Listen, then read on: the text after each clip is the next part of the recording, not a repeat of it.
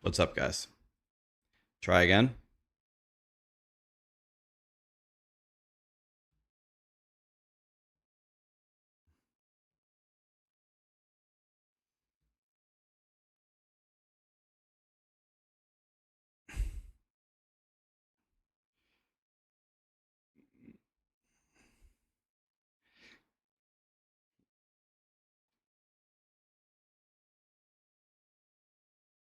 I didn't crash, Maddie. Ma- Maddie.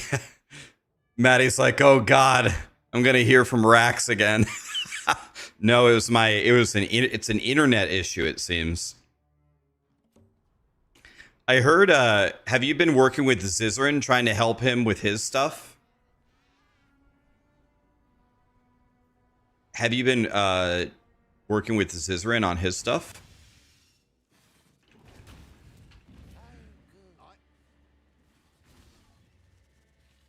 Wait, they finally fixed their drivers? Did they really?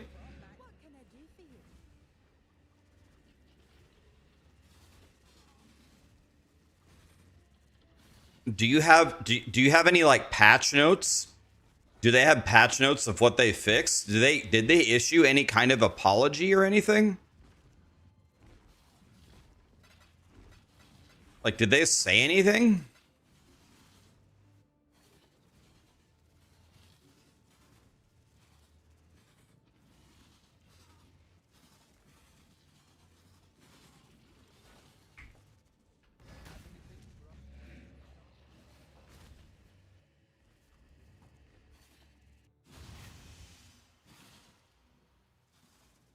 So I can find.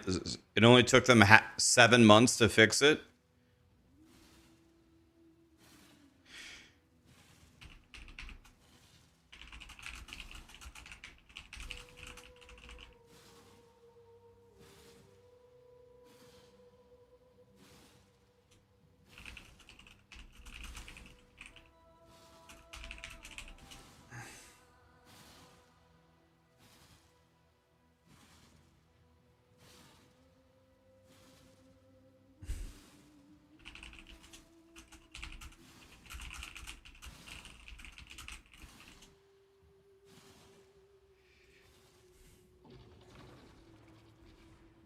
Ziz says he has one of the old drivers though.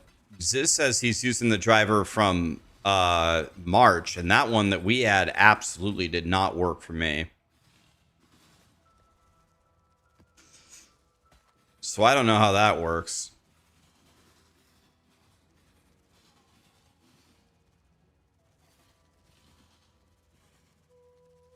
Dude, isn't this that jewel seems insane.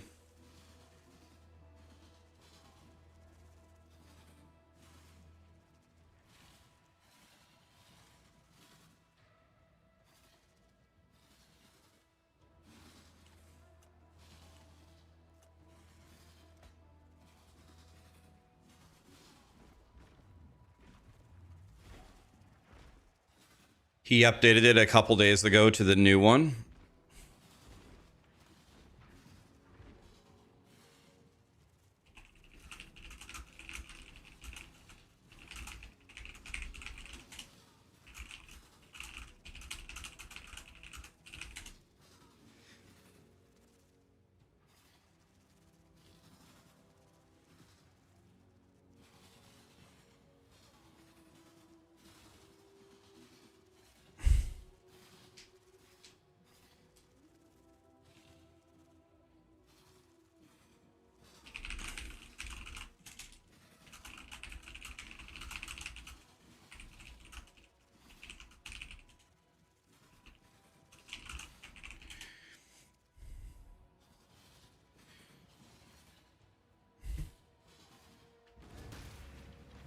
Dude, I'm actually so glad. If they truly fixed it, I'm so glad, man. Finally.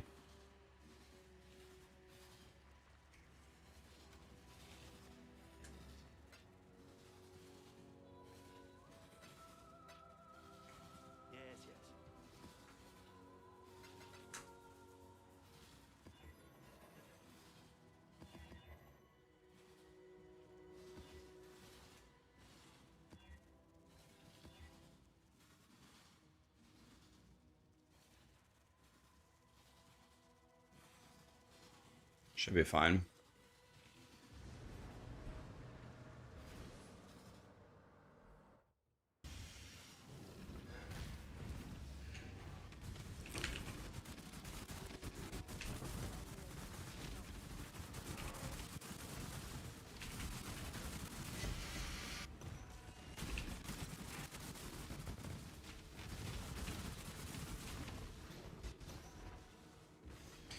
That's probably true. Like, probably impacted streamers way more than non-streamers. I didn't have that many problems just playing games. It was every time I streamed, it crashed.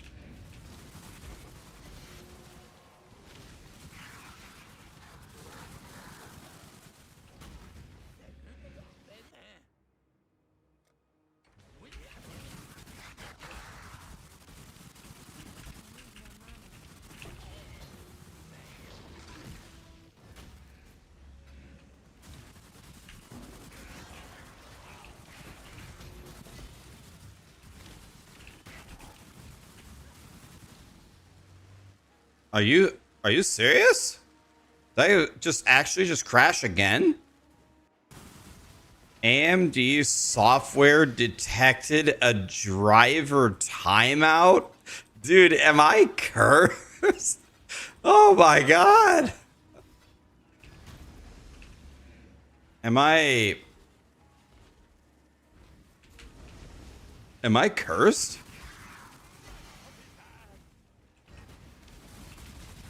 It's you, man. You know, I'm actually starting to think you're right.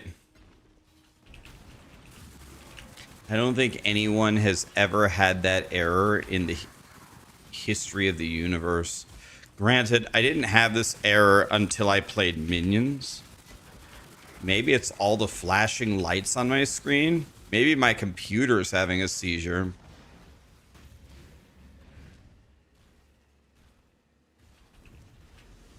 I didn't have this error until I started playing Minions.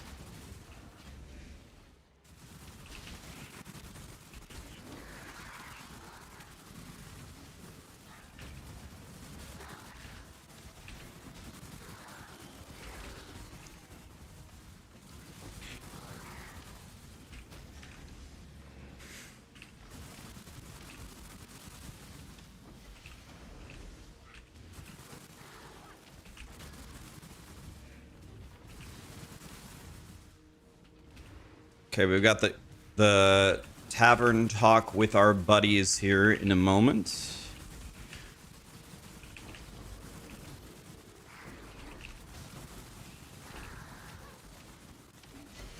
We're going to be chatting with DM and Gazzy. Gazzy and I have become pretty good friends lately. We've been playing a lot of Fortnite together.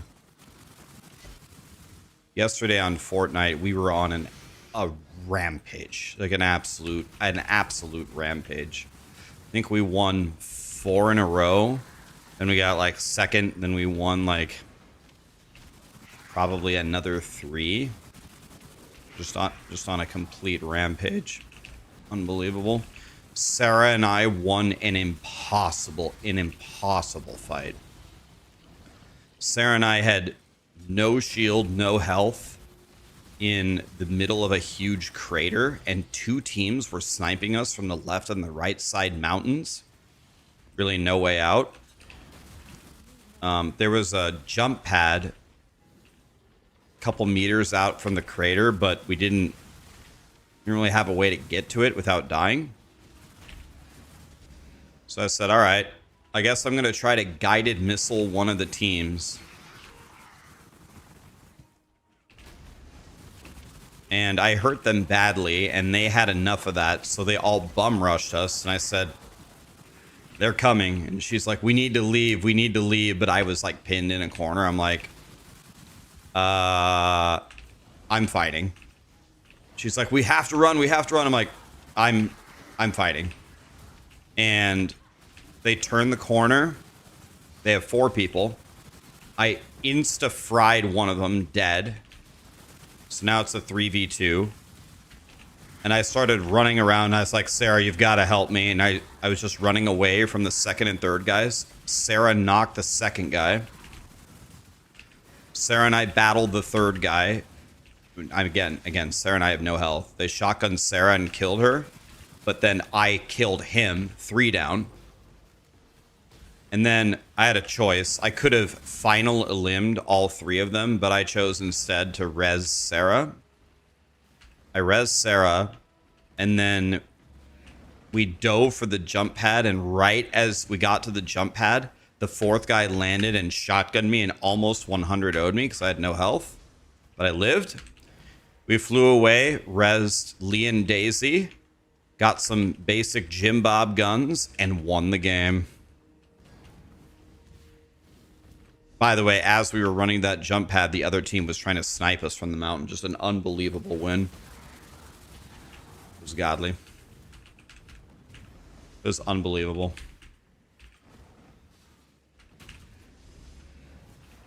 Love it.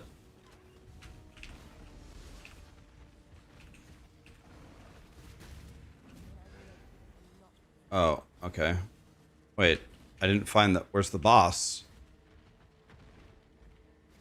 I have to kill the boss to continue, right?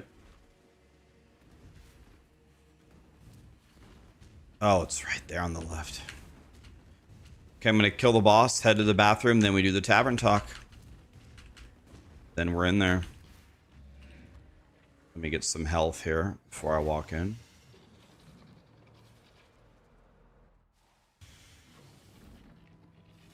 No, I didn't get attacked. No, that was fork knife. There we go. I don't know. Both of those are bad. Okay.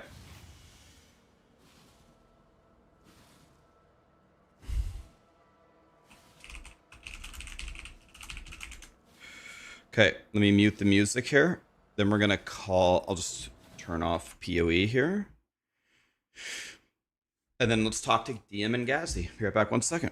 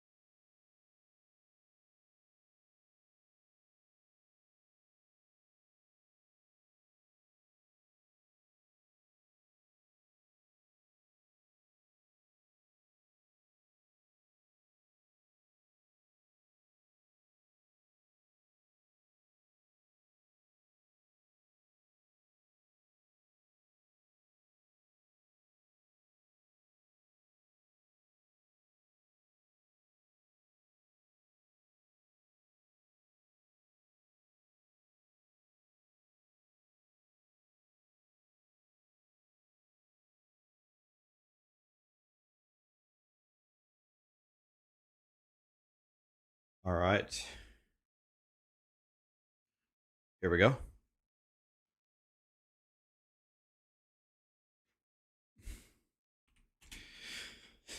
Tavern talk with DM and Gazzy.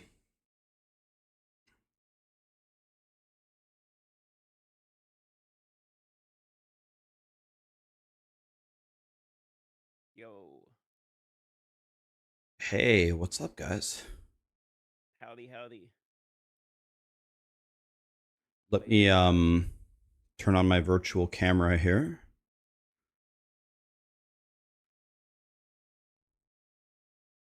How you doing today, buddy? For it out of my huge list of there it is. Okay, let's see here. Let's turn on the camera. All right, now it's waiting on Gazi. We're getting the VTuber rack. Somebody says. Apparently, you're a VTuber. Okay, I mean, I'll take it. I don't have any standards anymore. Those went bye-bye a long time ago. VTubers were that. Apparently, they make all the money, dude. I've been saving up for implants for a long time so we can finally make some money. It's kind of like Now you just need the hot tub. Yeah, it's like in POE1, you spend money to go to the real end game build to really make some money. It's the same thing.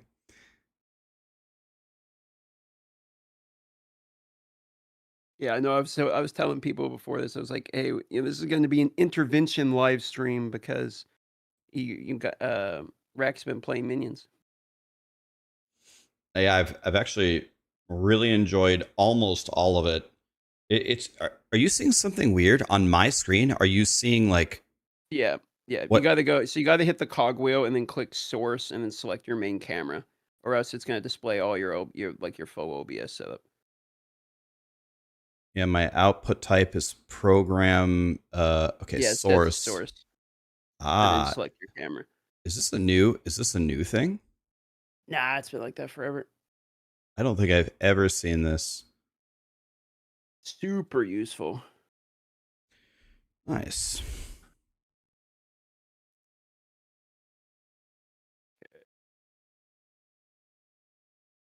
That coffee is gone.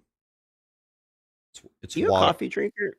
Yeah, I like coffee. But today it's water in the Lilo and Stitch cup. Yeah, I saw that movie, by the way. Anyone? I have not seen it, but All right. People shit on it pretty bad, and I get why, but it wasn't. I didn't think it was that bad. Sarah is a person, therefore we have Lilo and Stitch cups.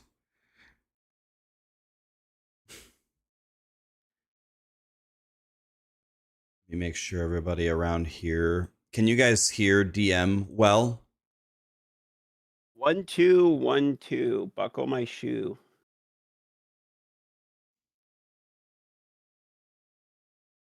Buckle my shoe. 3 4. Gazi's a horror. For me, Gazzy Whoa. is way louder than DM. Holy. Oh, I see. I have you at 200% for some reason. There we go. Gazzy, can you say something? Mic check, mic check. 1, 2, 3. I mean, for me, Gazzy is still super loud. It's crazy. Monka. Let me try 70%. It was weird not having Gazi in the hot tub for this. There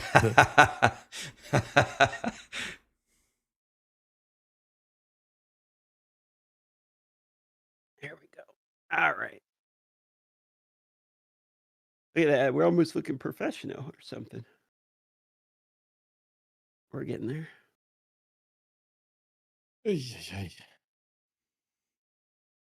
All right. Well, we have you watching the D4 chat after this, right? It starts in like, I want to say an hour and 30 or something. Yep. We'll see what they got. Are you guys going to watch it?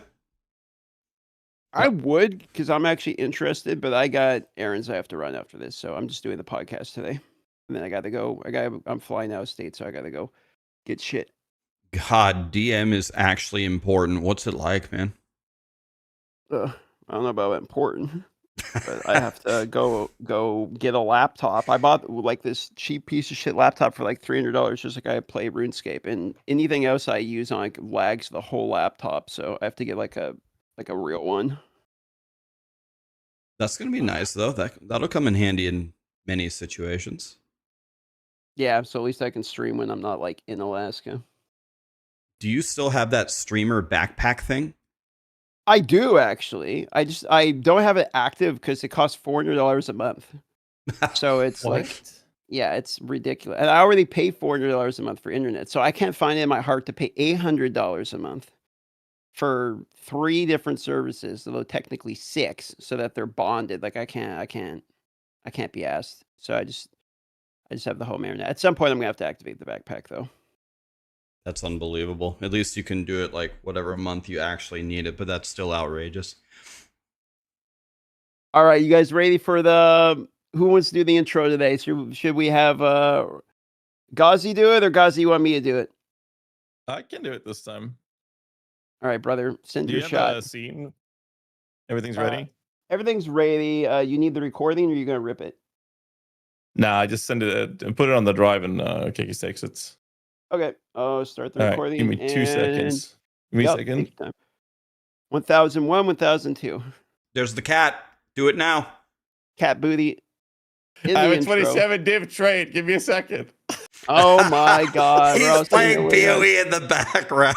Oh my This god. guy, his addiction to POE is second only to his new addiction to Fortnite. That's your fault. That's your fault, man.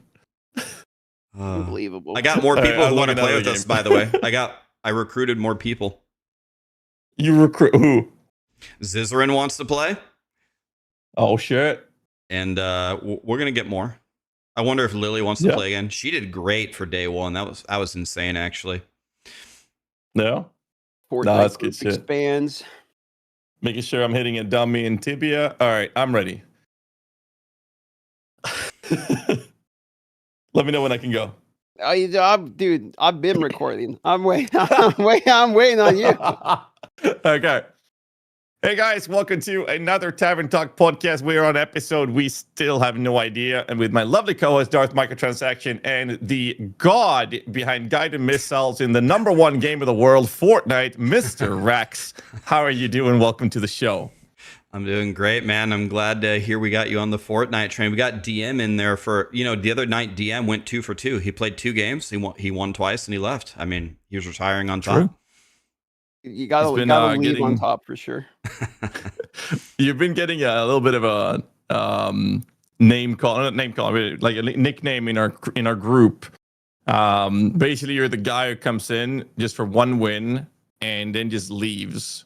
So it's the one pump chump, one pump champ. The one and done guy.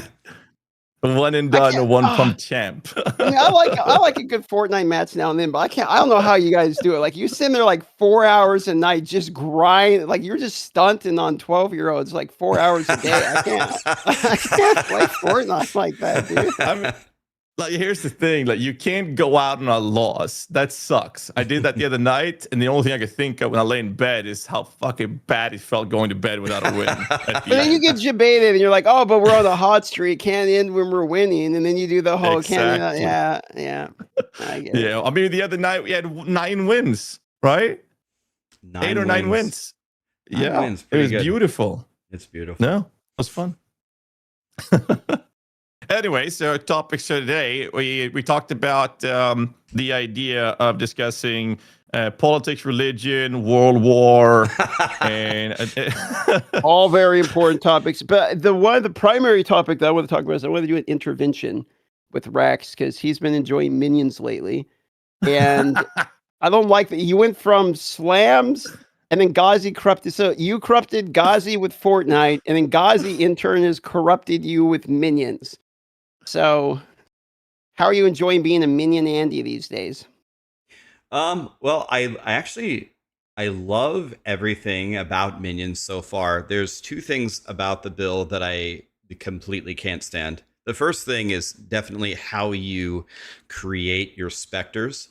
It was actually a very good discussion with my chat the other day, and I said, name a system in any ARPG, any era, that's worse than how you raise specters in POE1. And we actually had there were some good contenders. We had the D3 real money auction house. We had the stamina bar in Diablo 2. There's it was good. We were having a good tier list there. And the other thing that I think really bothers me and my graphics card is when you have like so many specters shooting so many white lights and you stare at it 10 hours a day. Like try it 2 days in a row and you just get off the computer with this massive headache, and I'm just like, this can't be good for my health. But everything else, like the quality of life, the tankiness, the damage, the not pressing buttons, it's beautiful. I love it. Speaking of You the know, if you screen, pause the game, sorry, go ahead. no, you go. If you pause the screen with projectiles on it, you'll see the reason why it's straining your eyes. They're not like a straight line shooting projectiles. They're wiggling, blinking projectiles, and you see They're it if pulsing. you pause it. Yeah, they pulse as they fly. It's you know, back in the day, you had to, the level of the specter wasn't based on the gem, it was based on the area you summoned them in. And that's why I made that global channel many years ago. So when people did an Obus Cursed Trove map, the last room is area level 84. A Shaper map is area level 84. So every time someone did a Shaper or did that map, we would have the rest of the portal be shared to the community so they could come in and resummon their specters in there to get the scaling up. And before that, we had snapshotting, but that's a whole different level of insanity. So they made improvements, but you know, POE2 is good in comparison.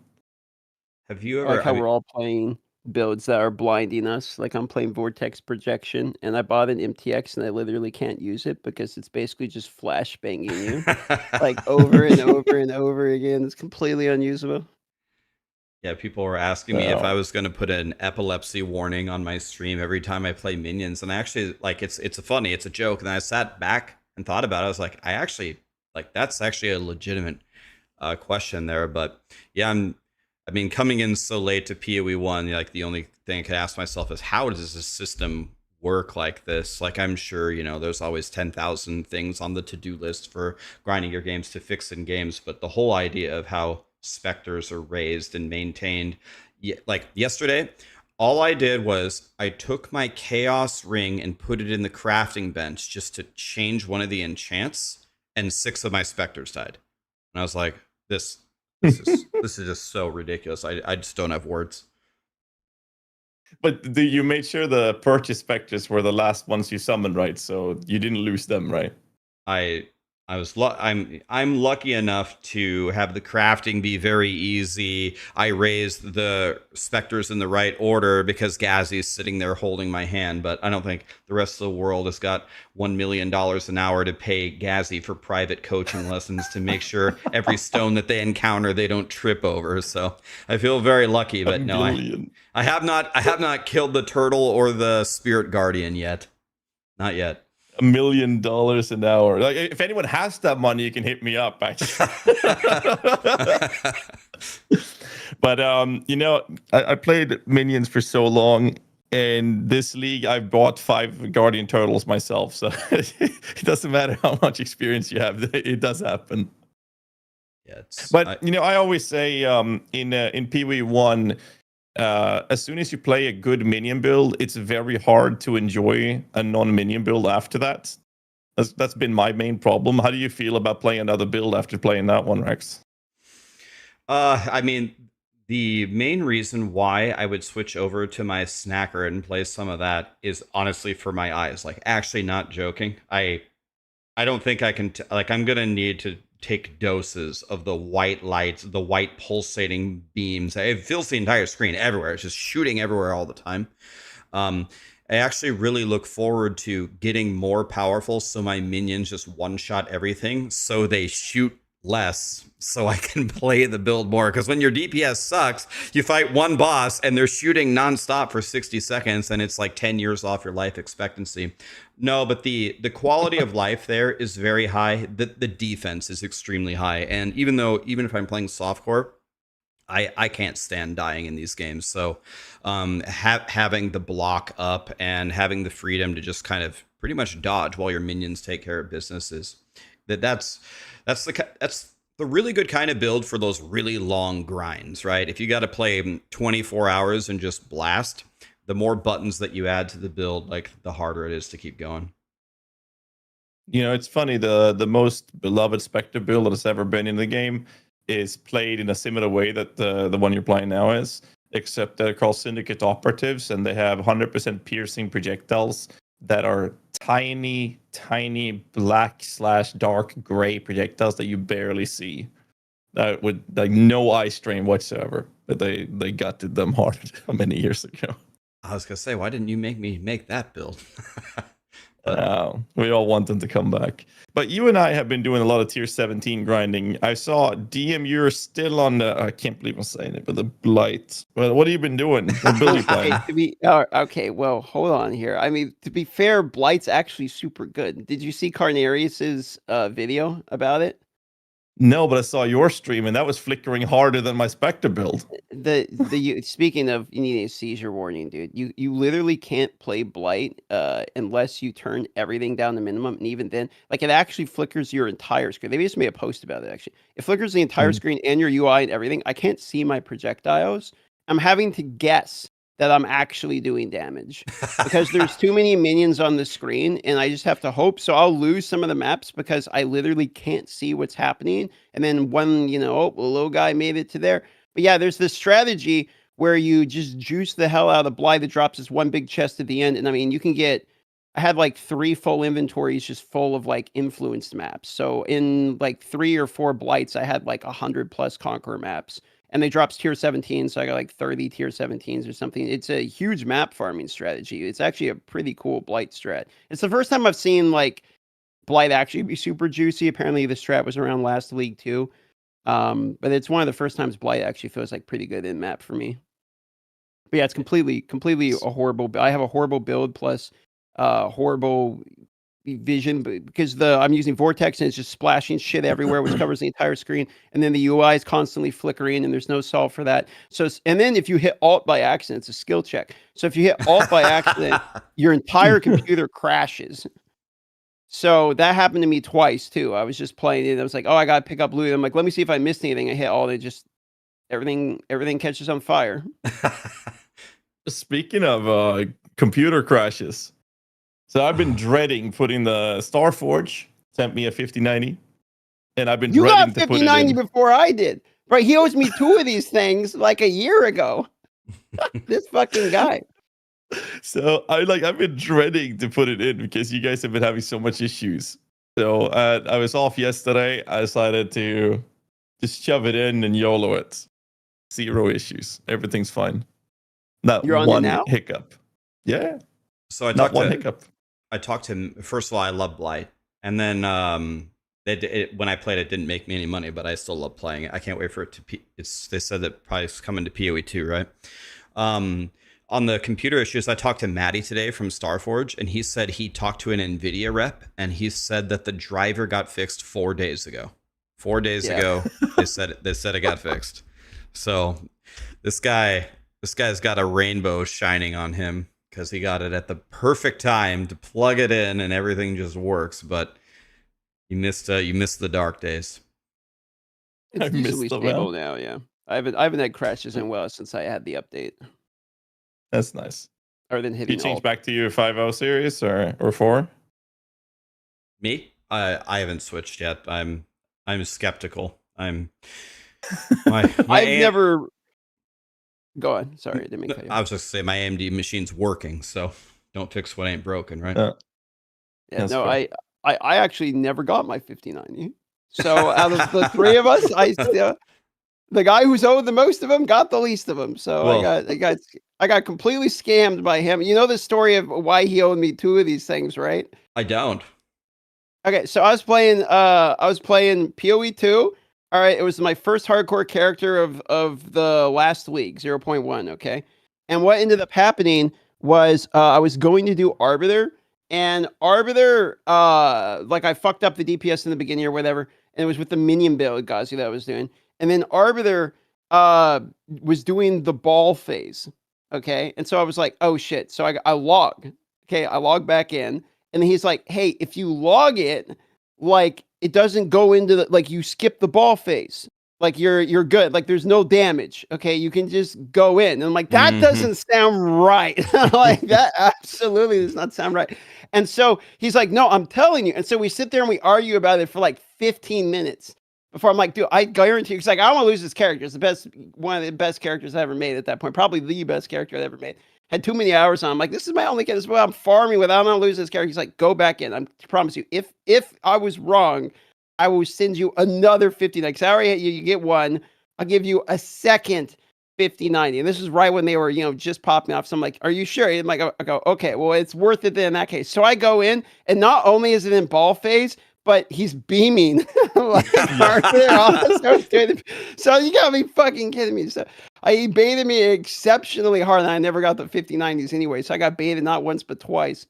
It's gonna be a big payday soon. Yeah, I saw the clip of that. I saw the clip of that death. That you got into the circle and he just beams in your face. Could not have been worse. I spawned into the beam with the ball landed. It's like, all right, dude. Could not have been more wrong. Oh man. No, I mean, GDD posted that they're going to do 4-month cycles. That means we're going to have a PoE League launch every second month. And then we have Last Epoch, who I just got reports from chat. They apparently posted their Season 3 teaser, like right now. So I hear. Like right now, they posted it seconds ago. Or 1 minute ago, actually. So we have Last Epoch, and then tonight after the show, there's the Campfire D4 chat going on. Did you say Clownfire? Yeah, sorry, I slipped. No, so that's happening. We're probably just gonna get more boss powers. Maybe they're permanent. Who knows? That's what we all want, right?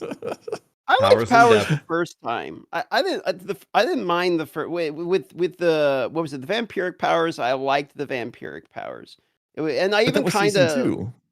Yeah, I know. That's what I'm saying. The first time, 7 seasons ago, I liked them. Yeah. I don't know. I do hope they can turn the ship around, because I actually really like playing D4 till you get to the end game, and then it's just really boring. Yeah, I mean, getting to the end game's boring. I don't know, man. Like the in game is more exciting to me than leveling again. I mean, I know leveling's like 2 hours, but I saw everyone doing the campaign. What was it, right? Everyone was the campaign, so everyone's replaying the campaign in order to level faster, and they're having to do the expansion campaign because that's the faster one, which is maybe the worst campaign ever made in ARPG history. Yeah, I think the campaign is still the fastest way. Haven't seen anything better, and yeah. So to speak about it, like, what's the right word? Philosophically. So one of the problems is every seasonal power is the same, right? It's kind of like unimagined. It's like not creative. It's the same thing recycled over and over. But to me, I think the higher level problem with what D4 is doing is they aren't really advancing the game with each season, right? They aren't creating a new piece of core content that enters the game that's fun, that adds to it. Like Last Epoch will add woven echoes, or, an actual something or other that does something. And Path of Exile adds the town that's already built, because DM can't be bothered to build the town. He told me that in Phrasia. He can't stomach it. Yep. Okay, now you just send the ships and you're done. Or they add the new memory maps, which they said is going to be part of a huge, big expansion, a transformative endgame expansion. Diablo 4 is... now you can run 3 Nightmare Dungeons in a row, and here's some different boss powers. Like, there's no actual fundamental change to what you're doing. Oh, we tuned the difficulty of this from an 8 to a 6. 2 seasons ago, we had it at a 10, but now we got some data, and now we turn the knob to 6. It's like, that's not... like, how are we supposed to get excited for that? And it seems like what they do is they put the actual content or the real changes behind, a paywall. We might see the paladin class or whatever. We might see a new raid. We might see some actual changes to the skill tree or something in the expansion, but that's going to be paid, and people already feel a little bit burned about it. When the other gaming companies, like even No Rest for the Wicked, they're giving us content, meaningful upgrades every few months to the actual game that stick and are fun to play. The logic you could argue is that, okay, well, Diablo 4 launches a full game, and now they're selling expansions, and games like No Rest for the Wicked launches early access, and they haven't finished their acts. The problem with that is all the other games' early accesses have as much, if not more, content than Diablo 4's full launch fucking game.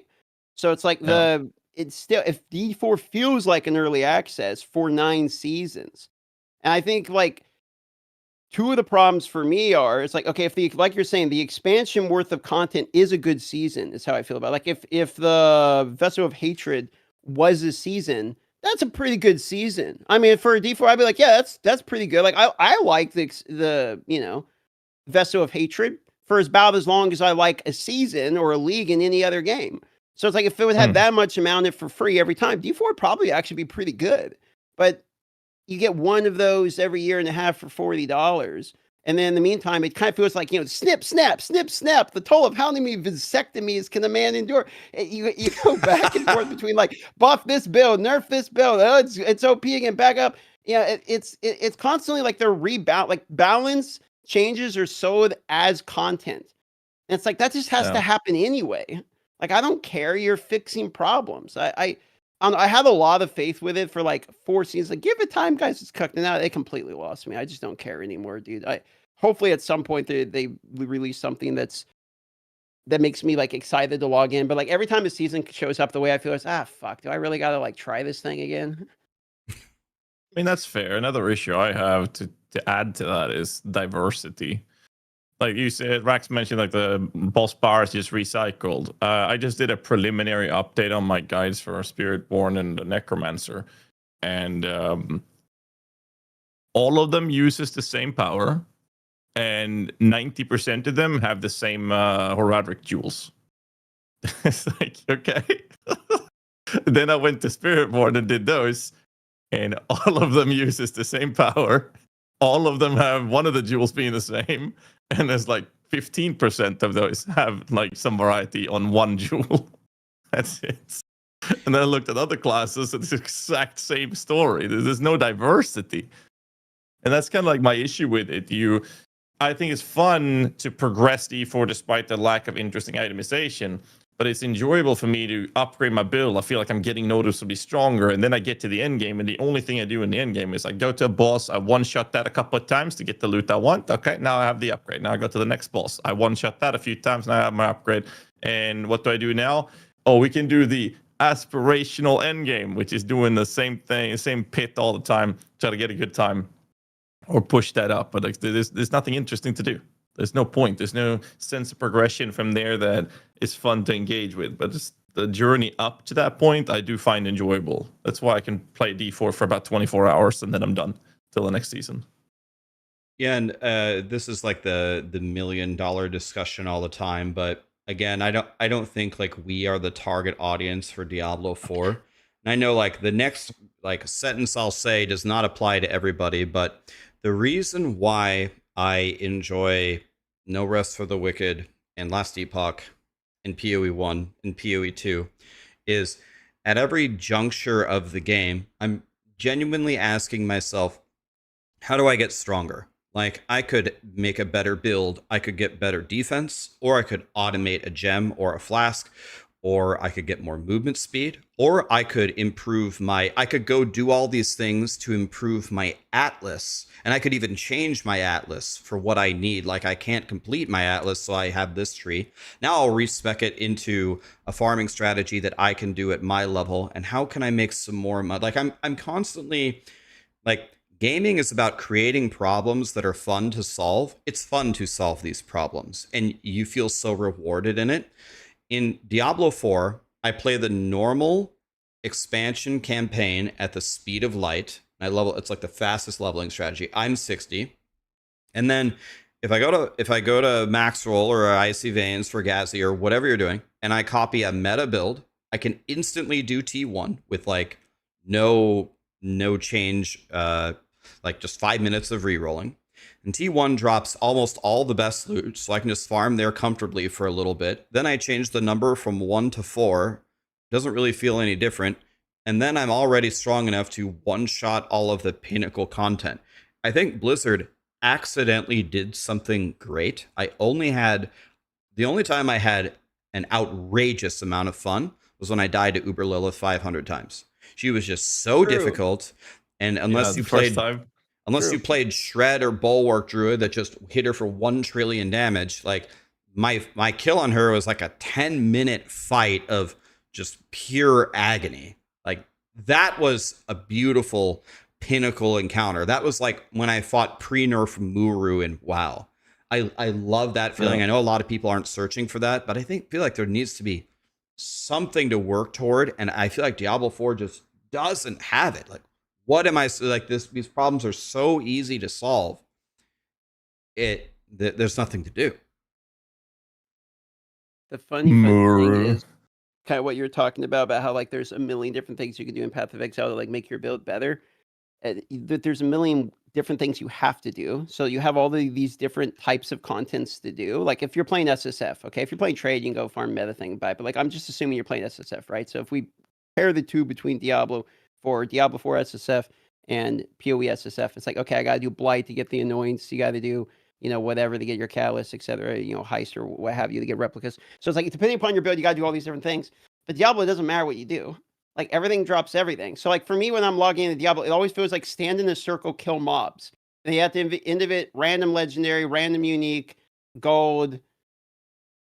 It doesn't matter. Okay, well, which circle do you want to stand in, Rex? Do you want to stand in the blue circle? Do you want to stand in the green circle? Blue. Would you like the red? Blue, You're a blue circle guy? Yep, blue. Here's your blue circle. You enjoy your blue circle season. So that's like kind of where I ran into the issue too. Is it really, I feel like it doesn't matter what I'm doing. Like they have blinders on the horse so much. It's just like I could give a monkey the controller and he's probably going to outlevel me because he can just walk and kill anything and accomplish everything. It's kind of mile wide.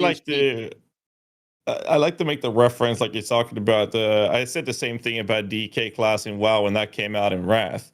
Like all you need to do to play D4 is the difference between a great D4 player and a casual player is basically how hard they smack their face in the keyboard when they start rolling around. And that's basically it. It was the same thing in WoW with DKs and Wrath. Like just smack that head down and just start rolling and everything dies. And that's kind of like how it feels. Like there's no meaningful progression in it. Was PoE? I mean, everyone keeps saying, "Yeah, but PoE 1, they have like a decade worth of content." And the answer is yes, they do have a decade worth of content. They have some issues, like Rax is experiencing that with the summoning process of specters. They're still not fixed. But ultimately, they've had a decade of evolving and progressing this feature. And like you said, DM, they're adding interesting content that then becomes a potential contender to be added as a core mechanic, which they're then weaving in an effective way. And then they also do these big expansions once a year. And that's why PoE has been such an amazing game and why it's beloved in the community. Whereas in D4, you get that league-like content that you have to pay for once a year. And in between is just utter trash. I don't know. You said they lost you after 4 or 5 seasons or something. I don't know. Like I like the game up to the point. I just hope that they can salvage it at some point. But also, like you said, Rax, we are not the target audience. As long as there's casual players that will spend the money on the game, the other question that comes up is why would they when they're making profits with the current strategies? I mean, I don't think they should. Unfortunately, I don't think they should change their strategy. And I know a lot of the devs on the D4, the D2, the D3 team. They're actually great people. A lot of them are super passionate about it. A lot of them would love to make the ARPG that we all know and love. I don't like Blizzard hasn't lost me or anything like that. I still like them. I would still love for Diablo 4 to be a great game. But in its current state, with the work that the other gaming developers are doing, with the amount of choices that we have, with the appropriately rotating PoE seasons, it's hard to sit here and justify, I'm going to dedicate a ton of time to Diablo 4. It doesn't make a whole lot of sense right now, and I think they're going to have to give us a reason to do so. Yeah. I know. It's upsetting, I think is the best way to put it. Because, I mean, something that I really am upset about is bugs has been there since the beta in D4 that is still there. Like the entirety Necromancer class identity is all about abhor and decrepify. And then they said, oh, that's a bug. Minions shouldn't trigger it. And then we're like, yeah, if we fix it, it's going to break the entire class. So they just leave it. Like, okay. I don't know. This feels like such an awkward decision to make. And then you have PTRs. Speaking of PTRs, most of us gamers don't like when the game launches and it's solved before the game even is playable. And the problem I see with D4 is that even the PTR, most of it is bugged, it's unplayable. Like there's not enough preemptive work for the PTRs. When we get into it, it's already completely destroyed by bugs and glitches and issues. So half the things that we need to test to report to them is not testable. But on the topic of PTR, last Epoch, they had an announcement, I think it was last week. I no longer have access to their closed test servers. They shut everyone out. So they no longer have for season 3. Do they got like new boss coming or something in there? I don't know. They're no longer. I don't know about that, but they have closed test servers that basically PoE has alpha testers. Heavy NDA, can't do shit with it. They're just there to test. But the way testing worked in last Epoch was they had content creators and guide writers and whatnot had access to the test servers.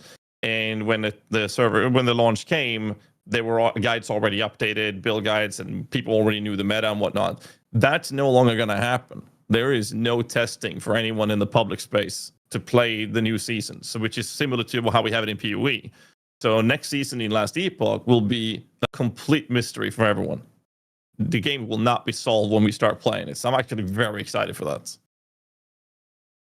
Yeah, it's like Christmas morning, right? Like how did it used to be? You used to drive down to the gaming store, buy your compact disc game or your cartridge, you'd blow in it, you put it in, and you have your little manual that doesn't tell you jack shit, and you just play, right? There's a lot of us have made careers off of covering things, explaining the metas, making guides, and here's how you solve it. But there is also that allure of everything not being solved in the very beginning. My favorite solution, and when I've been asked by different gaming companies, is I like closed testing servers for non-guide writers. This is what I've asked for every time. So if you can identify, a couple of people in your community that are just godly Last Epoch players who don't write guides, who don't do that, you can get like 4 or 5 of them, give them access, give them an NDA, and ask them, go fight Uber Aberoth. You have an NDA, don't share any of the secrets, and help us really tune this.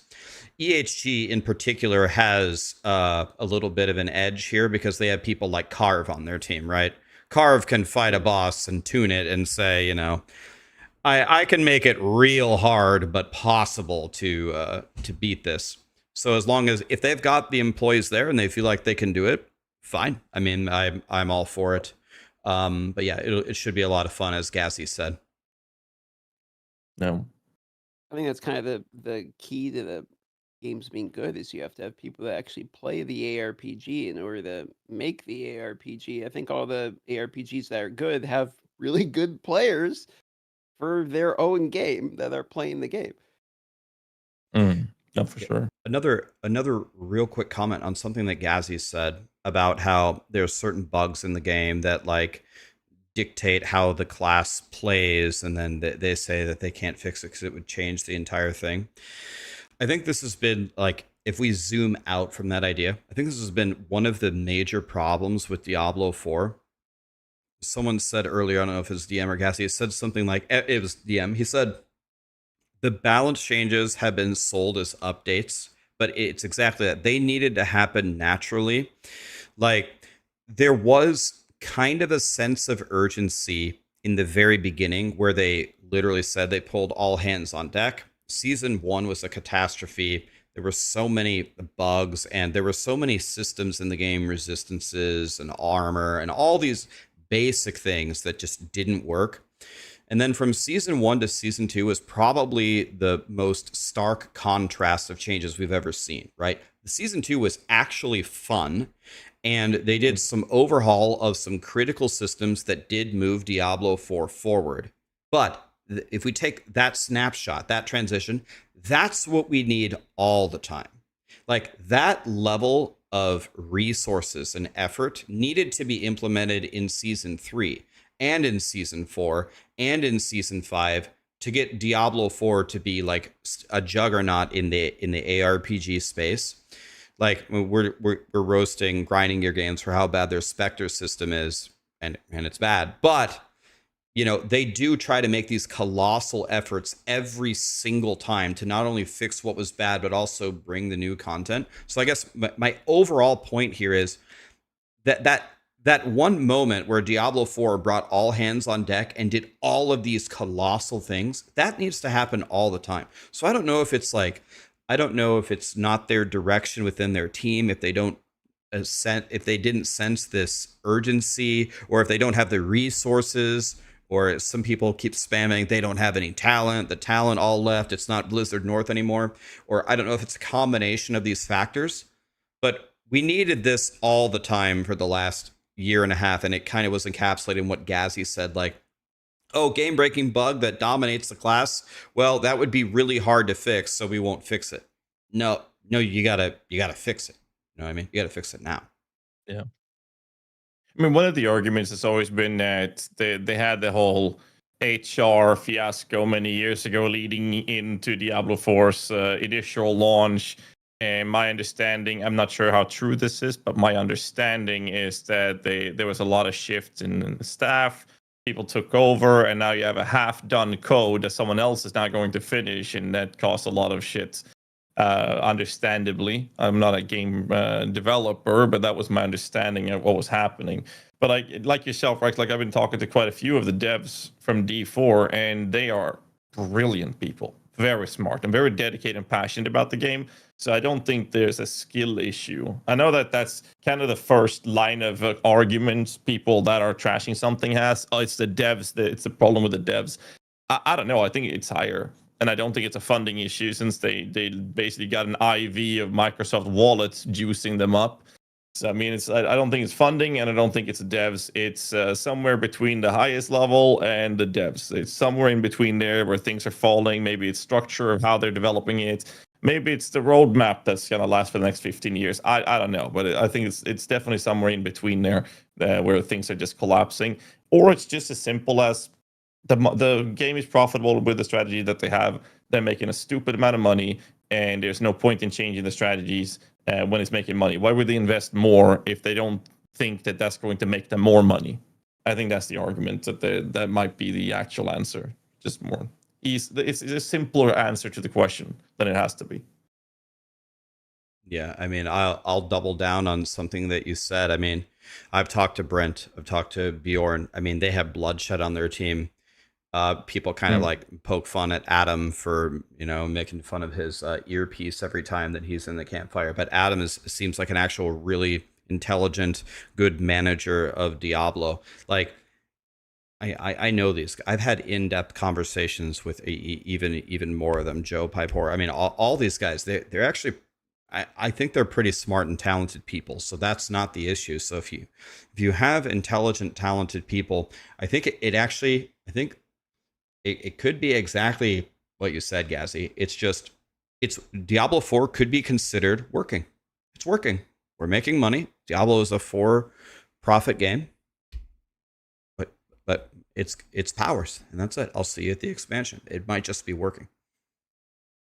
And another factor to point out is, I believe was it you, Dart? No, yeah, I think it was DM who said this to us, probably when we were playing Fortnite. We've been playing way too much. Where he said something in the lines of Diablo Immortal is a unironically better game than Diablo 4. Yeah, no, I actually believe that. Yeah, because I play them more though a lot, and I kept tabs with it after I quit it more though. If you take out the resonance and the pay-to-win system and the microtransactions that plague the game is unironically a better ARPG, not just than Diablo. It's actually like pretty solid. Like it's fun, and you get updates fairly consistently. It's tainted by pay-to-win. But outside of that, like they actually have Diablo in the Diablo game, and you get a pretty decent combat loop. The PvP is actually like pretty fun. And it has a like clan system that actually makes sense. Has this really cool cycle of like the shadows overthrow the immortals and you the servers fight and all that. If it was just a grinding based game, like it would actually be very popular in my opinion, and like people would pretty well accept it. But the resonance system killed it. I thought the PvP in Diablo Immortal was actually one of the most fun that I had, and it was tainted by pay to win. If they took the pay to win out, I mean, dude, the Maxwell team probably be PvPing like 12 hours a day. So fun. They added a non pay to win version later where like the resonance doesn't influence it, but by then the ship had sailed for it. That's too late. Another game is like Torchlight is also having a release in middle of July, I think. I'm a big fan of Torchlight. I think the Torchlight is really fun. It's also having some monetization issues quite extensively, depending on who you're asking. But I think that Torchlight is also one of those games that's like I can go in and not spend a dime and blast that for a week or two and have a great time playing that. I'd never touched Diablo Immortal because of the monetization being nasty as it is. But from what I'm hearing, it sounds like I would actually probably have fun on Diablo Immortal as well for a week or two. Same thing that I'm having with Torchlight if I just look past the monetization structures. Yeah, they don't really do seasons like in the same way.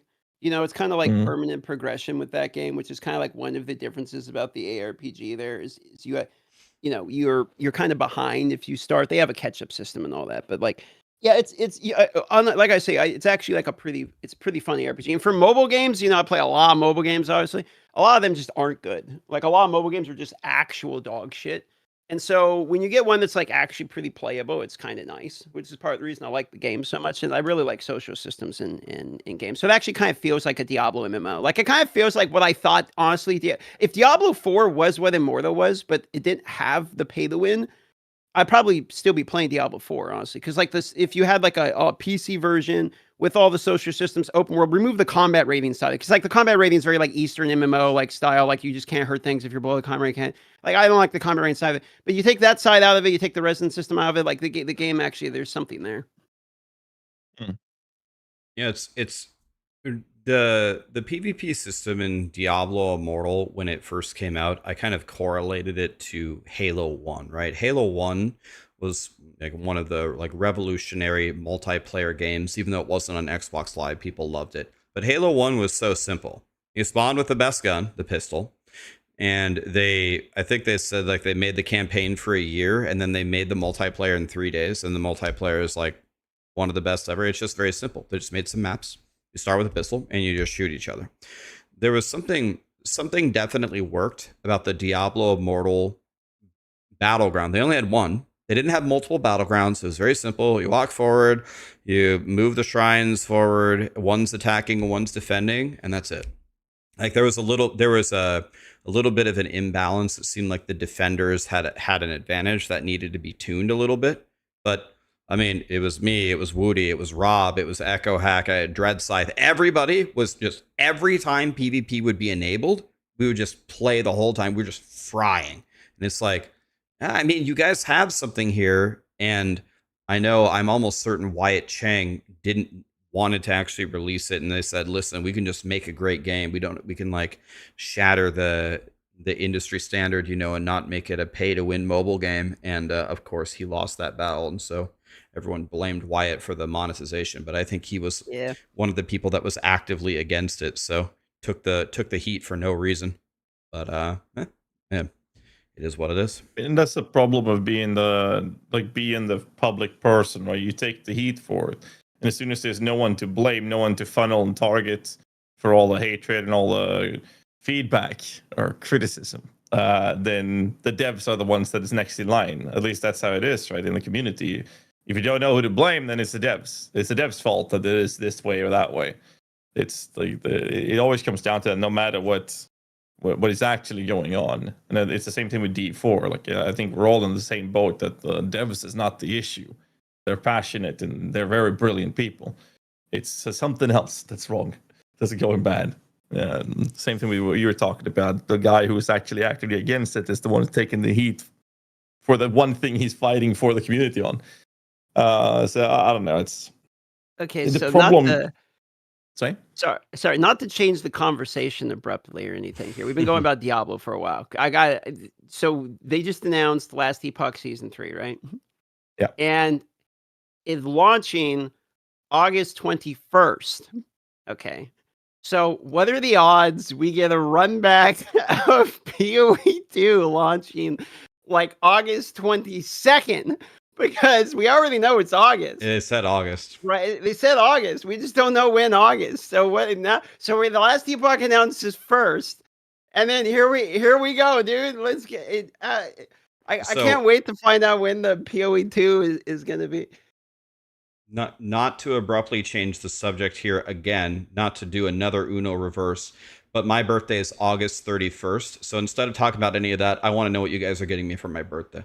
No, I'm just kidding. God, you say he's getting you a hot tub to join the hot tub party.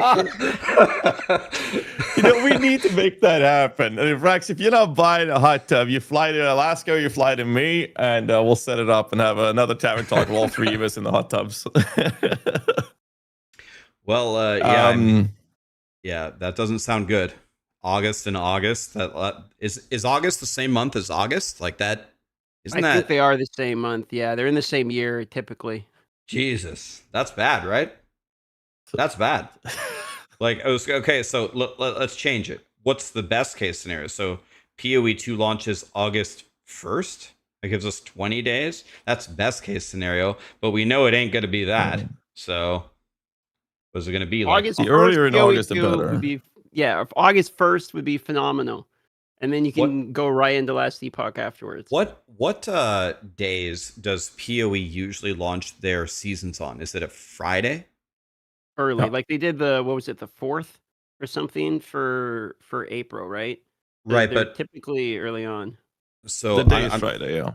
Thursday, it's on Friday, Thursday, and the 21st is a what? Let me see. Good question. We can actually we could probably I'm theory guessing craft. it's a Thursday. We could theory craft this maybe. So the 21st is a Thursday. So POE2 would either launch the 1st, the 8th, the 15th, the 22nd, or the 29th. I just saw the 22nd. Here it comes, baby, dude. August 22nd. I cannot wait to watch everyone mauled out so hard again. But I mean, I don't know. Like, I don't know if I would pin that on.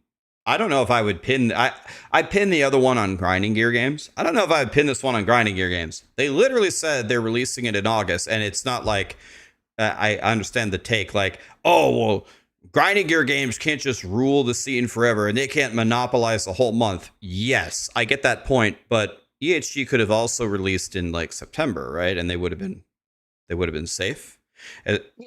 Yeah. I mean, okay. Yeah, I don't know. I think the reason they were so mad about the Last Epoch one, right, is because like Last Epoch hadn't released in like a year or something, and Last Epoch, announced first. At this point, it's the other way around. GGG did announce first, and this is actually like a season that's like kind of close to their last one. I don't really think they owe them having to dodge it. But it would be nice, I guess. So I talk to both companies quite often, and they have an active ongoing conversation. Like they do talk to each other when it comes to these things to avoid, because none of them wants to collide, because it's not good for either company. Because it's always a wild shot, right? Last Epoch turned into the underdogs in that last bout that they had, but ultimately what happened last time was that GGG felt forced because they couldn't push it sooner, as they were still looking at releasing something based on when they had features done rather than locking dates down, which they now have changed. Now it's date locking, whatever feature's ready, they post it. And they couldn't post it later as they had a large chunk of their staff going on vacations. So they were forced. And and Jonathan has even in public said, and in private has said that they were very upset about the fact that they were unable to move the date. Because if they could, they would have done that before announcing it so it wouldn't collide. They would have done that if they could. That's what they said. Now, obviously, people will say, oh, that's just what they say. That's just PR. To me, they've talked about that in private as well. So that was something that like they genuinely believe. And I've talked to these guys for over a decade, and I genuinely feel like that they wouldn't be lying about something like that. Obviously, you could take it for a grain of salt, and you make up your own minds about it. But now that they've announced this and they're locking dates in, GGG can very easily make sure that, okay, well, we're going to make sure that we don't collide with this and post it the week after or the week before, that be the closest, or even another date. And I think we're all hoping that the release would be early August instead. But I'd be very surprised if they now say, well, we're going to launch it the day after. I don't think that's going to happen. I would be very, very surprised if that happens. I mean, if I were, again, it's the same exact strategy, but backwards. If I were grinding your games, like this isn't even like a malicious tactic. It's just delivering exactly what you promised. We said we'd release POE2 in August. It's no secret that grinding your games has been stressed on resources between balancing POE1 and POE2. They announced that they're coming out the 21st. We have to go on a Friday, which would be 8 days later. Let's deliver it August 29th. We go to the very end of the month. That gives us more time to polish up our patch, and we deliver our promise to our people that we release in August. And the people that like both games, in 8 days, they'll get the last Epoch out of their system, and we can have an incredible POE2 league that goes into September. It seems like a golden opportunity. Second anyway. Like you want to go second. Like you don't want to be the guy who goes first, because then you get cut a little bit. Yeah, I mean, exactly. That's what happened. Like when last Epoch had to move their date, like it also helped that the last POE2 patch was not really a home run on the launch, right? People were very upset about the state of it. So people definitely got the POE2 out of there. A lot of them got the POE2 out of their system, and then last Epoch had that 1 year update. It was so good. So it's like, yeah, I don't know.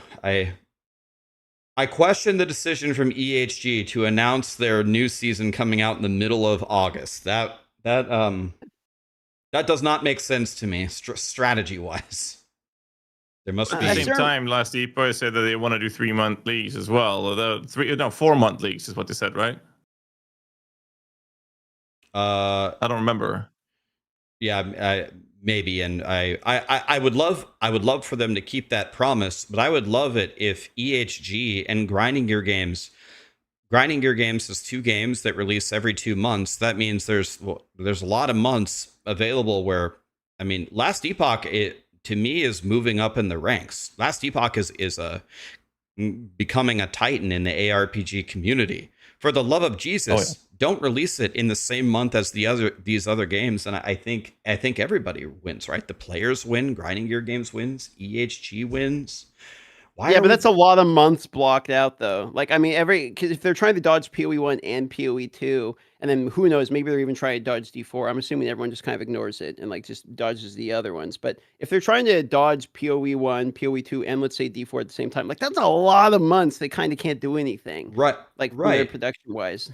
Right, but you only need to fix it one time, right? You just launch in September and then add 4, and you never hit Grinding Gear Games ever again. You never hit POE1 or POE2 ever again.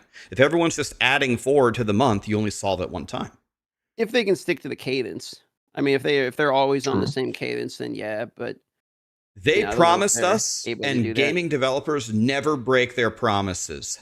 Never. All right, my bad. No, I'm just kidding. But no, I agree. I mean, there's 6 months of the year that PoE doesn't launch 1 and 2. I think D4 in its current state is not a threat, because like it's not the player base, target audience is not the same. I think that if they do 4-month leagues, there are 6 months a year that they can aim for. Because every second month we have a PoE launch, and every second month is free. I just love them. I just love them to just pick different months. Can we, like, Grinding Gear Games announced we're doing 4-month cycles for both games. These are the 2 months that we're picking. Excellent.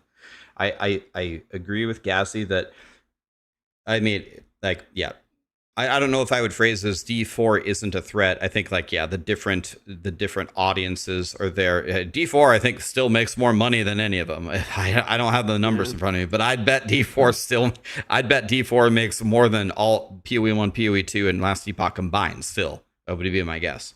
So D4 is doing its own thing, but yeah, it's not, I mean, I don't know. I'm very upset. Why are they both launching in August? Why does this keep happening? Jesus, help us. We need Jesus, guys. You said we were going to talk about religion. We need Jesus. Speaking of last Epoch, next season is an Acolyte rework. That's what they've said. With summoning reworks. And last Epoch reached out to me and asked me if I wanted to design a unique item for the game. So we'll see if that's going to happen for this launch or if it's going to happen later. More minions. That's going to be fun. I have an idea of a unique you could make. You could make this gem where you have to like go hunt for these certain eye level minions that you have to summon in a certain order, and then if you do anything they disappear and you have to go buy new ones. Yeah, that's exactly what I had in mind. Thanks, Rex. I like that we're on the same wavelength. I blame the Fortnite evenings that we've been having. I can't believe you came up with that on your own. That was my totally brand new original idea. How about one that takes all the minions you summon and crunches them all into a flesh two-handed axe and makes you play a real build instead? I like that. Jesus. I did actually play with forged weapons. I decided not to do a meta build last season. And that was amongst the most fun I've had in last Epoch, actually, not to do a meta build. Because it was actually hard to beat the last boss. You know what was kind of interesting? I was thinking about it in terms of gameplay. It's like, okay, what do I do on my snacker? I'm slamming, right?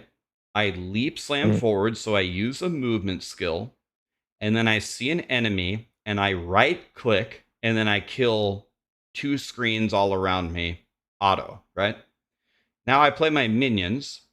I use shield charge, I use my movement skill, and I right click to convocate, which just summons my minions where I am, and then I auto kill everything 2 screens around me.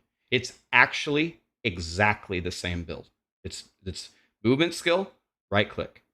Movement skill, it's not different. You guys are the same and you guys don't even know it. No, don't throw the two-handed Andes in with this minion shit. Like, player mods. What is this? No, I don't like where we're going.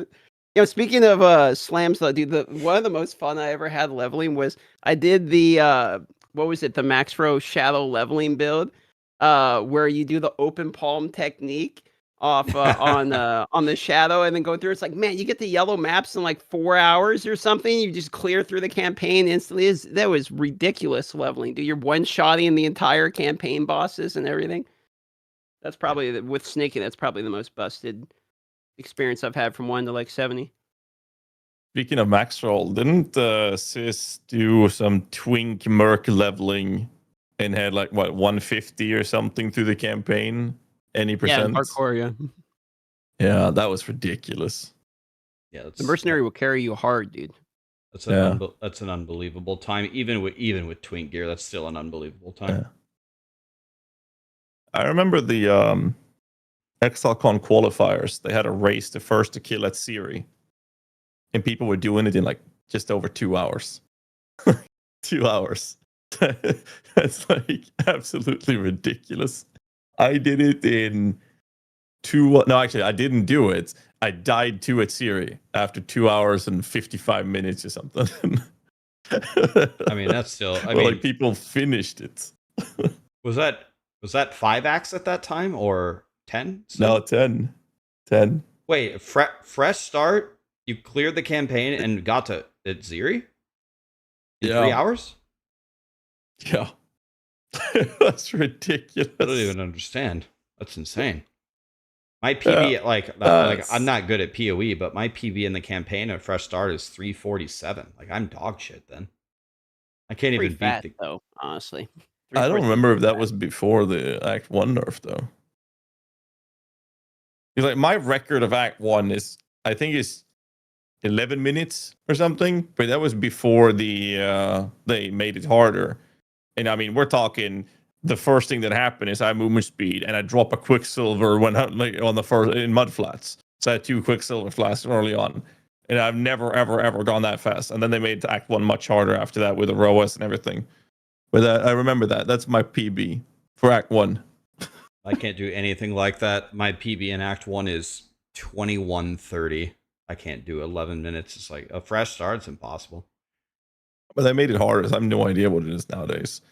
I used to race in POE, and I'd consider myself a pretty damn good racer. Like I would say I was a great racer back then. And the difference between me and a new player, it's like I'm racing a toddler. But the difference between me and the pro racers is the same difference. It's like it's absolutely ridiculous. And it's even worse now. Like I cannot compete with the guys that are racing now. Like not even one bit. I don't even need to start. I know I'm losing. It's like Brian Scalabrine was like the 500th best NBA player, and everyone's saying that they could beat him. So he challenged a bunch of Jim Bobs to 1v1, and then he like 10-0'd all of them, and then he said, "I'm closer to LeBron than you are to me." Yeah. Speaking of racers, we have the Uber elites in my chat right now. It's one of the OG racers. Him and I made the Baron helmet get nerfed many years ago, actually. He said there's a whole bunch of tech was found for farming fragments back then. I don't barely remember it. And as a result of that, they're resetting the tunnel for side stones because you could tell just from the load. Right. And then people who finished it was like 230 into a series. And that's because everyone was giga under level for it, obviously. But like I died at 250, 255 or something. But people had already won at that point. I mean, that's still really The fact good. that Ben cleared all the new bosses in 14 hours in HCSSF is wild to me. Yeah. What do you guys think of the new bosses, by the way? I like them. I like them. I mean, by the time I reach them, I mean, I'm playing like the meta build, right? Like, I didn't really have to do any mechanics. They just kind of died. But I liked them. They were good.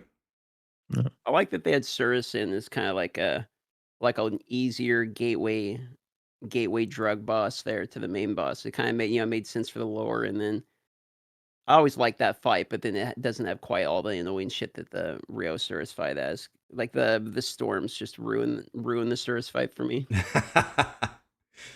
I can't wait to I wonder if the minions like shoot him constantly, and then you have to like find those little exit ways. So, like, but the whole screen is just white pulsing beams. Like, how would you? I guess you just guess. I don't know. Like, I don't even know how to do it. What would you do? There's red shiny marks on the ground indicating the openings. You'll see those through the whites. Yeah, well, I think your faith in my eyes is misplaced. Wait, hold on. I'm gonna see if it can survive it. Hold on. You're just gonna Uber or regular? Oh, we're gonna fight Uber. I didn't make this minion build to fight regular Cirrus. My snacker can kill him in like one hit. I don't care about that. Let's see. Cirrus, Meteor, Uber in high budget version. Now you die. You can tank 0.45. Not even close. Shaper slams, you can tank 1.26 if you don't block it on Uber. That's my favorite boss fight, dude. I was farming Uber Shaper for currency kind of at the start and then a little bit recently. Whenever I go broke, I just go farm Uber Shaper because it's super cheap and he actually drops like really good shit. And I did 3 Uber Shapers and I got 2 jewels and 3 Uber Shapers. And I was like, this is absolutely busted RNG. I got 3 jewels this season from Uber Shaper from farming him. This guy is rich. I only fought Uber Maven one time ever. I've one attempt. I beat Uber Maven, dropped Pro Genesis. I was like, okay, you gotta be shitting me. This is a real good farm, guys. Why don't you guys just kill Uber Maven for Pro Genesis? The chat was not pleased. Speaking of Uber bosses and the Spectre build, you should, in your current gear, be able to straight up just face tank the quad beam from Uber Cirrus. Because you'll block at least 2 of them, and the others don't kill you. Beautiful. This is exactly what I wanted to hear. You need to click the life blaster to get rid of the bleed, but that's it. I can do that. Yeah. So what's the next build for you, Rax? So you done with minions? You did Fissure. What's build 3? I don't know. I feel like the thing I haven't played in a while is I would love to play. I loved in POE2. I love playing Poison Concoction. I might play either Poison Concoction or Explosive Concoction. I haven't really played any like Magic caster person, and I feel like I have to go hardcore SSF. Right? We can't be like a softcore trade Andy the whole time. So yeah, I mean, shots fired. No, I mean, trade for me, trade is so fun. Not the actual way, not the way that trade is set up. By the way, thank God Grinding Gear Games implemented the currency exchange. I love that thing. But they said like they're implementing like a trade system in PoE2 first, right? They'll try it there and then they'll bring it to PoE1. But the idea of trading, the idea of anything that you find that is value, that has value is valuable, right? Whereas in in SSF, I might get like, oh, this really good wand, but I'm playing a slammer. It's like, I mean, what do? I re-roll or it's not valuable, right? But the hardcore SSF is such a different game. It's so enjoyable to you have to figure out how to solve all these problems. You're kind of like living off the land kind of deal. I love it. I kind of like going to trade now and then. It's been a while since I played trade, so I'm playing standard Andy shit right now, and forgot how much I like actually economy farming. But I think PoE2 is more fun for me, and SSF and PoE1, like trade is more enjoyable. Is kind of where I've come to the conclusion for. And you save SSF for like later in the league wipe, because we're gonna have 2 months between each of it. So like first month's trade, second month's SSF, and then you go to the other game. Is probably what the rotation's gonna end up being. That's exactly something I'm planning like that. You play trade when everyone's playing and trading, and then you go SSF. Yeah. Didn't mean to cut you off. Yeah. I like that. I feel the same. I mean, you get to a point, depending on how you play, where you just don't care about the currency anymore. Like depending on how you play. Like I started gambling apothecaries just a few hours before the tavern talk, and it was like, how did that go? Normal.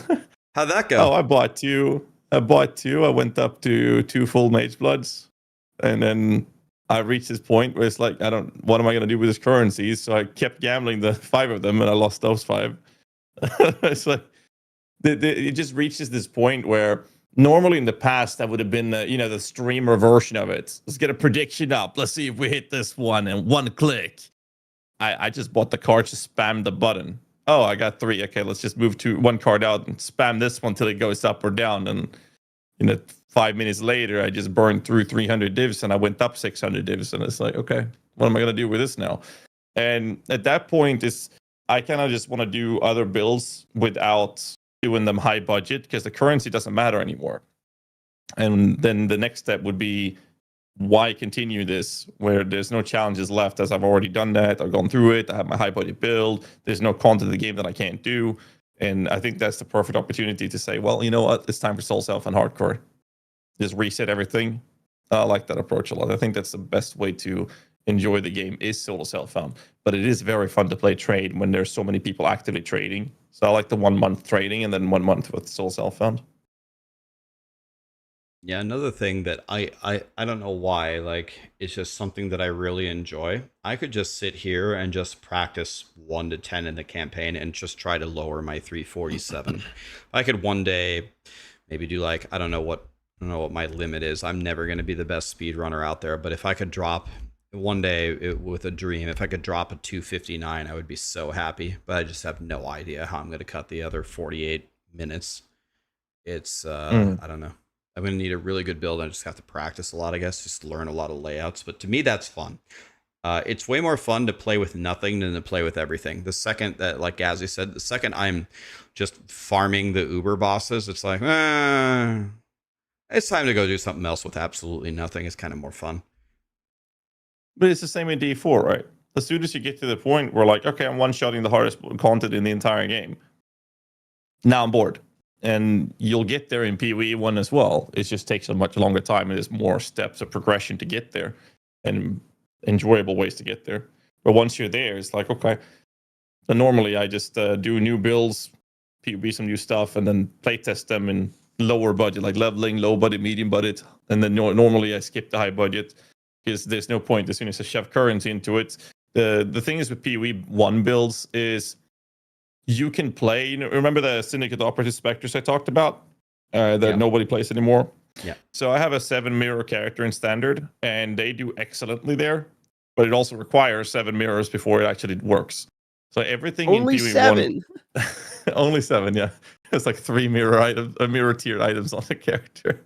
It's ridiculous, but it's in standard, so it's like but like every issue a build has in POE1 can be solved by tipping a bucket of currency over it. And once you get to the point where you can do that, there's no challenge left anymore. And that's a really good thing with both hardcore environment as well as whole self-found, because now you're not gonna get to that point. Maybe Ben could, but like normally you wouldn't get there. And that means that as long as you're playing, there's still meaningful upgrades for your character. And if you're playing hardcore, you always have the underlying risk of dying. There's a lot more fun to that once you get to that point, from my perspective. Yeah, I mean, I completely agree. Like, the whole point of a video game is to have problems and interesting challenges to solve. Once you've solved all of them, it's kind of like, oh, now what? Hardcore SSF, here we go. Died to Hillock. Yeah. I suck. I thought the point of video game was the laser dudes in the head on Fortnite. True. Dude, we played last night. First 4 games, 4 wins. Opened up with a 4-0. So beautiful. Cooking. We playing tonight? Oh yeah, let's go. We got to keep the streets clean, man. We got to remind the little kids. Go ahead. me and Rax, we've decided that we're no longer playing Fortnite because it's fun or for us. We're doing it as a duty for all the parents out there in the world. Because as we shit on 12-year-olds, we're showing them that they should already be in bed. So we need to do this as much as we can to make sure that children goes to bed in time. That's the goal.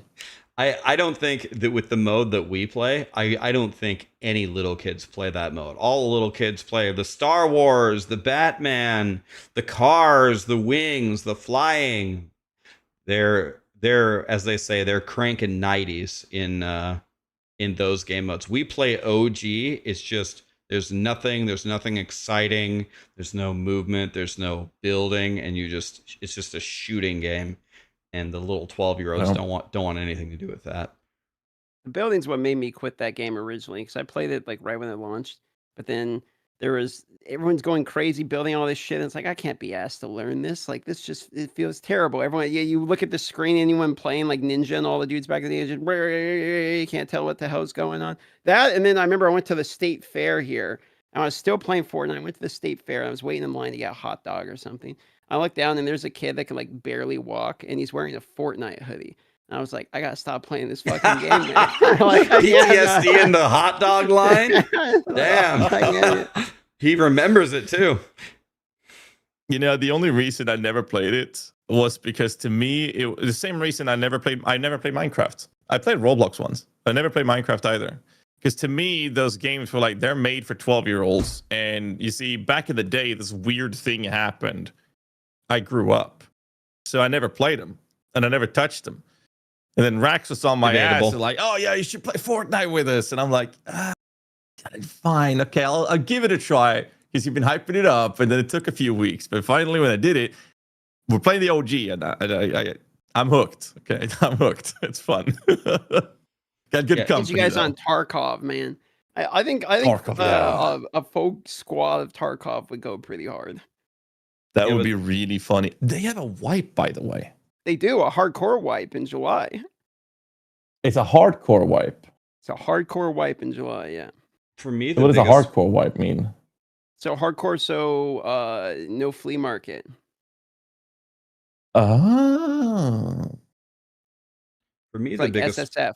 For me, the biggest problem with these FPS games is just the cheating. The unimaginable rampant cheating in these games. Like, you can tell the difference between someone who's just real good at Fortnite and someone who's just aimbotting. It's just like, oh my god, dude, how many of you guys have these aimbots and these Zims? Like, it's unbelievable. And they have like the anti-cheat system, but there's just no stopping them. It's it's completely compromised. But that's why It's EFT like is such a great game. Like EFT, especially when you're new to it, you get. I think it was Shroud who talked about that once. He said when it comes to looter shooters or BRs, it's not so much about did you have fun that game. It's more about how tense was the game. And in EFT, when you die, it's very hardcore-esque. Like you'll lose your shit when you die, more or less.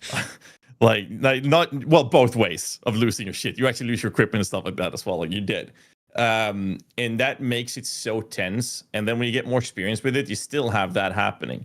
But that's really fun. But one of the best things with EFT is during a wipe with an update, the cheats aren't ready. Like it takes them a week or two.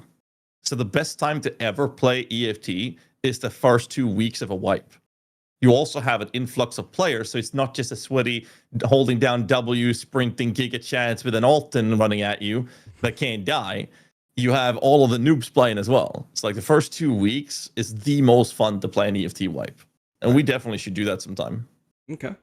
No. Let's play. No? All right. Well, you got to get going for the Diablo 4 Campfire chat here pretty soon, right? Since you got like 40 minutes or something, you need time to prepare. Yeah, I'm What's longer you expecting powers and depth. There's a lot to prepare for that. I need 40 minutes. That's cutting it close. Oh man. Did we get patch notes right after? I guess I'd be honest, I wasn't really planning. I guess I should read them. I wasn't really planning. I don't cover that really anymore. I just summarize the campfire about what they said. I mean, they said in the last campfire that they heard the feedback that all of the same builds were all of the same best builds. But I don't remember if they actually did anything about it. So No. The problem, maybe you just keep moving which of the builds are good. Just add more builds.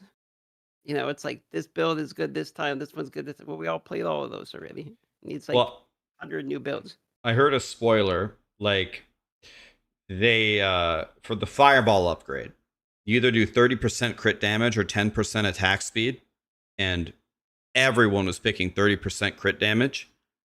I heard a rumor that in the next season it's going to be 15% attack speed. Yo! Dude.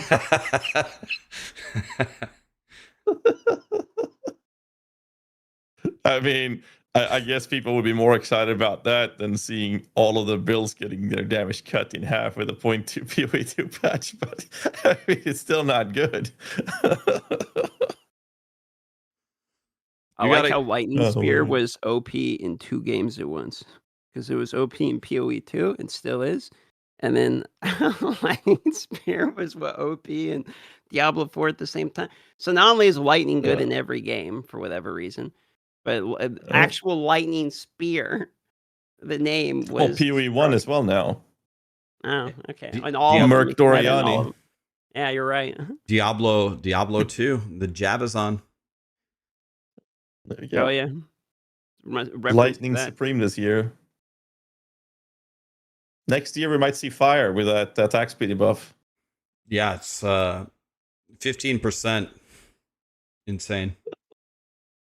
Crazy. But didn't they talk about adding more stuff to the skill trees? Because they originally said they want to keep it simplistic for the non-ARPG gamers, right? Well, they didn't say that out loud, but that's what they meant. So they keep in the skill tree, skill twig, as still maintaining being a twig. But then they talked about at some point recently, they said something about potentially adding to their skill twigs. So maybe it'll be more of a branch. I don't know. The skill twig thing cracks me up, dude. There'll be a third choice. Yeah, I believe they explicitly said that they're aware that people feel that the skill tree is lacking and that updates will be coming, and I can only assume that's going to be coming in the expansion. Yeah. Maybe they'll do the WoW treatment whenever they change the skill trees there. Because they made some big changes from classic TBC and Wrath, and then there were some major changes in some expansion, some couple of expansions ago. Maybe they'll do something like that, completely change it. I think the skill tree needs a complete change. It's not just like, oh, you go left, you go right. It's not just the lack of changes. It's the way that the changes are actually implemented.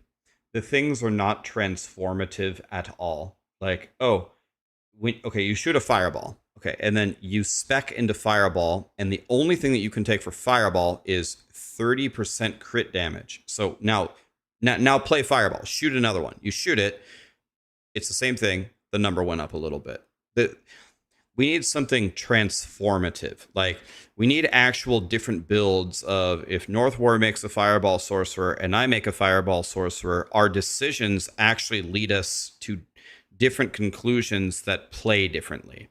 We, like, the whole idea of how the tree builds doesn't work. Like, the way that last Epoch's tree works, or the way that last Epoch's tree is set up works, right?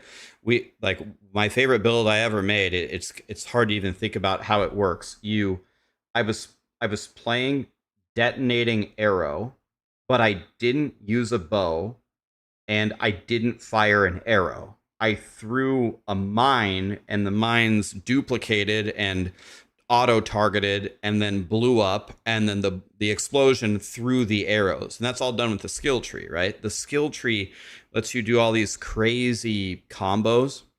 And when, like, you have all these crazy combos and they, like, kind of break the game, for a season or two, that's actually really fun, especially when it breaks the game in favor of the player. People love that shit. People are making the detonating arrow marksman, and they're just blowing up. They're having so much fun. You can't let it stay. It can't just rule the world every single season, otherwise you lose the balance. But it's not just, I need another branch. It's, we need to reimagine what the skill tree even does in Diablo 4.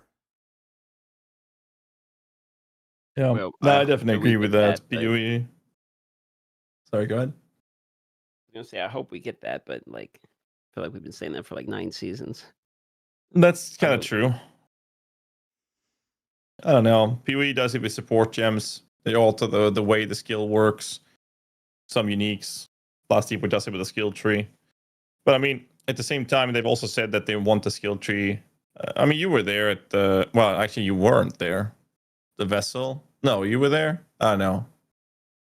In Irvine? The campus? No, Woody, Fame, and Macro went to the Seattle one to do the live Seattle, play, right, and right. you guys went to California. Yeah, so in Cali, the content creators, we were there in a room. Joe Piper, Adam, and like a group of people in the front, and they were talking about how the simplistic approach to the skill tree makes it more digestible for non-veterans.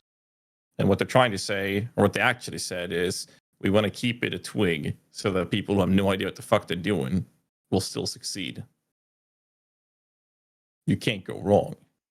Yeah, That's basically what we heard.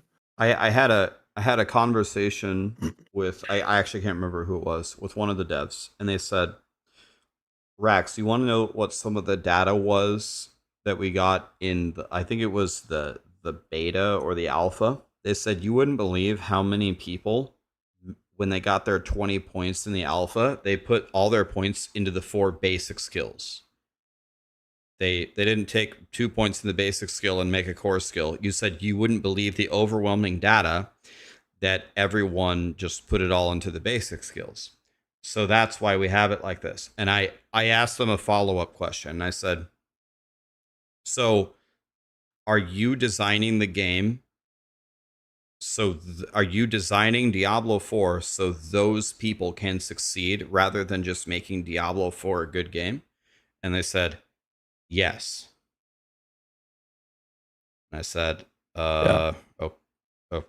Okay. So we need a system where if you put all of your points into all the basic skills, you'll still be okay, which is ironic because the basic skills of Diablo 4, it was just updated, I think, last patch, a part of the balancing, were considered like the weakest things. Like, not even, like, of course they're the weakest things, they're the basic skills, you go to the core skills. I mean relative, like actually building an endgame build, they're actually still the weakest. And like I used to play Diablo 4 religiously. I have thousands of hours in it. I've made like 60 level 100 characters. I had spreadsheets of timing everything, and I knew all the best leveling strategies like at one point, which is nothing to be proud of. And my conclusion always was all of the slowest classes, the druids and the barbarians, they suffer so much because of their basic skills. So it's like, if I were in a meeting and the directive was, we need to make sure that the people who pick all the basic skills can succeed, I would say, okay, let's make the basic skills powerful, which is exactly what the game didn't have. Exactly the thing that they were solving for didn't happen. So it doesn't make sense. No. I don't know. It doesn't make any sense. No. I mean, that's again, the target audience is it's your casual dad gamer who has 7 jobs, who wakes up in the morning, feeds the kids, go to work, comes back home after picking up the kids from school, makes some food for his fiance or his wife and the kids, pops a few brewskis, gonna sit down on in the couch to play some games, but oh shit, the doorbell rings, he opens it up, guess what? It's his wife's boyfriend. They go to the bedroom to play Tetris God, or something. I love this story. Oh god. Goes into the couch and plays Diablo 4. Like, that's the target audience, and it's that's been an issue. But I mean, it's like we talked about before. They're making money on it. So I have a Doesn't counterpoint to change. that. Frosty LaRue just said, "That's me now." He just had a kid. If that's Frosty and Diablo 4 is for Frosty, why is his entire channel nuking Diablo 4?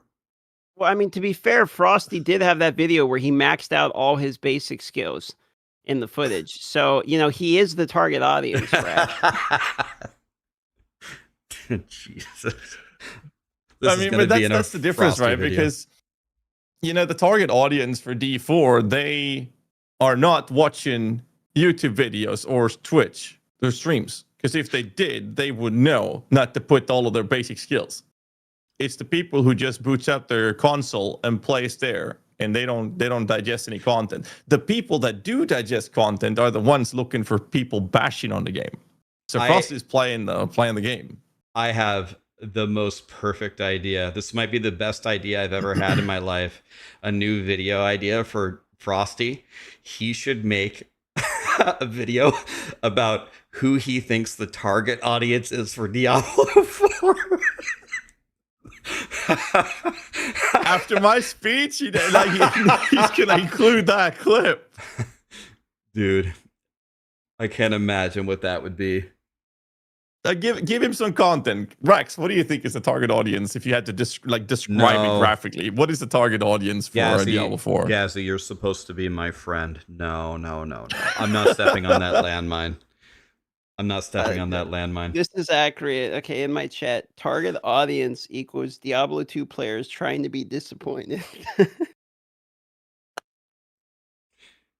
It's not bad. Yeah. I'm not stepping on that one. All right. Well, we should probably send it on over the here. We're at the 1.5 hour cap you want to stay at, and you have the Diablo 4 Campfire chat that I am sure you are looking forward to enjoying. So, about that time, boys. We're hopeful over here. We're dreamers. Please be good. But oh well, we have POE1 if it isn't. Season 9 will rework the skill tree. We'll rework Paragon. We'll add 15 new in-game bosses, multiple levels of defensive and offensive layers, restructure monster power levels, new itemization, and it's all right now. New crafting, more stash space, loot filters. Yeah. Number crunching. That'd be good. I'll play. I'm in. Copy Last Epoch again and throw Uber Aberoth in the game. Leaderboards, contests, community events. We're there. Oh shit! This starts to sound like I'm getting hyped. Game, boys. We got a game now. All right, that's it for the Tavern Talk, boys. Hope you guys enjoyed it. You'll find Darth on his Twitch channel /TV/Darth Microtransaction and Raxxanterax. Raxxanterax. All the links will be available in the YouTube video in the descriptions down below. Make sure you guys give him a follow, check him out, and leave a comment what you guys like about it. And Rax, any final words to ship this out? The shit. Not You gotta shit the shit, Rex. not to be a glazer here, but I consider you two of my really good friends. I think you guys are some of the best content creators out there. I'm a big fan of you guys. Thanks for having me, guys. Please. Thanks for coming, buddy. And we'll play some Fortnite tonight when I get back from the. Well, you'll play one game. Gazzy will play all night. Let's be real here. I'll probably play one game. You know, I'm telling you, we got to mix it up here, dude. You guys have been a Fortnite. I can look at the history in the chat. It's been months straight of Fortnite. We gotta ease some other games in here. You got thousands of hours of Fortnite at this point. You're probably speedrunning Fortnite. That is the wrong attitude, DM. We must win. We just queue and we keep winning, and that's it. You're thinking too deep about it. You're thinking too deep about it, and it's leading you down the wrong path. I'm with Rax on this one. This to other games. Exactly. Right, GG's. Recording stop. GG's. Thanks, guys. I appreciate you. No problem. Thanks for coming, boys. And Pleasure having you Campfire on. Chat. DM me a 1 to 10 when it's over, just so I can get a summary of the summary. Okay. Summary. I actually have no idea what they're gonna cover. Because we know what season 9 is, and then I guess they had the PTR. So I guess the Campfire is just I actually don't know what it is. It's like, so what they learned from the PTR, they probably are shifting some powers and then reminding everybody comes out on Tuesday. Maybe they share like some, I don't know, some Twitch drops or something. I don't even know what this is, to be honest. I don't know what it is. I have no idea. Tuning from the PTR? It's gonna be fantastic. I don't know. Sure. Well, half the PTR was unplayable. Like most of the things weren't even testable. And then they made balance changes on the first initial post patch notes, which were like changing things that we couldn't even test. So it's like, where did you get the data for that? I logged in, if I remember correctly, I logged into the PTR, and then they said they had it might have been the previous PTR, I can't remember, but one of the PTRs, it might have been the most recent one. I logged in and they didn't have Dank Meme, the guy who gave you all the stuff to test. So you had to like farm it all yourself. And they said, sorry, it'll be available in a few days. But then in a few days, it was POE1. So I just logged off and I said, I'm just practicing speedrunning POE1. Like I was willing to test it, get in here and try it for a day or two. But if you're not going to hand it to me, like I could go farm it or I could just go play POE1. So I'm just going to go play POE1. Oh, that makes sense. So, I don't know. Whoever tested it, more power to them. But I don't think I've tested it at all.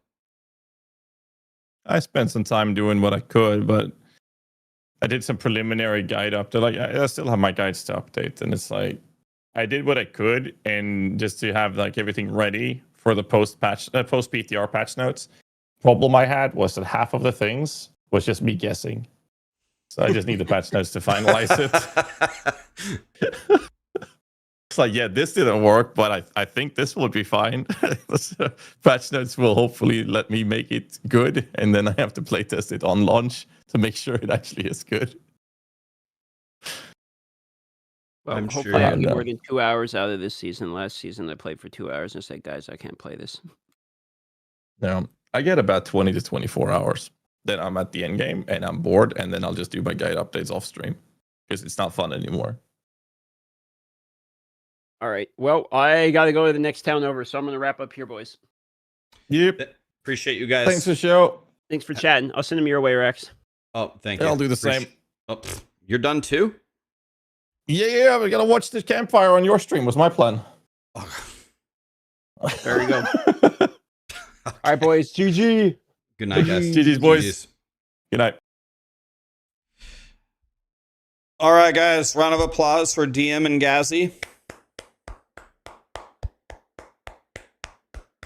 What'd you guys think about that one?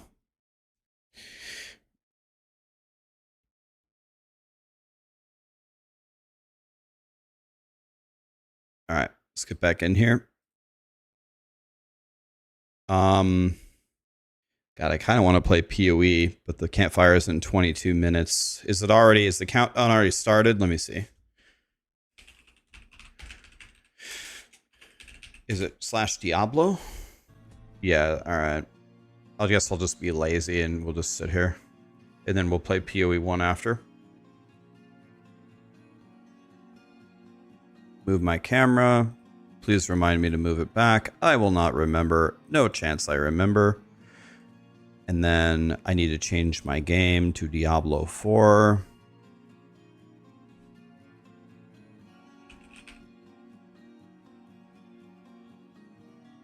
Then I need to change this to Diablo 4. And then afterward, we're going to play PoE 1 the entire day.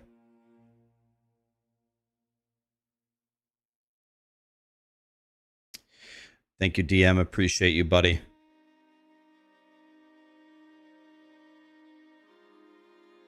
Let me turn this up.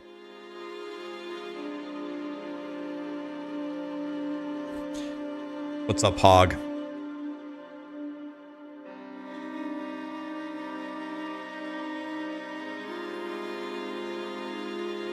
Enjoy the tavern talk. Thanks for watching, guys. Am I going to try to play D4 this season? Well, D4 is kind of launching, quote unquote, in space, right? Not or anything. I'll probably play for at least a day.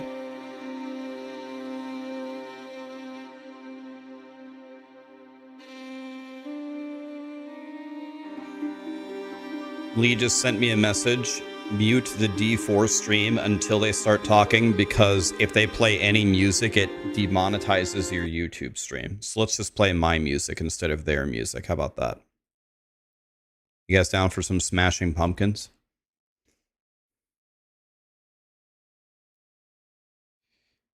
Gazzy, my man, thank you so much for the raid, buddy. Appreciate you. Damn, everybody's here.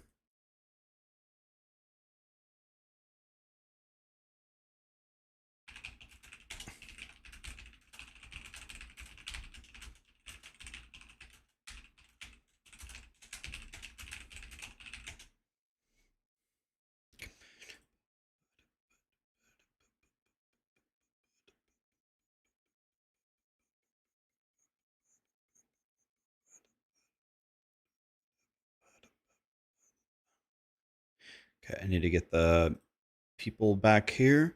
Bring my people back. There they are. I wish Rax would smash my pumpkins.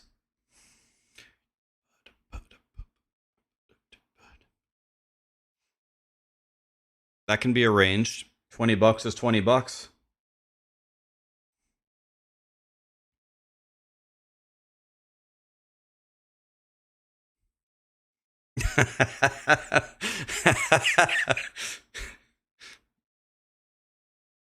Damn, that's cheap. Get in line, Hog. It's only $20.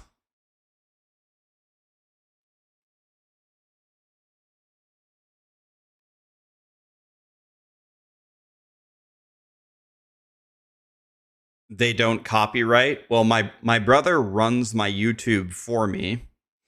My brother runs my YouTube. And he deals with all the copyright strikes on my channel. So if my brother tells me that they play clips that demonetize my YouTube, he wouldn't lie to me. My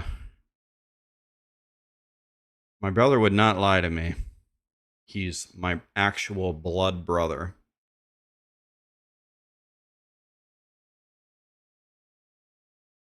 It's the stupid dancing guy with the jungle song.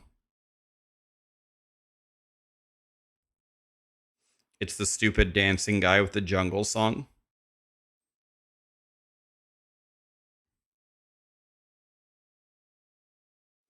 Guys, I know what we need to do. There's something very important we have to do. I can't believe that I forgot about it.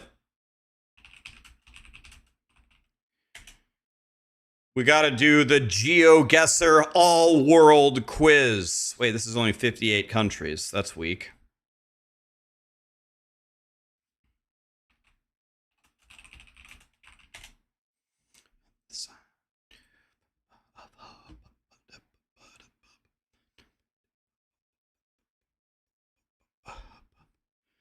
Okay, Armenia. And then we're going to whoop Hog's ass in chess. Armenia. Okay. So let's think about this. This is Turkey. This is Georgia. This is Azerbaijan. So is this Armenia? Guyana, Guyana. This is French Guiana, Suriname. So this is Guyana, right? Slovakia, Portugal, Spain, France, Belgium, Netherlands, Germany, Czechia, Poland, I can't see. So this is Switzerland, Austria, Czechia. So this is Slovakia, Hungary, Slovenia, right? So here. Lesotho, Lesotho is inside of South Africa. Belarus, Belarus. This is Ukraine. This is Belarus, right? This is Ukraine. This is Belarus. Hungary, Hungary is here. Spain, Spain is here. Suriname, Suriname is next to Guyana. Belize, Belize is here. Greece, Greece is here. Guinea-Bissau, Oh, Jesus. Guinea-Bissau, I think, is this little tiny one, is it not? I can't see, man. There we go.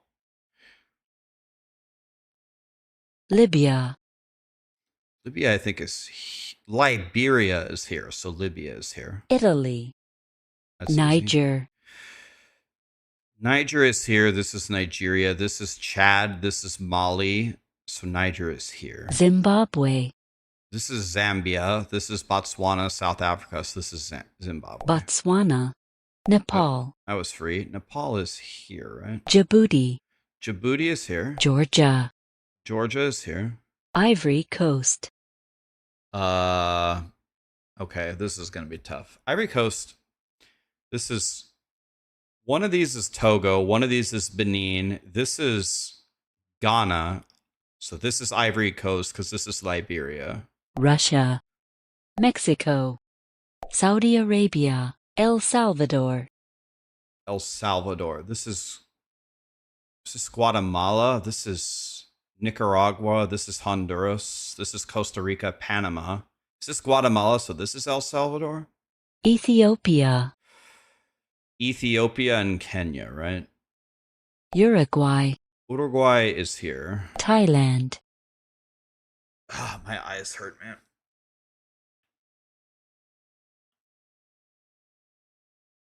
Jesus. This is Taiwan. So this is Thailand. This is Myanmar. This is Cambodia, Laos, Vietnam. So this is Thailand. This is Thailand. Bolivia, This is Argentina, Paraguay, Bolivia. Isn't this Bolivia? This is Brazil. This is Chile. This is Peru. Sri Lanka, Sri Lanka is here. India, India is here. North Korea, God. North Korea is here. Norway, Kenya, Guatemala, This is Nicaragua, Honduras. I think this is Guatemala. Zambia, Syria, Dude, there's tears running down my eye. Oh. Dude, my eye hurts so bad. I'm crying. This is Syria, Lebanon, Israel, Jordan. Cuba, Cuba, Haiti, Dominican Republic. Right? Guinea, Guinea is here. This is Sierra Leone, I think. This is Senegal. Sweden, This is Sweden. Ecuador, Ecuador is on the equator. Iran, Iran. This is Iraq, Iran, Pakistan, Afghanistan, Kazakhstan. This is Kyrgyzstan, Uzbekistan, Turkmenistan, Tajikistan, I think. So this would make this Iran. Tunisia, Tunisia. One of these, I think Tunisia is here, and this is Morocco, right? This is Algeria. Senegal, Senegal is here. Somalia, Somalia is here. Equatorial Guinea, Dude, there's just tears pouring down my eyes. Equatorial Guinea is here, I think. Serbia, Serbia, I think, this is Croatia, Bosnia and Herzegovina. This is North Macedonia. This is Bulgaria. This is Albania. So I think this is Serbia. Sierra Leone, Sierra Leone. This is Liberia. So this is Sierra Leone. Panama, Panama's here. Mozambique, I think this is Tanzania. So this is Mozambique. Kyrgyzstan, Kyrgyzstan. This is Kazakhstan. Kyrgyzstan is here, I think. Chile, Chile is here. Brazil, Jordan,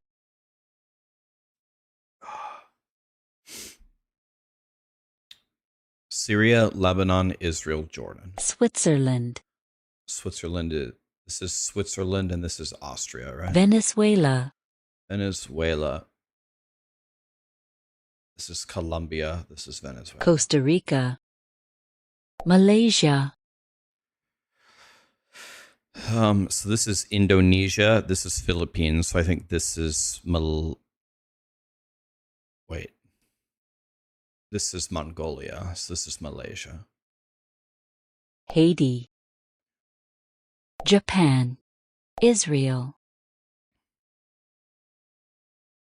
Syria, Lebanon, Israel. Iceland, South Korea, France, Madagascar, United Arab Emirates, I always forget. One of these is UAE and the other one is Qatar. I guess this is UAE. This is Yemen, Oman, right? Namibia, Oh, Jesus. Namibia. This is going to be our first error. It's one of these two. It's one of these. I want to say it's the bottom one. It's one of these two for sure. Democratic Republic of the Congo, This is Democratic Republic of the Congo. This is South Sudan, Sudan, Egypt, Chad. This is Central African Republic. This is Republic of the Congo. So we got to be here. Algeria, Algeria is here. Myanmar, Myanmar is here. Portugal, Bangladesh, Bangladesh. It's this, right? Latvia, Estonia, Latvia, Lithuania. Yemen, Paraguay, Paraguay is here. Burundi, Oh, Jesus.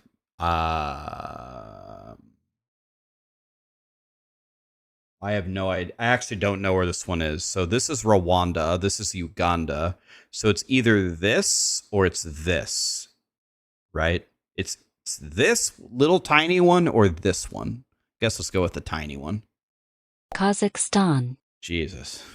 Rwanda, Rwanda is right above it. Belgium, Belgium is here. Oman, Nigeria, Nigeria is here. Laos, This is Vietnam. This is Cambodia. This Czech is Laos. Republic, Czechia is here. Bosnia and Herzegovina, This is Croatia, so this is Bosnia. Vietnam, Okay. Estonia, Estonia. Chad, Chad is here. Turkey, Turkey is here. Taiwan, Uh-huh. Malawi, Oh my God, Malawi? Is that this one? I think I could name all the other African. This is Republic of the Congo, Gabon. I don't know what this one is, but I'll know it when I see it. I think this is Eritrea. This is Central African Republic, South Sudan, Sudan, Egypt, Morocco. I can never remember. Mauritania, maybe. Mali. Oh God, what's this one? I don't know. This is, I don't know. I'm going to go with this one. Benin, Thank God. One of these is Benin and one of these is Togo. I don't know. I actually don't know which one it is. Cameroon, Cameroon. Is it here or here? It's one of the two. Philippines, North Macedonia, We're hitting all the 50-50s. Feels good. Morocco, New Zealand, South Sudan, South Sudan is here. Burkina Faso, Burkina Faso. That's what's this one, right? Peru, Yeah. Ghana, This is Ghana, right? Mauritania, Central African Republic, Ireland, Croatia, Cambodia, Bhutan,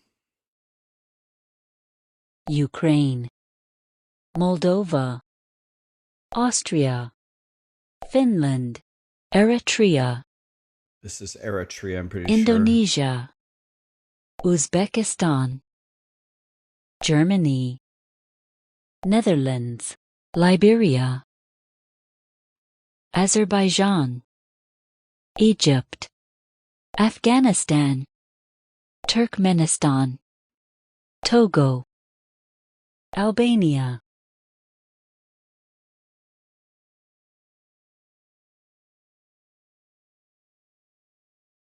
Angola, South Africa, Nicaragua, Mongolia, Canada, Mali, Gabon, United States, Lithuania, Solomon Islands, sure. Oh. This? I don't know. Romania, Jesus. Poland, Argentina, Republic of the Congo, Pakistan, Papua New Guinea, Papua New Guinea. Australia, China, Denmark, Tajikistan, Colombia, Bulgaria, Sudan, Dominican Republic, Tanzania, Uganda, Iraq, Honduras, United Kingdom.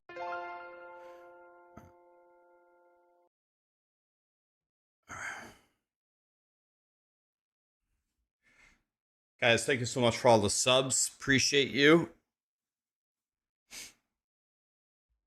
Got it. I hit a lot of 50-50s there.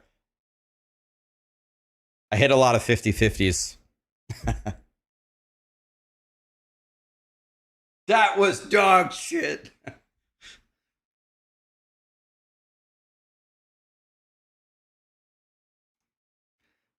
From 1 to 10, how trashy will the season be again? Going in pretty negative, aren't we, boys?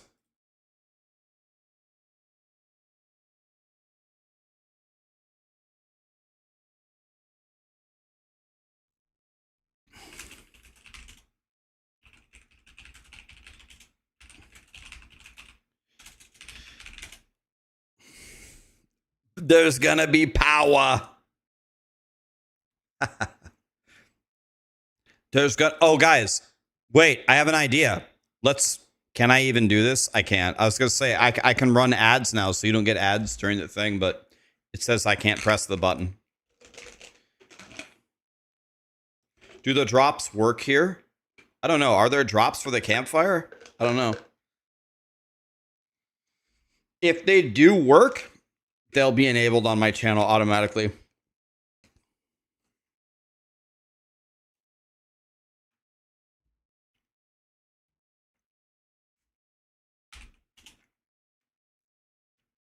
Took my vitamins here.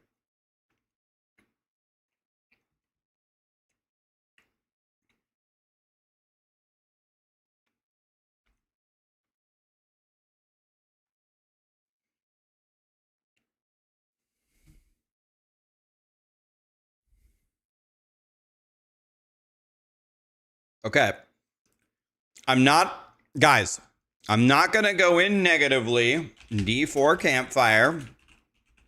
Season 9 PTR.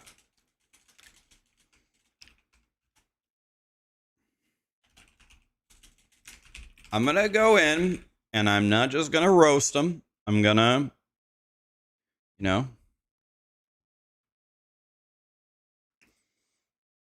I'm going to actually go in with an open mind. I'm not expecting much, but I have my notes on my other screen that I always take.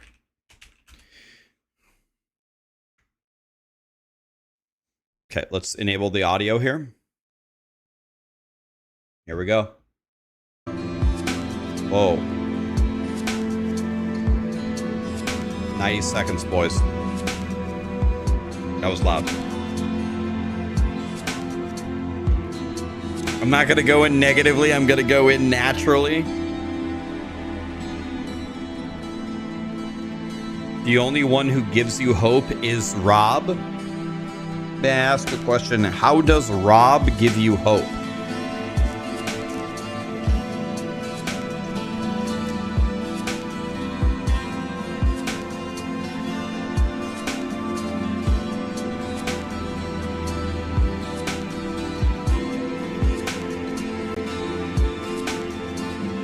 Lower it a little bit.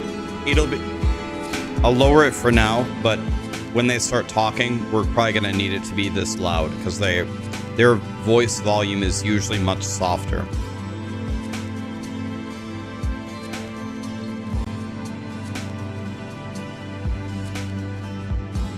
He is the only one who still likes D4, but how does that give you hope though?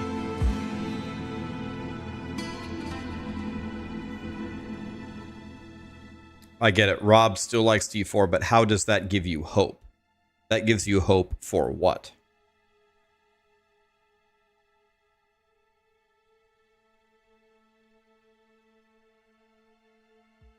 Okay, if I see a dancing guy, I have to mute it. Oh, no. Hello everyone, and welcome to our latest developer update stream. Today we're going to be getting into everything coming with That's as Season loud 9, as I can Sins of the put it. Horizon in Diablo 4. My name is Marcus Kretz. I'm a community manager here at Blizzard Entertainment. Adam Fletcher will not be in today, although I can assure you he is 14 feet to my left, crushing Celsius at an alarming rate. We got a great show for you today. We will be jumping into everything coming with Season 9. We've got a familiar cast of faces here today. We've got some lovely people. Today I'm joined by Miss Aislinn Hall. Aislinn, do you want to introduce yourself and tell everybody what you do on the Diablo team? Yeah, absolutely. So hi, I'm Aislinn. I am a systems designer working on the final design team. Typically, I work on seasons.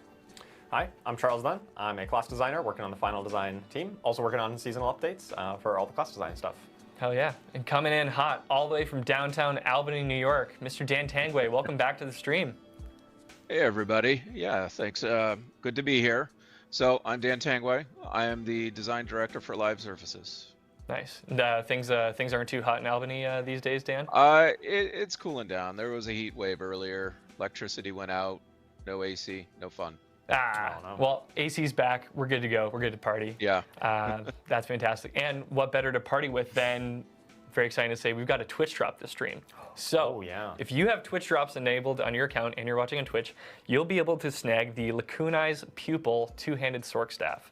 And the really exciting part about this staff is that it's got a nice crystal kitty on the end. So if you're a big cat fan like myself, you can watch this stream or any other eligible stream in the Diablo 4 category for 30 minutes, and you'll be able to claim that.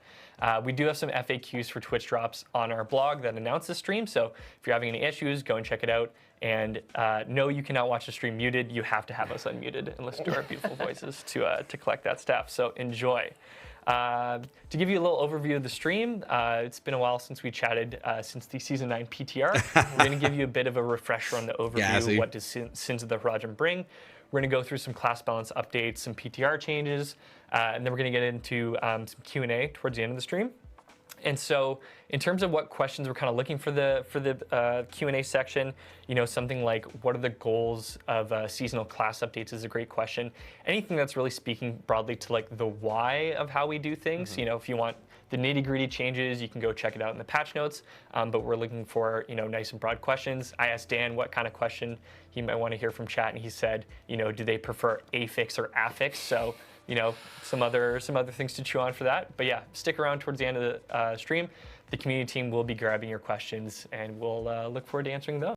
Isn't it kind of weird to do a Q&A and tell people what questions you want? Isn't that kind of weird? How have they sinned? We're going to find out.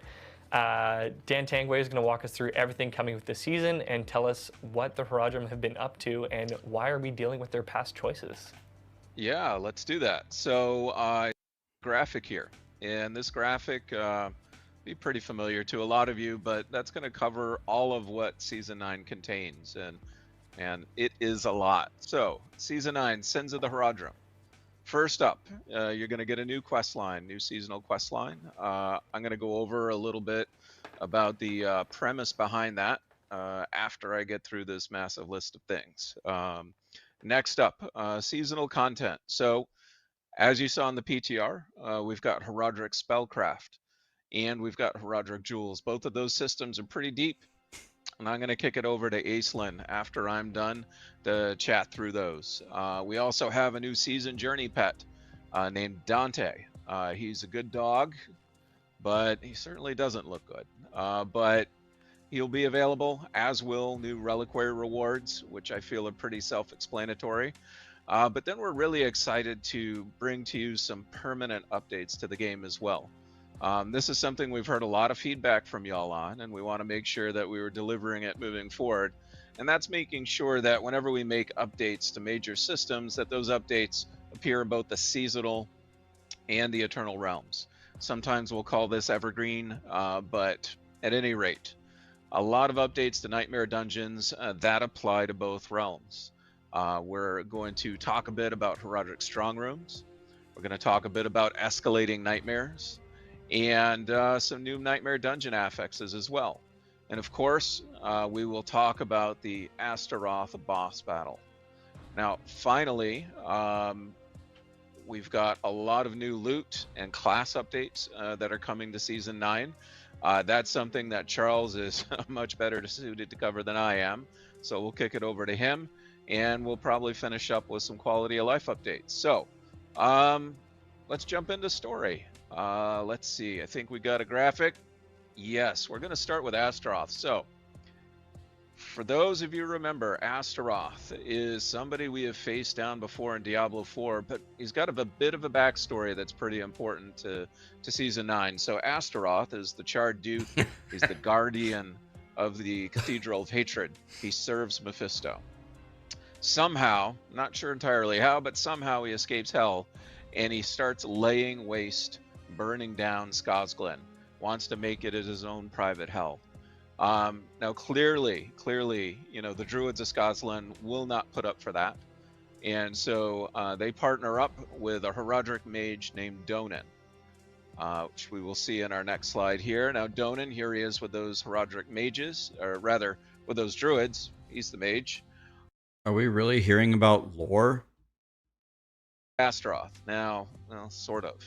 Because much as what happens with powerful demons, Donan decides to trap Astaroth in a soul stone and buries that soul stone deep inside the earth.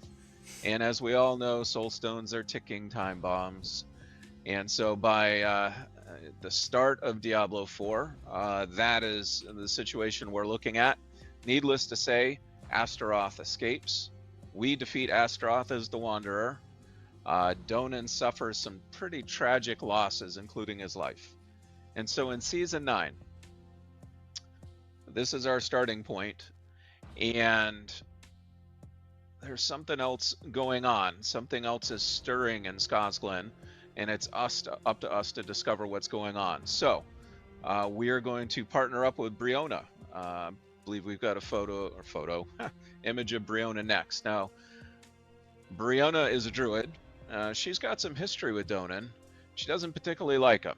And so you'll learn more about why that is as you're traveling with her. And your first stop on your travels is up to Eldheim Keep, where there's been a lot of demon activity and you need to save some villagers. And at Eldheim Keep, you're going to make some pretty important discoveries for this season.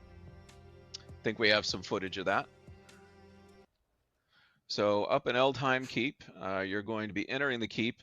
And on the floor, where there's some demons fighting over it, you're going to see what is known as a Herodric Wayfinder. And this Herodric Wayfinder is pretty special. It's going to help you figure out where there are Herodric secrets buried deep within Nightmare Dungeons. And it's going to tug you in those directions and provide you clues and hints. So we'll see a little bit of that in action right now.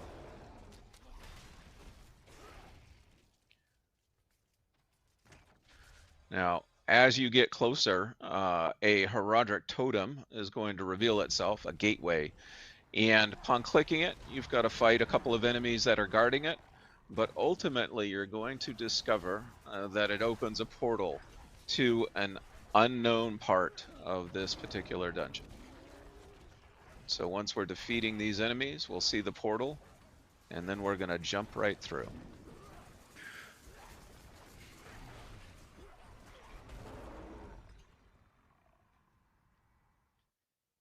And so now we're inside what is known as a Horadric strong room. Now, first up, you're going to learn a little bit of the Horadric strong room mechanics. We've got a pillar here, and this pillar is going to help you gain more of what is known as attunement. And attunement is the score, essentially, for the strong room. And as you gather more, it's going to boost your rewards. But before you get into the actual strong room, you've got to choose what kind of test you want to take. And in fact, you can choose up to 3 tests. These tests are going to modify the strong room in some way, whether boosting attunement or giving you swiftness or varying up how the shrines behave in the strong room. So we're going to pick 3 here, and that will modify our run coming up. So we're going to jump in, and now we've got a timer in which to kill as many enemies as we can to prove our might to the Horadrim. And so you see we're playing around that pillar again. It flashed, which means we got the bonus. And now any of the enemies we kill at this point will give us additional attunement. And you notice on the side, the UI, we've got a great new UI here now. There are 6 levels of attunement that you can achieve, and each of those increases the amount of rewards that you get at the end. So obviously you're trying to not only kill as many enemies as possible, but maximize that attunement through clever use of those pillars we mentioned before, the shrines, the tests you selected at the beginning, and so forth. Now, at the end, you're going to fight a boss. In this case, we're fighting the Pyroclast. And that's just a final skill check before we spawned the Grand Horadric Cache. The Grand Horadric Cache has a lot of cool legendaries, and it also has a buff on it that will encourage you to finish the rest of that Nightmare Dungeon. But also importantly for our conversation, it's going to have something else. And that something else is an escalation sigil, which you'll see in your inventory here. Now, this escalation sigil is important because this is the other big gameplay system that we've introduced permanently for Season 9. So let's talk about the escalation sigil for a bit. Now, this is going to spawn a series of dungeons. And at the end of that series of dungeons will be a boss if you're in the Torment tiers. So let's talk a little bit about the affixes, because we've done a lot of work on those. You see our starting affixes here. You get 1 positive and 1 negative. Now the positive one is Equipment Delve. This is going to give you better loot drops as you go through. Also got Hunters.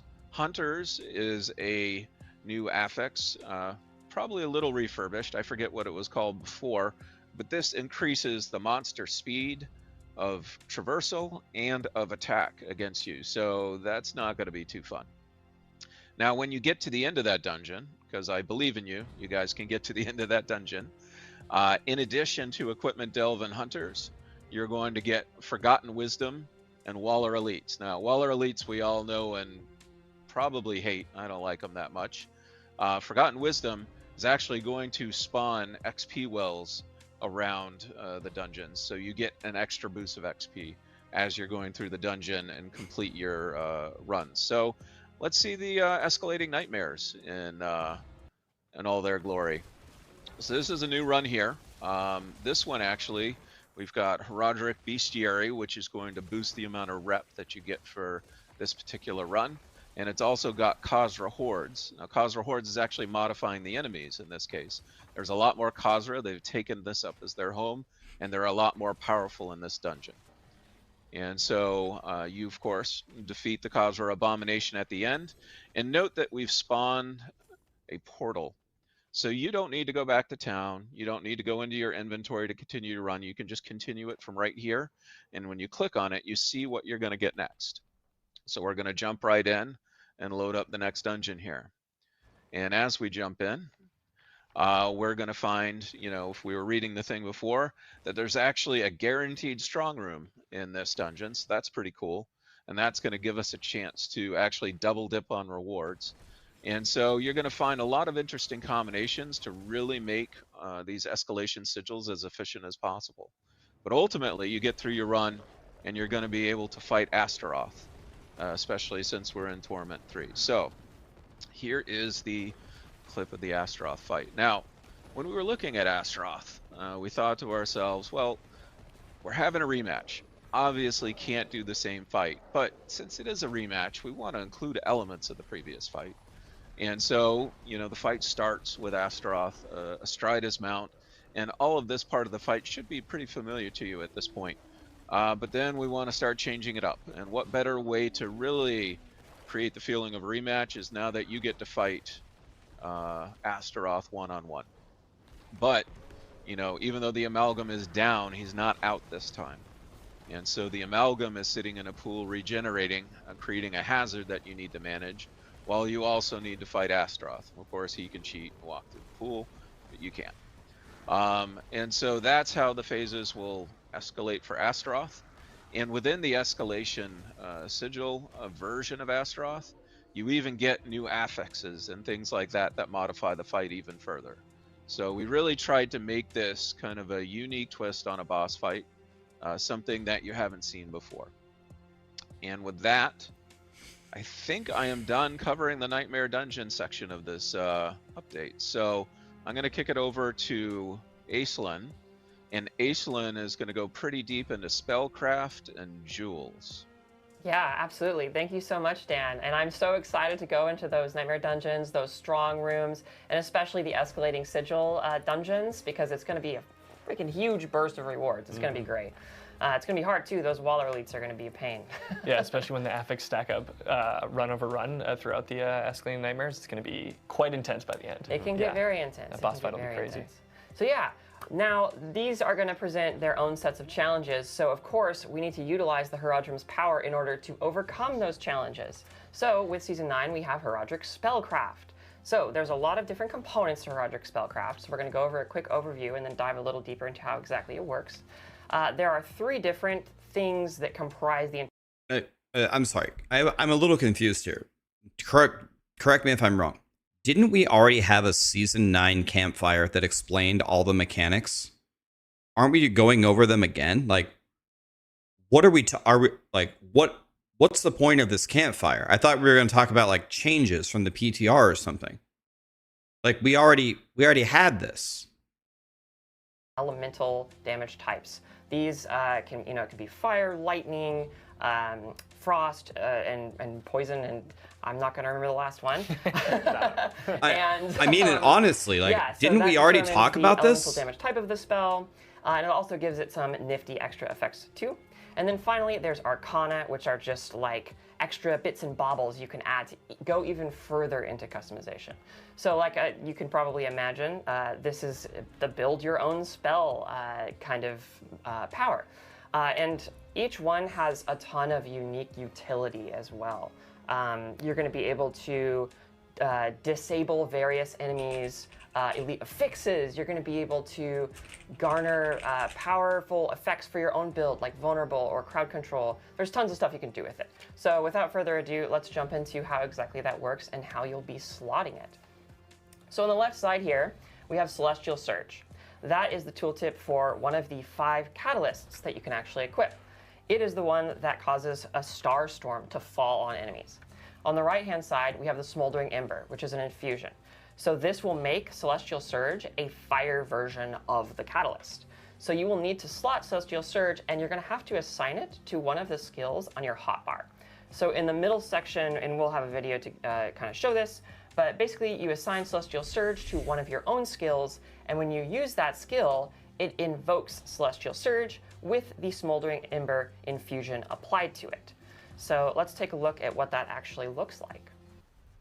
So here we are kind of tinkering with our Horadric Spellcraft in the UI. We're going to equip Celestial Surge, and we're going to assign it to our rightmost skill, which in this case is Lightning Storm, I believe. So whenever we cast Lightning Storm and Celestial Surge is off cooldown, we are going to cast Celestial Surge 1 month ago, right here. Lightning Storm. We already now we can't learned use all Celestial this. Surge, like I said, unless we have an infusion equipped. So we are also additionally going to equip Smoldering Ember and make that Celestial Surge a fire version of itself. And Dan, luckily for you, this makes it so it destroys Waller elites as well. So for anyone else out there that also dislikes Waller elites, this will cause Celestial Surge to break those walls down, which is pretty great. It will also turn off Chilling Winds as well. So yeah, now we have a functional spell. So let's go in. We're casting Lightning We need a Storm, and reminder. we also see these stars falling. Not a very fun time for them, but a pretty great time for us. Everyone explodes and we have a good day. Awesome. Now there is a third component to Heraldric spells. It is called Arcana. So with Arcana, you don't need Arcana equipped for your Heraldric spellcraft to function, but it gives it a bunch of awesome extra effects. So we have 3 examples here. I'll go over them just really quickly. We have the Sapping Crux. It causes your Catalyst to also apply Vulnerable for a pretty substantial amount of time, so you can effectively solve Vulnerable through this system. We have Reactive Ooze, which causes you to generate a pretty substantial amount of your resource every second for the next 10 seconds, so you can potentially solve your resource through that. And then we also have Sharpening Gizmo, which will blast people for quite a bit of physical damage and increase the lucky hit chance of your Catalyst. Spoiler, your Catalyst has a lucky hit chance, which can be really, really useful. Now, we also have some fancier Arcana. These examples are Magic and Rare Arcana, but the Nightmare Orb is Legendary. So Legendary Arcana is a bit different in that each of their effects differ based on which Catalyst you apply them to. So these 2 tooltips might look the same at first glance, but they're actually for 2 different catalysts in the game. The left-hand side one is specifically for propulsion, so it causes propulsion to additionally fear enemies, and while they're feared, they periodically explode, which we will also check out. It sounds very scary, to be honest. And then on the right-hand side one, we have the Disintegrate version, which causes them to take way more damage while they're feared from the actual catalyst effect, which is pretty great. So let's take a look at what this looks like in action. So we have a Spiritborn here who has the Nightmare Orb equipped to Propulsion. Boom, Propulsion explodes everywhere. They are all freaking out, they're feared, and they're exploding even more. And to be honest, I would also probably be feared if I was constantly exploding. So that makes sense. And that is the quick and dirty overview of the Heraldric Spellcraft system. There's a ton to experiment with in this system.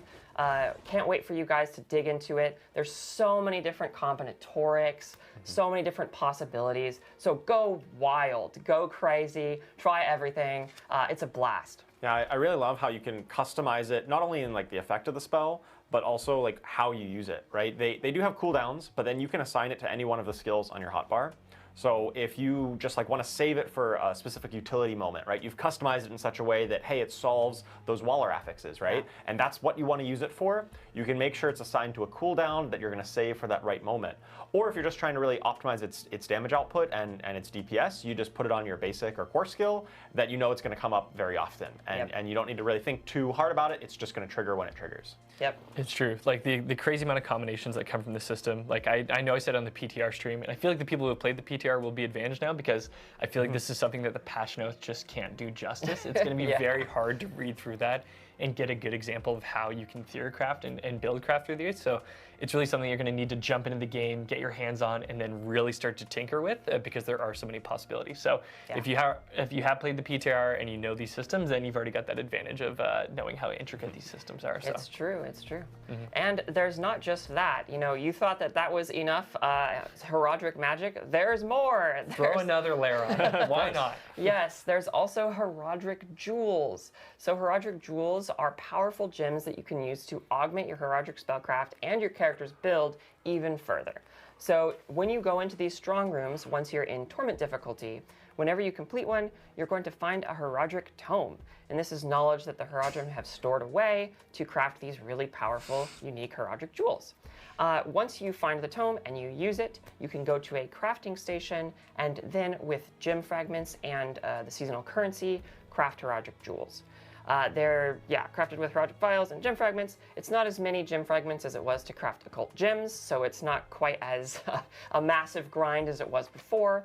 And they're specifically socketed in. So the question that I have, it's got nothing to do with liking or hating Diablo 4. So far, they've just explained the mechanics, but we already had a campfire on this. Is this Campfire just to remind everybody the mechanics? Like, what?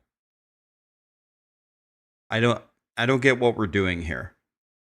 Yeah. No, that makes sense. Cool. Anyways, yeah. So let's talk about the how you craft Heroic Jewels. This with, could have been an short video email. to show us what that looks like. So we have the Heroic Lapidary here, which is where you're going to go to actually craft the jewels. We're going to navigate to the Craft Jewels section. We have them neatly organized among different categories to help you just, sift through it all pretty easily. And we have quite a few of these. I think there's I want to say 16 in total. There's 16 Heroic Jewels. So whenever you go into a strong room, you're going to find more tomes, which is going to let you craft more, and then yada yada. So here with our wonderful Stalvar, the Awakened Arbiter, we want to craft an idol from below. So we need 15,000 of 3 different gem fragments, and then 3,000 of the seasonal currency, and voila, we have our idol from below, which is fine because there's nothing wrong with this and nothing bad is going to happen from this gem at all, so it's no problem. You'll also notice that it gives you bonus armor and resistances, so you're not actually missing out on any of the bonuses you would typically get to your defense from normal gems being socketed in those slots. But yeah, so wait, what's this? It sounds like the idol from below is actually I'm hearing not great. that's not actually just Slayer text. It What? might be functional. Oh my god. Oh no. Okay, so when you have the idol from below equipped, sometimes mummies will spawn. They're the jewel guardians that are guarding this jewel, and they will attack you, and they can be very scary. So be very careful if you decide to equip this jewel, especially if you're playing hardcore. My goodness, please don't equip this jewel if you're playing hardcore or expect to die. Yeah, they don't just spawn when you're alone in an empty room. Sometimes you're in the midst of an already big pack or a boss fight even, Yes. and these guys will come out trying to get their jewel back from you. Yep, and it's pretty spooky. But you can do some very clever things with these guys. Sometimes it's actually really good to have extra bodies to be able to hit for like whatever skills or triggers you have, which is pretty neat.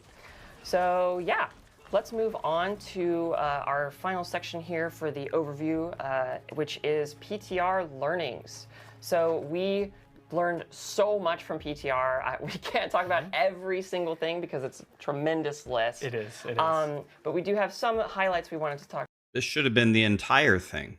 We can't talk about it. This is the whole point. It so all of the deactivation effects that you get from infusions and various things, 3 seconds longer. So when you do actually deactivate an enemy affix like Waller or Chilling Winds, etc., it's going to last 8 seconds, up from 5. This is because we want to make sure that it feels as punchy as possible. When you do get that deactivation, you have a good amount of time to take them out and counterattack them. Secondly, we want to talk about the change of Siphoning Gizmo to Sharpened Gizmo. So we found that Sharpened Gizmo was challenging for us in the sense that we want to maintain the competitive integrity of the game. That's really important for us. And Sharpened Gizmo was Siphoning Gizmo. Siphoning Gizmo was on the PTR. Yes, sorry. Was problematic in a variety of ways. Yes, it was problematic in a variety of ways. And we also saw the Sharpened Gizmo, which is the new one, as an opportunity for a more physical-focused Arcana, because we knew that was kind of missing from the PTR, and we heard a lot of feedback about that. The next thing I want to talk about is the Propulsion teleport change. So this effect caused you to be able to teleport effectively infinitely in a lot of builds. And it was transformative, and so transformative to the point that it was actually stomping on build identity in many cases. And we really want you to experience the full breadth of what different characters can offer in Diablo 4. We don't want it to all be condensed down to one thing, right? Yeah, when you're playing a different class and a different build, you want your gameplay to feel meaningfully different. And these, the Heroic Spellcraft here is kind of a complement on top of what you're already doing. It's a unique utility.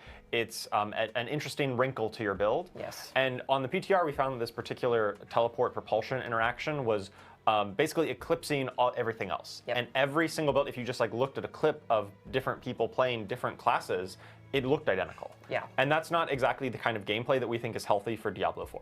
Yeah, we want to make sure every build has a different silhouette and feels very different and textured.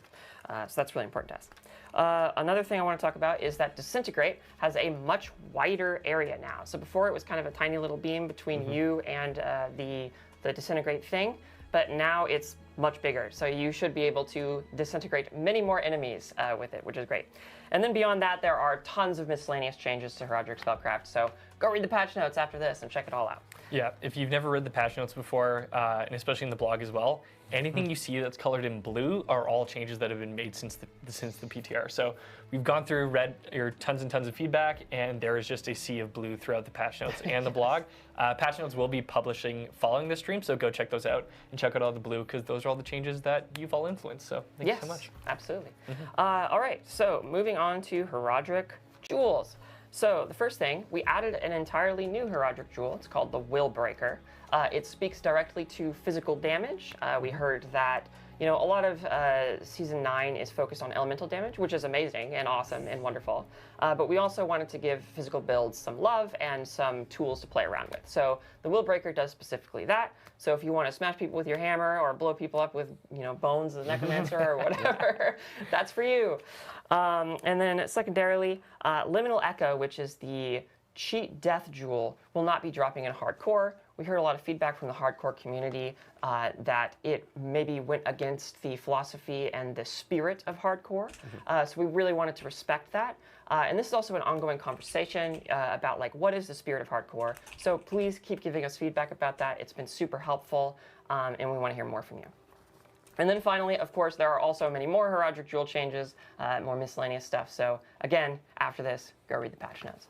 And with that, I believe I'll be passing it over to Dan to talk about a myriad of changes with everything else. Yeah, a myriad. So y'all had a lot of feedback on the Nightmare Dungeon updates. So I need a piece of paper to read them all off. I can't keep them all in my head. So first up, let's talk about the Herodric Strong Rooms a bit. So the Herodric Strong Room UI was not clear enough. And so we added a new UI to the Herodric Strong Rooms.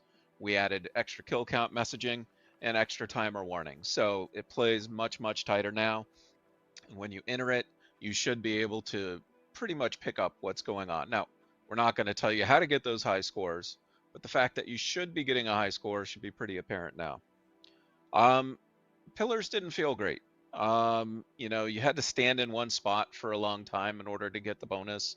So, you know, we've made the pillars faster to complete, made the radius a bit larger, and now all 4 pillars will also be available at the start. So you can better choose what your path through the Herodric Strong Room is going to be. We also heard from a lot of you that the Strong Rooms really didn't support blasting well enough. And that comes in 2 flavors. It comes in challenge, and then it comes in the fact that Strong Rooms were overstaying their welcome a little bit. So we've added a pit-style death penalty. If you die, that timer is going to get knocked down, and you're going to have less room to earn.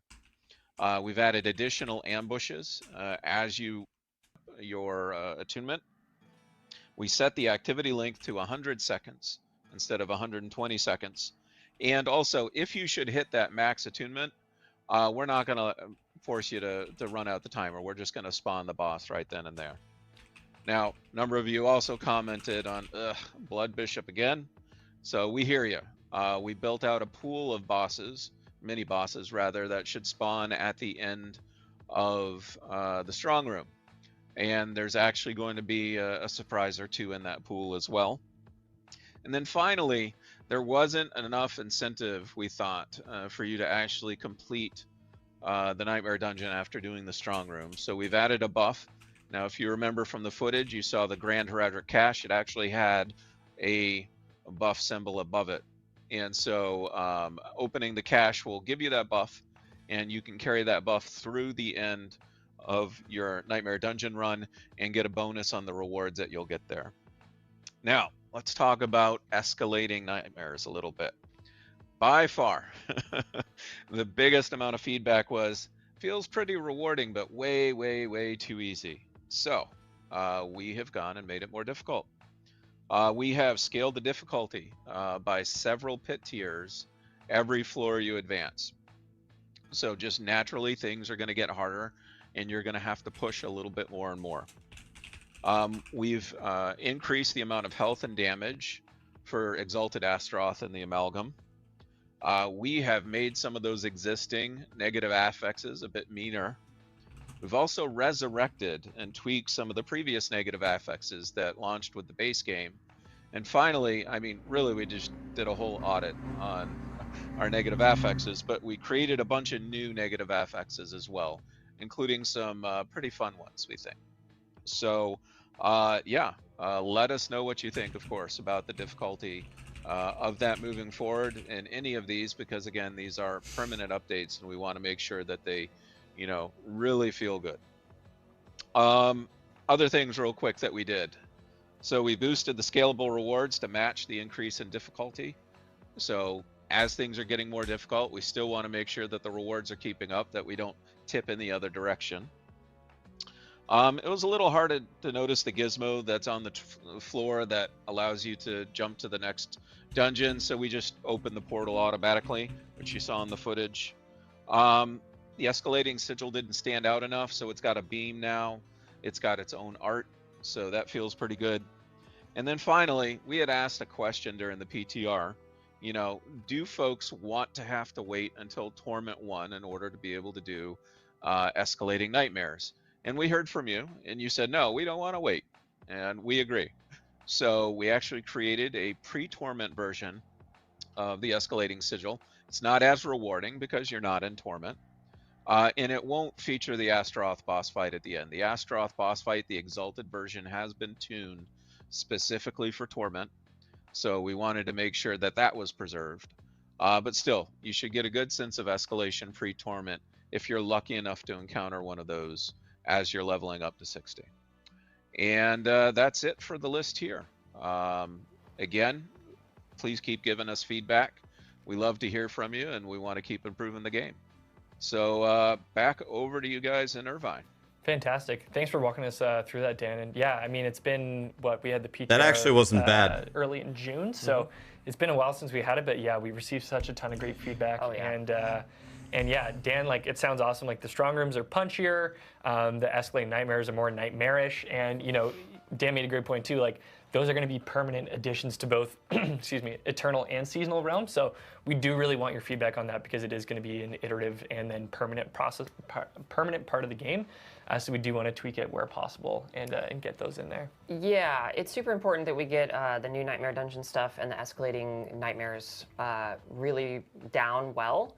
Because we want it to be a repeatable thing that you're doing pretty consistently in your experience. So when you are doing that kind of stuff fairly consistently, it needs to feel really punchy. It needs to feel really smooth. So it will be a very iterative process. We will be taking a look at more feedback coming in and probably making additional improvements to it over time. Yeah, absolutely. And Dan will be coming back for Q&A at the end of the stream.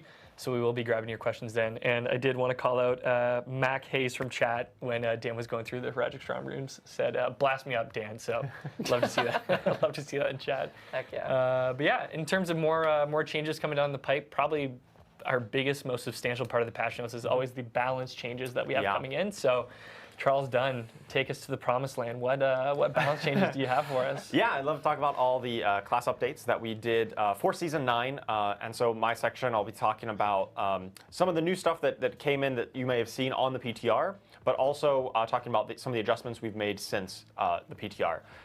Some of the learnings, some of the feedback we've gotten, and how we've iterated since then.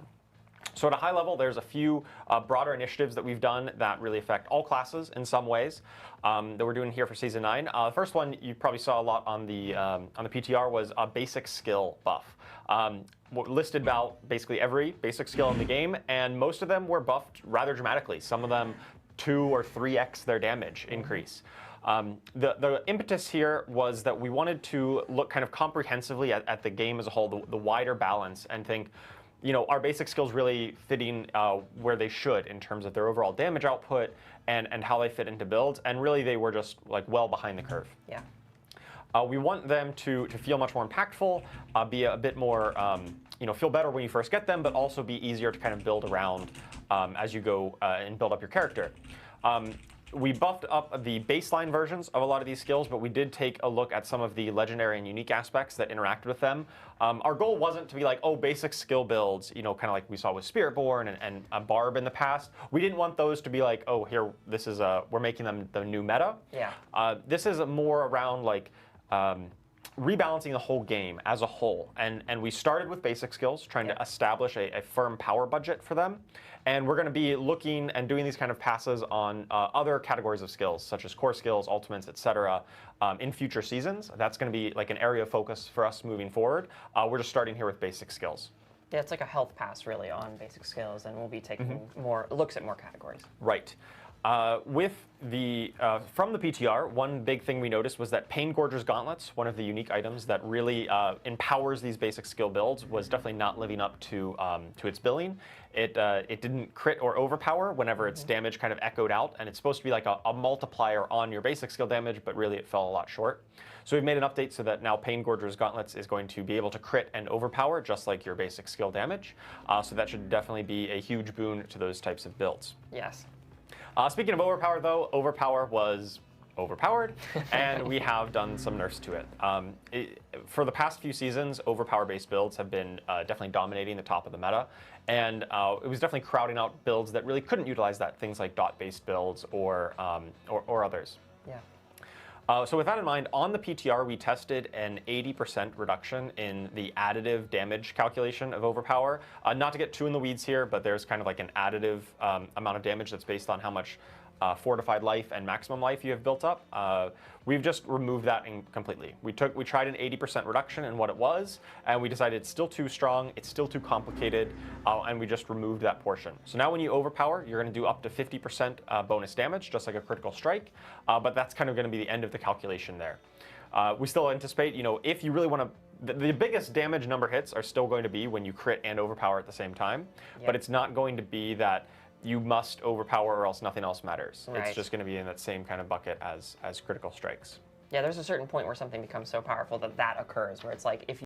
Did they just say, is the formula for overpower identical to critically striking now? Is it the exact same mechanic with the same... It's the exact same mechanic, just with a different name? We looked at all the key passives and really wanted to look at some of the ones that were like outliers. They caused some of our builds that were 10, 100x stronger than other builds. A lot of times that came down to key passives that were scaling or interacting in ways that gave you far more benefit than some other key passives on other classes. And so some of those ones that had kind of that uncapped scaling, we added in caps to make sure that they don't get completely out of control. And ones that were like definitely underperforming, we did some rather substantial buffs to them to help bring them up to kind of parity across the board. So definitely I'll be touched on that a little bit later as we get into individual classes. So let's get on to the individual classes, starting with Barbarian. So our goals for Barbarian this season is definitely a meta refresh on exactly the Barbarian meta. For the past few seasons, we've seen a lot of Earthquakes, a lot of Dust Devils, a lot of the summons being really dominant. And those are cool, but a lot of the Barbarian's core fantasy is around hitting people with weapons. And so we decided, okay, we need to do some nerfs to Earthquakes and some of those other effects that aren't quite as physical, hitting with weapons, and buff up things like Whirlwind and Hammer of the Ancients that are a lot more core to Barbarians, base fantasy. Absolutely. With that in mind, we also got the new unique item, the Hooves of the Mountain God. Let's take a look at that here. This is the new unique boots item that is going to allow your basic skills, which I just talked about, to cleave. So once you hit maximum fury, you're going to start rapidly draining that fury, and while you're in kind of this draining state, your basic skills are going to cleave and do massively increased damage. And luckily, you're spamming out your basic skills. That is going to restore your fury and is allow you to keep in this state as long as you stay in combat and stay fighting enemies. Yeah, and what I really love about this specific unique is that typically you try to solve your resource in a build, but with this, you try to stack as much of it as possible, so you can stay in the mountain god state or whatever you want to call it as long as possible. Yeah, and you got to stay in combat. You got to stay hitting people with your basic skills to keep it going. It's really quite powerful, and I think it'll really enable some of those basic skill builds that we were talking about, especially with the updated Pain Gorger's Gauntlets. Yes. We've got a clip of this in action. Barb walks up to a big old pack of skeletons, hits them with bash. Good old bash skill cleaving through the hordes and throwing them against the side of the canyon here. Yes, very good. A new unique to enable base skill builds. Not just bash, all of the basic skills will cleave with this. So find out which one works best for you. Yeah, Frenzy. Can I hear any Frenzy enjoyers? Yeah, indeed. All right, let's move on to Druid here. So the Druid updates this season were mainly focused around Pulverize as a kind of a main skill that we wanted to look at. I'll get more into that as we talk about the Rotting Lightbringer in a moment, the new unique that talks with Pulverize. But ever since the PTR, we also realized that it was still underperforming baseline, so we've done some buffs to Pulverize just its raw damage output, as well as refactored some of the upgrades on it just to move around that to better work with the build with Rotting Lightbringer. But it wasn't just that. We also did a variety of other buffs on Druid. We know that Druid has historically, for the past handful of seasons, been probably the worst class in the game, certainly in terms of like representation, how many people are playing it, how late into the end game, how strong they're getting. It's definitely fallen behind the pack. Yes. And so with that in mind, we've done buffs to a wide variety of the Druid builds. I can't just say any particular buff. It's a handful of legendaries and uniques and skills that got buffed up just to bring the whole class up a little bit. So let's take a look at that Rotting Lightbringer, that new unique. We did see this on the PTR, but it has been rather substantially reworked since then. We heard a lot of feedback that it wasn't quite as usable, it wasn't as good as it could be. So the new version of Rotting Lightbringer says that if no puddle is around you, then Pulverize is going to form a puddle of poison that guarantees its own overpower and deals a massive amount of its normal damage as poisoning over time. Yeah, this is really excellent because you can just go around and just make a bunch. Yes, it is no longer tied. It used to have like a 10-second cooldown, which felt really bad, where you would try to Pulverize and you're like, oh, the cooldown's not up, and then you move to the next pack and it doesn't work. It was very, it didn't work as well as you had hoped. Yeah. So with this new update, it should definitely work quite a bit better. And every time you do Pulverize, all of the puddles around you are going to splash some of their damage, because what's better than splashing poison all around? Let's take a look at this new version of Rotting Lightbringer in action. So you run up, you form a puddle, you move off to the side, you make a second puddle, you can form more than just two, and every time that you Pulverize, all of your existing puddles are going to do that little splash of AoE around them and pulse some more damage. Yeah, so when you're in a room with just a ton of monsters, or like a strong room, for example, Yeah. you can just go around and make a bunch and have some fun in the sun. Or not the sun, because I guess you're in the dark dungeon. Yeah, it is a The nightmare sun dungeon. and the poison comes with you. Yeah, oh, how nice. Wonderful. Okay, let's move on to the Necromancer here. The Necromancer, similar to Druid, had a variety of buffs, specifically to Golem builds, Bone builds, and Shadow builds. Some of these builds were definitely falling behind the rest of the pack on Necromancer and compared to other classes in the game. So we've done a handful of buffs to those builds since the PTR to bring them up and really help to make them a bit more competitive.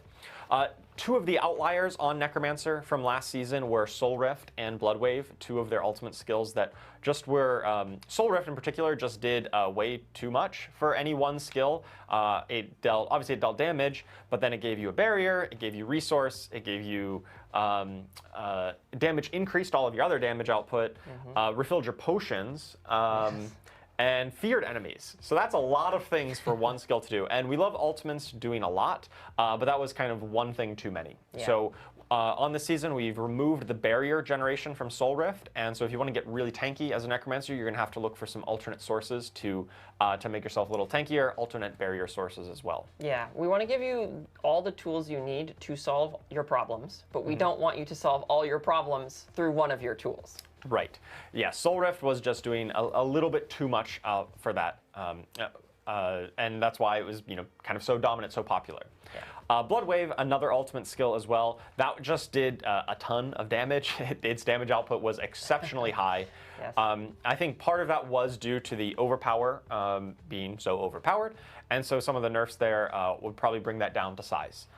So we expect Bloodwave to hopefully not be the absolute dominant way of playing Necromancer, and we hope that some of those other builds like Golem, Bone, and Shadow have a few other ways of playing. We've also got the new unique, the Hand of Nas. This is a pretty cool new way of playing the class, specifically Minion Necromancer. Let's take a look. So the Hand of Nas gives you more skeleton mages. So if you go all in on your mages, you sacrifice your warriors, you sacrifice your golems, you can now summon additional mages for each minion that you sacrificed. So you can have far more mages than before. Yes. And you know, just like any good, you know, RPG, your skeleton mages can get experience and level up. Yeah, So let's go. they attack 25 times, then they get to level up to a skeleton archmage. And when they're in the archmage form, they are harder to kill. They're going to teleport around to safety if they get attacked, and their attacks are going to occasionally shatter and deal bonus damage to the target and nearby enemies.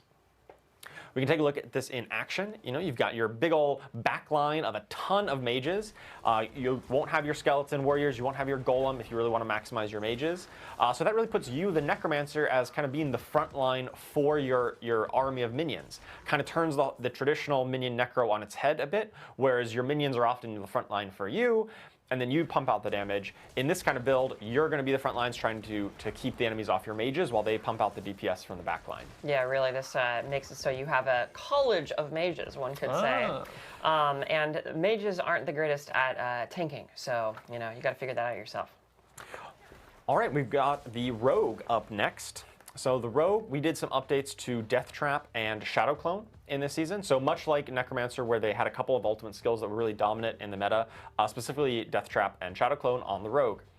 Death Trap was kind of like Soul Rift in a lot of ways, where it did a little bit too much of everything, did pull in, did damage, other damage increases. And the big problem with that from like a balance standpoint was that it was very easy to be able to just hold down the Death Trap button and spam cast it. Yeah. That was due to a number of effects interacting to give you cooldown reduction on it and reset its cooldown, including whenever you overpowered or killed an enemy with it. It would help tick off some of that cooldown reduction. We've removed that functionality, so it's a little bit harder to get to that full zero cooldown Death Trap. If you are still really building your character out, you'll still be able to get there. It'll just be a little bit harder of a journey, similar to the philosophy on Soul Rift. We want you to be able to solve these problems, but it was a little too easy to do it on Death Trap and really short-circuited the progression cycle of building up your character and feeling that growth and that strength. Shadow Clone was doing a ton of damage, much like Bloodwave, and it kind of went a little bit against the fantasy of, you know, your Shadow Clone should be augmenting your strength, and it should be kind of mirroring your damage output. What, in reality, based on what it was doing, was like you did a little bit of damage, and the Shadow Clone dealt a ton of damage. Yeah, it felt more like you were the Shadow Clone. Yes, it did feel like that.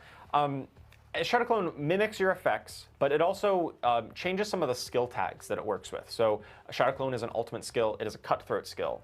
So no matter what it's casting, that skill is an ultimate and cutthroat skill. It basically allowed it to access some extra multipliers, some extra bonuses. Baseline, there is a kind of damage penalty on the Shadow Clone, and we've kind of increased that so it doesn't deal quite as much percentage damage, but is still a good modifier to your damage output. And we've also added some damage reduction component to it. So the Shadow Clone kind of takes some of the hits for you, right? Takes you know, some of your damage and gives you that damage reduction instead. We talked about key passive earlier.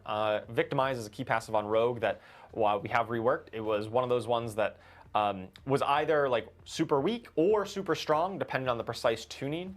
And it really was struggled to get that into to balance it well against other options. Right. And so we've done a rework here where it's damaging vulnerable enemies is going to cause them to do a burst of damage, but then you also deal multiplicative increased damage to those targets after you burst, you trigger that victimize effect on them. And we think this will get it to a much healthier state where it's like more consistently useful rather than all or nothing. And the new unique for Rogue this season is the Death Mask of Nirmatrek. And this one works with your flurry builds. Let's take a look here. So the Death Mask, you can now overexert yourself while casting Flurry. And what does that mean? That is a new term to Diablo 4. It means that if you don't have enough energy, you're going to spend life instead to cast your Flurry. And when you do spend life to cast Flurry, it's going to increase its damage and your attack speed rather substantially for a period of time. So you do get to go real fast, attack real quick, but be warned, the faster you attack without any energy, the more life you're spending, the closer to death you're going to get. It's called a Death Mask for a reason. Right, we've got a clip of this in action. So you are running through, you are dashing to enemies around, and casting Flurry super fast, even when you are out of energy, and now your life total is going to start draining the more flurries you cast. I never get tired of this clip. It's perfect. It's so ludicrous. It is a great clip. Really embodies that like fast, stabby, frantic style that rogues are known for. Yeah. And definitely, I love how this like turns your build crafting options on its head. Typically, you want to get, oh, give me tons of resource generation. But you don't necessarily want that here, right? You want to be on low resource so that you can trigger the spending life. Because this effect basically does nothing if you're not spending life. And for all those hardcore players out there, be very warned that this one, it won't actually kill you, but it can bring you down to about 8% life, at which point pretty much anything else will kill you. It will certainly help you die, that's for sure. Aizen, you were talking about running this on hardcore for next season, right? I was. I might be a little crazy. All right, let's move on to the Sorceress. So the Sorceress, we've got updates here to Lightning Spear was one of the big ones.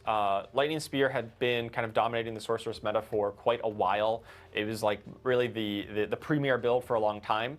And this had a really interesting situation where out of the box, Lightning Spear was kind of terrible, right? You look at this skill and you're like, okay, how much damage does it do? How many enemies does it hit? What's its cooldown? And you're like, oh, this is awful. Like, it doesn't do anything. And then you get Splintering Energy, the legendary aspect, and suddenly it goes from nothing to best skill in the game. Yeah, and we don't want skills out of the box to feel useless. We want them to feel powerful and good. And we also don't want aspects to have to carry that much weight on their shoulders. It's not good for either the base skill or the aspect. So in this season, we've buffed up the base values of Lightning Spear rather substantially. I think it was like a 4 or 5 times increased damage. But we've looked at the Splintering Energy legendary and brought that down rather substantially. To be clear here, our goal is still that Lightning Spear, we do not want it to be the best way of playing Sorceress. It has had its time in the sun for a few seasons now. It's really been, I think it's time for some other options to rise up and be like some of the stronger builds on Sorceress. We still want it to be a viable way to play. We don't want to completely kill it to nothing, but it shouldn't be the absolute dominant or strongest way to play here Sorceress moving forward. To that point, we've updated Icefall and Firestarter. Icefall is a legendary Paragon node that works with your Frost skills. Those cold skills are going to do quite a bit more damage with this. So just some numerical buffs there. And the Firestarter, that's a legendary aspect that works with your flame skills. You know, the other 2 builds outside of Lightning on Sorceress. Firestarter previously just did kind of a chunk of moderate fire damage, but wasn't anything special. Now it also gives you multiplicative fire damage, which is really good if you are picking, say, the Fire Infusion Catalyst for your Heroic Spellcraft. Oh, true. Or some crazy new unique that might be making its way into Yeah, a crazy unique like the Ophidian Iris. Oh, whoa. Let's take a look at the Ophidian Iris. This is the new unique amulet that works with your Hydra skill. It makes Hydra into a core skill, and it's always going to summon a 3-headed Hydra, and those Hydra's attacks explode on impact. Now, previously, you could build up effects that gave you more heads to your Hydra, and for every head above 3 that your Hydra would have had, instead it grows in size and deals multiplicatively more damage. We tested this out on the PTR, and one of the big points of feedback was that there's kind of 2 ways of building Hydra. You can build with more crit focus, like crit and fire, or more burning damage focus. And previously, the affixes on the Ophidian Iris really tried to force you into the critical strike version of the build. And we've updated them here, so we removed that critical strike chance and added attack speed, which is good for both. And changed the ranks of the passive over to Primordial Binding, which is once again good for both, rather than giving you the Critical Strike Pyromancy effect. Just being a bit more generic and allow you to play it whichever way you like and kind of equally support it. Let's take a look at this clip of the before and after in this terms of size. So on the left, you got your little piddly, normal-sized Hydra. If you build up a whole bunch of bonus Hydra heads, you get the big boy Hydras on the right, whose attacks explode on impact. Obviously, they deal a ton more damage. They kill the enemies much faster. And it just looks a lot bigger and a lot more visually impressive. They are absolute units. They really are. You get to become a Hydra parent. And also, honestly, I've never felt bad for a Khazra test dummy before, but I feel kind of bad for this guy. Yeah. I'm really looking forward to playing with this one on next season. Yeah, this will be. This is exactly what I'll be running for season 9, Charles. That's sweet. All right, let's move on to the final class, Spiritborn. So for Spiritborn this season, we've looked at updating the Razor Wings build. That's a build that has had some support but never really quite got there. We've made some adjustments to some of the legendaries and that affect that build to really help bring it up and make it a bit more robustly supported. I want to talk a little bit about the Hunter. That's the Jaguar ultimate skill. We tested a change on the PTR where we, so currently on Season 8, and ever since it's launched, it had this mechanic where if you kill an enemy while the Hunter is active, it has a chance to reset its cooldown completely. So if you get lucky and you get a lot of kills, you can kind of spam cast Hunter until you, until you miss, basically. Right. We tested out a change on the PTR where instead of doing that, it would just give a more consistent amount of cooldown reduction. And this was, we heard loud and clear that that is not fun. It was really not what you wanted. Players really liked that kind of feast or famine version of Hunter, where it had that gameplay texture of constantly resetting and that mini game of making sure you maximize the number of kills for the short duration that it's active. Yeah, it had really it evolved. Everything that they've talked about here, every single class change, almost without exception, has already been talked about in the previous Campfire. But I want to talk to you about what he just said. I'll talk about it more in a second. Exactly what he just said is the problem with D4. D4 tries to make everything this smooth progression. Here's 20% cooldown and just play like that. And he said players hate that. They want feast or famine. I don't want to run POE1 maps and get 10 Chaos Orbs every single time. I want to get 0 Chaos Orbs, and then 15, and then 2, and then 7 Divines, and then -10. That's exactly the problem with D4 overarching. That's the problem, is everything is so linear and... Now will give you other ways of giving multiplicative damage whenever you have them active. The Devourer will give you multiplicative poison damage. The Gorilla Ultimate, the Protector, will give you bonus damage while you stand in his area that he's pounding down on, gives you that area of power. And the Seeker, the Eagle Ultimate, will give you guaranteed critical strikes while it's active. Awesome. And finally, we've got the new unique item, a Balazan's Max Latel. We've got, I've been working on that pronunciation. Nice. So good. Been working on that one. Nailed it. All right, so Balazan's Max Latel, we've got, let's take a look at that. This is the new Pants unique. It triggers when you attack enemies who are close, it'll trigger your Thorns damage as poisoning damage. So it's like poison and Thorns combination here. And every time that you've retaliated with Thorns, so you've gotten hit recently, then that poisoning damage is going to increase. I really love this unique because it speaks to the spirit of Thorns, which is like, I must be hit and then I retaliate. Right. But like expands on that, which is really cool. Yeah, and it gives you more consistent value. Like if you're not getting hit, your Thorns was worthless. Now you building up Thorns is still positive offensive value, even if you're not getting hit. But of course, getting hit and triggering those Thorns is going to get you even stronger. On the PTR, this was definitely very powerful. Very powerful. Very, very strong. We did adjust its numbers down quite substantially. The percentage of Thorns converted has been reduced. We still expect this to be a very powerful build, but it's gotten brought down a notch or two because it was by far the most powerful build that we saw on the PTR. Yeah. All right, we've got a clip of this in action here. Right, so you're standing in the middle, you're getting hit, you're clicking your defensive skill so that you can survive, and then once you get hit and stack that up, you can go around and apply bonus poisoning Thorns damage to all of the enemies around you. Those idiots. Why are they even hitting you? I don't know. All right, and so that covers all of the class updates. Once again, make sure you check out the patch notes after this live stream here. Check out the blog. It's got all of the details. I kind of glossed over some of them because there's so many details to go into. That's a lot. Go and check those out for all of the very specific changes that we're making come Season 9. And can't wait for you to see, to try out all of these new effects. Woo! Thank you for that, Charles. Take a bow. Yeah, the patch notes are absolutely massive this season. They won't be hitting in all languages following the stream. We're looking to have those published just prior to the start of the season on July 1st. So some languages will be available, but expect most of them towards the start of the season because the patch notes are absolutely massive. So like Charles said, dive into them, get those changes, and Charles, can we get that Spiritborn unique name one more time? Balazan's Max Latel. Balazan's Max Latel. Heard it here first. The man's a pro. The man's a pro. So as we've gone through the stream, we've got all these great components from Season 9 coming through. We've got the Project Strong Rooms, we've got Escalating Nightmares, we have all these excellent balance changes and class updates coming in. So it feels like we've got this nice cake, and we just need a little bit of frosting and some sprinkles just to finish it off. So I know, Aislinn, you've got some nice little tidbits to get into towards the end in terms of system updates. So what can we look forward to in Season 9? Yeah, so not only have we done all these awesome, specific Season 9 things, we've also done our best to improve the game eternally, or in an evergreen fashion, or permanently, however you want to say it. So yeah, a big thing that we learned from Season 8 is that we really like it when we feel like we have different ways we can play the season. So in Season 8 specifically, you went into the apparition incursions, and it sometimes ended up feeling while you were leveling like you had to do it a bit more than you actually wanted to. Like you'd rather go do some other things.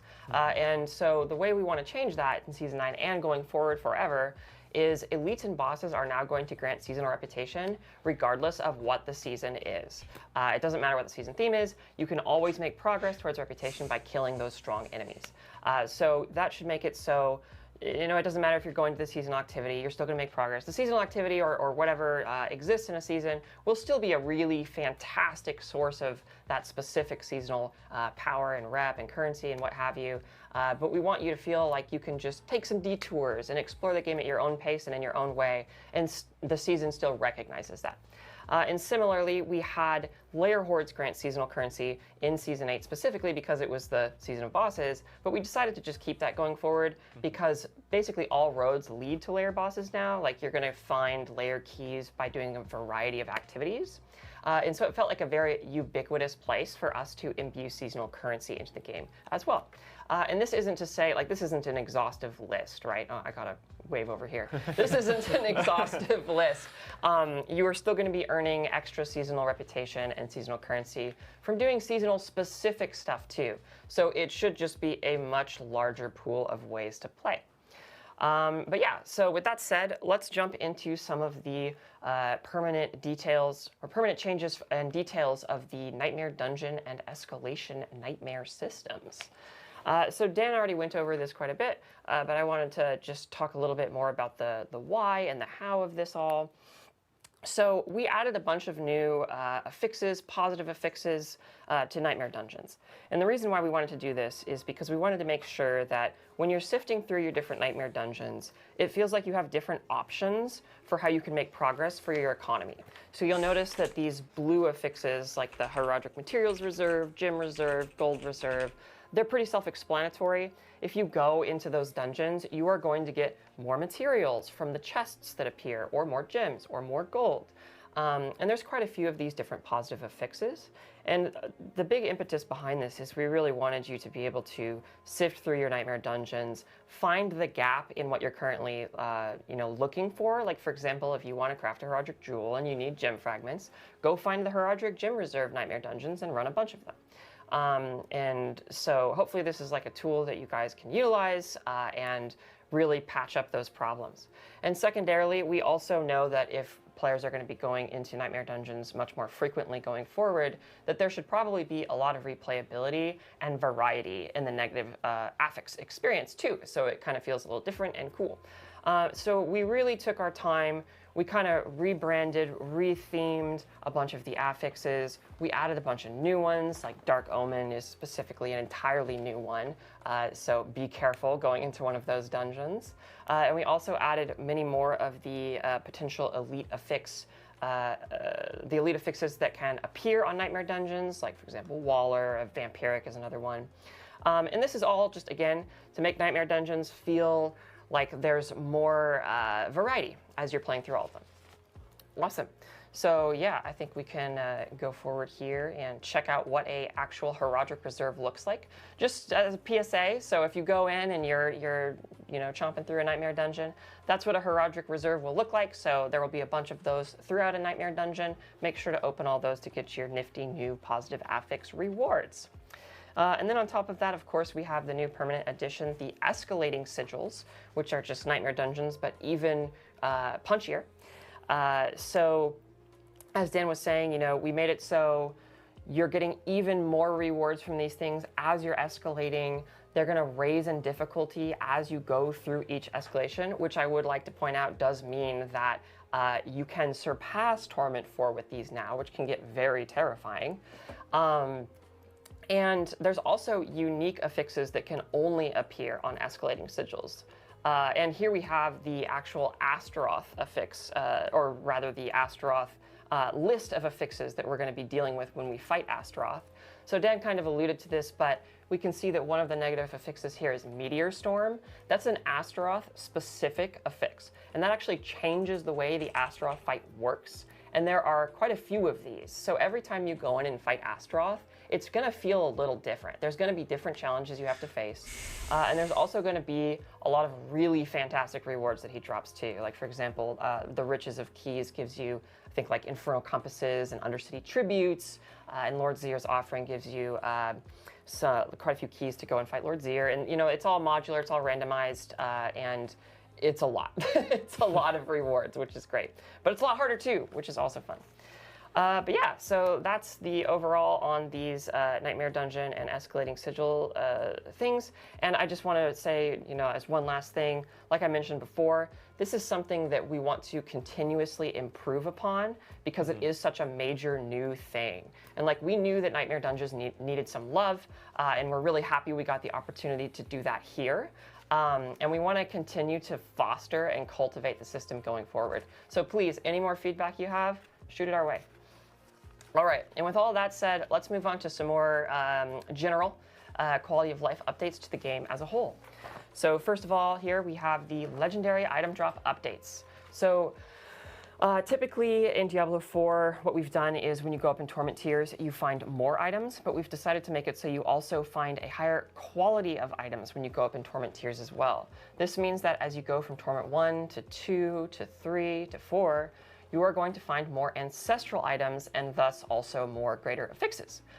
We wanted to do this because we were finding that people on higher Torment tiers, as characters were getting to 2 and 3, etc., the loot wasn't quite keeping up with the state their character was in and what they expected to receive. And so we're trying this out, and you know, let us know what you think. And I just wanted to do a quick call out that this also applies to lair bosses. Like, it applies to everything, but I wanted to specifically call out that it applies to lair bosses, which is great because now we're going to be finding more ancestral versions of lair boss unique items too. All right, let's move on to the resource economy. There's quite a few of these here.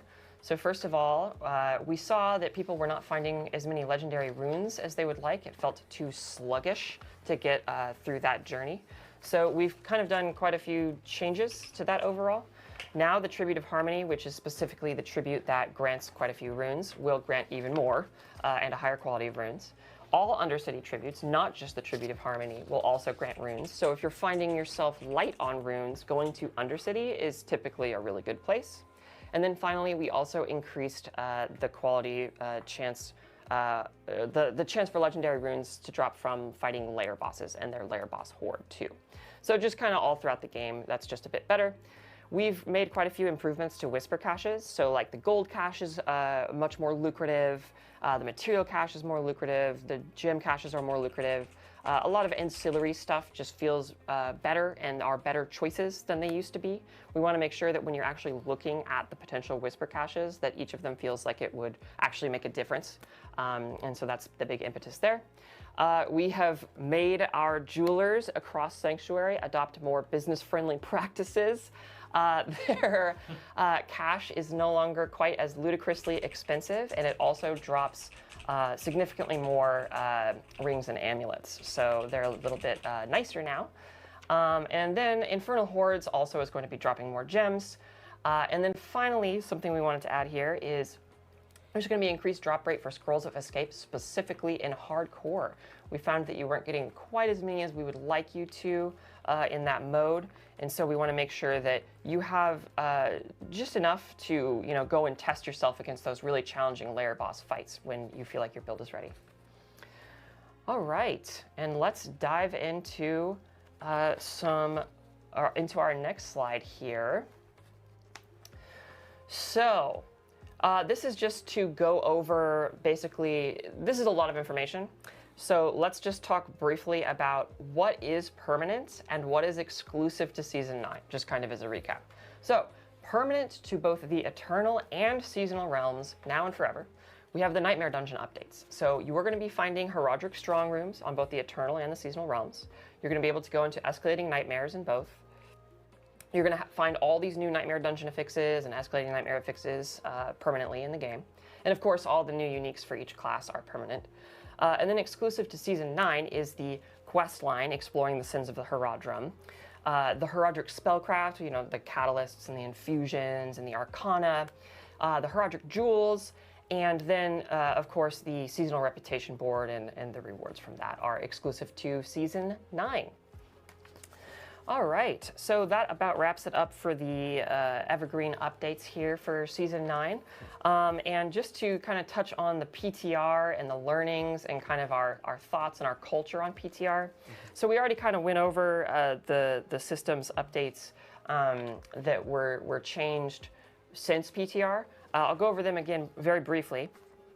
So lair bosses now have an increased chance to drop legendary runes. There's a increased drop rate to Scrolls of Escape in Hardcore, and there was the massive pass on all things Nightmare Dungeon to improve the tuning and make affixes meaner and stuff like that. But I just wanted to take a moment to say that the PTR for us as a team is just amazing. We really cannot stress this enough. Like, when the PTR goes live and you guys start talking about the game, the air in the office is electrifying. We're all so excited to see what you guys have to say, and we're just, you know, we're running around, we're talking to each other, we're like, oh, like, this is, did you see this? Like, maybe we should change this, or, you know, et cetera, et cetera. And it's just great. It's great for the vibes. It's great for the game. And just a heartfelt thank you from us to you for helping us make Diablo as good as it can possibly be. Yeah, we absolutely love reading all the feedback, watching videos that people post, or you know, posting online on social media or other places for feedback on our forums. It's really amazing to see players like trying out the new stuff and giving feedback on what's working, what's not. And then we really do listen and adjust based on that. We try to find the best ways of delivering a really high quality experience every season. And the PTR is really instrumental for us to be able to do that. It absolutely is. And like, this season was wild for PTR updates. We made so many changes, and it was just super helpful to hear everything you guys had to say. Yeah, thank you so much for that. Like, being able to have players jump in, test the content, also gives us such a better feel for how things are going to go in season launch. So then we know we can take a confident step forward, knowing that our players who, you know, are just diehard Diablo 4 fans have given us their greatest feedback. And then when the season launches on July 1st, we now know that we already have all these problems addressed. We've got these bugs that are taken care of, and even just like, you know, in terms of like bugs or challenging or the unique that got entirely overhauled. We now have that chance to make those changes ahead of time. So yeah, from the bottom of our hearts, thank you so much for jumping in and testing and giving us all your feedback, because we appreciate it, and it does make this game a whole lot better. So thank you for that. And that brings us closer to the end of our show. We've got some excellent Q&A lined up for you. So we're going to bring Dan back from Albany, and we do have a few questions lined up. The first thing that we do want to ask our devs here is, for the Heraldric Spellcraft, are those powers account bound? Are they partition bound? Or do you need to level them up specifically for each alt? Yeah, so they're going to be partition bound. So on, for example, seasonal softcore, if you make a new character, you'll have all your progress from your previous seasonal softcore character. So it's partition bound. If you make a new seasonal hardcore character, you would have to find the new Heraldric Spellcraft, but then any future seasonal hardcore character you make would have access to that same progression. Awesome, nice. Okay, we've got our first question coming in from the Sanctuary Discord. Getty asks, how does the team currently feel about boss design? Are invulnerable phases something you're looking to continue with in future bosses? And that's an interesting one, because the Astaroth fight that just came back does have some interesting mechanics that aren't quite invulnerability, but it's more of like a segmented phase. So. Yeah, so that's something that we've been talking about a lot internally, you know, with the new changes to the layer bosses. I think it's something that we, sometimes it's important, like it's cool for like the vibes of the fight if a boss has an invulnerability phase, but we also recognize that like once you get to a point where you feel like you can beat a boss, sometimes the invulnerability phase can feel like an obstacle, potentially an unwanted obstacle. And so the team has definitely been exploring some ways that we can create that similar feeling without necessarily putting a hard stop on a fight. Yeah, there's definitely some examples even already in the game where it's like, hey, if you're able to kind of beat a DPS check and you're able to get the boss like down to a certain amount or kill it before the phase, then you're able to do that. That's definitely one good example that we're definitely looking at kind of replicating in some other boss fights. Nice. Okay, Charmed Chaos. Does the strong room time count against the dungeon's completion time, or are they separate? Dan, you want to take that one? I'm thinking about this right now, and I am not entirely certain. My guess is that it does count towards the dungeon completion time, but yeah, I think we're gonna have to, go back to the team and post an update online about that. Cool. I guess it's a philosophical question of, is the strong room its own realm? Like, are you, defying the logic of where you are in the dungeon? Or, I mean, you do blast through it pretty quick, which is good. But then, you might take your time leaving it or going back in to find some more goodies. So, yeah, that's an excellent question. I've got another one from Why So Blue Panda Bear. Don't be sad, Panda Bear. At Diablo, do we still get Obdicite in these escalation nightmare dungeon runs? Oh, yeah, you do. There's also even there is an affix that increases the amount of Obdicite you get. And again, also the escalating nightmare dungeon runs scale. So scale with rewards, and difficulty. But as you go up and up and up, you just get more Obdicite and the affixes become better. So if you find like the extra Obdicite affix later on, it's like showering Obdicite. It's a lot. That's unreal. That's absolutely unreal. This one's for you. Might be for Aislinn. The Bird King. Has anything been confirmed about GA or general greater affix rates going up at higher torment tiers? Oh, yeah. So that slide we had talking about the increased quality per torment, they will be going up, yes. You're going to be finding more ancestral items, and so consequentially, you're going to be finding more greater affix items and items with more greater affixes as well. Unreal. Thank you for that, Aislinn. Scream Hard. At Diablo, question for Q&A. Will we start to see seasonal power systems incorporated into the base game? There have been several that I was fond of that could add depth. Yeah, I can talk a bit about that. Obviously, every season when we make some of these powers, like the Heraldic Spellcraft or the Witchcraft powers and the boss powers in the past, they were exclusive to that season. Yep. That being said, we are a team with a bunch of designers who are always looking for good ideas, and especially good ideas that have proven to work in the game. And so we definitely, when we're looking at making future systems and future improvements to the game, we are absolutely looking at some of the best performing seasonal powers and thinking about how we can integrate that into the game. So it's very likely you'll see some of the better received and more popular seasonal powers potentially return in the future. But for the time being, they do still exist just in their season.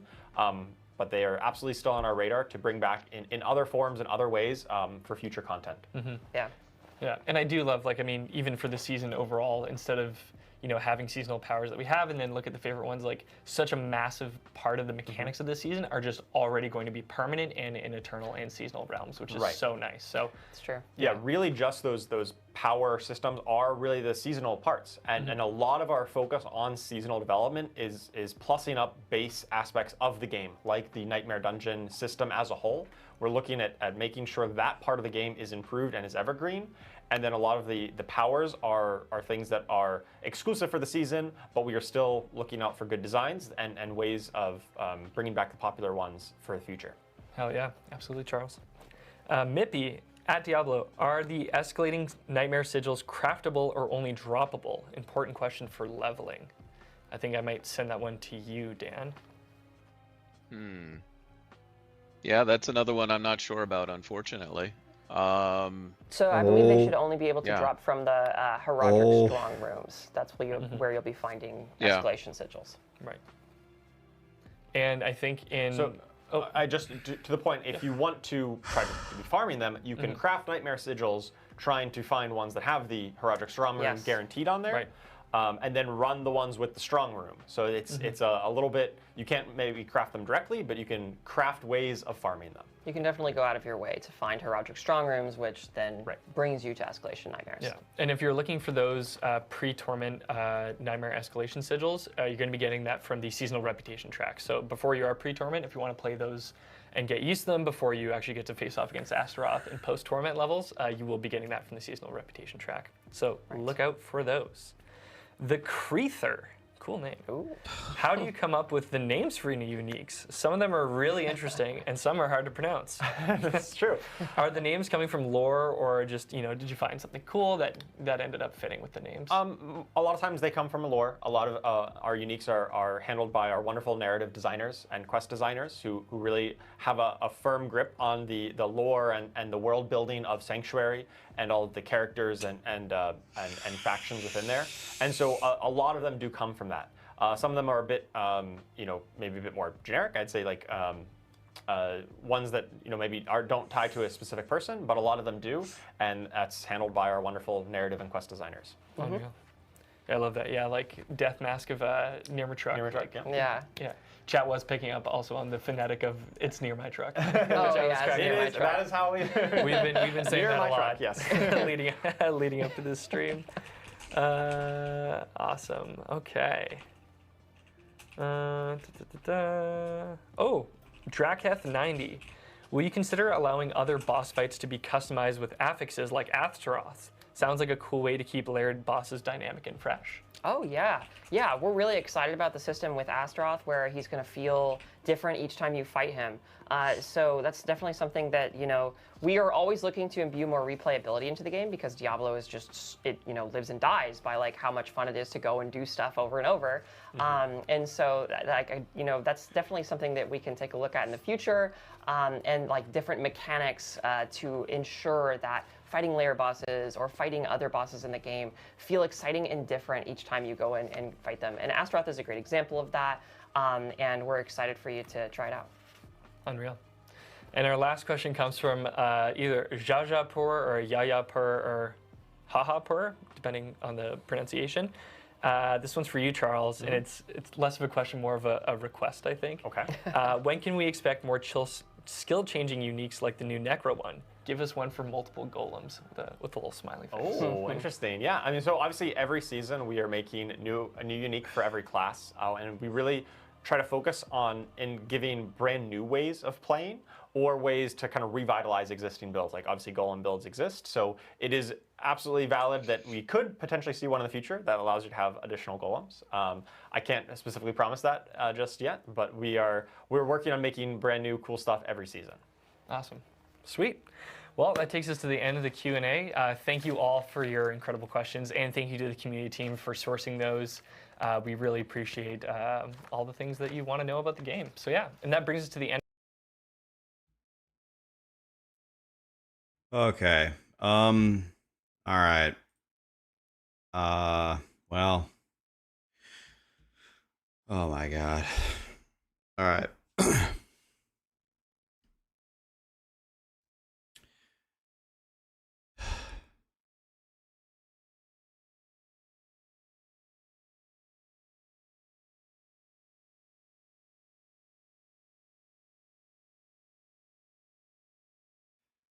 All right, let's quickly go over what we learned in the Season 9 PTR, post-PTR Campfire, and I gotta be honest, it's not anything to do with the presenters themselves. Like, the people from Blizzard are great. I've met a lot of them, but I don't think I've ever been more disappointed or down about D4 than I am right now. I actually... that was not good. That was really not good. Okay, so let me go over really quickly what they talked about, and then I want to talk about some things. So they talked about the Arcana. They nerfed propulsions too fast. They added physical Arcana. They took out the cheat deaths from hardcore. The one thing on there that they talked about that I actually thought was like a good effort or a good takeaway from this post PTR Campfire was they made some significant changes to the Nightmare dungeons, which when I logged in and tried them for a second, they felt indistinguishable to me from regular Nightmare dungeons. They gave it a new UI. They made the events different. They added a penalty if you die to add some difficulty. If you get the max resources, it auto spawns the boss. They put new bosses in the game. They retuned the difficulty. They readjusted the final boss. They put in some new affixes. They scaled the rewards, and they let you do the Nightmare dungeons before you reach Torment. Like, if you listen to that list, like, that's the effort that I need from Blizzard on everything. Like, 1 month ago, you let us try something, we give feedback, and then you have like 10 meaningful changes to advance it in the right direction. If everything went like that, then we'd be in a good spot. So that was the one thing that I listened to that seemed to make the PTR worth it, right? For some reason, I have this twice. The class changes, and one of the things I'm going to talk about here in a second, the Campfire was almost 90 to 95% the same as the Campfire from a month ago. So then I start to ask myself, what is the purpose of these Campfires? All 90% of the class changes that they talked about are identical to what I already talked about in my video 1 month ago. I almost gaslighted myself into believing that we didn't actually already watch this. I actually, in the middle of the presentation on another tab, opened up my own YouTube channel and checked to see, didn't we already go over all this? And we had. So then you could make the obvious statement like, well, the point of the Campfire is to remind people and give people a Twitch drop that the season is coming out in a few days. Fine, but I think the audience that tunes into these Campfires is mostly like is more dedicated than like the more casual player base. So I would imagine that the amount of people that were tuning in to really learn more about the season or more about what you're actually doing is so much higher than the people that just want to glaze over what you already covered. And that was like, it was most of the Campfire, which is one of the reasons that I don't know. I'm just not feeling good about this at all. For the loot, they have higher quality items in higher torments. Previously, it was only additional quantity. And I'm actually kind of surprised that they changed this. And this is kind of the problem with Diablo 4. And Charles made a comment. He was talking about a Spiritborn ultimate. He's talking about the Hunter Spiritborn ultimate, where you try to chain cast it over and over and over until you fail. Then Blizzard changed it to just a flat cooldown rate, and then he made the quote, "Players prefer feast or famine," so he changed it.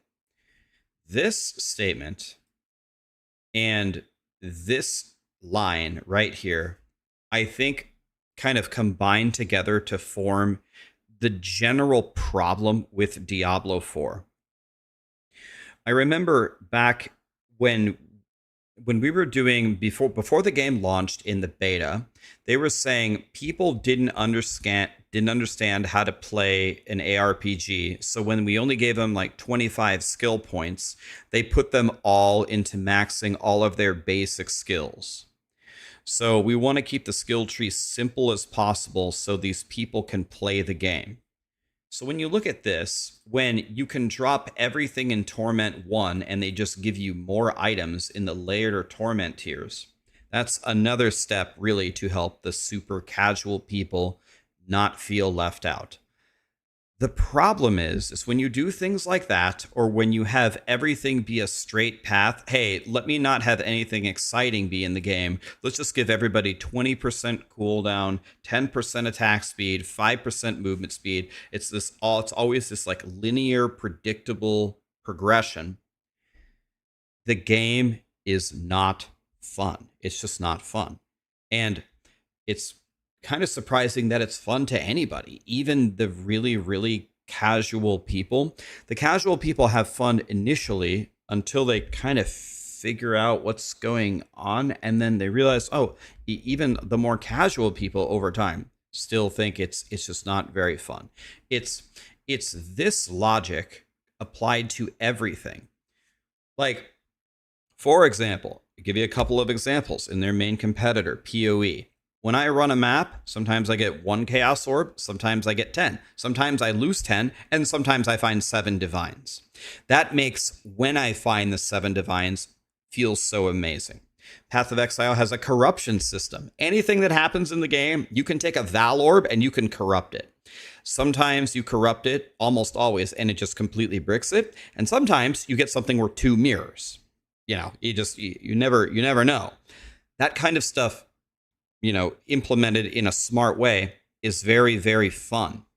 So I really hope that going into the new seasons and these expansions, some of these things that they're saying, like, players prefer feast or famine other than just pressing this button once every 40 seconds. Or, hey, maybe we should actually give you really good items if you progress to the end of the game. Yes. Yes. The problem is when you design a system so people who have no clue what they're doing can succeed, the system that you have sucks. That's the problem here. And I have a feeling I know how the internet works, so I guess I better comment on it. I know how the internet works. So there were 2 moments in the Campfire that were kind of surprising. So they talked about one of the new features that they added was adjusting the timers for the strong rooms and nightmare dungeons. So someone asked the question, does the stronghold timer also apply to the nightmare dungeon? I can already just imagine how the internet works by just floating everywhere. And they didn't know the answer. This is like a fundamental mechanic of their new thing that they added. And then 2 minutes later, they asked, are these new dungeons, the escalating dungeon keys, do they only drop or are they craftable? And they didn't know the answer. So, my morale toward this season and what is happening here is not high, and I don't know what to say, really. I don't know. What can I say?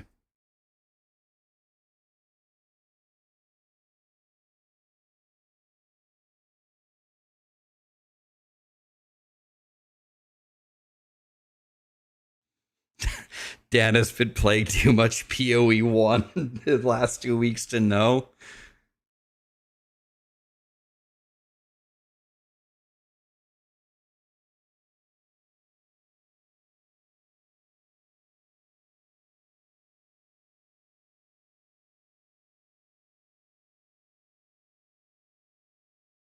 I don't know, man. Like,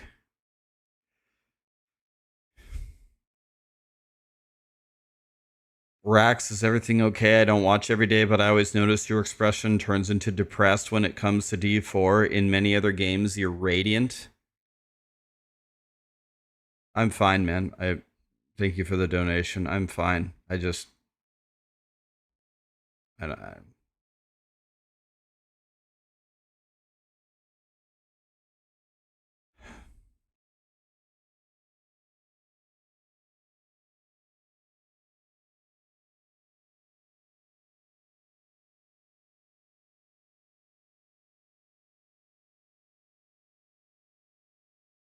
My morale is pretty low right now toward D4. I'm not gonna lie. Thank you for all the subs and the donations. Showing some love as a random lurker. You know, the thing for me, honestly, I grew up playing the Diablo franchise. It's the reason that I was able to become a streamer. I like Blizzard. I still like Blizzard. I like the company. I have a heavy dose of nostalgia here. I grew up playing Diablo 2, and the reason why I'm a streamer is because of Diablo 3, and I'm just like, I don't know. Like, this to me is more than just whatever happens to Diablo 4. This kind of gets me in the feels a little bit, and I'm not a very emotional person at all. Man, dude, I wish we could catch some W's around here. Like, I really, like, it's like a mosquito trying to suck blood from a mummy. It's like I'm trying to find the good news here. It's very hard to find.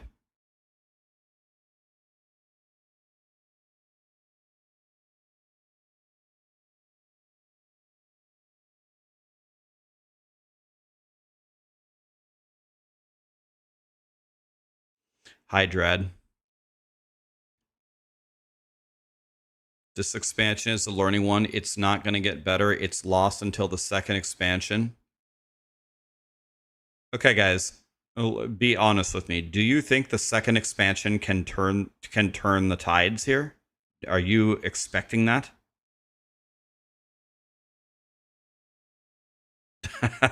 Oh God.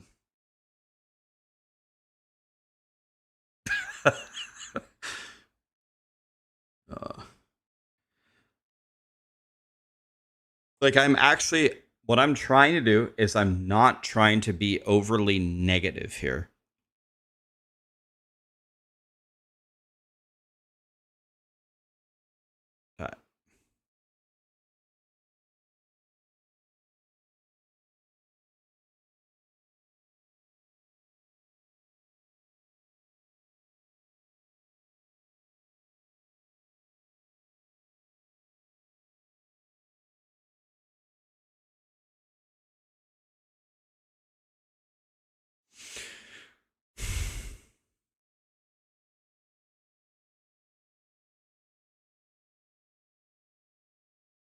They don't, you're not being negative. They just make a game that they don't want you to enjoy. I don't think that's their goal. I think they would love it if we would enjoy it.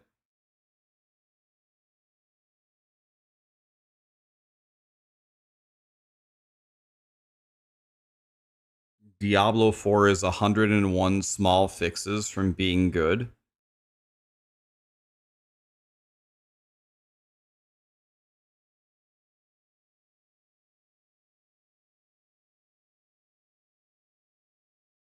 I don't understand what the main purpose of this campfire was. Was it not like 80% just a rehash of what we did 1 month ago? Like, why not make the campfire 30 minutes long and just talk about, like, I guess they take it as an opportunity to market the season that starts in Tuesday, I guess. I don't know.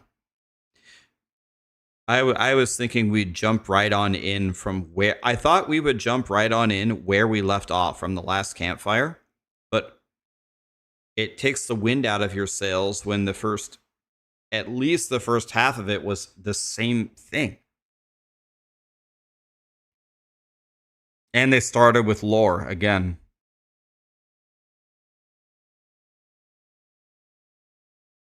It was marketing for those who didn't watch the previous campfire. But is the campfire not for the more quote unquote dedicated players? Do casuals who don't follow D4 tune into the campfire? Do they tune into that?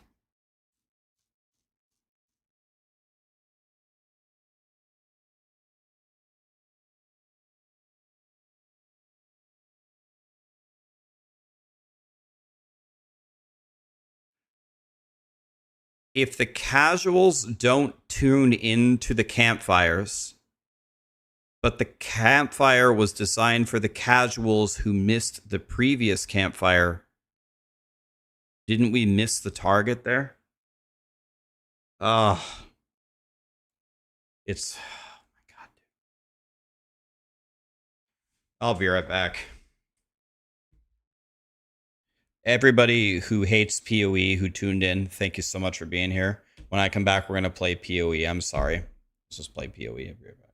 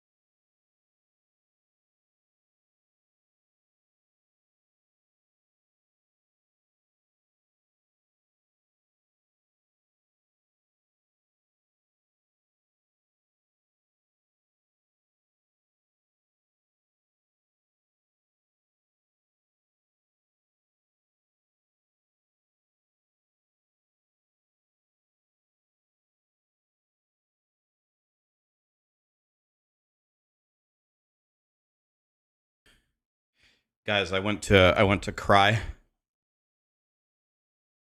I got a good cry in. Now I'm back.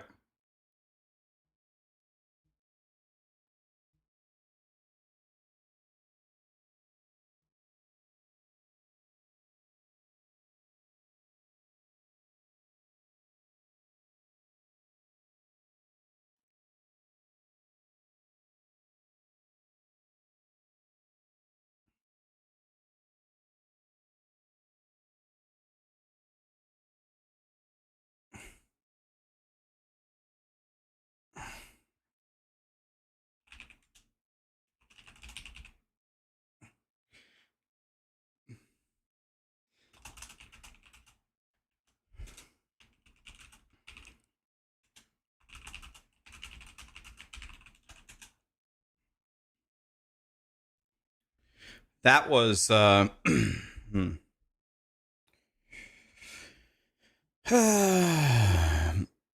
remember the times when Blizzard was making great games and did not release a game if it wasn't finished. I had 3,000 hours in Diablo 2, WoW, and StarCraft and others, and now Diablo 4 makes me sad.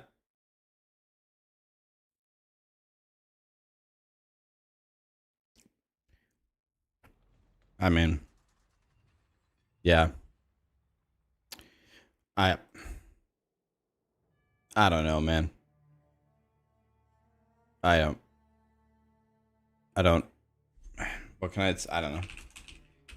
That's how I feel. I don't know. That campfire did not inspire confidence.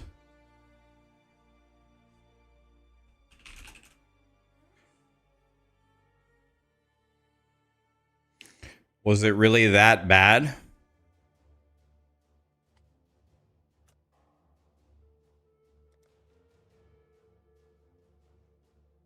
I mean, the fact that none of them were sure how the timer works about whether it closes the strong room or whether it closes the strong room or not, that's insane, is it not? Like, is that not insane?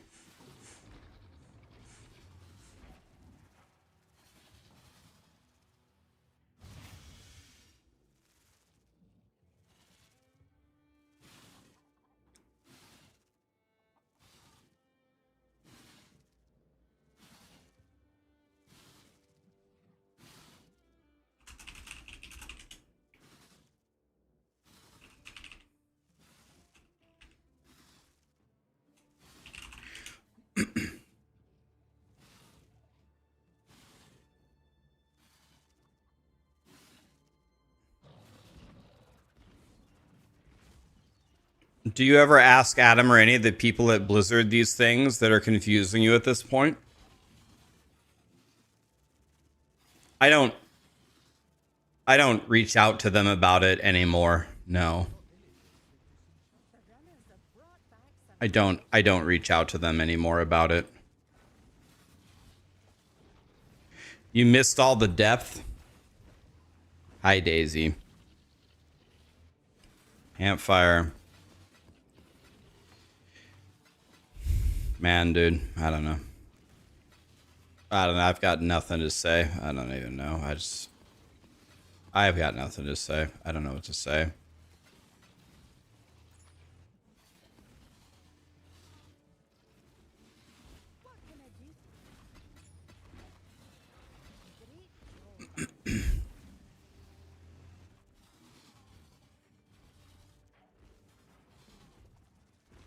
You'd argue that most people are just bored talking about it and they're just not actually mad or emotional for the most part.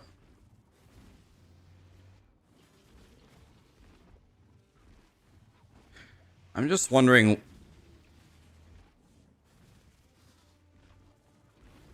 I'm just wondering when D4 will improve, like, substantially. I got a divine from mapping. That's the first time I've gotten one. I don't know, man. It's whatever. I don't know.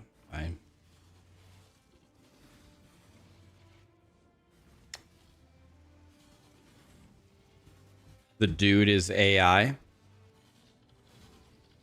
who is AI? Me?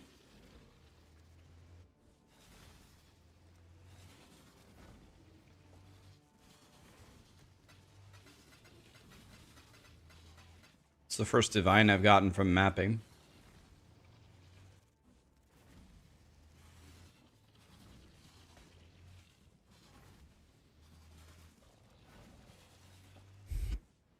Why am I AI? That's what I was going to ask. I was going to ask the same question. What makes me AI?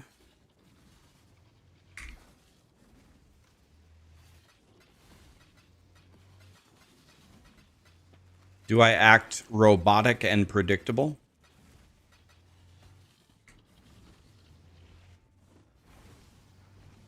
Never seen Rax and AI in the same room, have ya?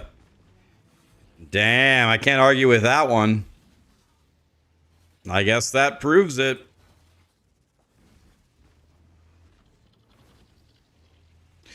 All right, guys, we have something very important to talk about. Smokey, thank you so much for the gifted sub to Frosty. Guys, we have something very important to talk about. This shipment that we just got is 5 million value. 5 million with no dust. 5 million crops. What do we think is in here? Do we think there's more than 2 divine? 0 divines?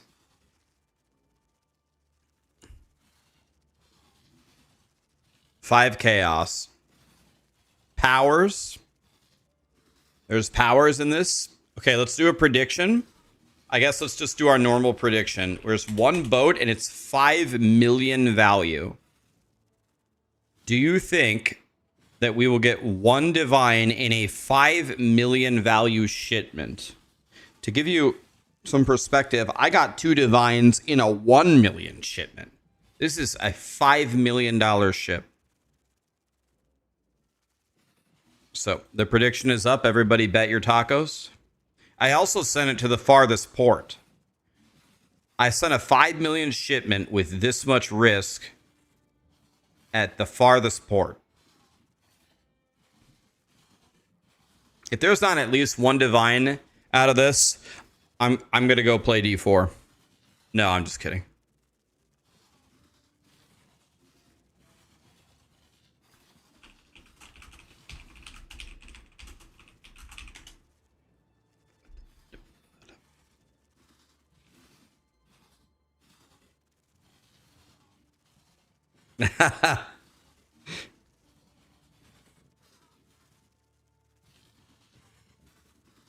Does magic find on a mercenary go to you?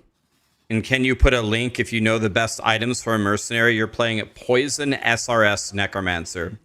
So I haven't seen, I don't know if it works or not, but I haven't really seen anybody do the magic find strat.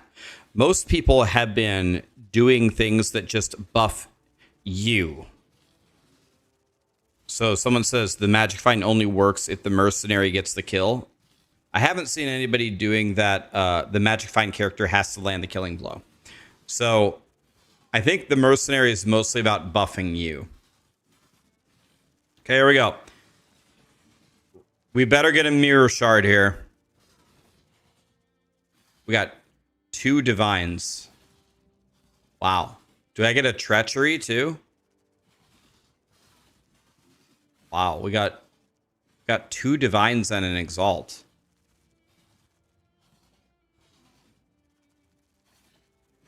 Oh, and we got a sacred orb. Sacred orb is 1/20th of a mirror, right? Or 1/20th is rare. That could have been a mirror shard.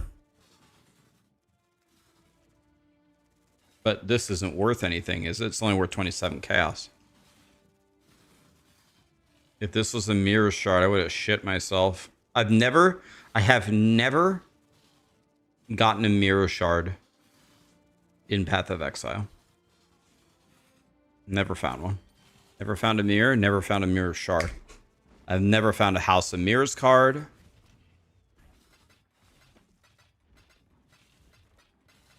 Two divines and a sacred orb. Wow. Wow, that 5 million shipment, very good.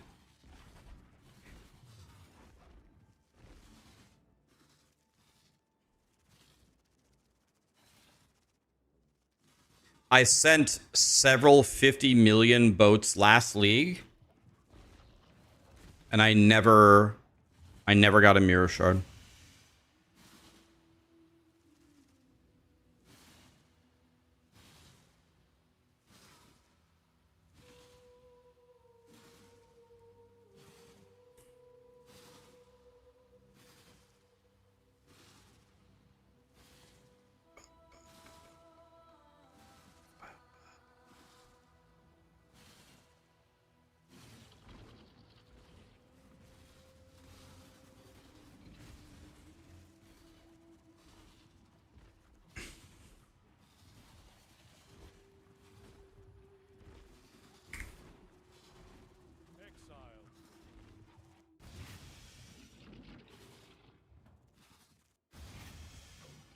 I played Betrayal for a long time this season, for probably more than half of it.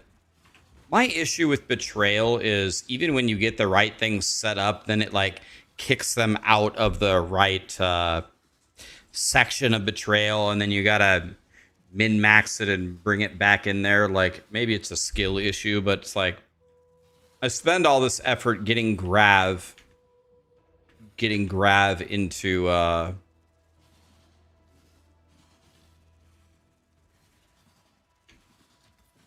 the right spot, and then, oh, what happens?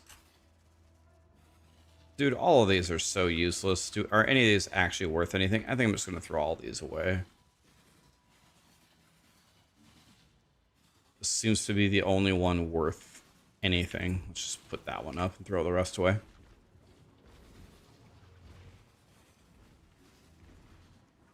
Yeah, so when I was doing Betrayal, I spent all this time getting everybody in the right spot.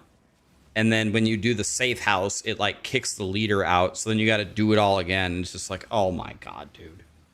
You spend so much time sitting there reading the choices and opening the map and min-maxing it. Some people might like really, really like that gameplay, and that's awesome that that's available for them.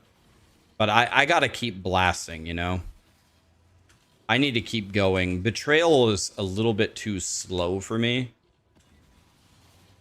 I think. Maybe if I got better at it, or I could make the decisions instantly.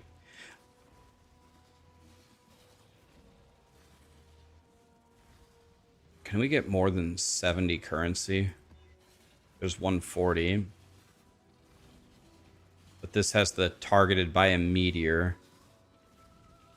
I can't do the meteor stuff, man.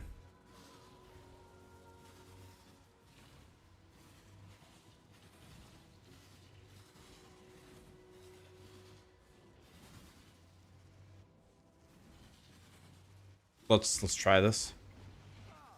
And I need ambush of discernment and then chaos here.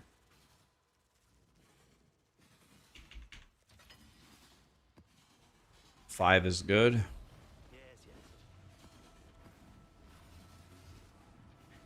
All right. Did I do the 4242 tech on it? Talking to me? 4242 tech.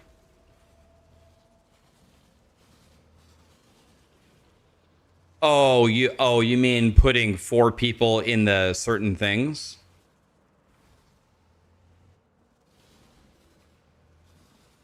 You need to do 2, 2, 5, 5. Then you do the 2s. They replace each other each time. Okay, so you guys know. Okay, you guys know like some advanced strategy that I don't know on how to like set it up. I need to learn that. Maybe if I had learned that, then I would still be doing Betrayal. I mean, those veiled exalted orbs are selling for almost 10 divine apiece.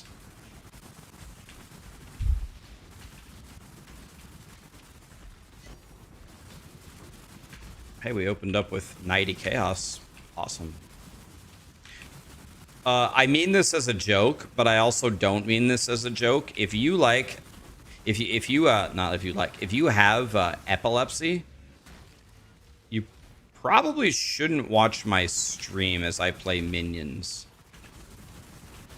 I mean, honestly, probably no one should be watching this because the white light shooting everywhere can't be healthy. Cicerin made a video about it. I might have to watch that. I need to understand. What's the next farm after Dune Legions? It's too easy for snacking. I think next is T16.5 or T17 strong boxes. But I've also heard Abyss is very good. People have said that they've made money from Harbinger. Light apparently is very good for map farming. You can do whatever you want, really. Betrayal is really good if you're good at it, to get the Veiled Exalted Orbs from Katarina.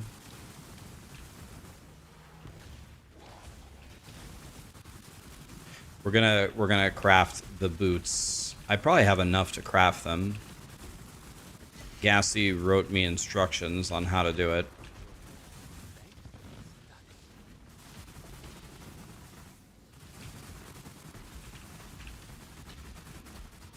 What we have here, we have 2 stack decks. I'll take it.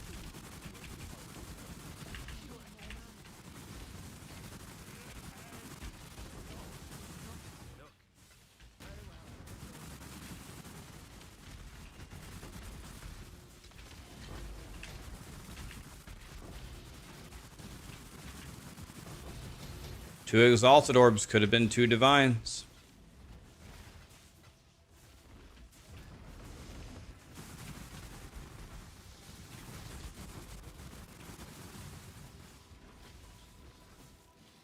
Alright, I'm going to give them double damage. Probably shouldn't do that, but let's do it anyway.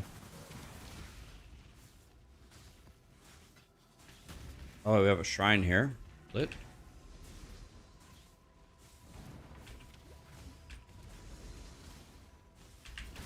Do this.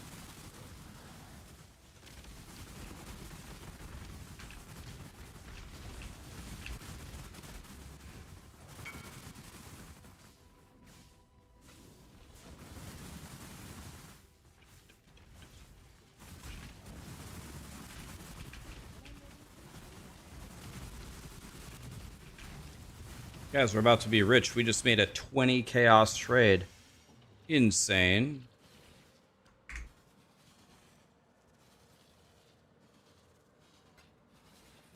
Yeah, you can link a video of what explaining betrayal. You can link it. Sure. Link it.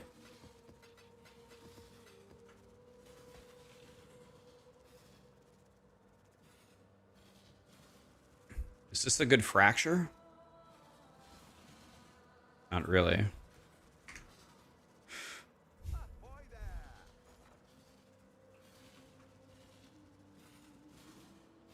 Wow. Wait, Valdos are going up.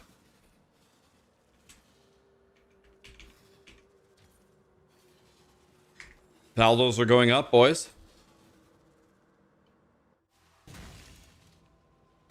Simply Vizniz is the guy to watch for betrayal. I'm going to watch that video. I'm probably not gonna watch it now, but I will watch it. If he can explain to me betrayal and I can like become a god at it, I might do betrayal for that betrayal seems like an insane league starter for trade because those Veiled Exalted Orbs are so valuable from Katarina.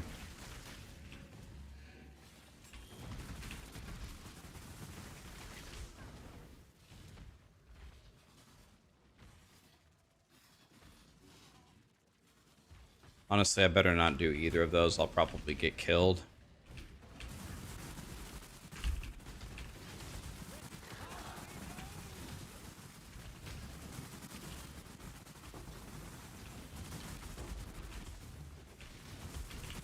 Oh. Rude. Get him, minions. The minions are cooking, boys.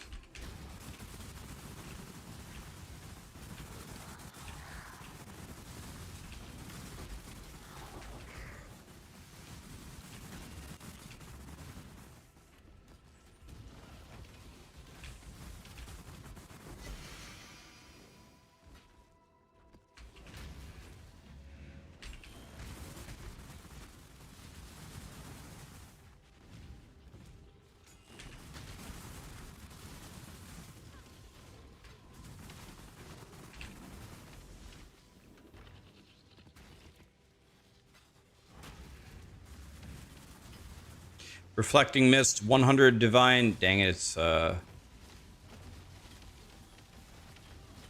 it's a stupid amulet. I wanted it to be a ring with negative a billion lightning res.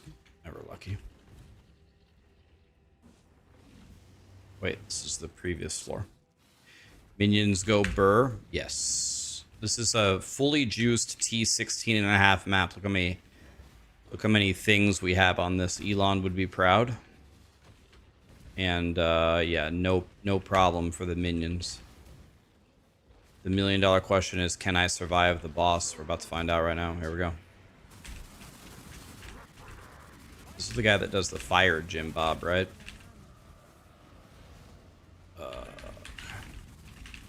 Oh, he just hit me for 5 million damage. Minions killing. Hard to see what we're even doing here. He's dead, right? I don't really know what just happened there. Looks like we won.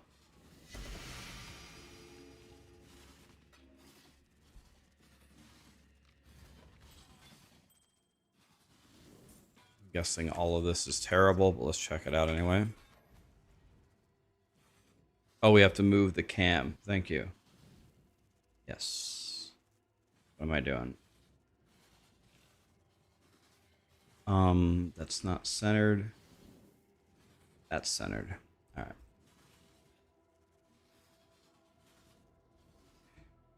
Rip Mr. Turtle. No, my turtle died.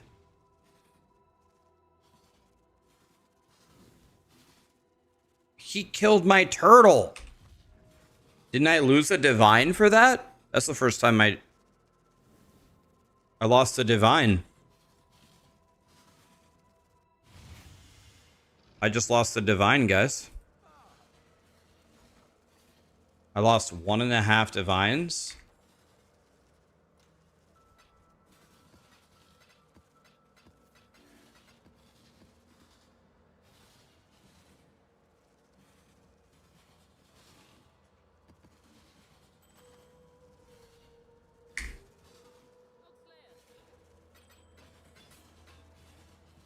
So, yeah, we just lost a ton of money. Well.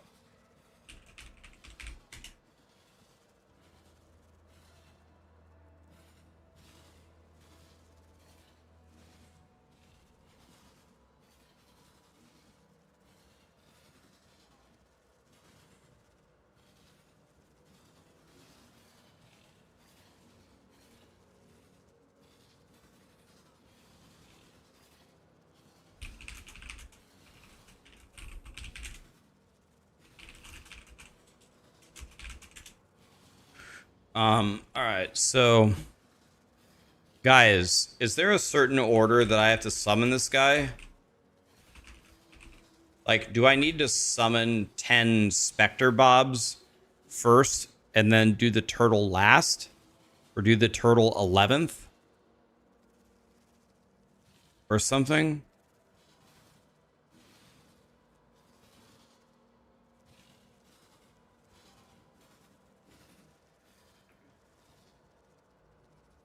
Gassy wants to talk to me. Yeah, my turtle died.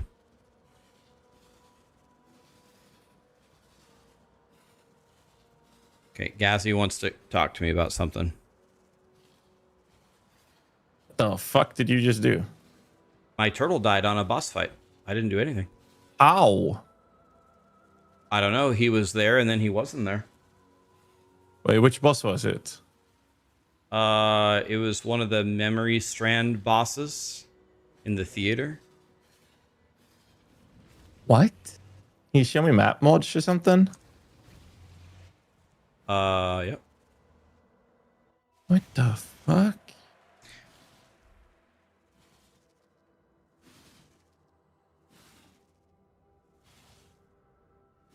Okay.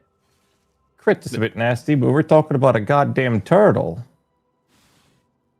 Oh, rare and unique monsters remove 9% of life and mana energy from players of or their minions on hit. There you go.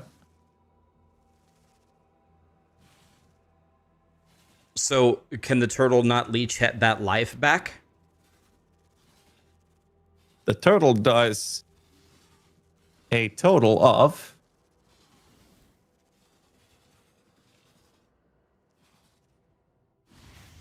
12,000 DPS.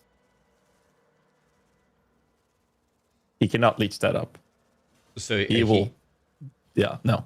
He can't leech it. So you can never run that map mod. No. I stay away from it generally, even without that. On the other hand, the Guardian Turtle needs to be hit by 1.7 million elemental damage before he dies. So that mod is exclusively the only reason he's dead. Okay. So when you summon another minion now, and it would be the turtle, it would be your latest summon minion. But you had a situation before when some of your minions died. Did you redo the summoning process when you did that? Yeah, so I've had my defilers die a couple of times, and I put my specter bar, took off all my stuff, I put my specter thing on, and then I raised their corpses in my hideout. And this is whilst having the Spirit of Fortune, the Guardian Turtle, still alive, whilst you did that? Correct. Okay, so that means, based on what you told me, that means that your Spirit of Fortune right now is actually the oldest summon you have. So if you make any mistakes with your gear and whatnot that lowers your max summon count, that minion's going to die now. So what you'll do, you don't have to resummon everything, but what you want to do is unequip the Desecrate, unequip the Offering, and Spell then Echo? Well, you don't need to do that. You're not summoning those specters. You already have all 10, right? Yes. So first what you do is convocate and try to find where the goddamn totem is. You mean because he's a bit slow. No, the one that is alive right now. Oh, okay. But just try to find him. Yeah, because he's not always on top of you. I see him. Now that you have him on top of you, on your action bar, make sure you get the race specter that is where the support specters with the 3 letters. Okay. Yep. And now you unequip the specter gem that is him, not the wretched defilers, but the support specter gem. You unequip it and slot it back in. This will kill him, and he will become a corpse in your hideout now. Okay, so I take off the raise specter gem in my chest piece, and then put it back on, and then I raise him on top of me.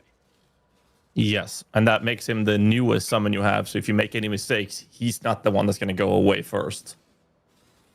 Okay. You don't have to do this. It's just that it's a nice little way to save you from being forced to buy more corpses if you fuck something up. And now you get the Guardian Turtle. You do the same thing.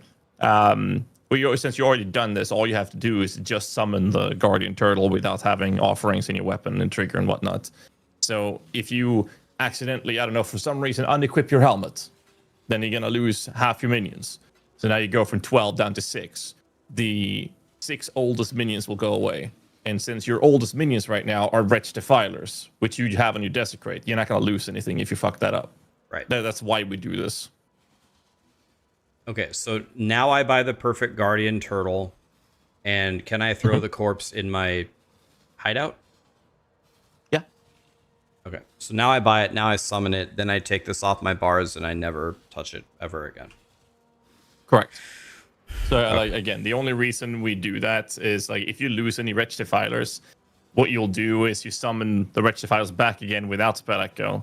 But every time you've done that, you want to do this process. Make sure that the corpses, the specters that cost currency are the newest minions. So if you manage to do something, you accidentally lift your helmet with the map, you kill off half your minions, you're not going to lose something that costs currency. That's the only reason we do this.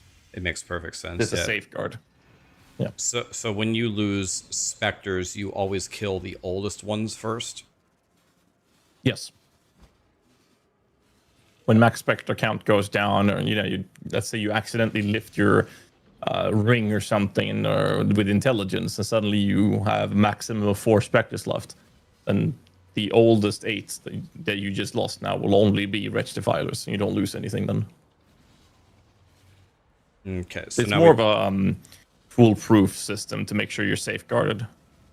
No, it makes perfect sense. So you somehow find a way to get the most expensive gym bobs first. Well, last, but yeah. Well, right. But I understand what you're saying. It's like they're going to be the newest ones. Yeah, the newest ones. Okay, so yeah, you want them to get killed last, but they're the newest summoned. Correct. Okay, so we can just throw this perfect guardian turtle down, and then I resurrect Jim Bob. Mhm. And now he's back, and now I take this off of my bar, and I never put it back on my bar ever again. Yes. And don't do that map mod, because the turtle will die. Oh, believe me, I'm never doing that map mod ever again. That just cost me one divine. That hurt me in my soul. Yeah. That's number 2 for you. I'm on number 5. Join the club. Has your guy died, or did you make a mistake and lose him? Well, let's just say he's never died. Okay. Fuck off. Okay. Well, mine died. So He took a rest in my hideout, and then I accidentally consumed his ass 5 times.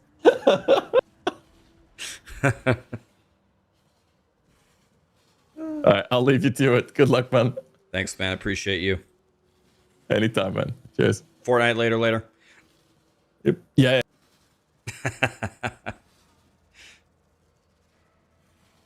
All right, Gazzy, making sure I don't do something stupid.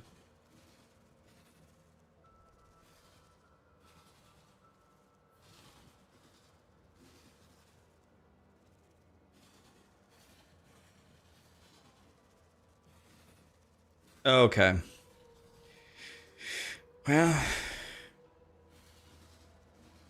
Gazzy did die in a T17 100% deli. He lied. Right, but there's a difference between him dying and his turtle dying, right? Did his turtle die? Yeah, the bad map mod was removes 9% of their life on hit.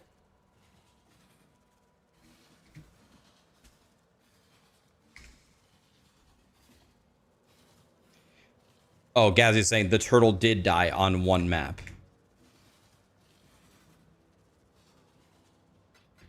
You had 350%. Wait. Isn't it only... It's only 20, right? Oh, it's 80.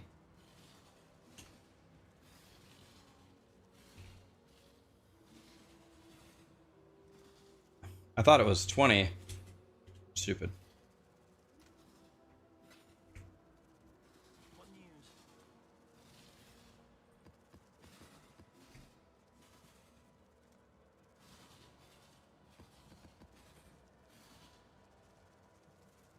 Okay, so we can't run that map mod anymore, otherwise Jim Bob dies. And Jim Bob costs 1 divine to raise.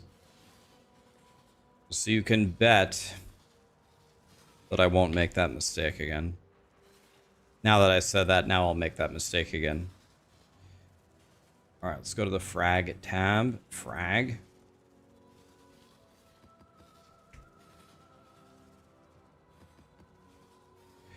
We need more ambush scarabs. What? Dude, why, when you click on this, why doesn't it auto start in the typing thing? That would be such a nice quality of life. Can I buy like 70 of these? Thank you.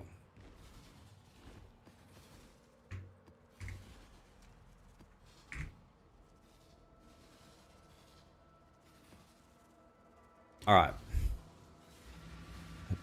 Yeah, it was limit testing. You can control F. Oh. Okay, I didn't know that. That's huge. Gazzy with the hints. This guy knows POE, man.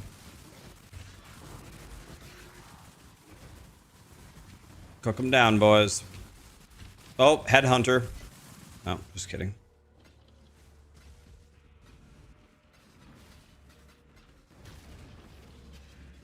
Don't really want either of those. I guess let's just take this.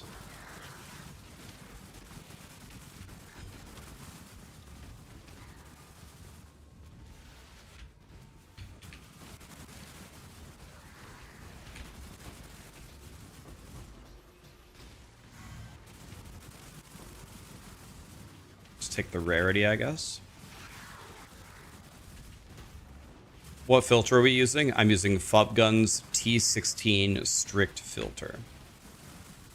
Fubgun's T16 strict filter.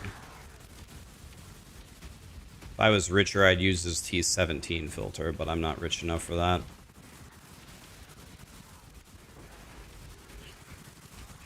Yeah, you're welcome. It might be time to craft some minion boots, boys. When we run these 2 maps, should we craft the try to craft the minion boots? Gazzy sent me instructions. That doesn't mean that I can follow them, but we do have instructions.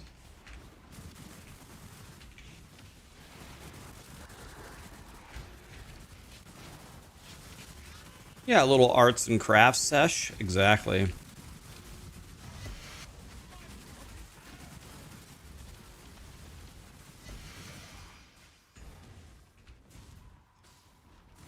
Are pinnacles doable with this build? I don't just think they're doable. I think they're supposedly easy on this build if you have the high budget build.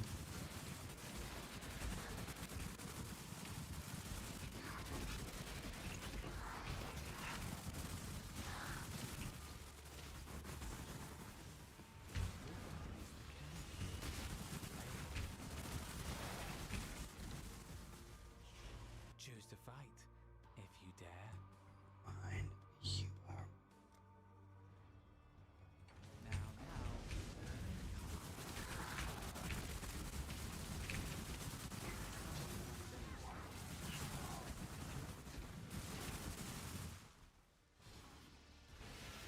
I think 60% fizz reduction is a little bit too much. When we're trying to go up in levels. I don't want these, but I guess we do it anyway. Divine Orb, I'll tell you, we want that. That just paid for my Guardian Turtle, boys. We got the Turtle Boy. By the way, it only cost me 1 Divine. Hell yes. Keep dropping me that kind of stuff, guys.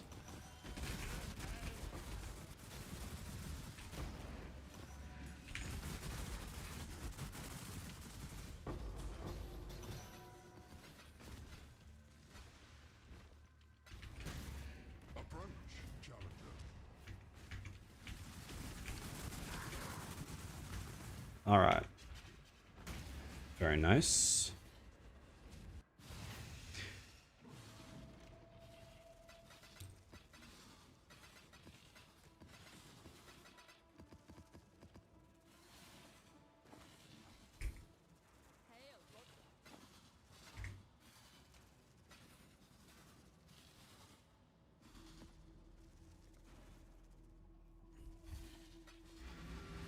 What strat am I running? I'm running strong boxes. But I'm thinking about trying something different because we've been running strong boxes for a while.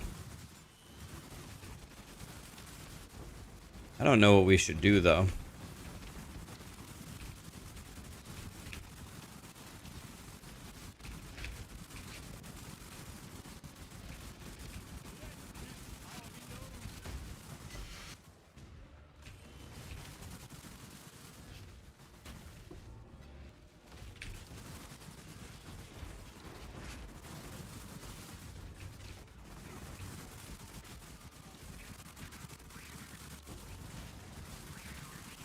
Maps drop can be duplicated. Does not seem worth. Final boss drops orbs of fusing. Also seems completely useless.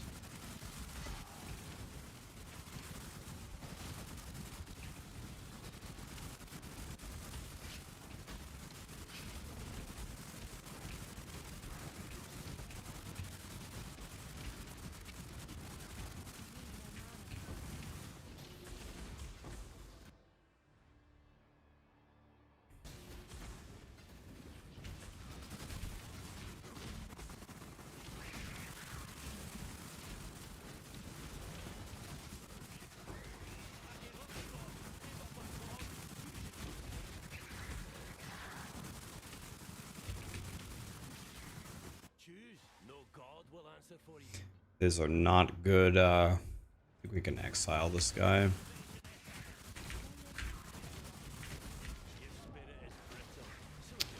A mercenary just 100 owed me. He swung one time. I've capped resistances. Hit me for, what was that? 6.4k effective HP. Still 100 owed me. The boom. Insta 100 -0. He swung and didn't Zizarin die in hardcore with like 9k effective HP and like 90% resistance or something?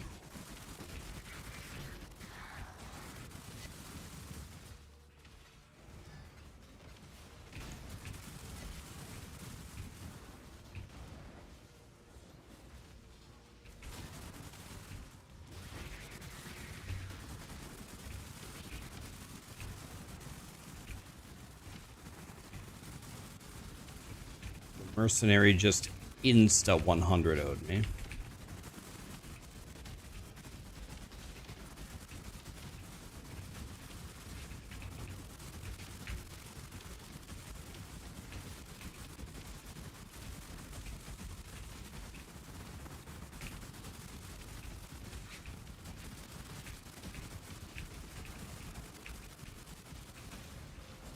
Man, this guy's a god. This guy's soul leader? Yeah, he is.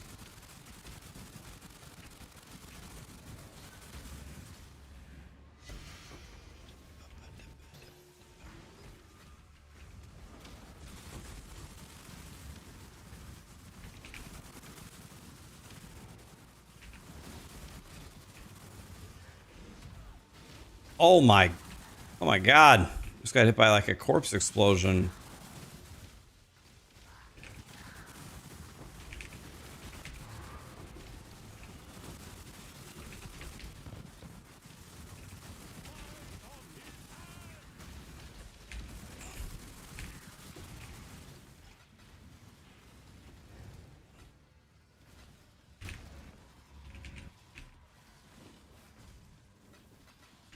Apparently there's another monster alive for the strongbox.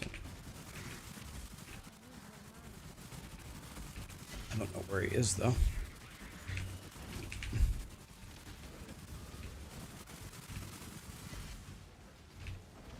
I already have the reduced resistances. I better not take the increased damage as well.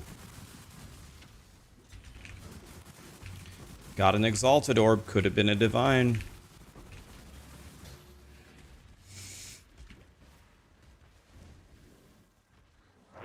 Oh, excuse me.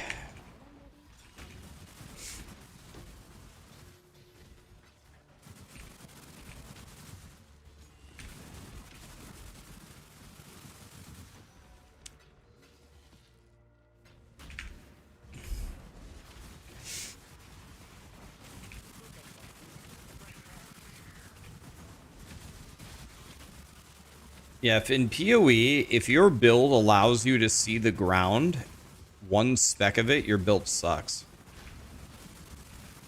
You're definitely doing something wrong if you can see the ground. This should be fine. I should have read the other one. The other one could have been a divine altar. I mean, these are just so bad, man.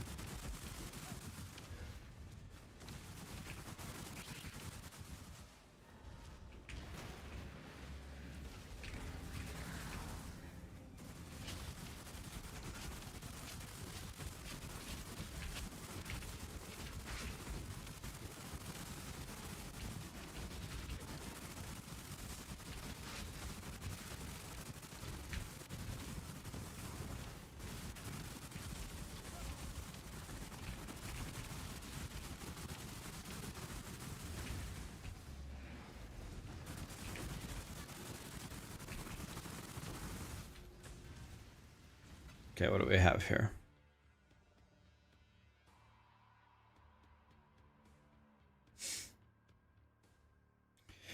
Every single thing here looks like the worst thing I've ever seen in my life. So let's re-roll it. Everything that I see here looks like the worst thing I've ever seen in my life. Man. Ritual, dude.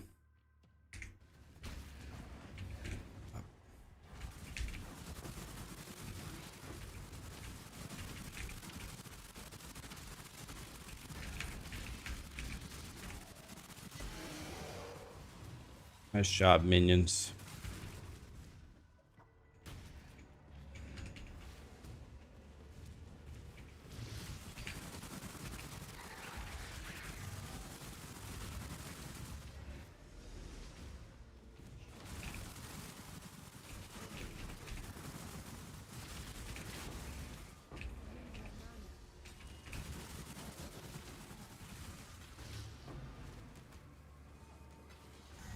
Okay. The final 24 Jim Bobs here. Do this just to spawn some enemies. Okay. What's the goal right now? Now we need to make a new pair of boots, and we're going to try to do it right now because I just ran out of maps. So let's do it now. Let's look at Gazzy's instructions. First step is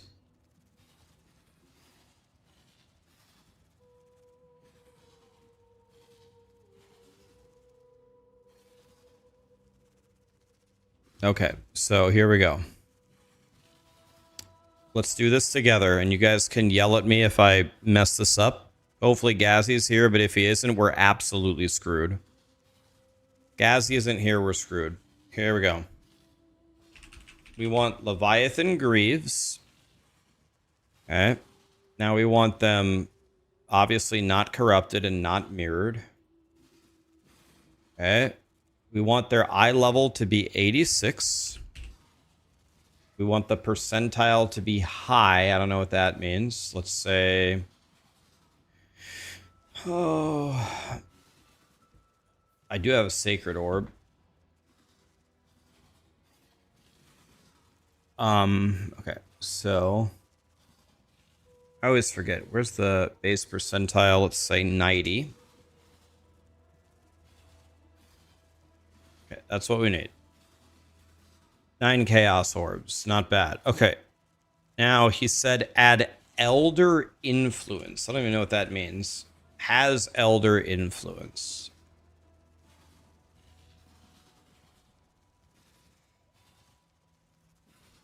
He said if these are expensive,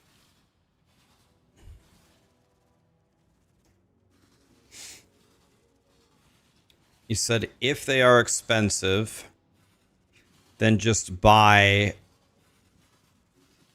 a non-influence with an Elder's Exalt.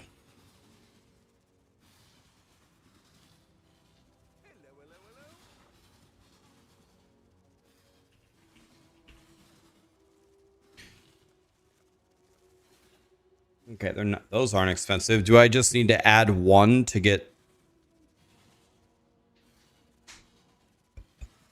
So we're not buying it with Elder Influence. So we'll just buy a cheapo one.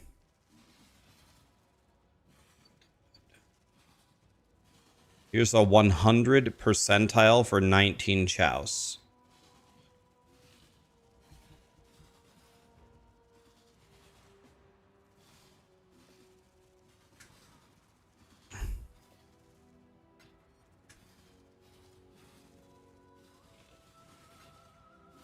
Did I message?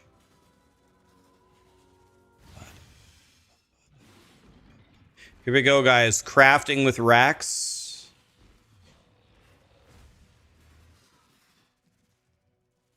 Join the map with us? Send it.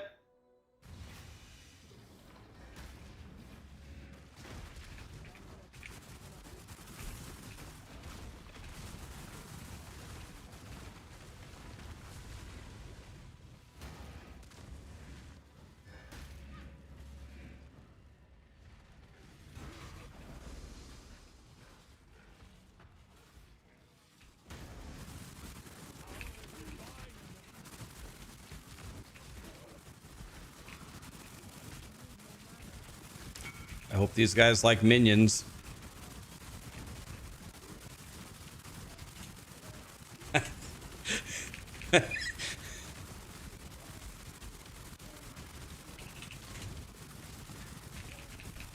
He said, I love your build. I hope you guys didn't like seeing anything. I think they regret inviting me immediately.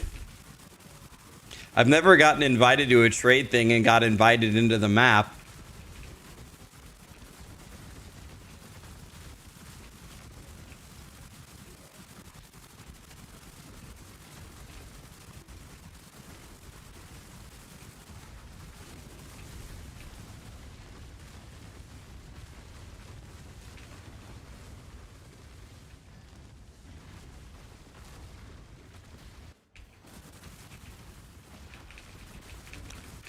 I'll tell you who it was. It was that goddamn Sasquatch. Ow.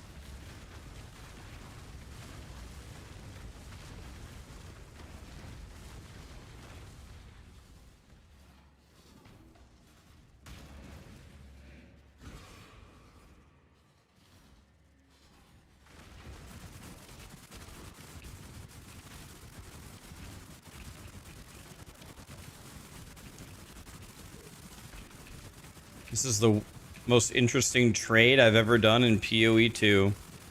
Or POE, I mean. POE1. Can't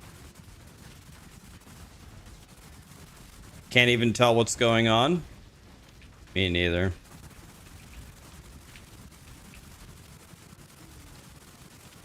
I'll take this corner since nobody seems to be covering this one.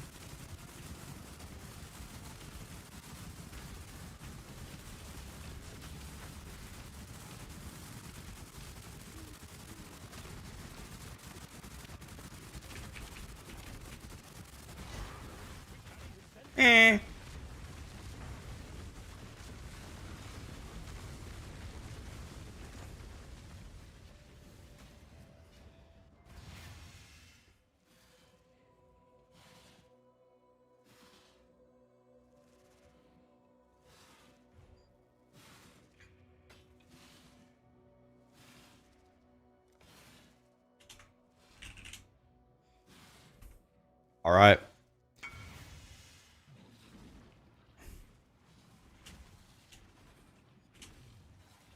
GG's, everybody.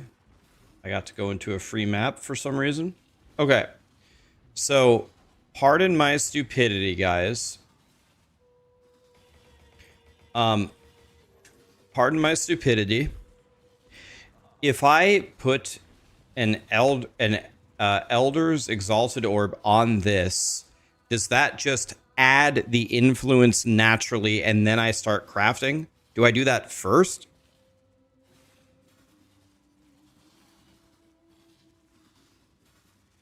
It's because it can fill the prefixes thick. Veiled Exalted is better, but Veiled Exalted costs 9 divines. The influence is permanent. Thank you. Okay, Elder.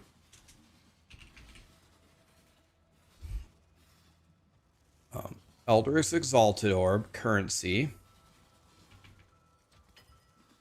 Okay, so here we go. Boom.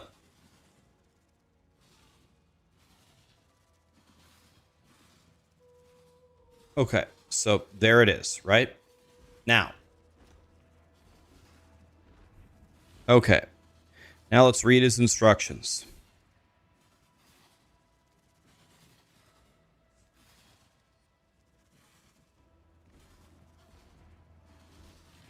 Okay, I'm just going to read it, and then we have to make sense of it. Let's just read this. Spam 1 socket resonators with bound fossils until you hit +1 Spectre gems. That makes sense. If 1 influenced modifier besides the Spectre mod, you Orb of Dominance. If 2, you should annul before trying to make it a 50-50. If the item has good suffixes, but not a second influenced modifier, then you exalt annul until you get a second influenced mod, or you lose whatever good suffixes you had. The good suffixes would be chaos res and a high resistance roll. Repeat the process above until you have a pair of +2 level to Spectre boots.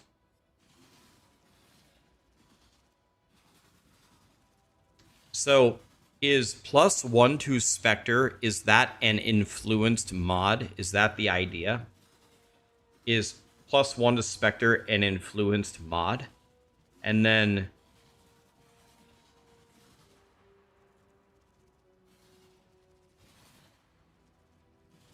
let me read what Orb of Dominance, what it does. That might just explain everything.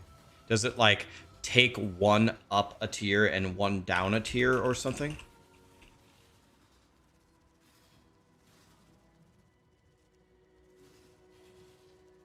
Makes perfect sense. I think I get it. I think I understand. I think I get it.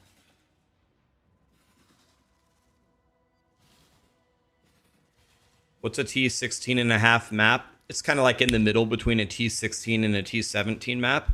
How do you get them? They will just drop naturally, like when you do T16s, or you can get the memory fragment, and they'll open Aegon will open a chain of them, like this. You can also do a chain Jim Bob of them, and that's another way to do it. Try it on Craft of Exile. Now that's an excellent idea. So let's learn on Craft of Exile first. Thank you, Durlagus. You know, you'd think that that would be my first thought every time, but I'm too stupid to think of that. So here we go. So we emulate, import, paste. So what we're going to do is we're going to do fossil crafting with, what are we doing? It's bound, he said? Bound? Bound. So we hit this. And we're looking for... So it has to hit +1 Spectre, right?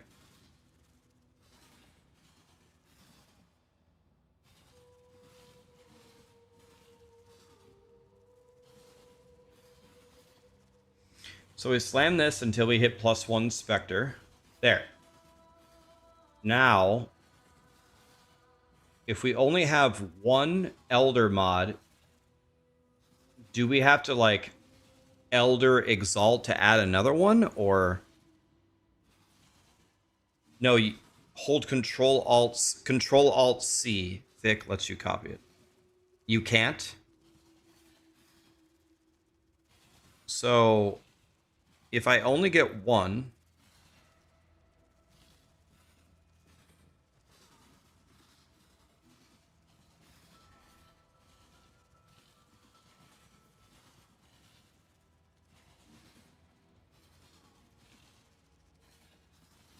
so you only continue if the item either has good suffixes, which it doesn't, or if you get a second influenced modifier. So since we didn't get a second influenced modifier, do we just go again?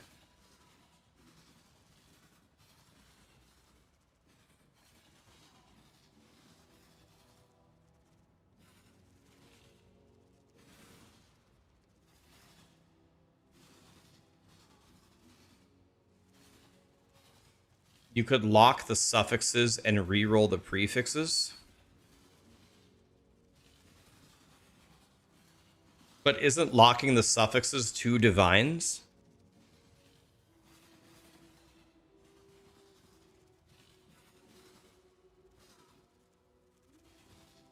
So we...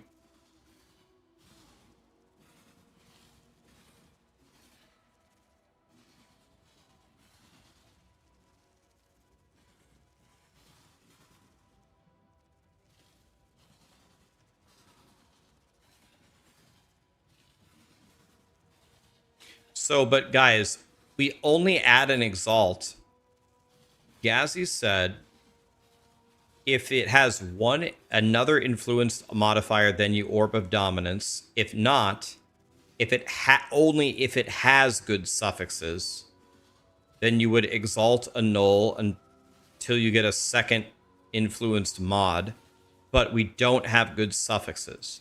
So since this is not a second influence mod, and since it's bad suffixes, we just go again, right?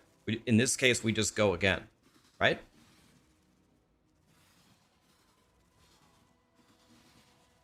We don't have a second elder mod, and we don't have good suffixes. So we just go again, right?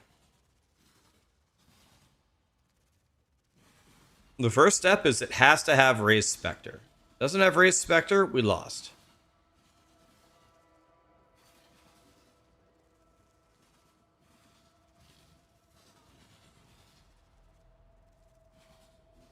There's Raised Spectre. We have one very good, so maybe this is a good suffix. So he said you would exalt here. We don't have another elder mod, right? So we'd exalt, and we did not get an elder, so then we'd annul. Okay, and then we'd exalt. Jesus. I probably just have to keep those. They're better than mine. Okay. That was good. Okay. Okay. I mean, man, these are good. I'd have to keep these, I think, for now. But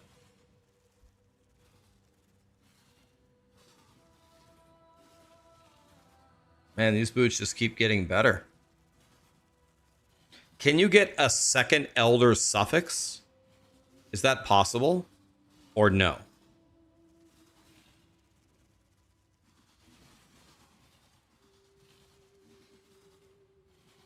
Do the elder things, it's possible, but it's rare.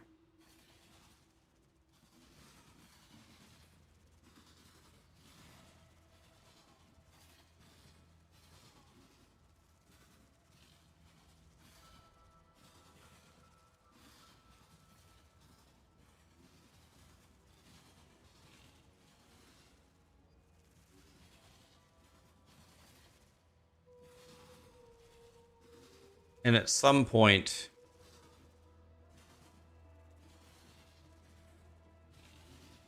it's so much easier. Let's go back to redoing these bound things.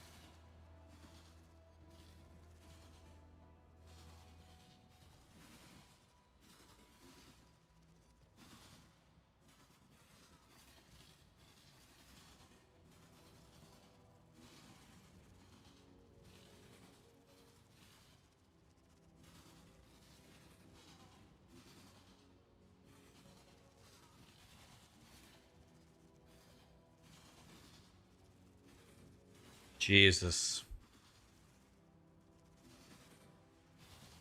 There's Raised Spectre, but the suffixes suck. And no second elder mod.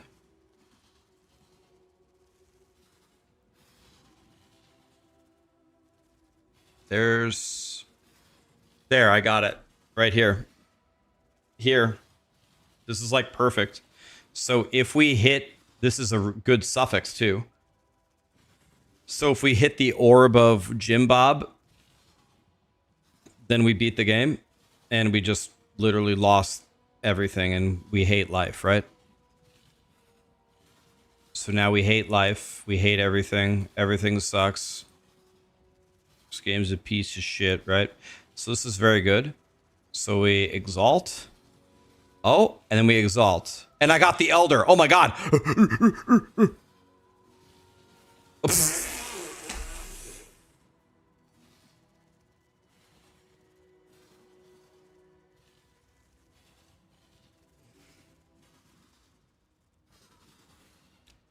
Okay. All right. I understand. All right. Okay. Let's try it.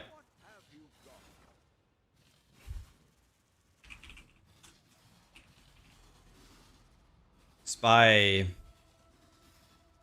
30 of them. Let's try 30 times. And then bound fossil.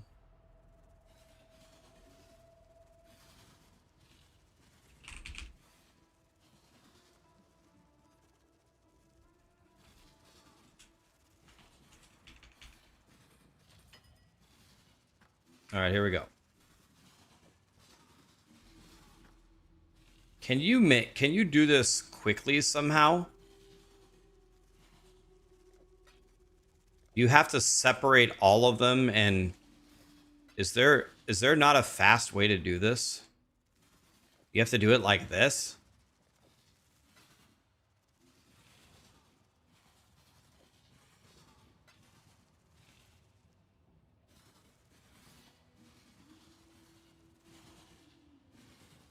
Hold them.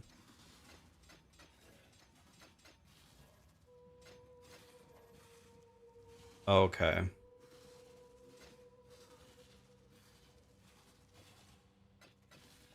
Thank you.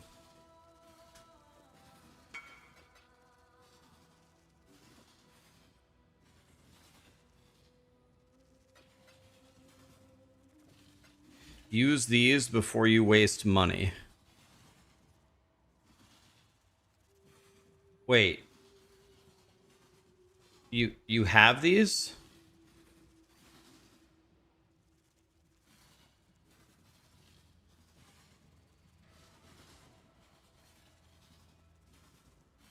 Wait, how did you get those?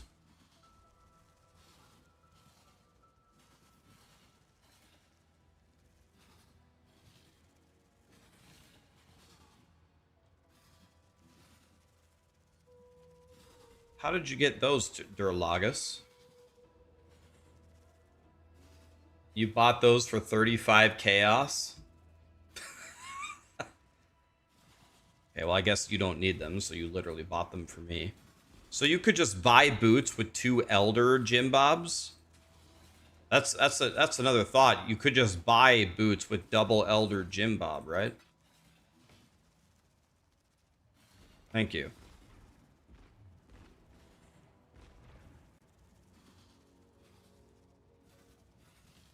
Yeah.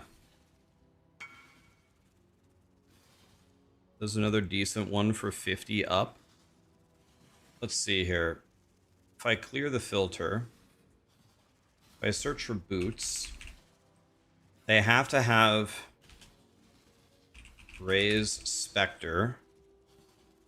And then how do you add any other Elder anything? How do you do that?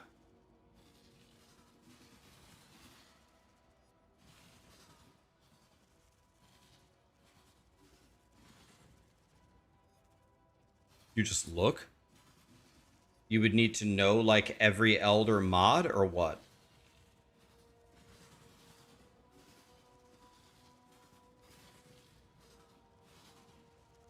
You do a count of a group and name every mod?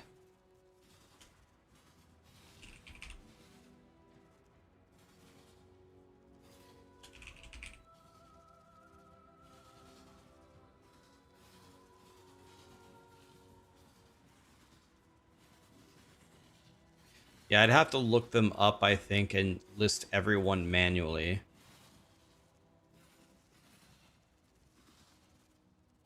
Okay, so yeah, okay. That might not be actually too hard. If we go POE and I type in boots,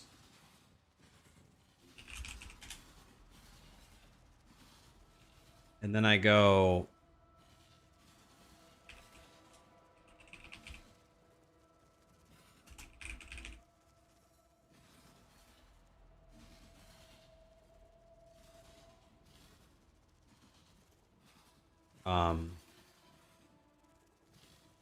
Items. Boots.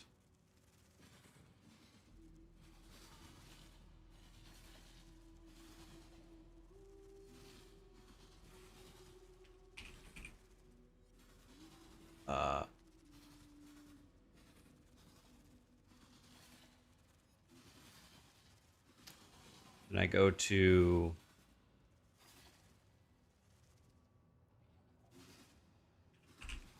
Leviathan Greaves.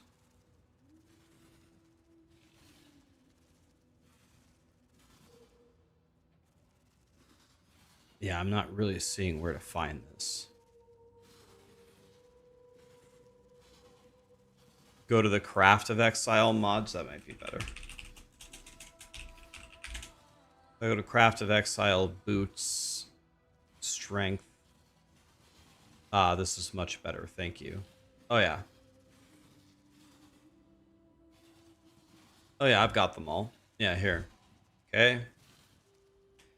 Gain an endurance charge on kill. Level 20 fortify.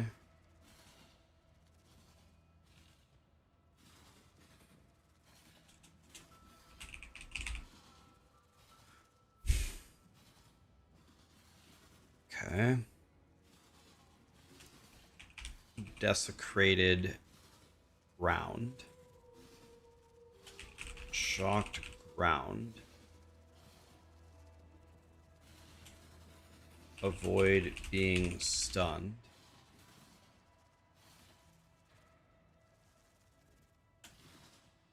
More duration.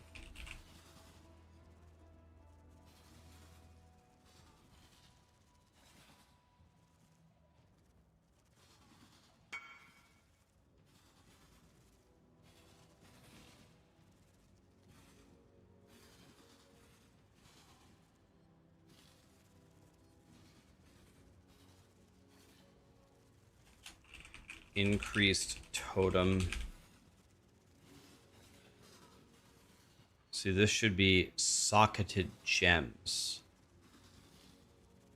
So this doesn't seem right. It should be socketed gems are supported by level.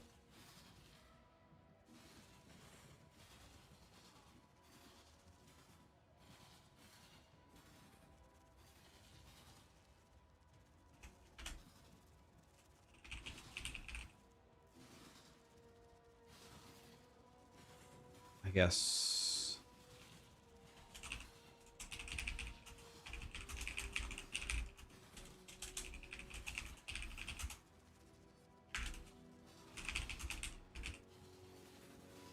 I guess I'll add either of them.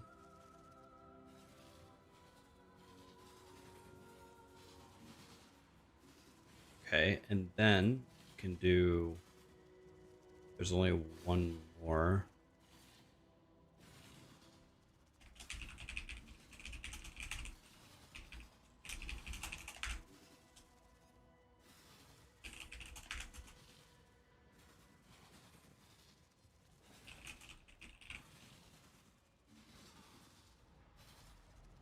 I don't know which one I have, so I have the first one and then.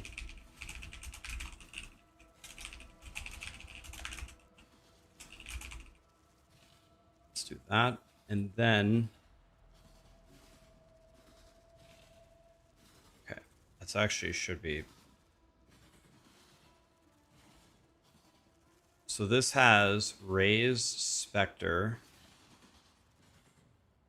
and avoid being stunned. However,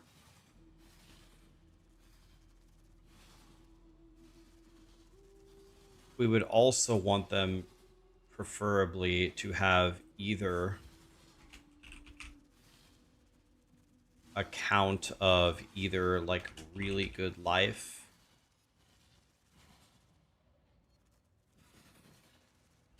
or probably really good movement speed, right? one or the other.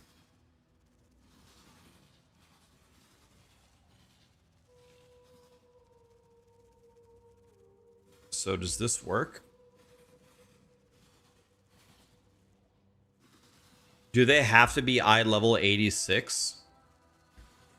86, it doesn't work. It doesn't work unless it's eye level 86.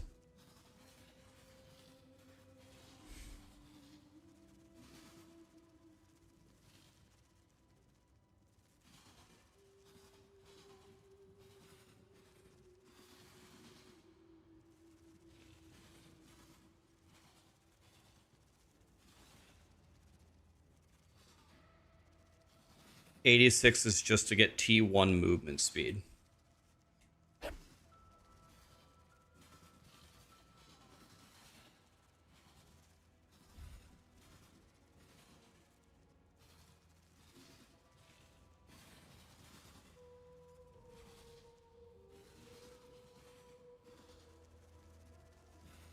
So, okay.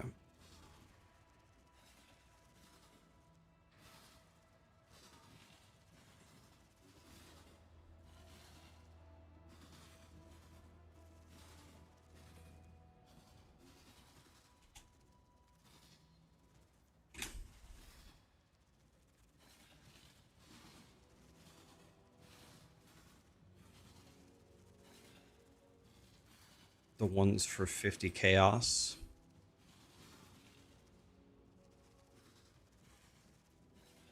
Yeah, I don't see them anymore, but maybe I take this off and search.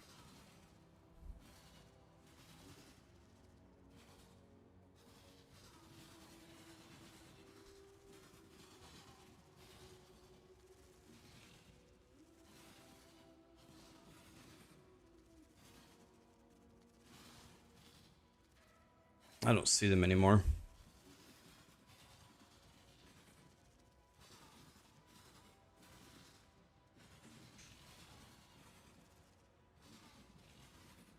Okay, so I'm understanding what you guys are saying here.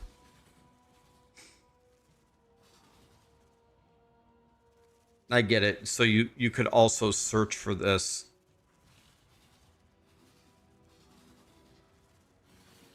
I mean, these are good, aren't they? These? Life, pretty high armor, 1 to raise Spectre, and it already has the double Elder.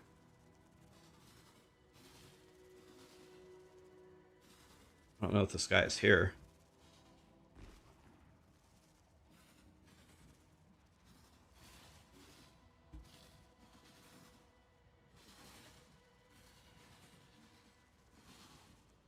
Okay, anyway, just for the science of it, let's try making it for fun. So first of all, let's try this one right here that we got. So all we have to do for this one is we just slam the Orbin, right? The Orb of Conflict.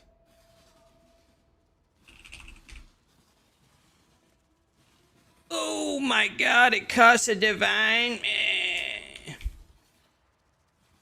Dominance, dominance. My bad. It's the same price. Wait, an Orb of Dominance costs like 3 divine?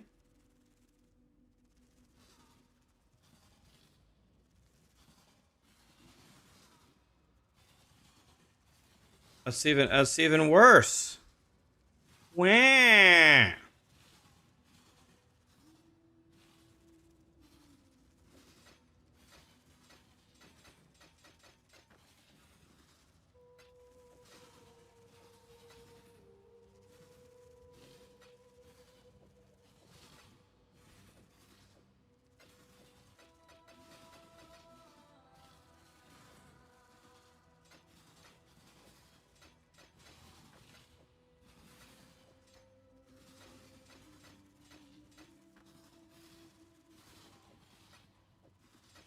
All right. Let's try this for fun.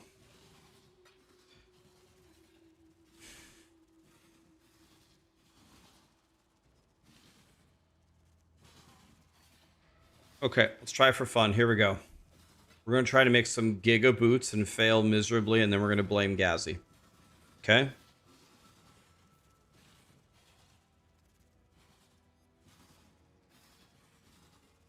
Okay, here we go. Let's get this done.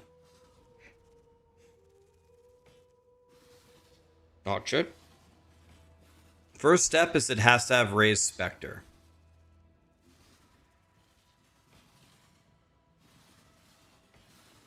There's Raised Spectre, and everything here is pretty beautiful, but it doesn't have the Elder Gym Bobs. So Gazzy says, exalt and annul until we hit a Gym Bob, right?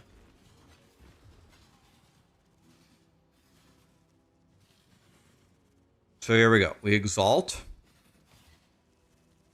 Okay, these boots are fucking insane, actually.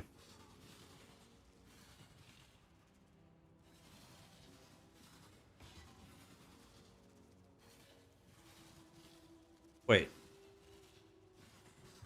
Do I just wear these? These are way better than mine.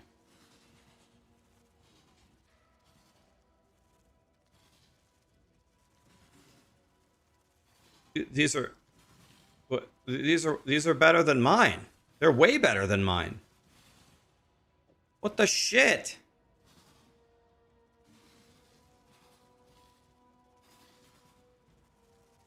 No, I only have +1 boots right now, dear Lagus.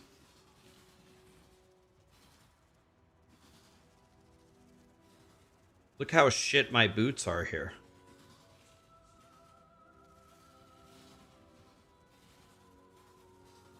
Yeah, I mean, the plan is to go +2 now. I mean, what do these sell for?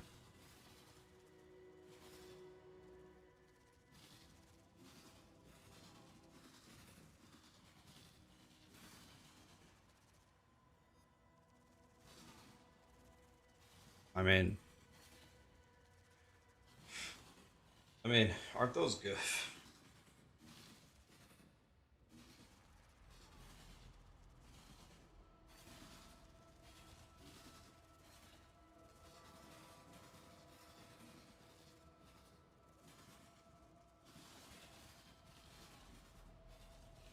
The others were +2 Raised Spectre. No, if they were +2 Raised Spectre, I'd just buy them, right?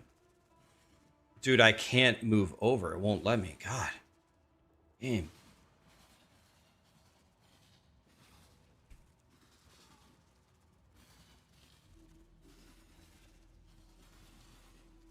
Let's lower the life to 80. Let's lower the LE res to 40. And let's lower the movement speed to 20.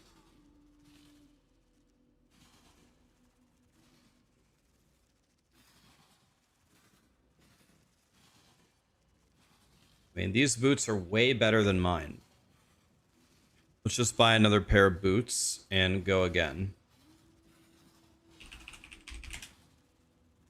Let's just buy another pair.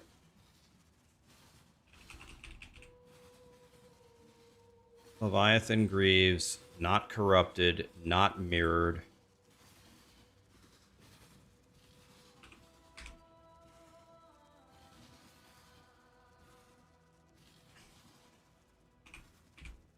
Okay, search.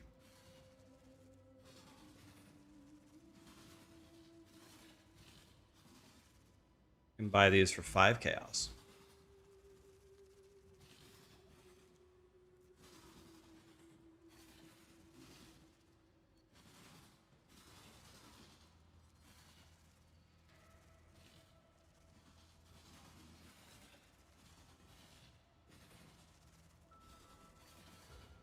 Is +1 to specters a huge damage increase? Like, does anybody have a rough estimate of how much stronger that makes you?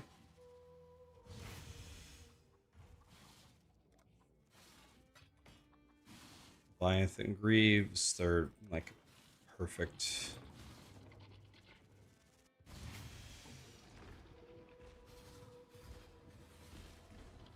Yeah, we looked at has Elder Influence. It's pretty expensive.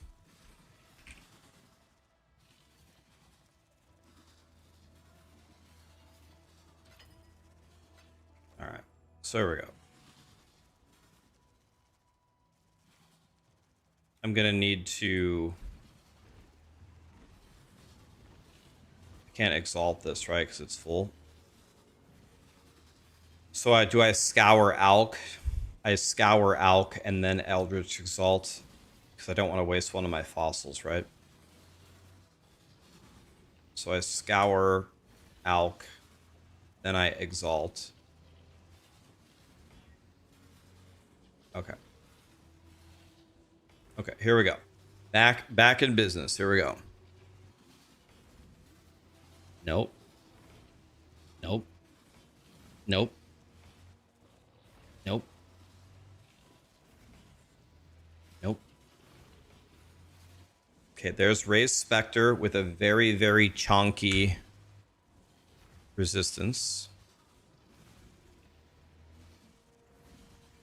So we exalt here.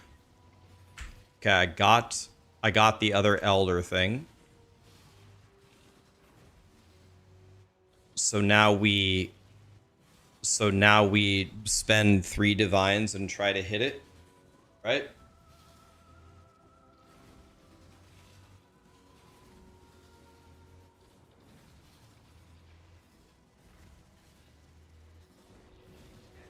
Okay, let's see if we can do it.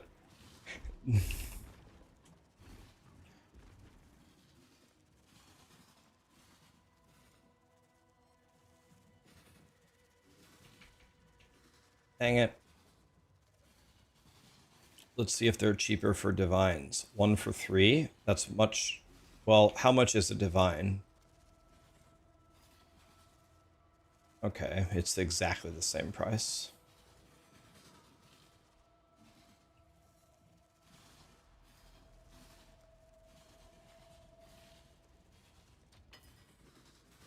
Okay, so you guys look, not me.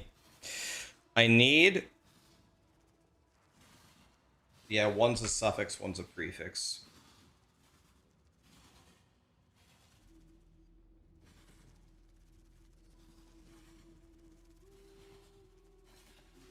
So what I need to have happen here, guys, is I need the socketed gems supported by Fortify to go away, and I need it to be +2 to Raise Spectre.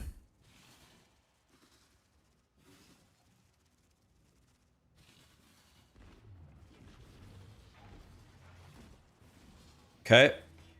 Are you ready? Here we go. You guys look, not me. I need that to go to +2 Raise Spectre, or we just lost 3 divines. Ready? Here we go. I'm not looking. Did we get it?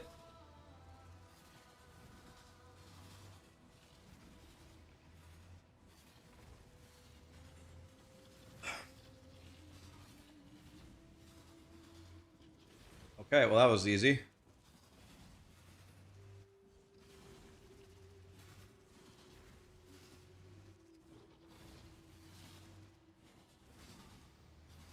Yeah, see, what do I do now? What's the smartest thing I can do?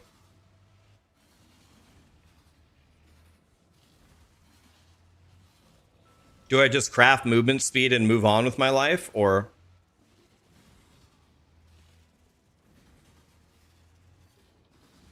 Because I'm never going to change these boots, right? So what would you recommend, Gazzy?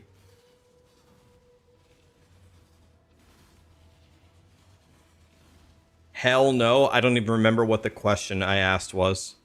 Did I say craft movement speed? I'm sure Gazzy wants to make these better, right? The boots are 86.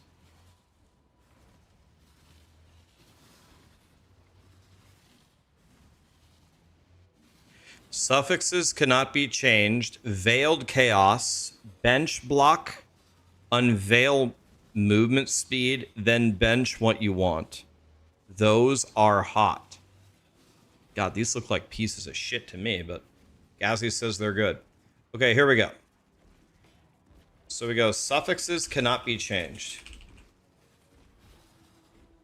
Suffixes cannot be changed.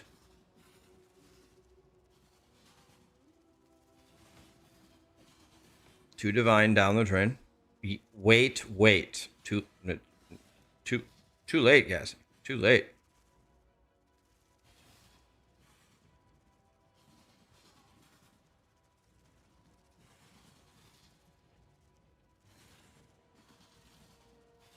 Y'all didn't teach him about matron? The fuck is that? I lost 100 chaos? Oh, that's okay. I don't care. It's fine. So now, do I veiled chaos orb this now?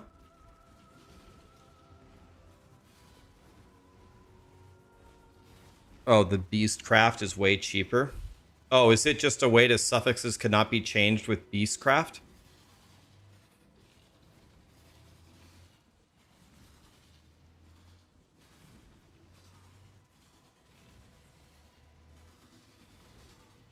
Gotcha. Okay, so we lost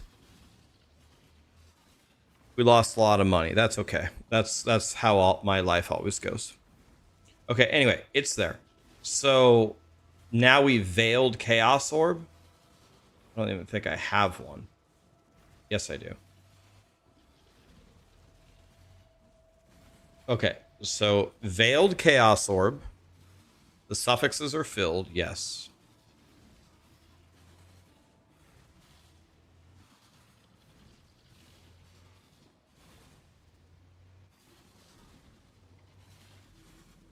So now we veiled chaos.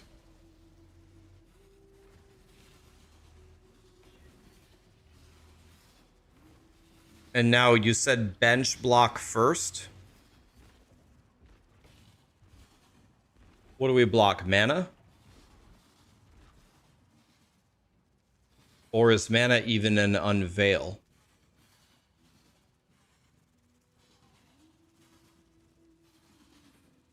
Bench life so you can do a proper tier you want on it either way. So you block life then.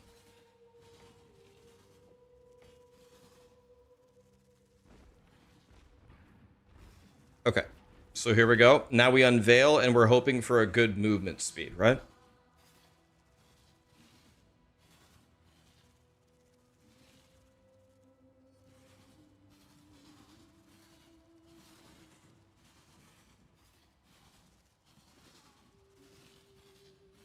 Okay, here we go.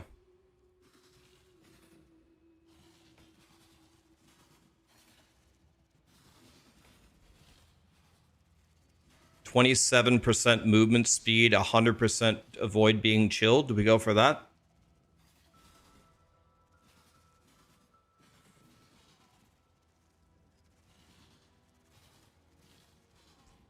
Okay.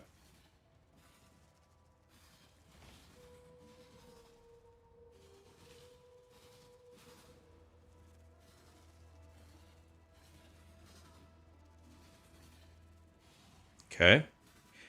Now we craft life on it and then we exalt it? Or do you slam first? What if you get a shit life roll?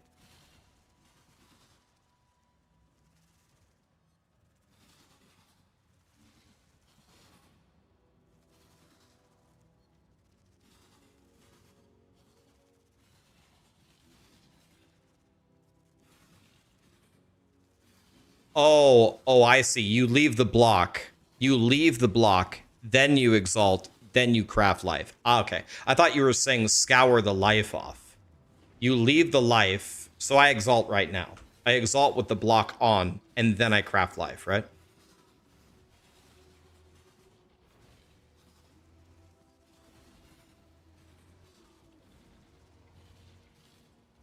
So what are we hoping for? Armor? Are we hoping for armor here, or...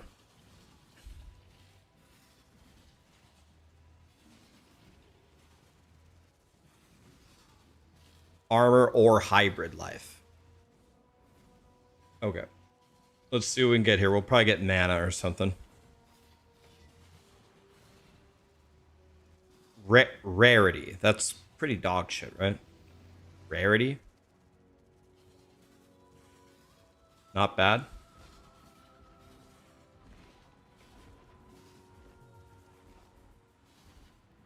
So now we craft 70 life.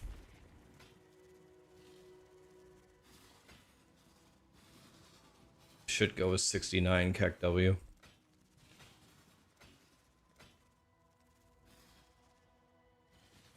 Oh, my alks are here. My alks are here.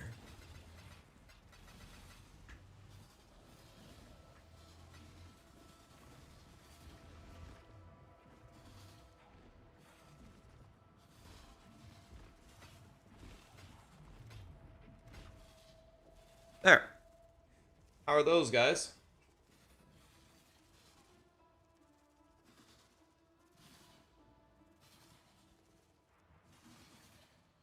Gazzy, how much should I sell these for? Price check them. So what do we just check? 2 raise. Let's say 400 armor. Let's only put 30 Ellie res, 63 life, with 2 specters.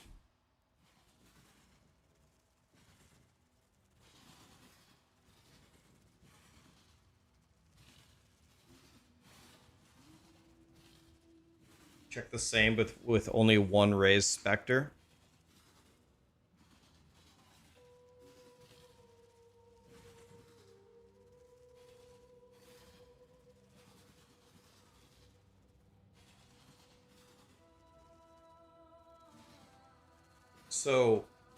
So, Gazzy, what should I sell these for? What would you sell these for? I made these right before you got here. They're the same thing, but +1.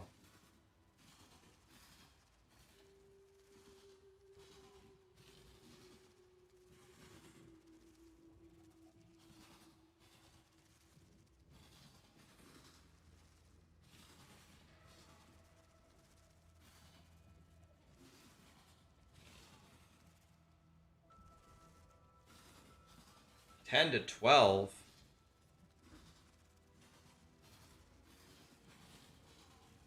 So if I go here. Yes, Candy. Hi.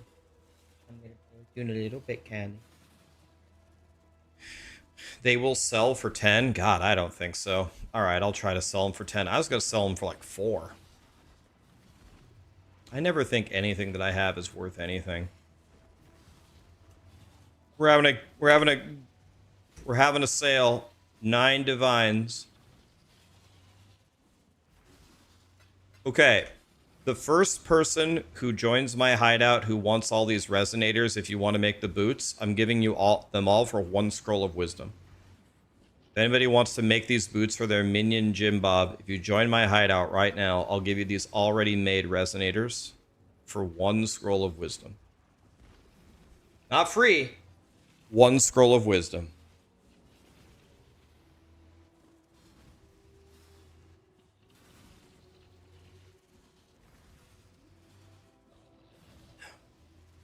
Just send me a message. My name is Raxxanterax Minions. Me, please. Yep, you.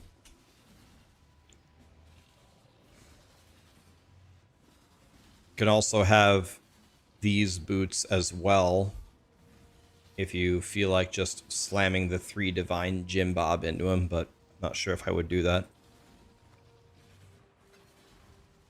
Dude, I get this stupid message on all of this. Come on, dude. Grinding gear games. For the love of shit. Yeah, but then I can't... Can I control on this side? Enter. Okay, we're gonna do new tech. There we go. Other side of the keyboard, boys. Okay. These are the ones I want to keep.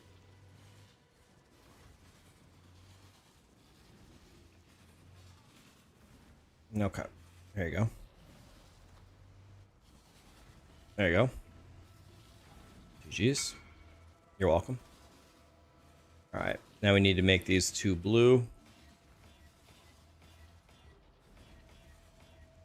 Gazzy, how much of an increase is 1 Spectre level. Like, would you say, is that 10% damage? Okay, now what do I do here? Wait, I'm gonna lose. I'm gonna lose strength. I'm gonna lose 21 strength here. Do I change it in town, guys?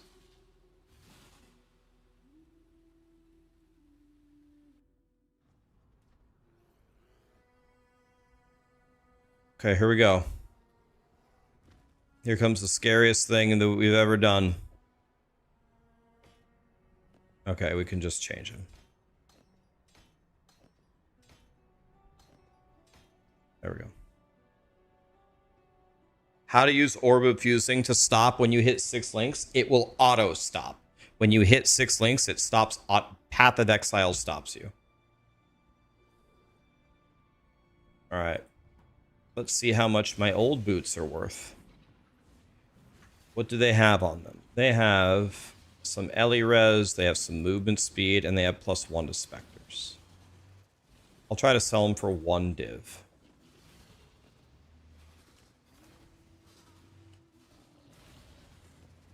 Okay. Does anybody know how much of an increase this is to get 2 Spectres here?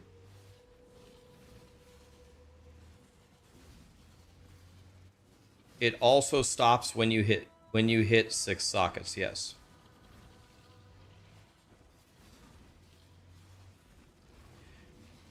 Hey Rax, this is the first time I've ever reached endgame on POE1 after playing on and off for years. Everything was intimidating to get into, but I finished watching your mapping guide on YouTube and I wanted to thank you. My man, Sauce Power. My man, appreciate you, my dude. Mark, Shade, Carnage, Kuno no Oni, thank you so much for the gifted subs, guys. Passive, Tashi, thank you so much for the subs, guys. My turtle is stuck, poor guy. All right, I got him. There we go. So, other than getting some better rings, I think this character is, it's not done, but it's not done, but I mean, I have both cluster jewels. I have my 2 Spectre boots.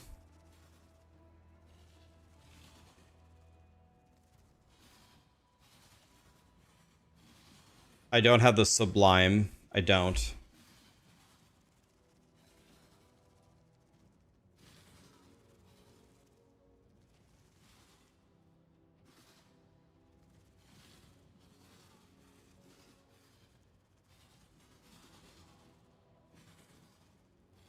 That's the tough part, Powa. If you got that far where you're looking for spell suppression, you're doing great. You got really far if you're looking for spell suppression gear.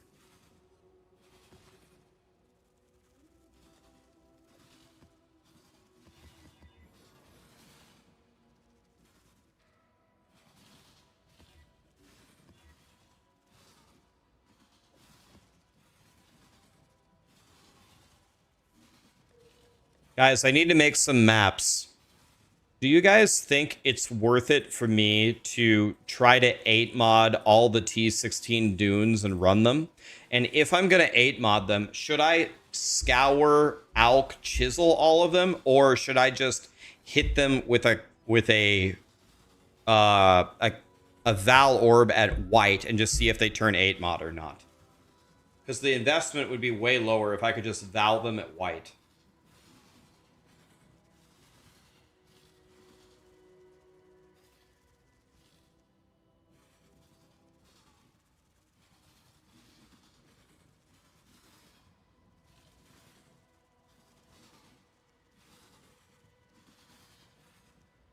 Right, that's what I'm asking. Do you chisel and then Val? Or do you bother chiseling? I have 72 dunes. Should I just Val them 72 times? Alkin Go seems like it doesn't pay me enough. I need to make money. I have a super powerful character. You know what I mean? I don't think Alkin Go it's enough.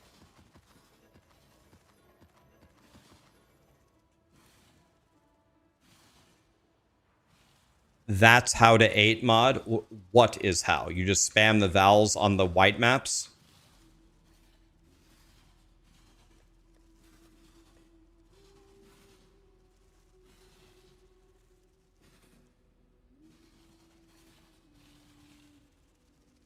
You can buy bulk 8 mod dunes on TFT for 4 chaos each. Yeah, but I don't want to do that though.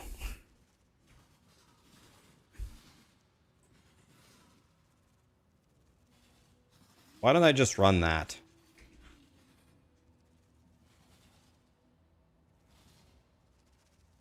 Like I'm just too lazy to go do that. Is my problem.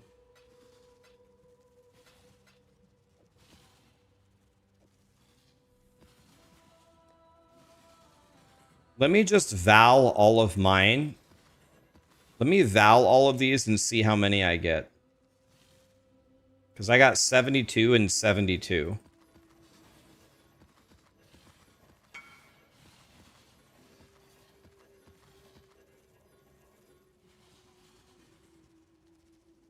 Okay, here we go.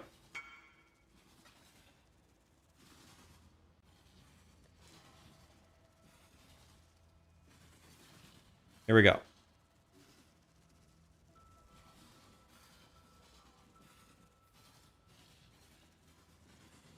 Let's just corrupt all these, see what happens. Dang it.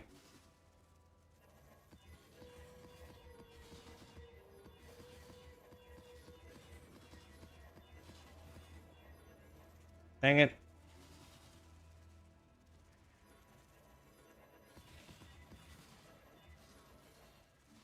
I don't think anything can stop me in T16 except Ellie Reflect.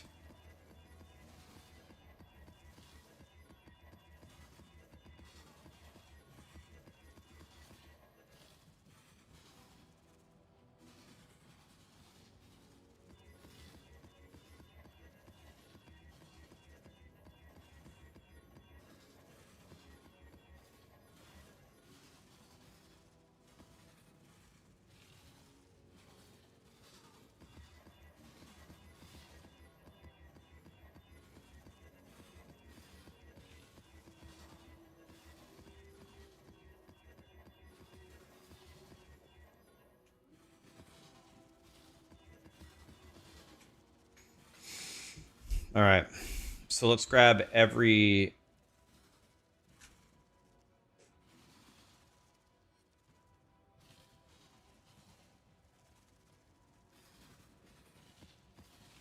These are the only ones I can run?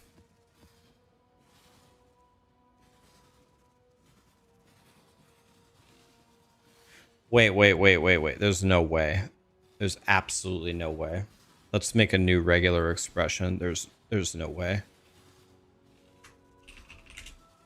There ain't no way. Map mods. So I just want to block Ellie Reflect minus max resistances. Cannot regen. Cannot be leached from.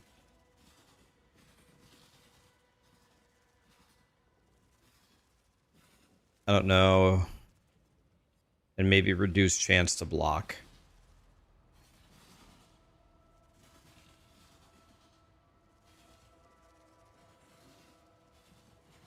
Okay, let's try this one. Copy. Try this. Wow. Really?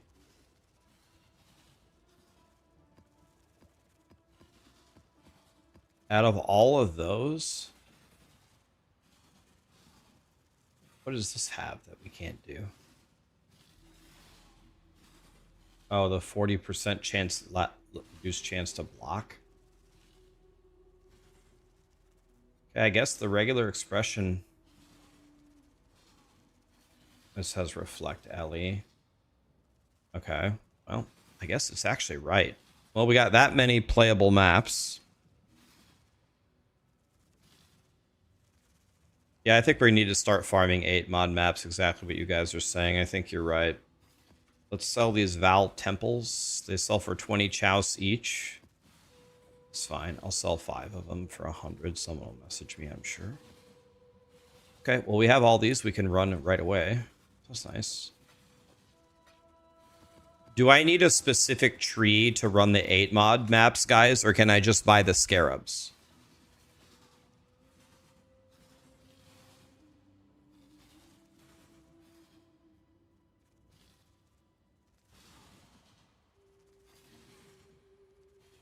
You need a tree?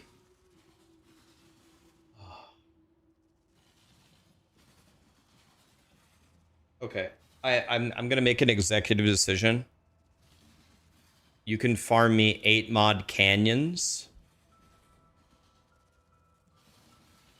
Okay. Sure, I'll buy them from you, Jacob. How much? I've never run Canyon, but is Canyon a shit map? I'll do Canyons. Is Canyon shit or is Canyon fine?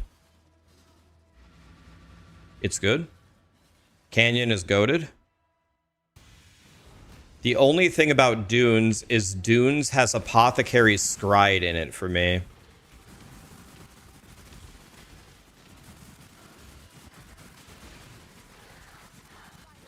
Yeah, Jacob, I'll buy them from you. I'd rather not make a whole new tree. I'm kind of lazy. If someone's already farmed them, I'd rather just pay you for them. Whatever the fair price is.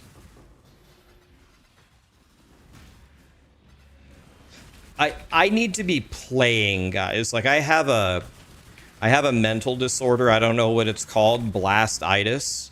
I can't be sitting around doing nothing. I'm the one who said town is lava first, as far as I know. I can't, like, I just can't. I can't, you know? I have to be blasting.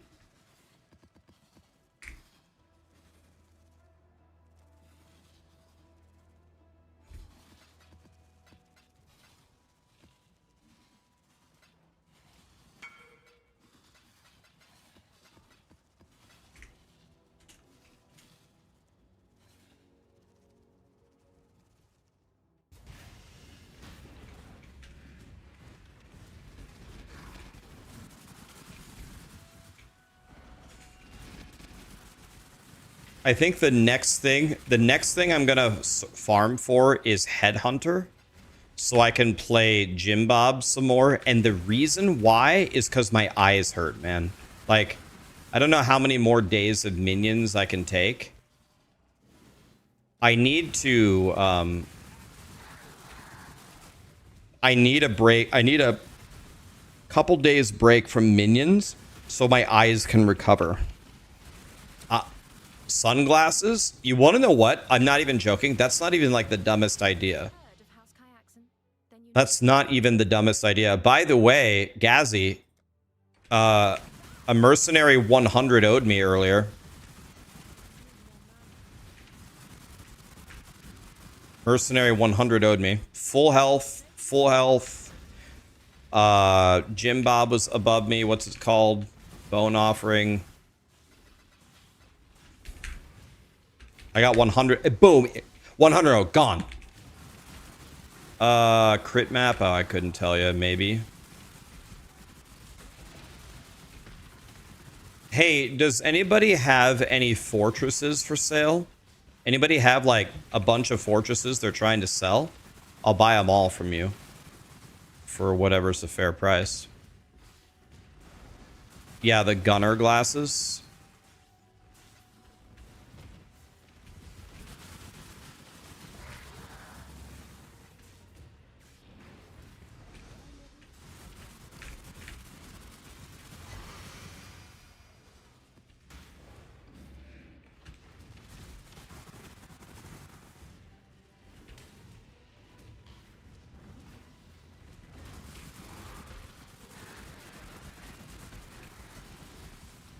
Is the sound on, by the way?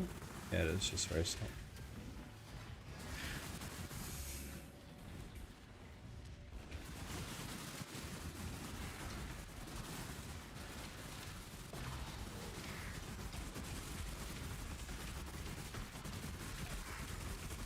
Excuse me?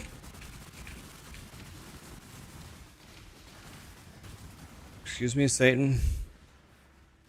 You have 6 fortresses. Do you wanna? Are you interested in selling them, Kigari?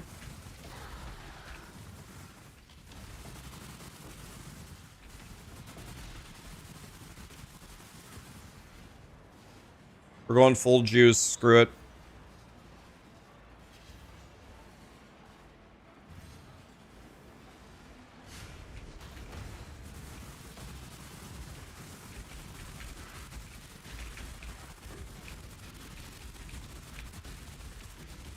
Like, do you guys see my screen right now? Like, look at my screen. What is this?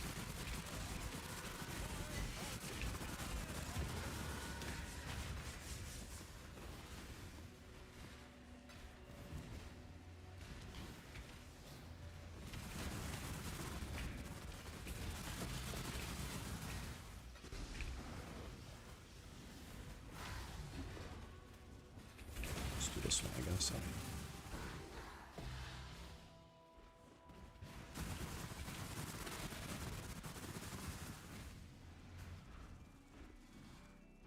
Should be fun. Nameless Seer, he's never given me anything. I've spawned him like 50 times. He's never has anything. By the way, I can scry a map. Should I scry Canyon? Yo, should I scry Canyon?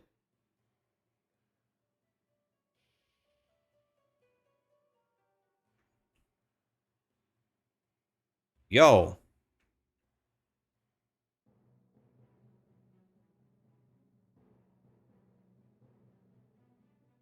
Yo, I'll just move Apothecary to Canyon.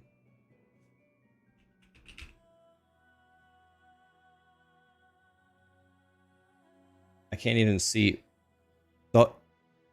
Every map is highlighted. Canyon. They're all flashing.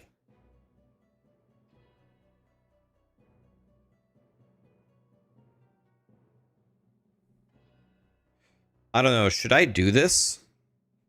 Should I move this away from dunes? To be honest with you, I'm kind of sick of running dunes anyway. And I haven't gotten a single apothecary anyway. Let's do it. Screw it.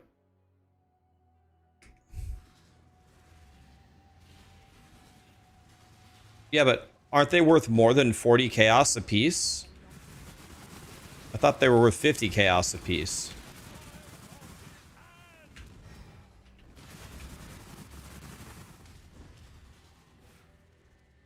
They went down. They are around 40 chaos each. I'll give you guys 40 chaos for every fortress map you've got.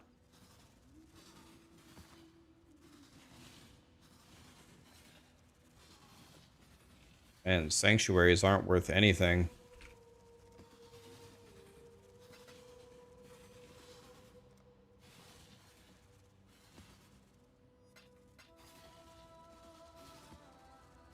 Thank you, kind sir.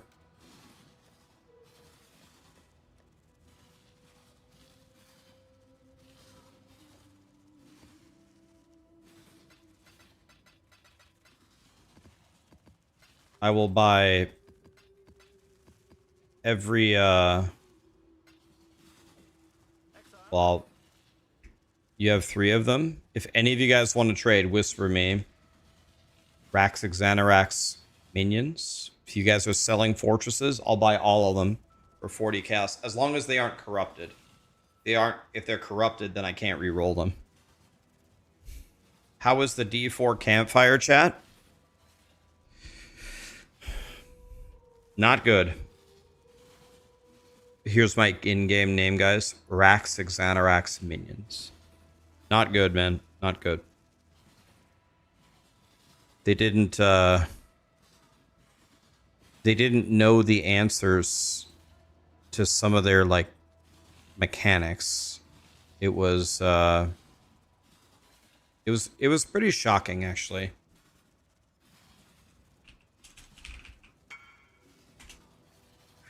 Mitch has 7. Sure. If you want to sell them, I'll buy them all. You have 37 fortresses?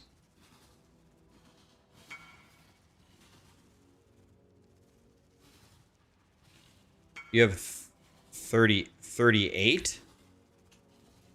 Okay, I don't even know if I have enough money here. Divines are worth 200, right? Oh my god, okay. Give me 1 second here. Okay, so let's see. Mitch has 7. Mitch has 7, so that'd be, what, 280 chaos?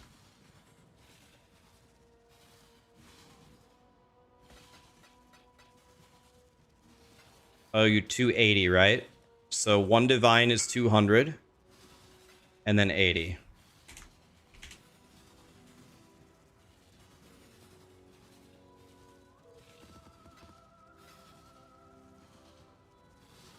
Right? 280 for 7, right? 280? Thank you, man. Thank you. Okay.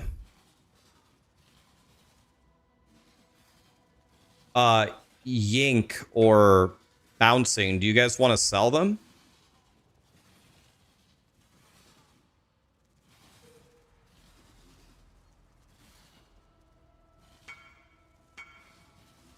You want to sell all 38. Both of you will sell them. Okay, so 38. 1 divine buys me 5. So 7 divine would buy me 35. Right? 7 divine would buy me 35. And then he has how many more? He has 3 more. So that would be 120 chaos, right? 7 divine, 120 chaos, if my math is right, for all 38 of his. Bouncing, I need to get more currency. I'll buy more. 1 divine is 197, right? But I'm counting this 200, right? Because they're going up. No, they're at 205. They're going up, right? So if it's 40 chaos, 1 divine is 5 maps. So we get 7 rows. 1, 2, 3, 4, 5, 6, 7. And then I owe him another 120. Just want to make sure I'm not screwing them over. Thank you. Thank you. They don't have to go find a buyer. I don't have to go find a seller. This is great. Oh, we're going to be running some T17s, boys. That's for damn sure. We're going all in.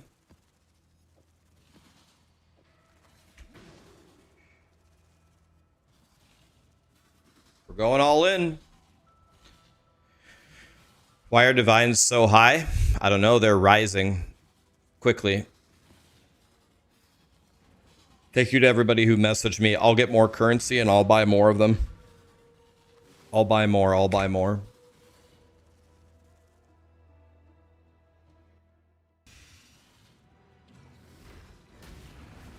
Here's the wildwood. Let's just make this quick. Whenever I'm in the wildwood, I sit here like theory crafting it, pretending like it was the old Affliction League. It isn't the league. We're just gonna run forward, grab some wisp quickly. We have the opening. I'm guessing I almost certainly started. I almost certainly started on east, and this is probably north. If this is north, then that means the correct way would be down and to the left here. That doesn't seem possible.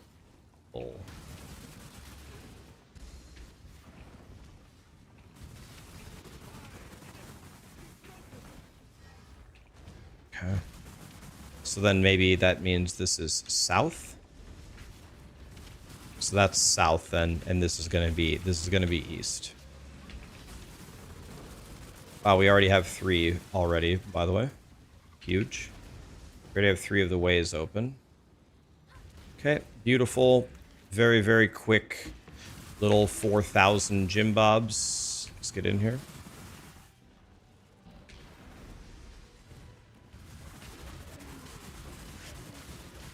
Can't move.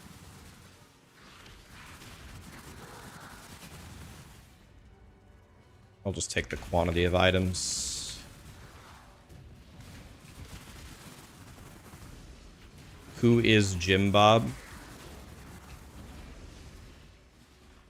Jim Bob is everything. And it is everyone at the same time. So when you say, what is a Jim Bob? Or who is Jim Bob? The answer is yes.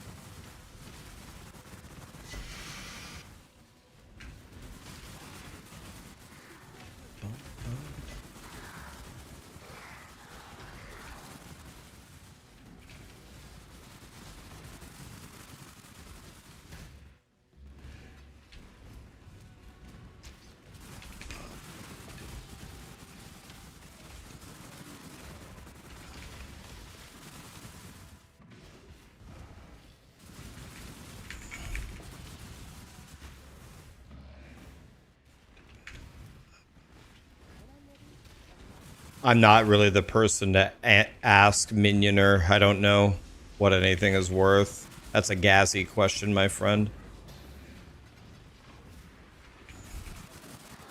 My rings suck for this particular build.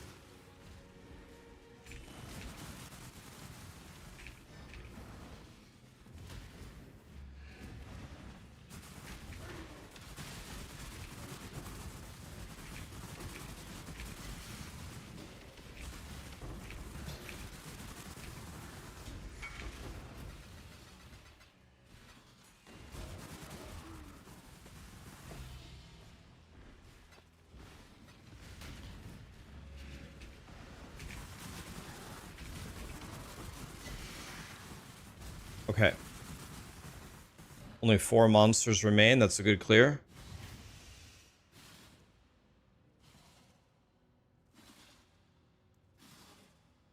So, Gazzy, that all I can say to that is, sounds expensive.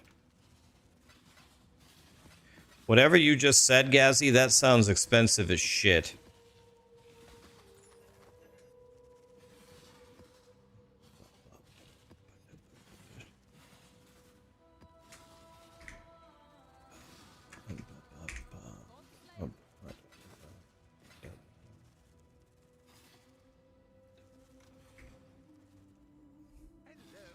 All right, let's go big here. I need to start buying ambush scarabs in bulk.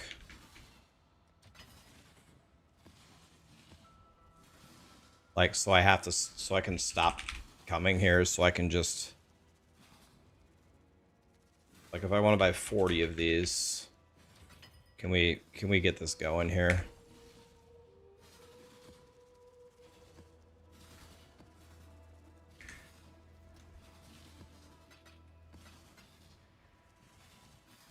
So if I go here.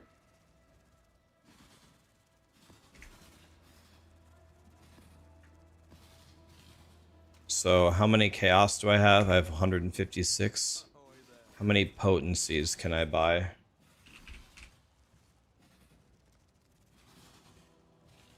Can I buy 80 of them?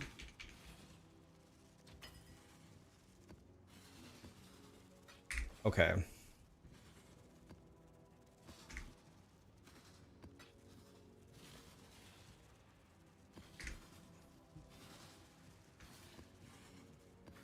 Okay.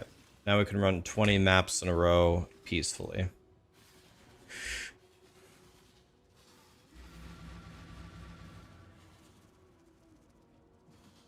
So Gazzy just asked me to spend another 63 divine. Gazzy. Gazzy. Gazzy. Gazzy.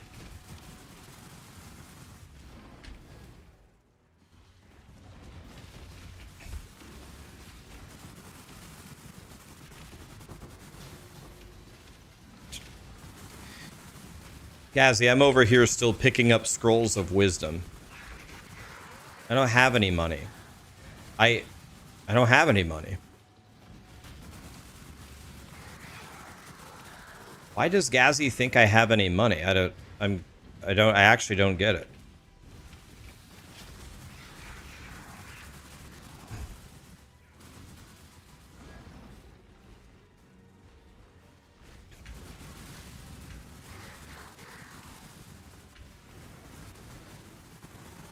He doesn't have any money, Gazzy. Thank you. Can you guys... Gazzy and I don't think we're speaking the same language here. Can you guys communicate to Gazzy that I don't have any money in a way that he will understand? I don't think he gets it.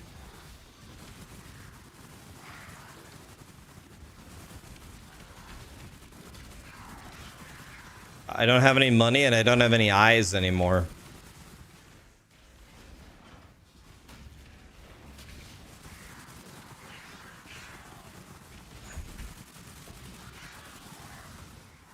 Tabula. You already know what we're doing, guys. You already know. Don't have a Valorb.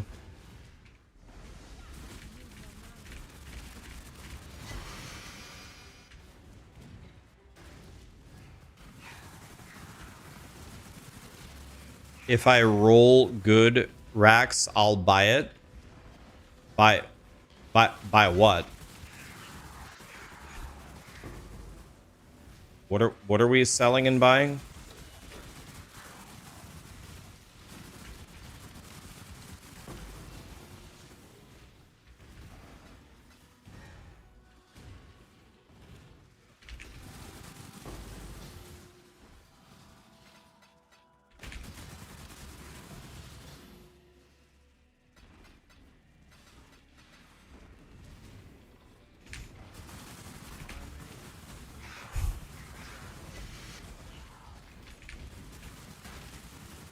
Only get one shot at this. Choose wisely. No witnesses.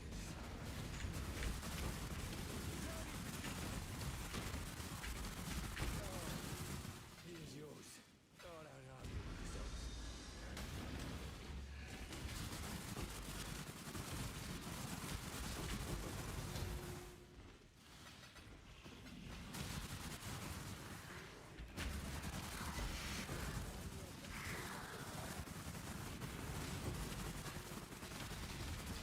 Reflecting Mist, ready to make 1,000 divines, guys.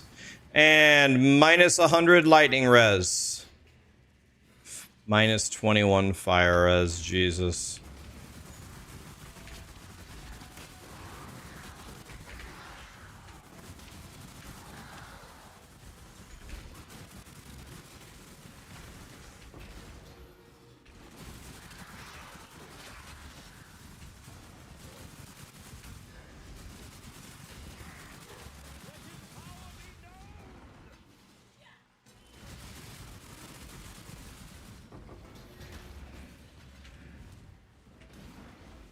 A man can dream. No dinero, thank you. Yeah, maybe Gazzy speaks Spanish.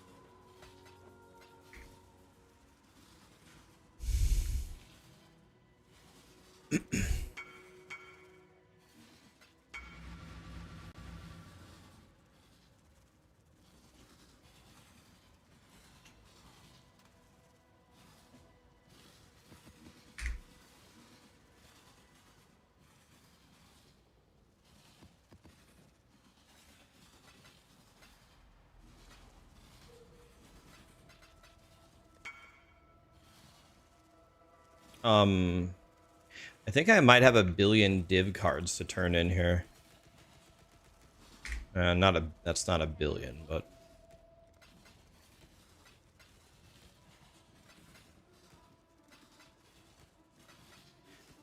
I think my next goal is to buy Headhunter.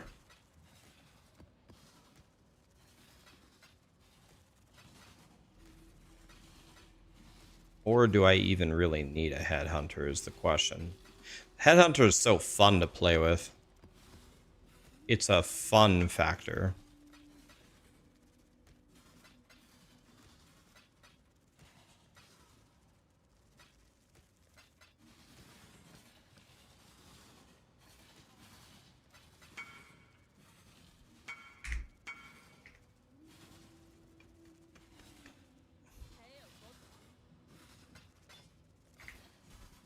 I appreciate it, buddy. Trying to help me with a better ring. I appreciate you, but I gotta farm for it myself. Headhunter is not good for minion builds. It's not for my minion guy. It's for my snacker. Remember, guys, my snacker has an 80 divine axe that I haven't really even used. I got to swing it like twice.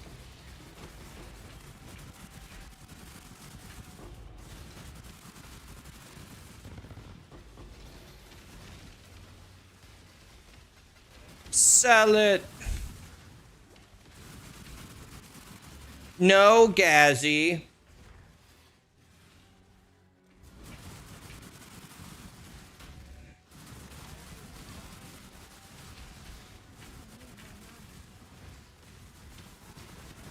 Fund the specters. I will if I can find a way to get. Can I stop seeing their projectiles? I need a break, man. My eyes hurt. I'm not even joking. I'm not like even kidding. My eyes hurt.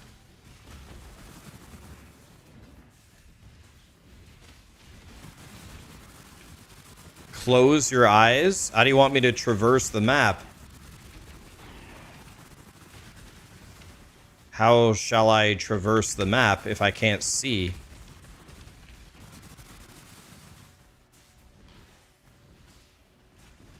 Watch the D4 Campfire chat.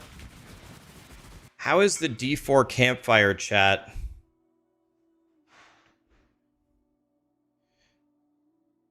How is the D4 Campfire chat? Oh wait, did I didn't want to get rid of War Priest, did I?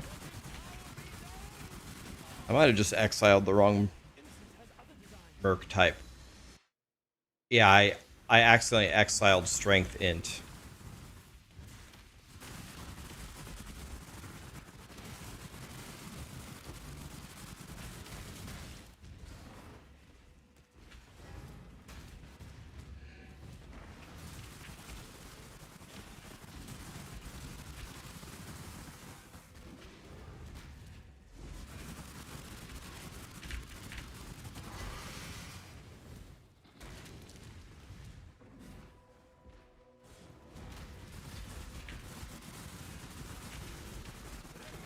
Roy Orbison and the Traveling Wilburys.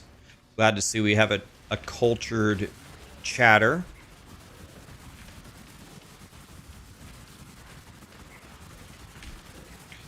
Roy Orbison was a super giga chad.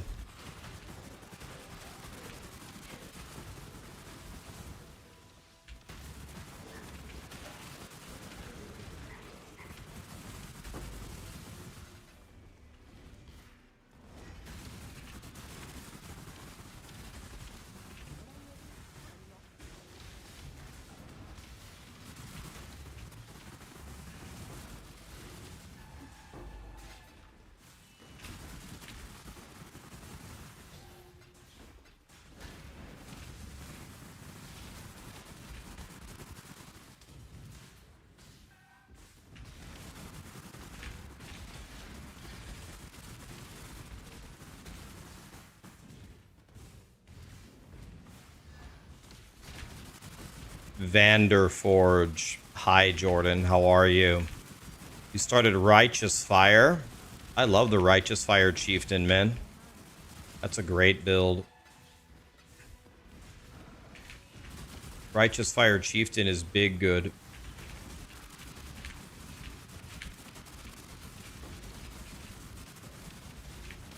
Love Pox's guide on that one.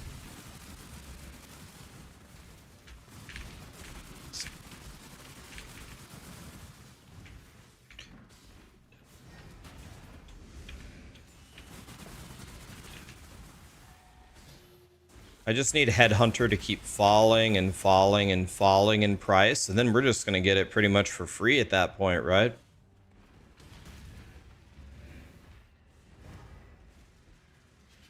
I have a good idea to try for your eyes.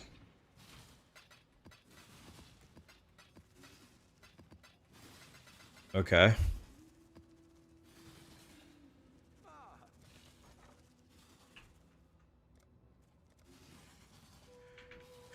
I'm good with 103. I'm poor. I'll take anything.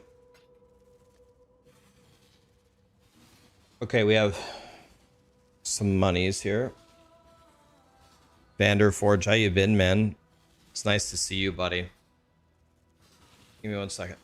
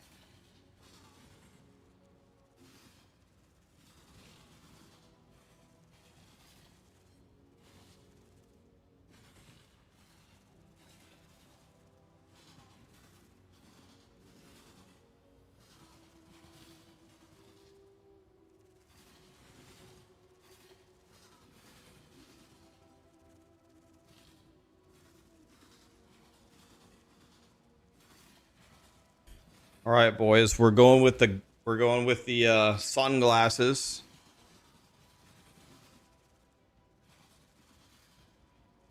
A requirement for the minion build.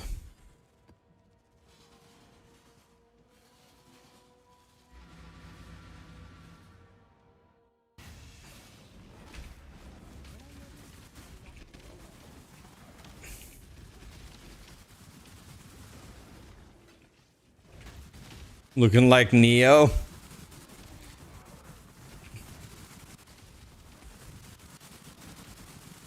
You want to know what? Honestly, with these on, I can actually see I can see like the blues much better. And the whites are very diluted. This might actually be a thing. This might be my new look, guys. This might be it, boys. Screw it.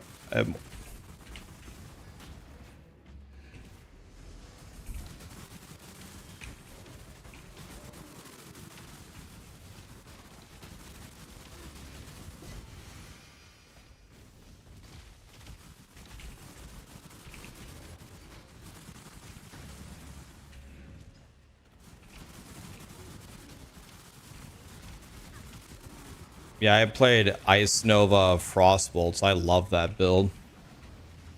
That build was big good.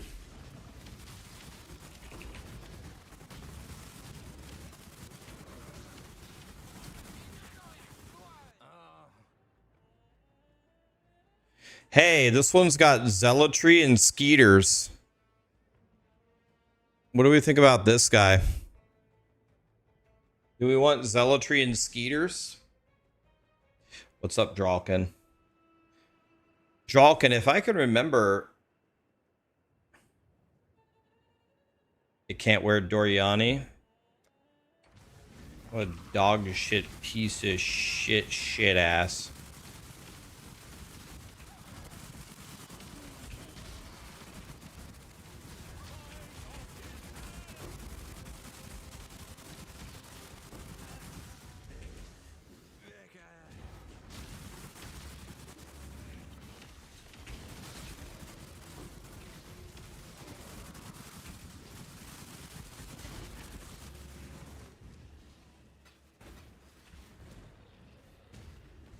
Which build is this? This is Gazzy's Spectre build. Exclamation Spectre. Full credit to Gazzy. I did absolutely nothing except build it. If you build it, they will come.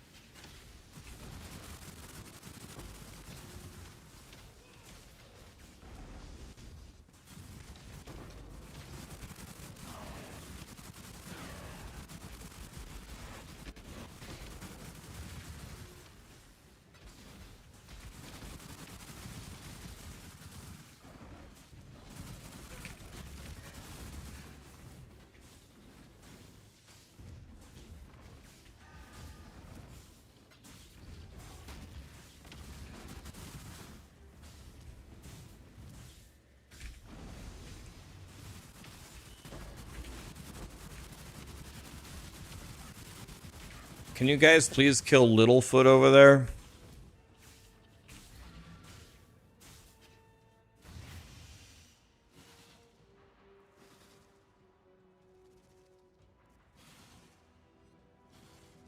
I remember, Dralkin, didn't you have, like, weren't there, like, some eye issues that you had in the past? Hinocora's site. Worth absolutely nothing.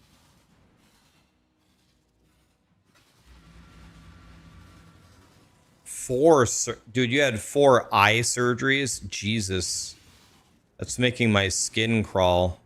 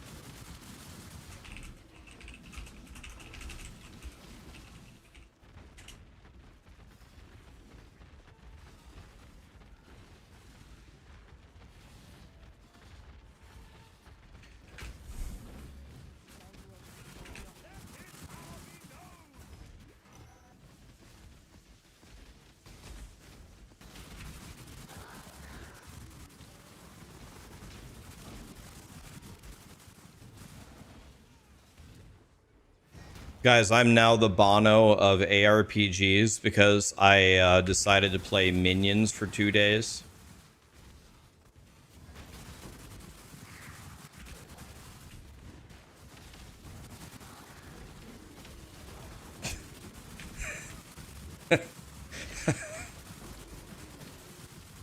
I feel like every single day I give my chatters just one more reason to never watch me ever again.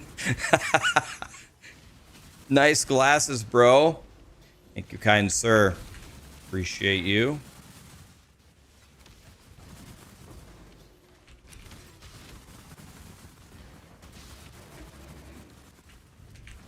He's not wrong, guys. He's not wrong. Get him, Bo. Oh, nice. He's dead. Keanu Reeves called. He wanted his drip back.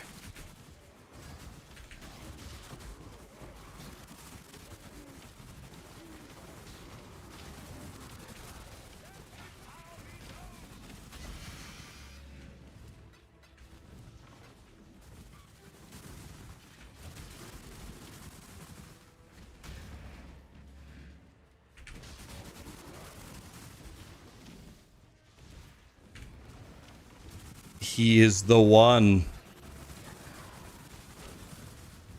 Guys, you want to know what's going to happen? If I farm the currency to buy whatever it was, the 5 other things that Gazzy said to buy, you want to know what he's going to say the second I get it? He's going to say, oh yeah, now there's this 200 divine thing that you have to get. Oh yeah, now you have to recraft everything and it's going to take 7 years to make it. That's exactly what's going to happen.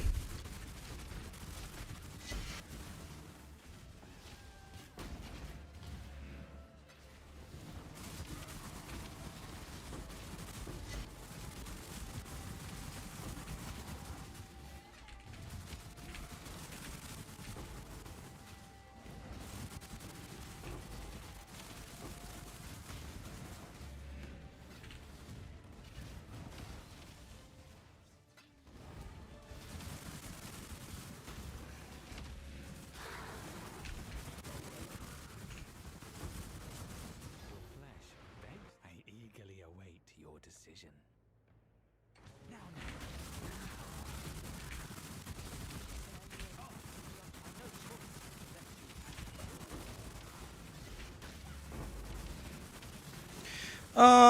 Okay, let's just do it.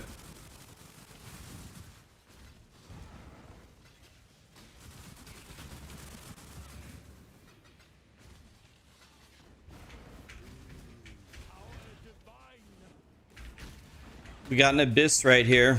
Let's do it.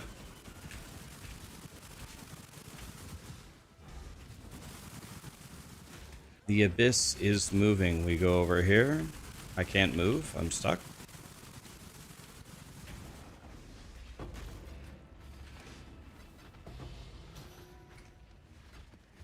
We got a bunch of incubators here. We'll just incubate everything. That's fine.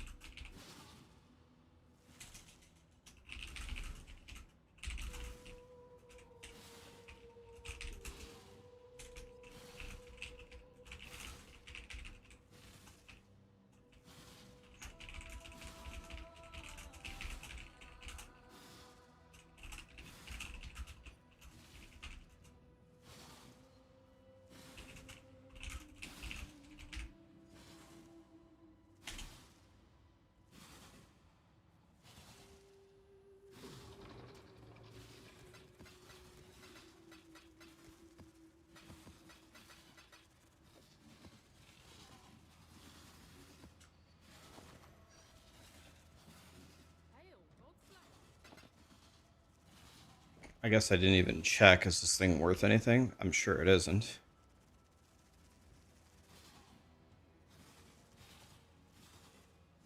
Nothing's ever worth anything, right? Everything's bad. Digital Fidelity, Tagri, Shark Attack, Mr. Ironhide, Maxim. I am What the Deuce, Huskers. Thank you so much for all the subs, guys. 3 years for Huskers, by the way. 1.5 years for Tagri. Thank you, guys. Appreciate that.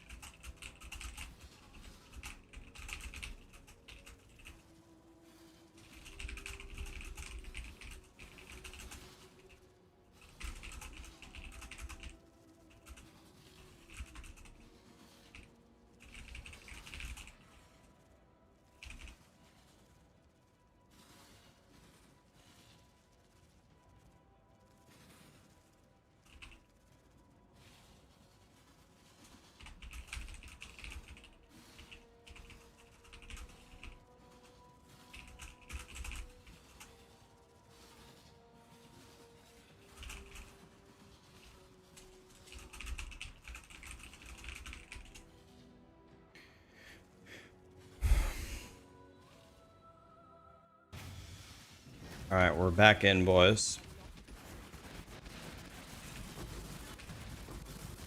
I don't know if I'm allowed to say this, but there is a pretty super awesome surprise happening tomorrow that I just caught wind of.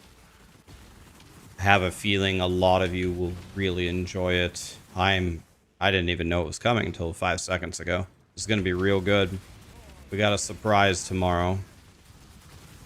DM's announcement? What was DM's announcement? The choice is yours. What did DM say? If you mean to die, die quickly. Hardly a prize worth fighting over. Take it.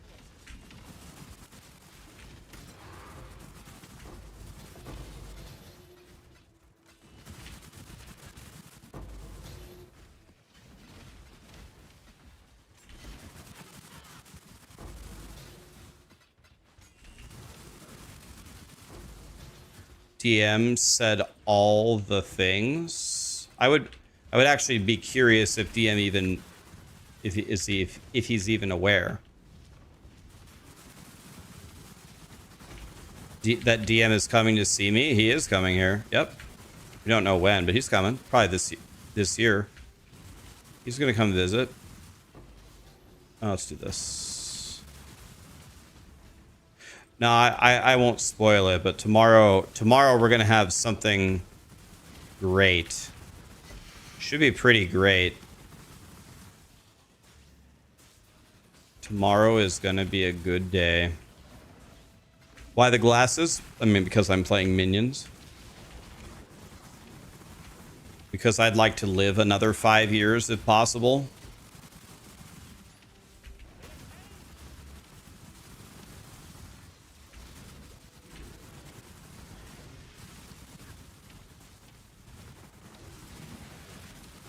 You love my build guides and how I break them down for noobs. I'm a legend.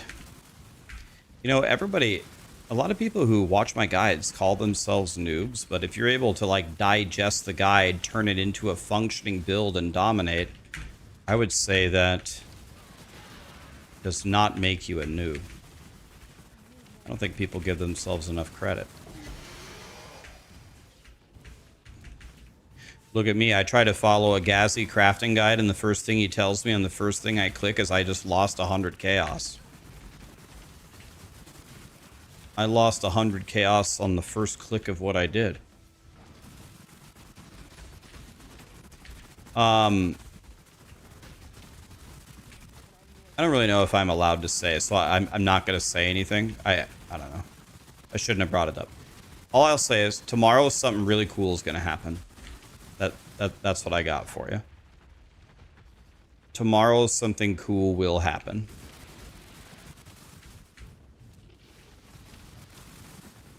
I am genuinely excited for it. Something to do with ARPGs.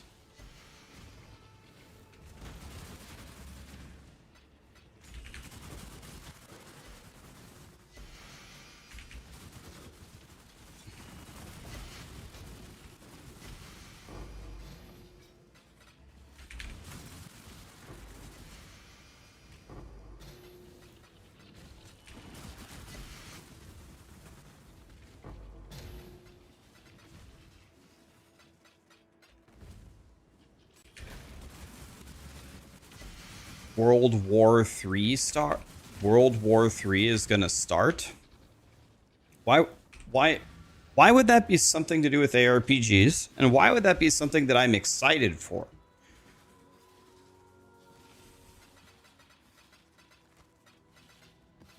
Is Satan, is that you?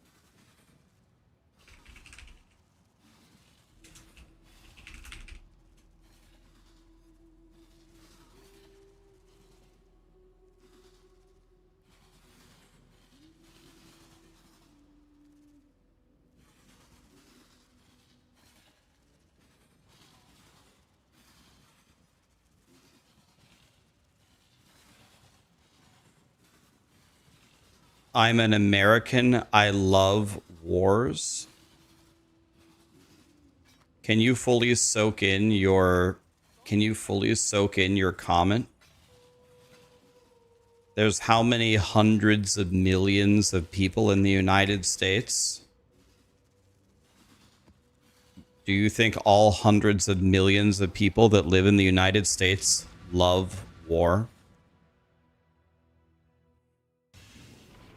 I'm asking an honest question. Is that what you think?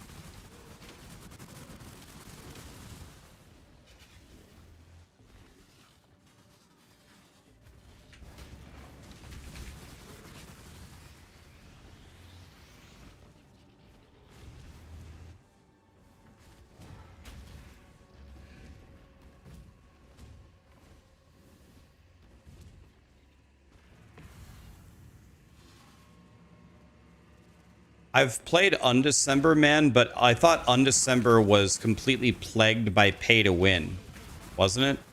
Once I saw it was pay to win, I just stopped playing it.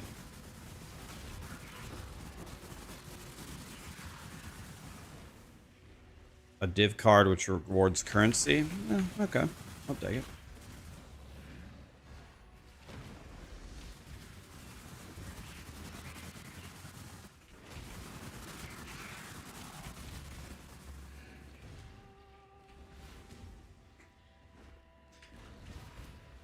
Sunglasses, Rax. Yeah, we have to when we're playing minions.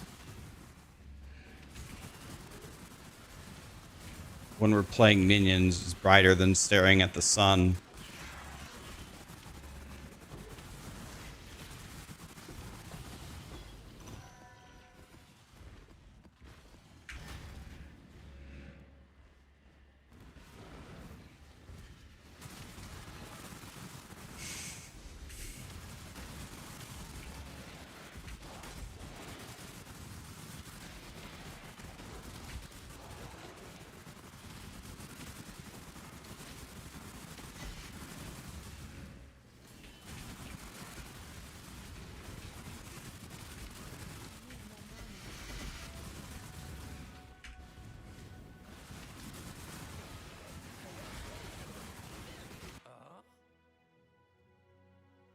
This guy's got skeeters.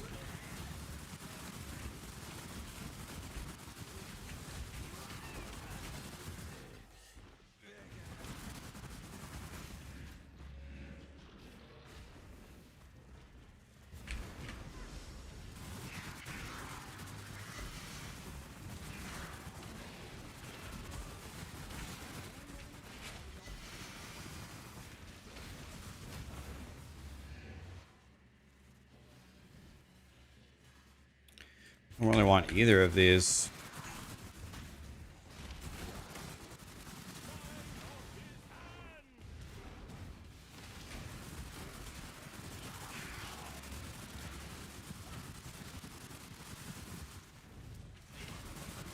I think most above average intelligence human beings in the world, most of them in every single country, do not like war.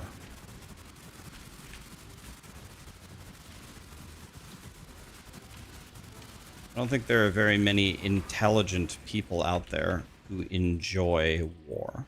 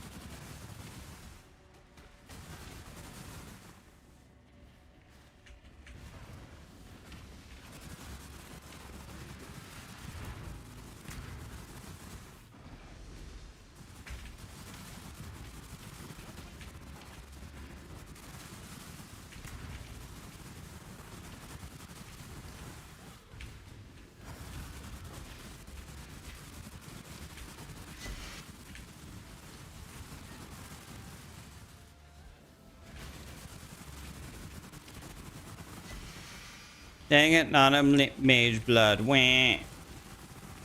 I deserved a mage blood there, guys. Wah. Wah, wah, wah.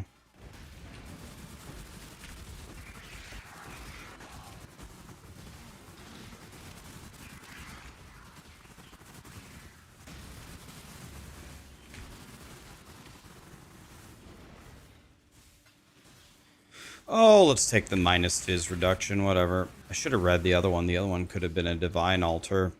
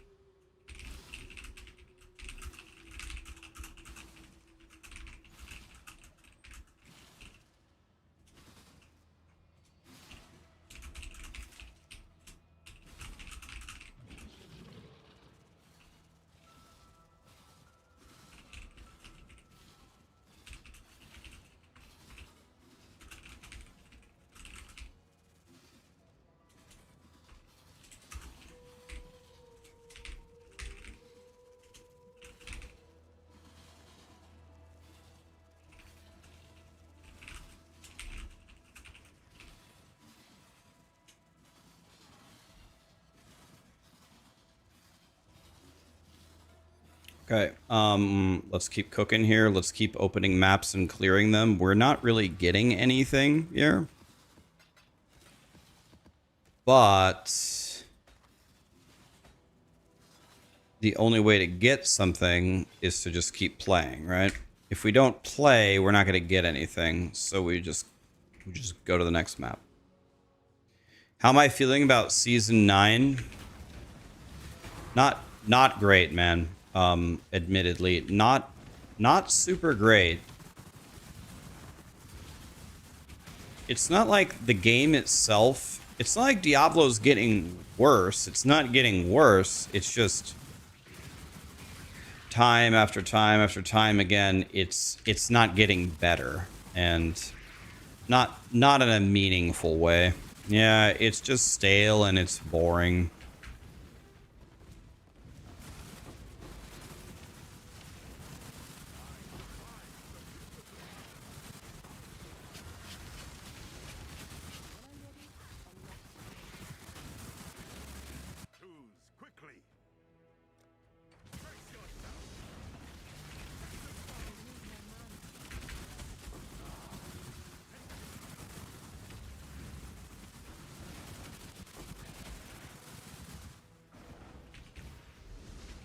What happened?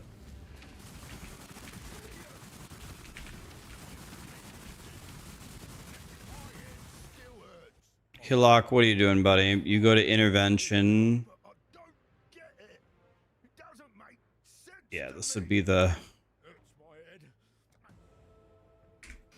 moment where understanding exactly how this works would help me a lot. Heavy belts, not a mage blood. I'm crying. Oh, here we go. Janice could be very good. This is not where I want Janice. I don't want to go to intervention. I don't want that either. I guess let's just rank this guy up. Can I move Janice out of intervention? I want to try to move him out of here if I could. That was vivid. I see you're not one to bluff. Well, Oh, I have 5 people in the same thing. It's kind of interesting.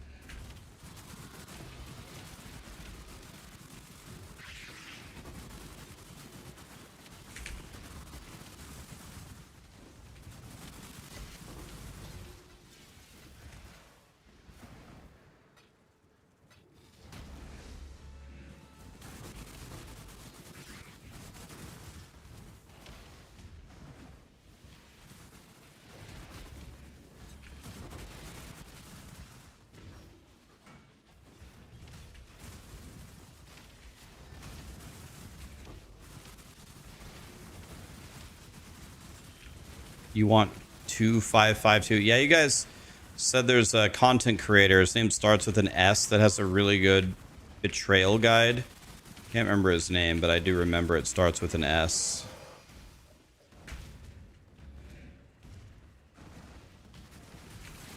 Sir something, I don't know. Simply Vizniz. Yes. I need to watch that video later.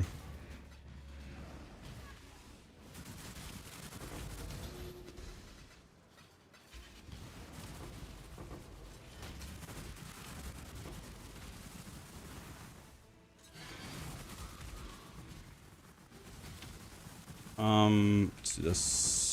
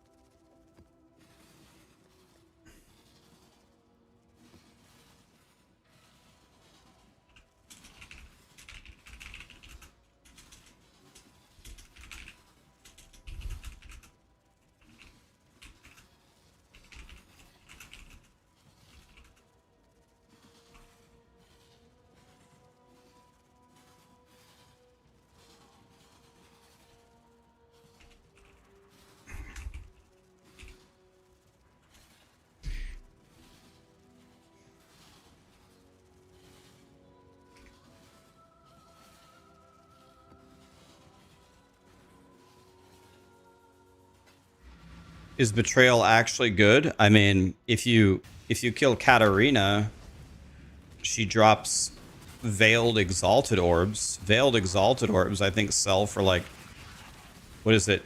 94 divine and 2 kidneys a piece. I was gonna make a video on how to craft an axe, and then the day before I could make it, Fubgun and Tuna made it, and then they said use a veiled exalted orb. I've never been able to afford one since.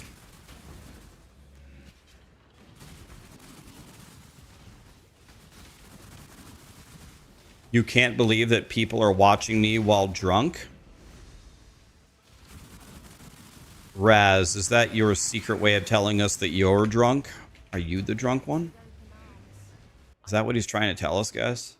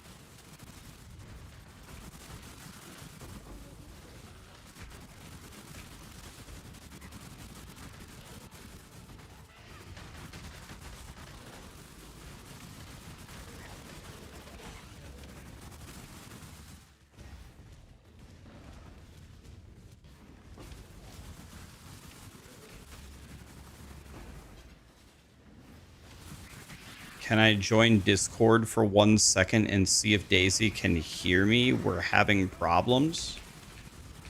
Okay. Give me a second. What am I doing here? Let me pause the music for a second.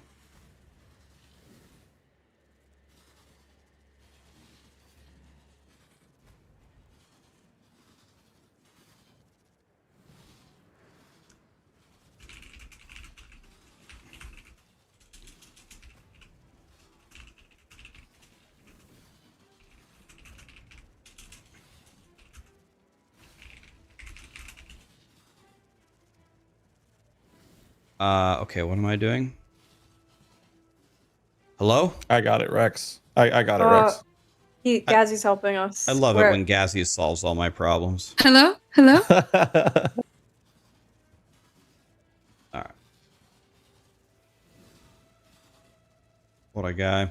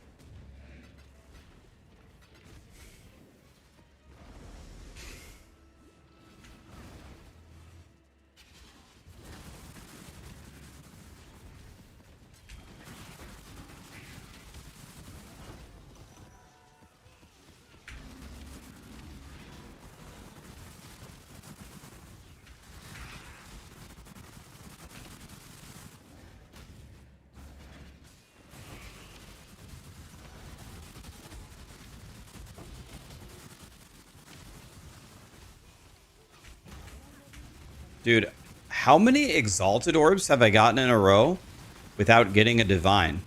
I swear I've gotten like 8 Exalts in a row and not a Divine. Did they change the, like this league or some league? Are Divines and Exalts still an equal drop rate or drop weight? Because it doesn't feel like it. It feels like Exalts are at least twice as common.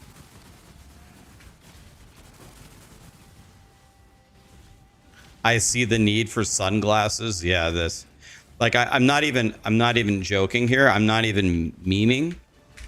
My eyes actually hurt from playing this for multiple days.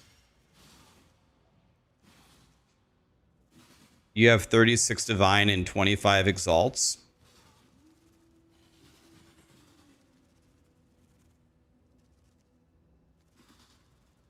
Good girl, Callie. Good girl. You're so pretty. Yeah. I see you wagging your tail. You having a good day? Good girl. Oh. Candy.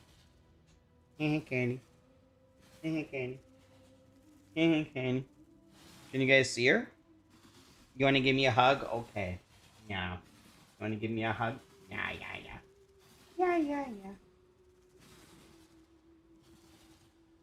Good girl.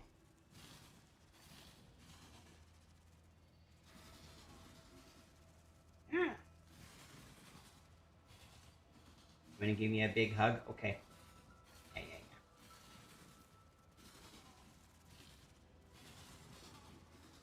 Good girl, good girl. You're being a good girl.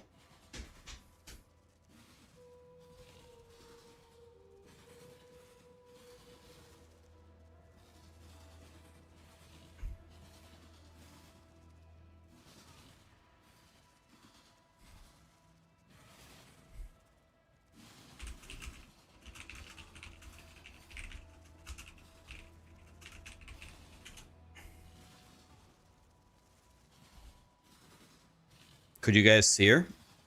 Callie literally climbed on my leg and leaned against me and put her head in my chest to give me a big hug.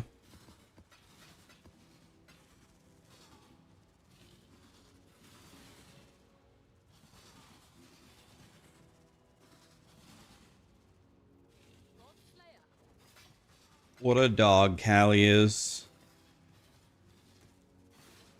Like pretty much every dog, right, is great, right? Like not all of them, but most of them, right, are pretty great.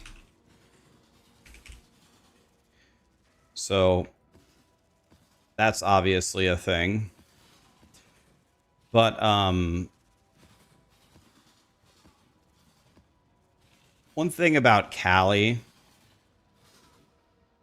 is she just seems to have, I don't know, she has a very, very pure essence about her. She is just such a nice dog.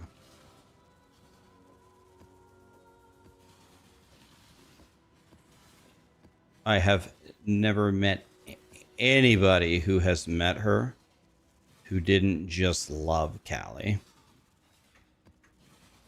She is just such a nice little doggy.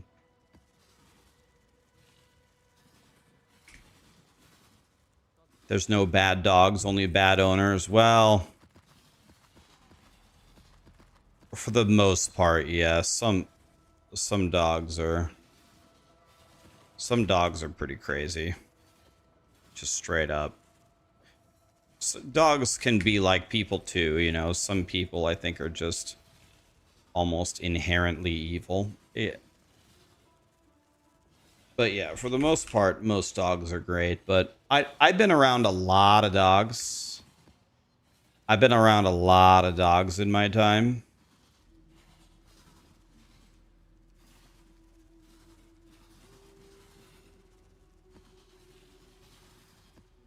And I would choose Callie over any of them. It's going to be a very, very big loss when she passes. Callie is very, very old. She is, by every definition of the phrase, at the end of her life. But we do the absolute best to keep her happy and keep her ticking. But she is definitely at the end of her life. Just sad. She's a border collie.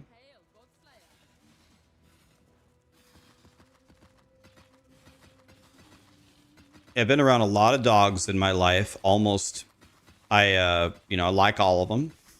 They're all great. But if I could only pick one of them, I would definitely pick Callie. Like by far.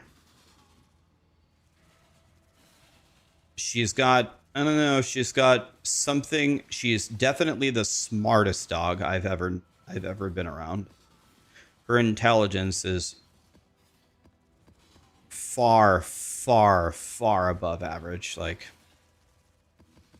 by a huge margin. But it's not just that, it's also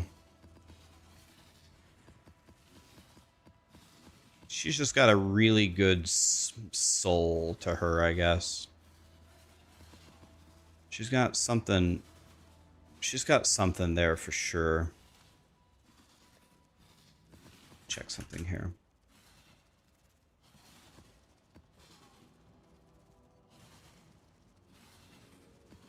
She's definitely got something special about her. Yours is an Australian Shepherd Border Collie. Yeah, very similar. Yeah, same thing. How old is she? She is going to be 13 in January. And kind of like what's considered the upper limit, kind of the upper limit for a Border Collie is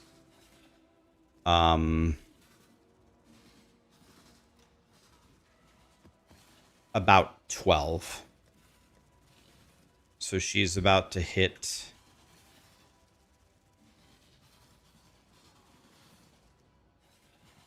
She's gonna hit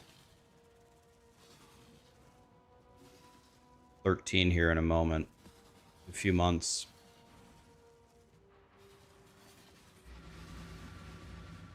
Your dog is 15 years old and you dread the day man's best friend. I mean, if you got your dog to be 15, you have done everything that you could for them, right? Like, for example, Callie about a year ago, her breath all of a sudden got very, very bad, like unbearably bad, to the point where we thought, you know, she needs like medical help. Something's got to be wrong in her mouth. And yeah, like she had cracked some of her teeth, and some of her teeth, because of the cracks, were like rotting. It's not like we were giving her bad food. It's that she ate food or it chewed on something, cracked her teeth, and then the cracking was like getting infected or whatever, or messing up her mouth. So it was, you know, pretty expensive. I don't know if you'd call it a surgery, but pretty expensive dental procedure. Oh, no thinking. Yep, paid for it instantly. Boom. Just help her. Now she is a million times better and happier. And then for 2 weeks, she had to eat just like, you know, very, very soft foods because she had pretty extreme procedure done on her mouth.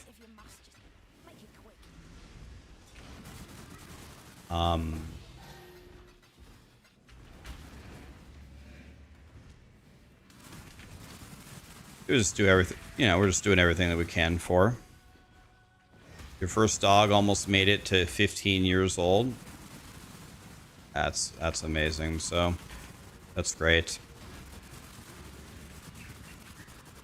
And so when the day comes that she passes or she gets very sick, I at least won't have any regrets. I'm not gonna have any regrets for how I could have treated her or anything, because we're doing everything we... I will never have another dog like Callie. I mean, I guess it's possible, but I'm definitely not counting on it, so...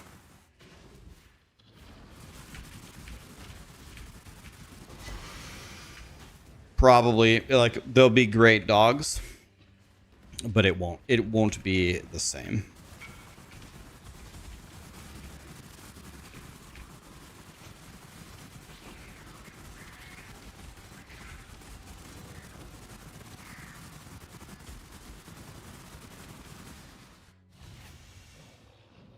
Your dog had to have half of his teeth removed, but now it's so much better.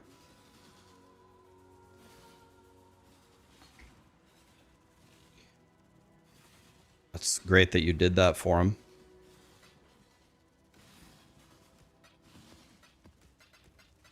That's what it takes right there. This is corrupted. Maybe I can sell it for 20 chaos. It's corrupted, so it's garbage.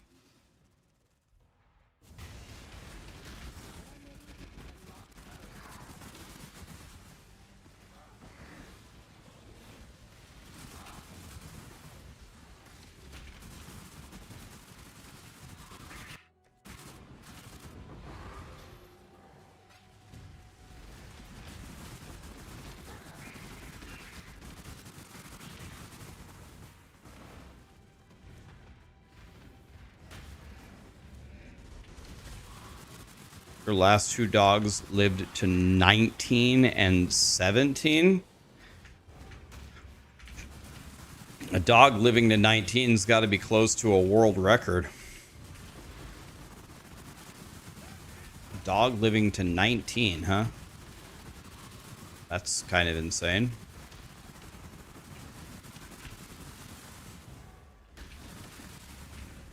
A dog living to 19.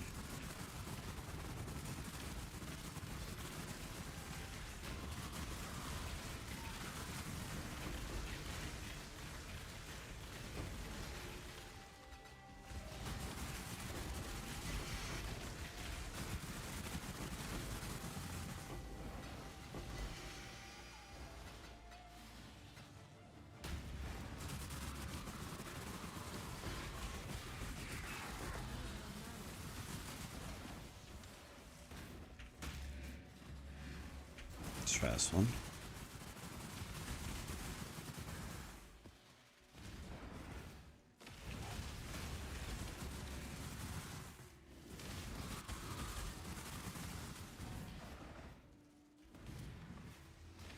Okay, let's see if we can hit 96 here without dying.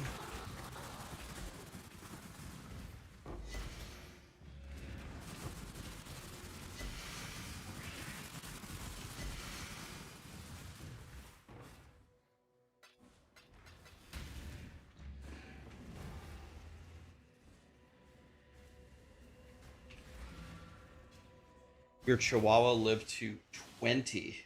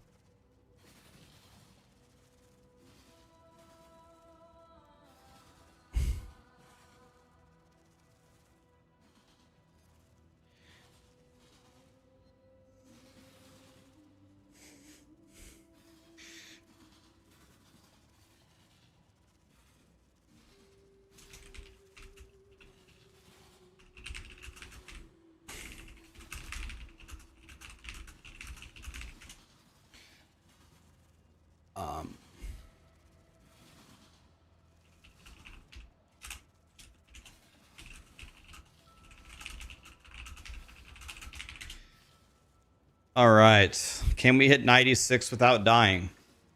I wonder if these 5 maps will get us there.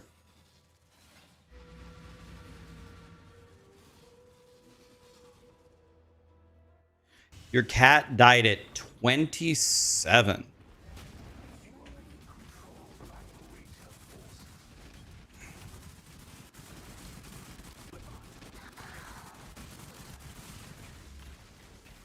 A swift choice speaks well of you.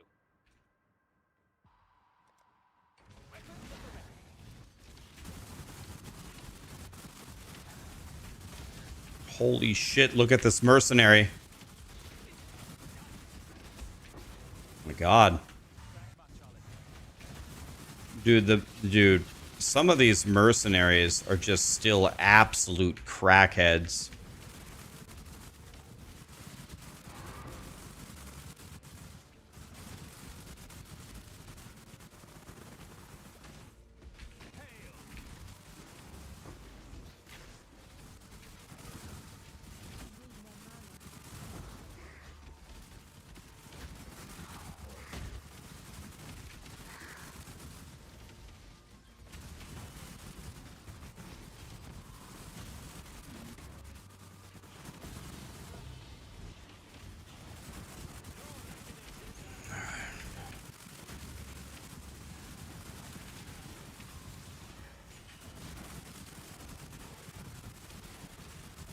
Great grandma died at 109. Am I the only one who has zero interest in living to 109? I don't want to live to 100. I don't even think I want to live to 90.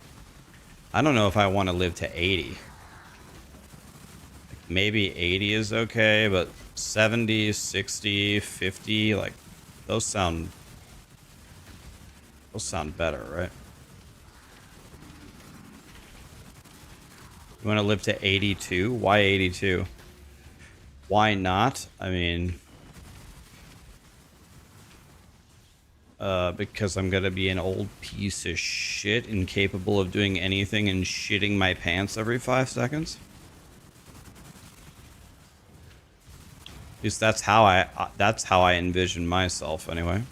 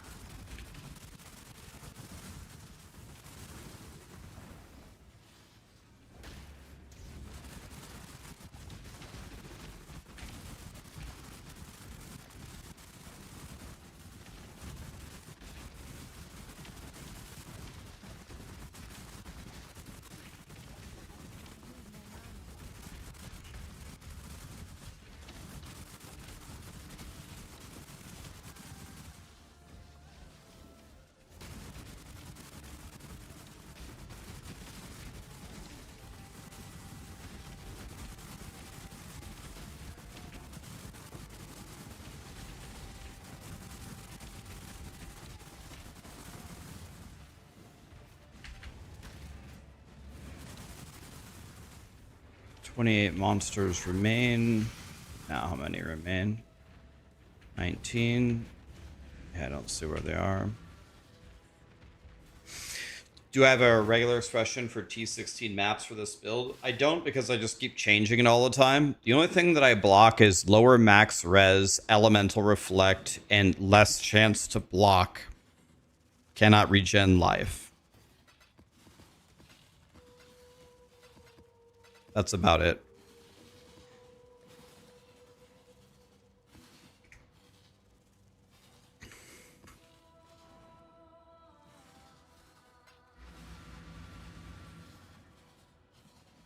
It's sad that you have to, you're going to still be gaming at 95. This guy's blasting.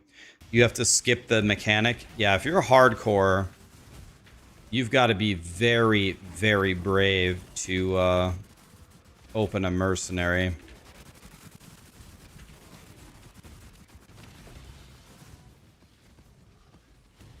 You got to be very, very brave. Didn't Ziz get one-shotted 90% all res, like close to 9,000 life, and you still got one-shotted?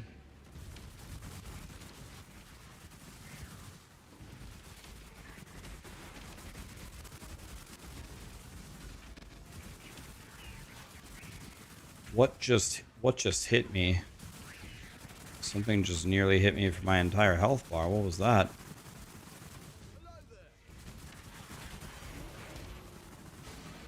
Hey, we got a divine orb.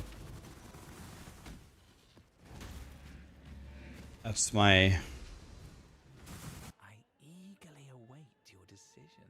strength dex. We don't want. We want strength int, so we can exile this.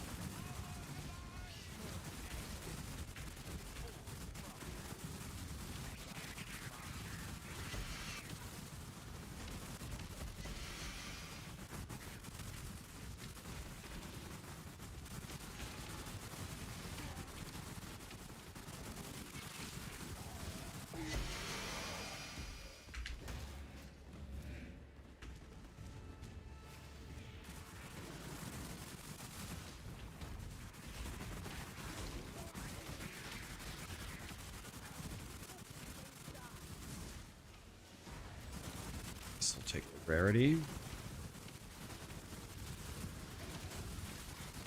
He got 0 shotted.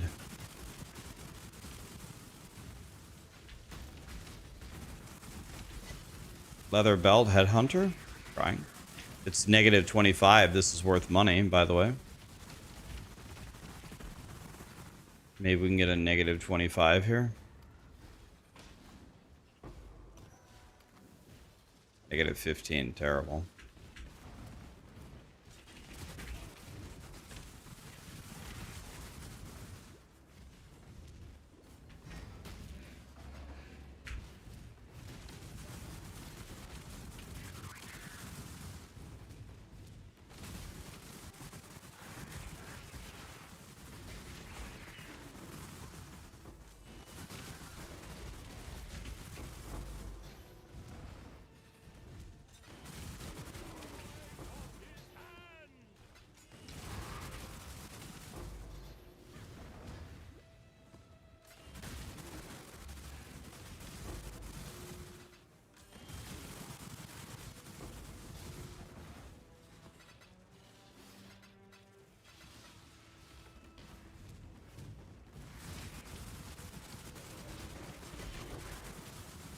Okay, we are almost...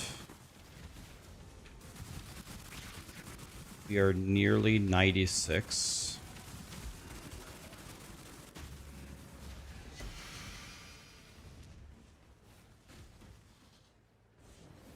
Let's do this one.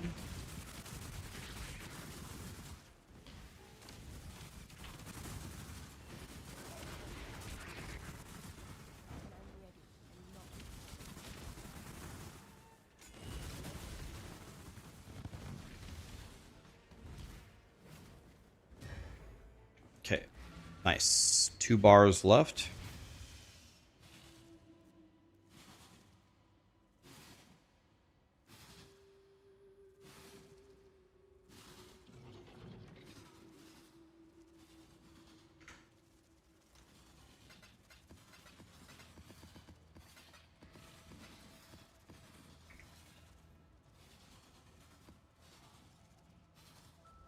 Okay.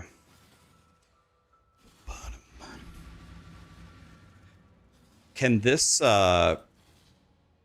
map give me a single bar, a full bar of XP at 95? Let's find out.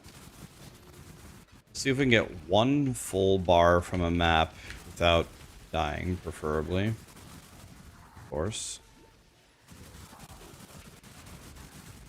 Get more rarity. Can't be a bad thing.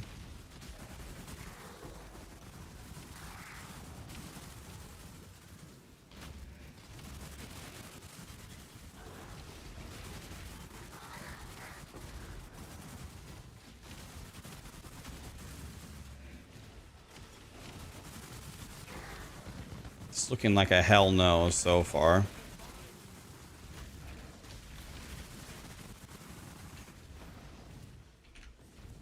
I don't think we're even getting...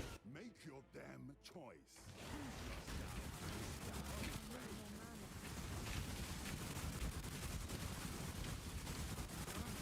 You're lucky I was gone.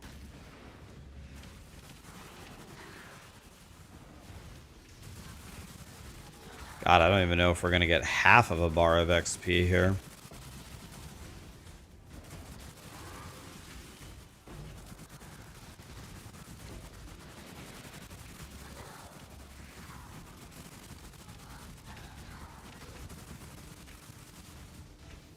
Got to lower our expectations here.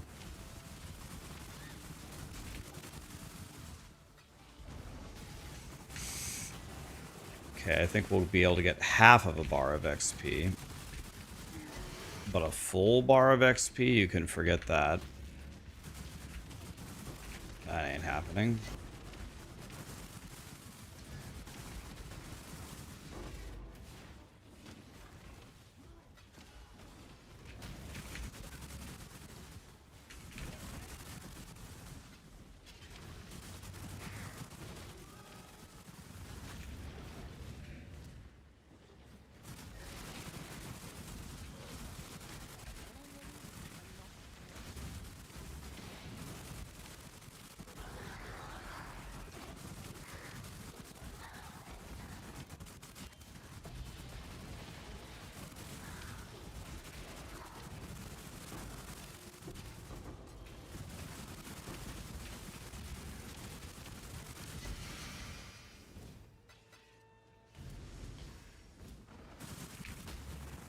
Well, I mean, that's closer to a bar than I thought it was going to be. Not quite a bar, though.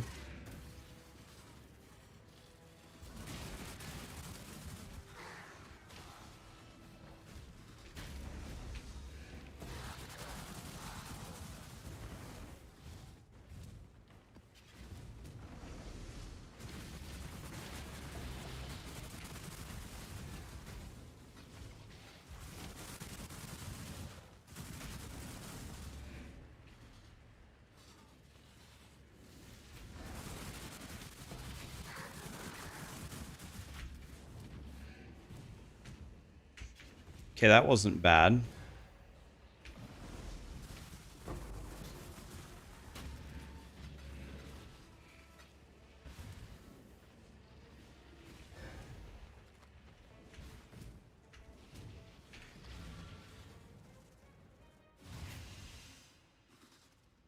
You've never seen a raw divine and you've been playing for 90 hours?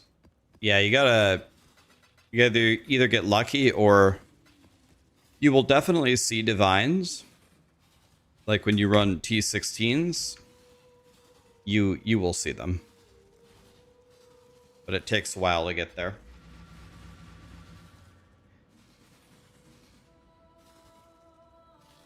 Yeah, exactly what Wildcard said. I'm in the phase where my gear is really, really good, but the next step of my gear is extremely expensive. So now it's going to take either a shitload of farming or a mega drop.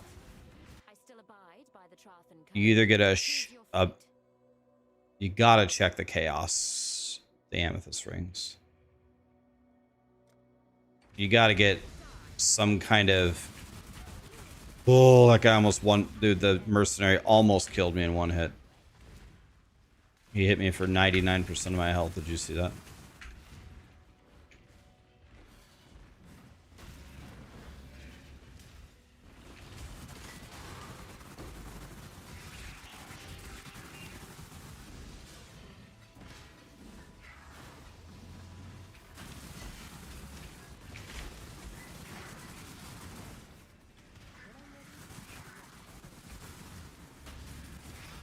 All right. We're just kind of cruising here.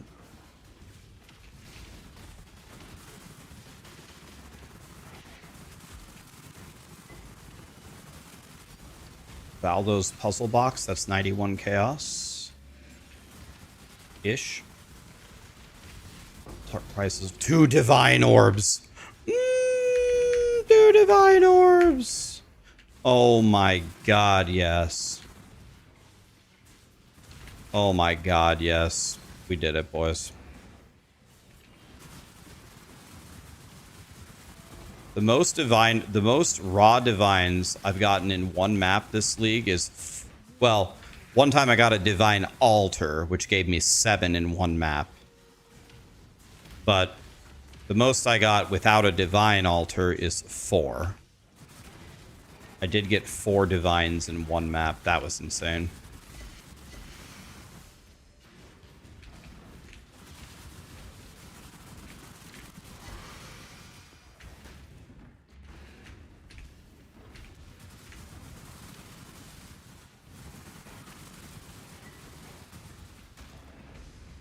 Yeah, the Veiled Chaos is not a good option, Thick. I just did it for the Omega lols. I did it because I'm a streamer. I did it for the Keck W's only. I did not expect to really hit it there.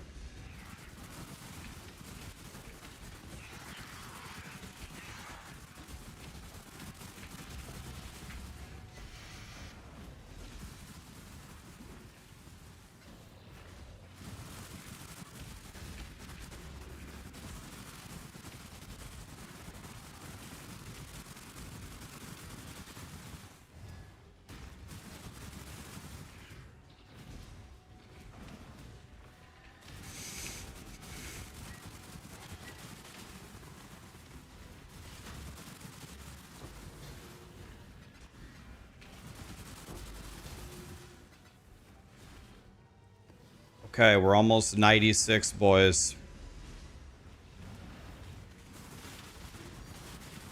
Another divine. We got 3 divines this map. Oh my god. Oh my god, yes.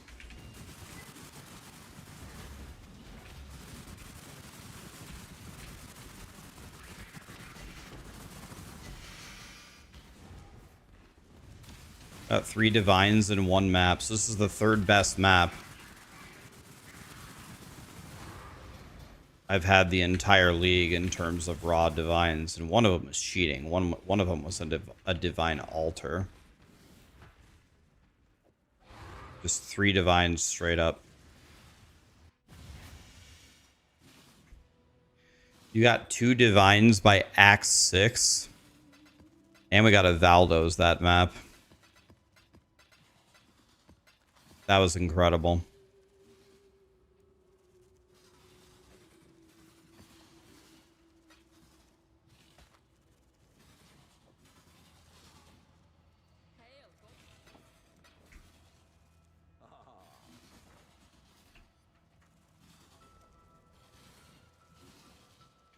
Oh wow, they're up to 104.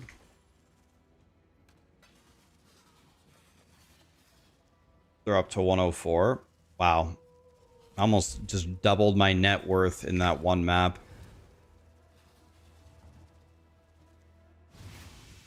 What's the best Forbidden Flame gem for Snacker? I'll be honest with you, man. I'm so much of a dog shit noob at this game. I don't even know what Forbidden Flames can roll. I don't know the answer. Someone in chat might know. I don't even know what the possibilities are.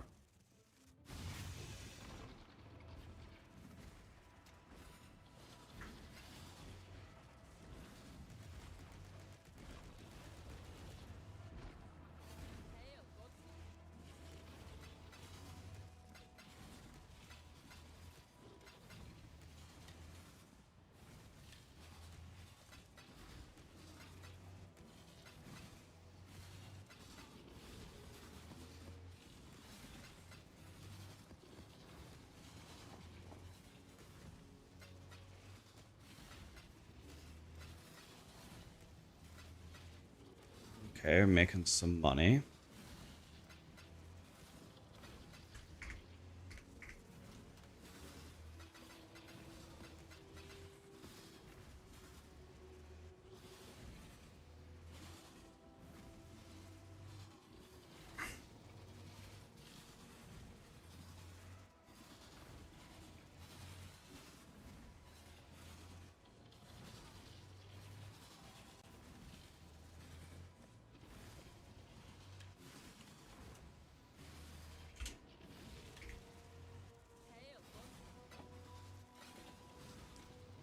Okay, if we don't die here, we will be 96. If we don't die here, we will be 96. Okay.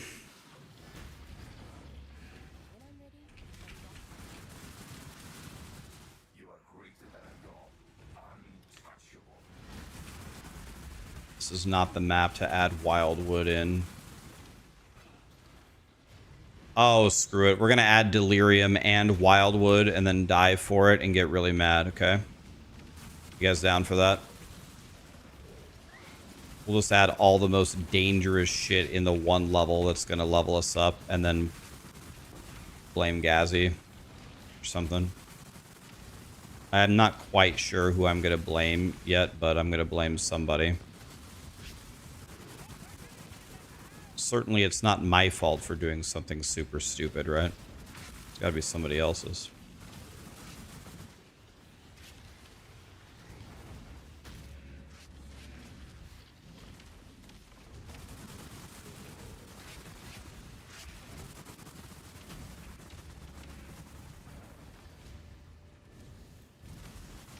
Okay, it should be right here somewhere. Should be another one.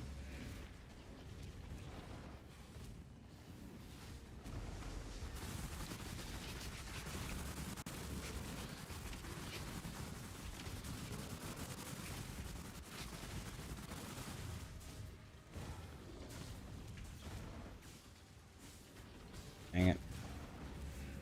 Well, we didn't get very much juice here, but we do have delirium and the wisp. So let's see what happens here. This could be very dangerous.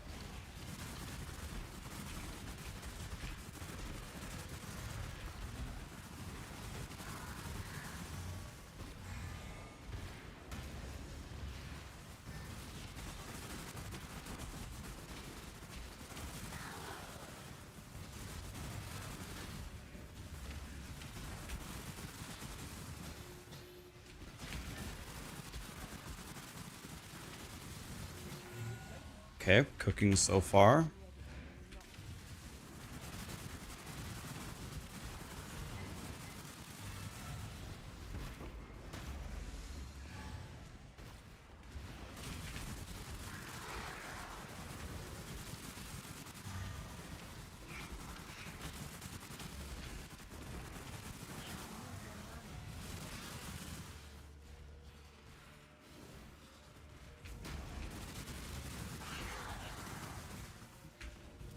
Let's save the boss for a moment. The boss is someone who could actually kill me. Has a decent chance to do so.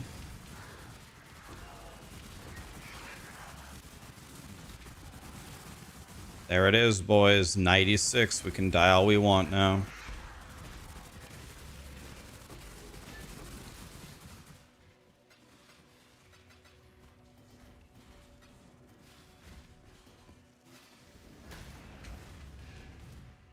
96.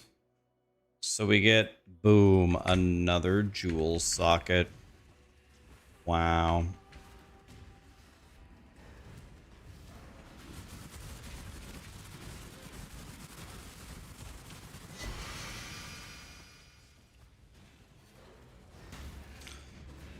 Would I agree that the core of D4's problem is the length of time it takes to reach the point of diminishing returns of the power increase, and that length of time being too short? I would say no. That would, so let me reverse your question. Let me reverse your question back at you. If Diablo 4 got the pacing of its current game perfect in how you progress and how you fight, then would Diablo 4 be a good game? The answer is no. And the reason why is the crafting is borderline non-existent. The itemization is not interesting at all. There are no pinnacle challenges to sink your teeth into. There's barely any storage space. There's no loot filter, which is kind of tied into the fact that there's an itemization problem. So what like I would agree that what you're bringing up is a problem, but is that the core problem where if it was fixed, then the game would be fine? No. No. The skill tree is not really even a tree, right? You know, it's like tempering is terrible. Masterworking is terrible. You know.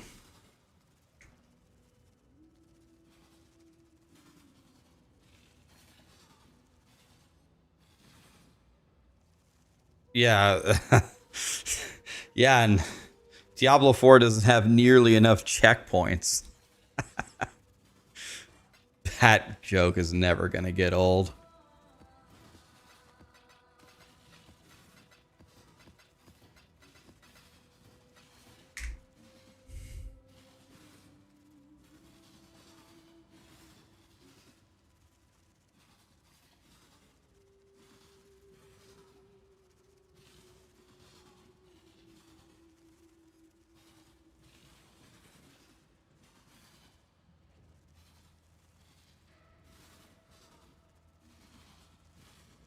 Hey, we got a message from Adam Fletcher, by the way, on Diablo 4.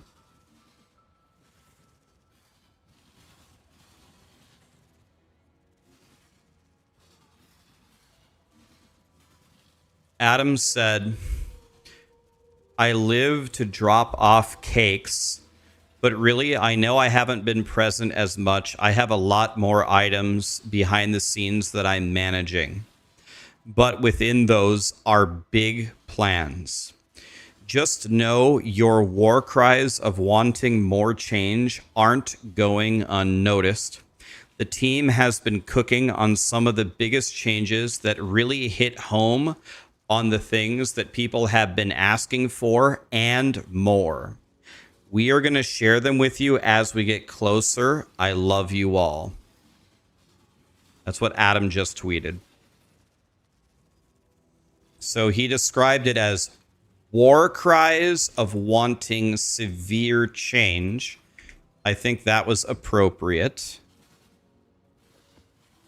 I would love to believe this. I don't think Adam is a liar, but it's, you know, I would like to see these changes is all I'm saying.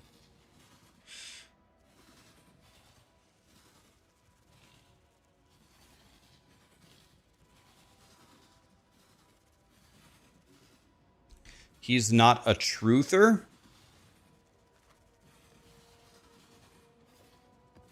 I don't take Adam to be a liar, do you?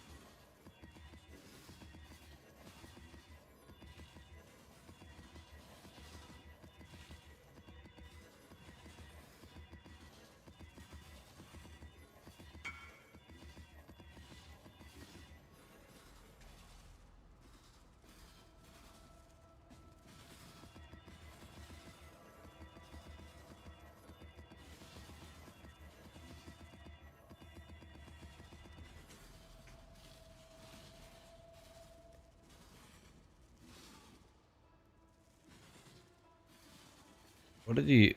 Oh.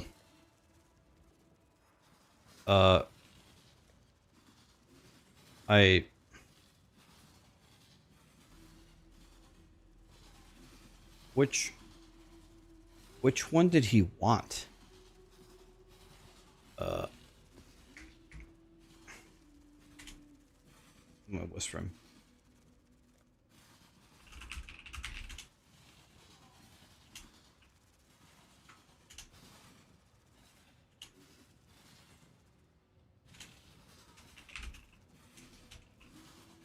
I don't think I can find the map he wants to buy. He wants to buy a Dunes map, memory influenced. But certainly, is that the one he wanted? That's the one he wanted. Okay. Okay.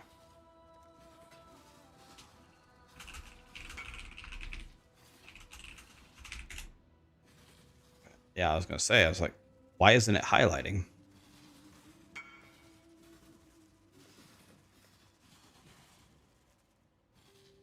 Wanted to make sure that he was okay with that one because that one was corrupted.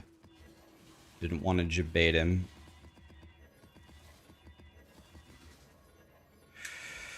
Okay, now the $1 million question. Does this work for T17 minions? This one does. Do any of these work for my snacker? Snacker can run these 3. All right, boys. You never seen someone delete chaos orbs faster. Ready? Here we go. Watch this.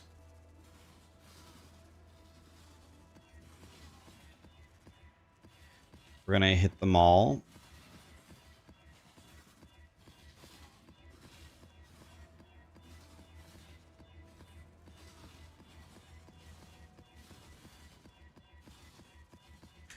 Snacker can run this one. Can Mr. Minion Bob run any of them? Minion Bob can run 2 of them. This is actually one great thing about having 2 characters at T17 is re-rolling these maps is not nearly as bad. Oh my god, I hit 2 in a row. God, I love that. May I has more than I can run. Okay, I hit the first 2 and then I bricked all the next ones. Snacker can't run any of them. Can you imagine? Jesus. Out of all those chaos orbs. It also has to... It's not just a function of which ones can they run. It's also a function of they have to have a high enough payout. If they don't have a high enough payout, then... Okay, okay. We're doing it slowly. This actually isn't going as bad as I thought it would.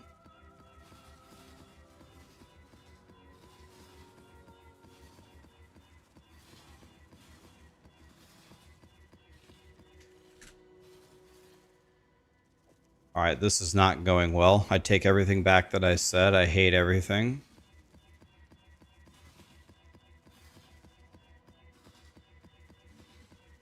Yep, I hate everything.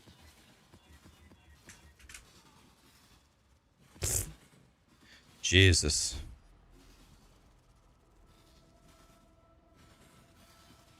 This is 193, 126, 196, 140, 154, 140, 126, 109, 109, 140, 109, 179, 140. So we're making some really good maps here.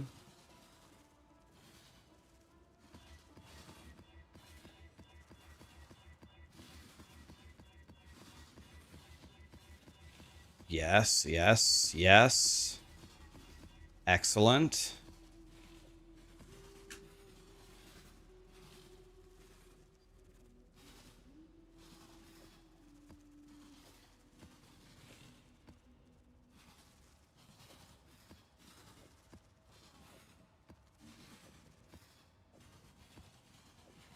Excellent.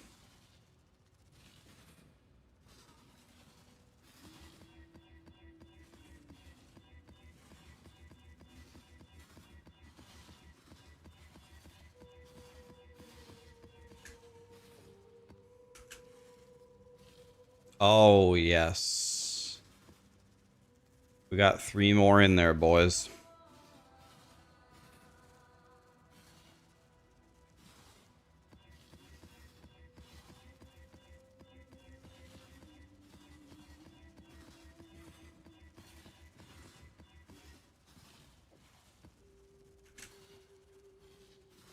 Excellent. We're doing it, guys. Yes.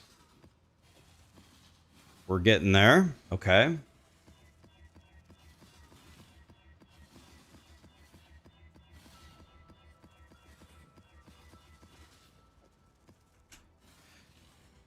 Dang it.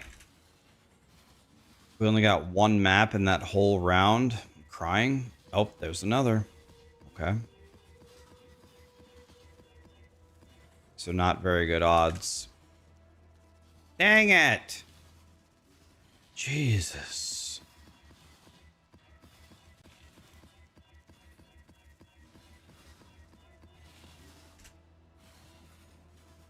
Wow, we got 0 there. I'm crying.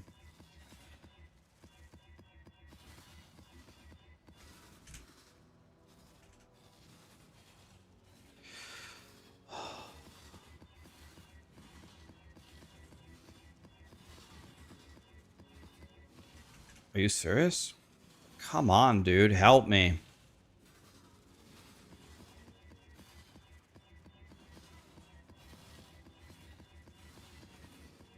Thank God.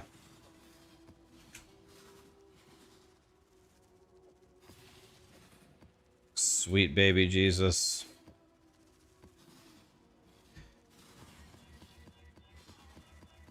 My chaos orbs.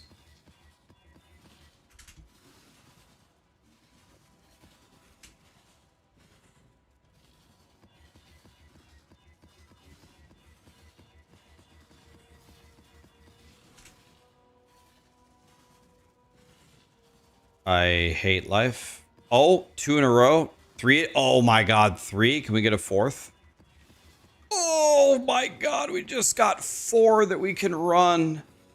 Yes. Oh, and another one.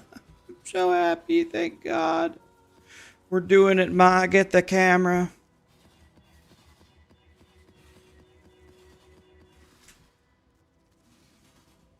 Jesus.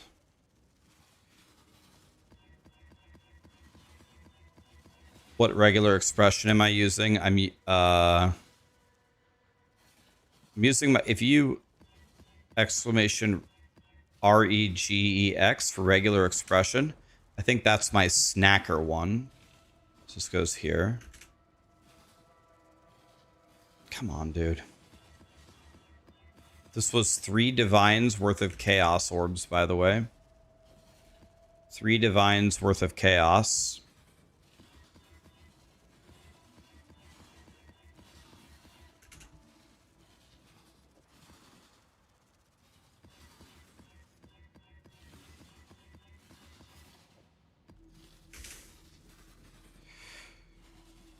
I'm just bouncing back and forth between regular expressions for my 2 characters. The right 2 columns my snacker can run. The left 2 columns my minion Jim Bob, Willy Bob, Dilly Bob can run.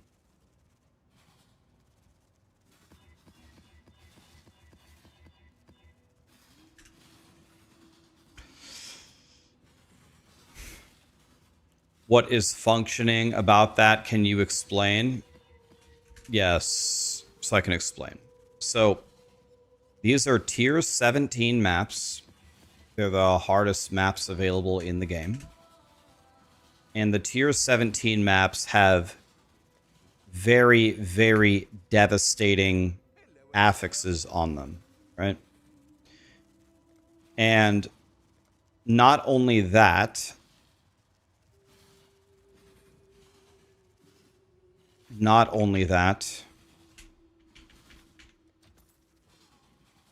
but when you roll the T17 maps at the top, you'll see that they can have different bonuses. And the most important one to me, okay, that's a T16 one. The most important one to me is more currency. So there is a website called POE.re for regular, it stands for regular expression. And a regular expression is a bunch of gibberish that you type into these search things that highlights it based upon the requirements that you give it. So I made a regular expression in T17 for my minions, and I made a regular expression for T17 for my snacker that has very, very high currency. So right now, when I use Awaken PoE trade and I pick T17 minions, any map that is T17 that does not have deadly mods for my minion build that has high enough currency will be purple. I Chaos Orb them to change them. None of them went purple. So now I open up my T17 thing for my snacker, and this one works for my snacker. So now I go again. None of those work for my snacker. None of them work for my minion Jim Bob. So now I just go again. Essentially, what I need is I need all of these to turn purple. When they're all purple, we're done. And the nice thing about this is I have two characters. So they don't exactly fight against the same things, which is good, right? So that way I can check every Chaos Orb essentially gets double its value. Out of every map that we have found, only 2 of them have been runnable by both filters.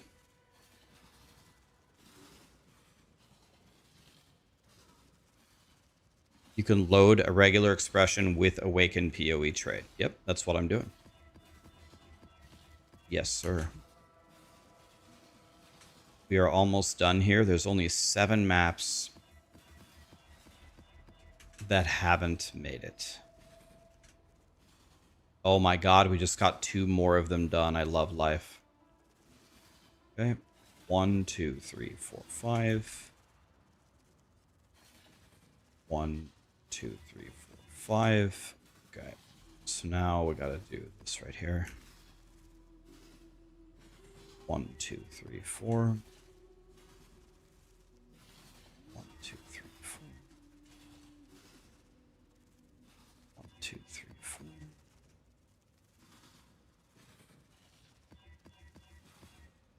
There we go.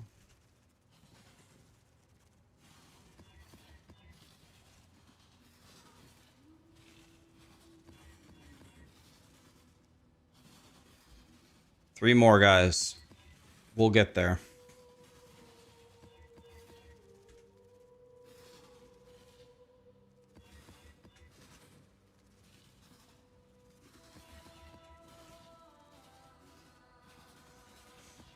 Jesus.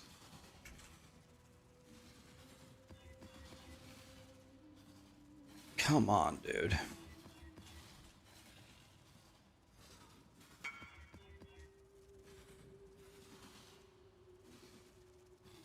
Wants to buy 1 Dunes. Memory influenced. Where are people seeing this is my question. Where are you seeing a memory influenced Dunes? There isn't one here, right? It's already sold, I think. It's the one that I sold to the other guy.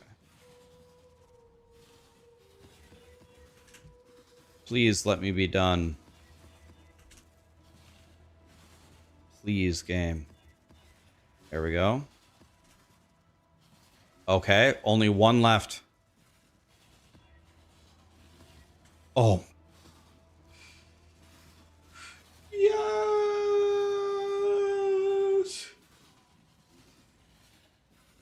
every map is rolled and now ready to go. Now, the only other thing is there is one more. Oh, this tab is priced at 20 chaos. Or wait. There's only one more thing that we need to do.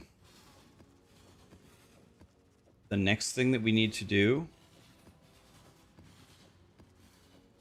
is we need to delirium orb all of them.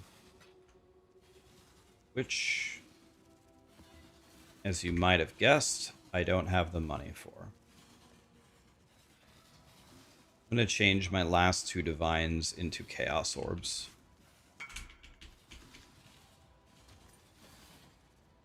Someone wants to buy one of my diamond flasks. I love that. I'm poor. I need money.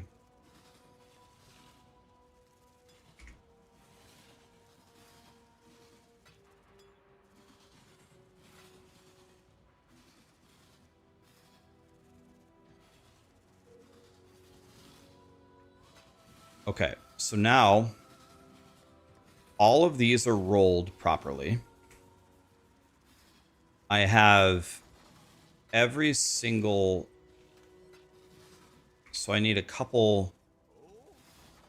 Can I... How many containments can I buy?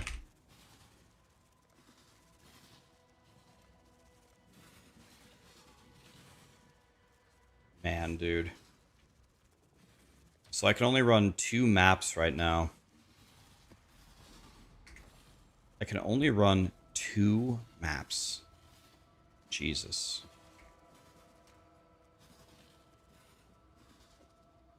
I can run a 3rd.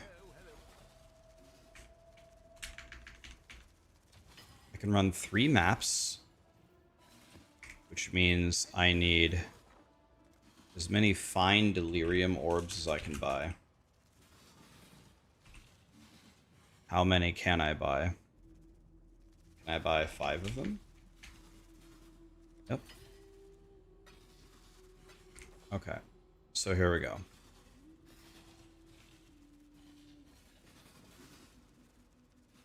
Yeah, containments are kind of out of this world. Okay. Here we go. Here are the 5 maps I can run right now.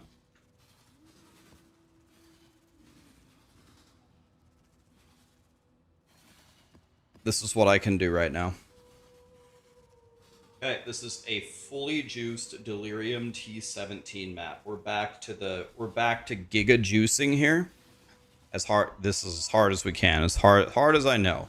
It's chiseled, it's alked, it's re-rolled for currency, it's Delirium Orb with a super expensive Jim Bobs. By the way, I need to buy a new jewel for my... I just remembered. I have to buy a jewel for my minion guy that I didn't do. I don't really care if I die here at all, because I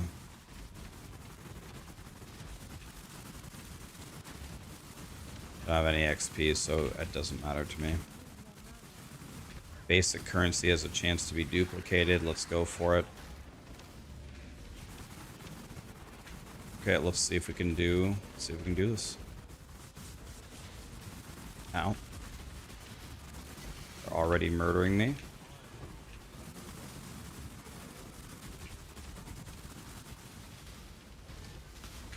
I don't know what those explosions are, but I certainly don't like them.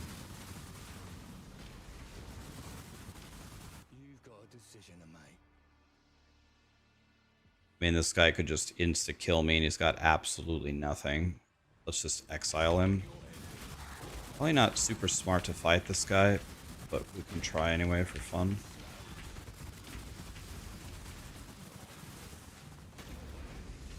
Okay, good job. Mignones. We're gonna go back and kill everything in a little bit. Actually, I mean, we don't have a headhunt or anything, I guess.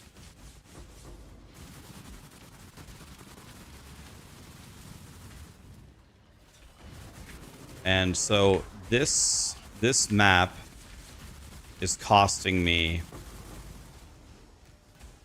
probably close to 1.5 divine, a little bit more probably than 1.5 divine to run this.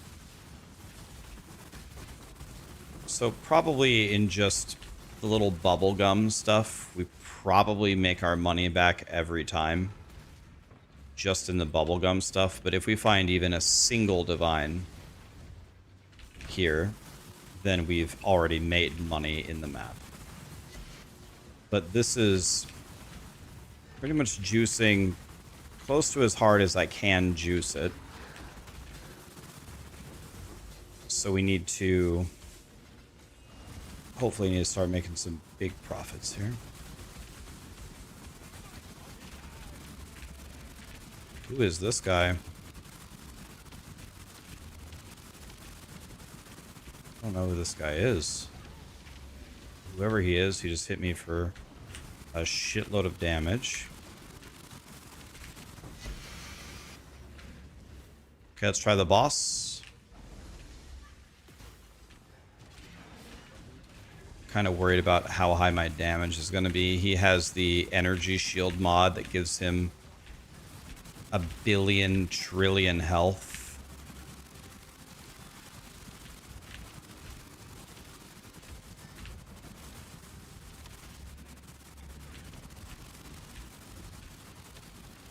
That energy shield mod is so brutal. Gives him outrageous health.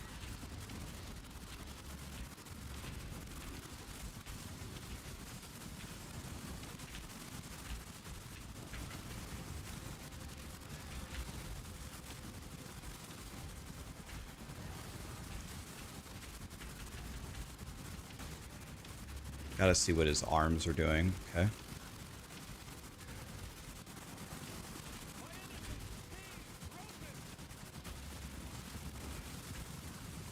Well, he had a bajillion extra health. Still killed him. I'll take it. Wasn't fast, but with that much extra health, that wasn't too bad of a...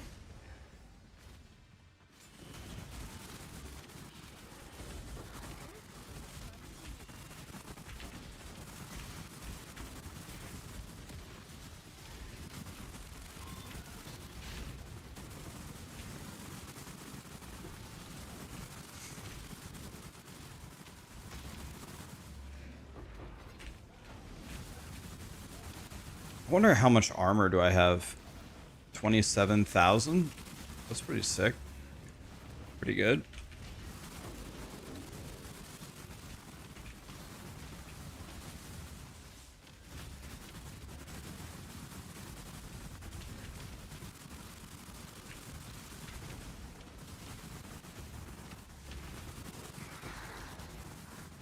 Okay, we're just looking for godlies. We're just looking for godlies.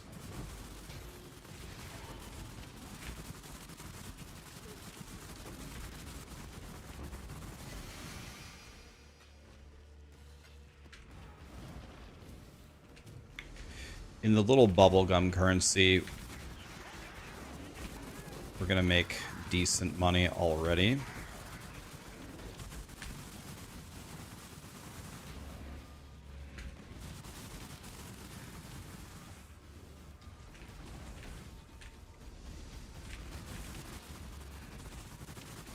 By the way, you're never going to believe this. I can't even believe this. I still haven't gotten my Papa John's. Dude, I gotta go get Papa John's. I can't believe it. I still don't have them. God, what is wrong with me? I still don't have them. Jesus. Jesus, I'm stupid.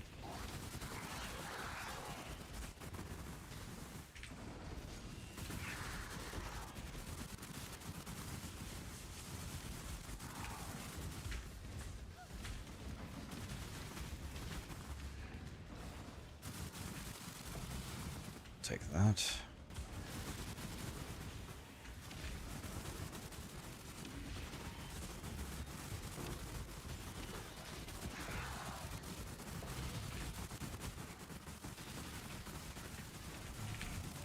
That Diviner's Strongbox is essentially what we're looking for.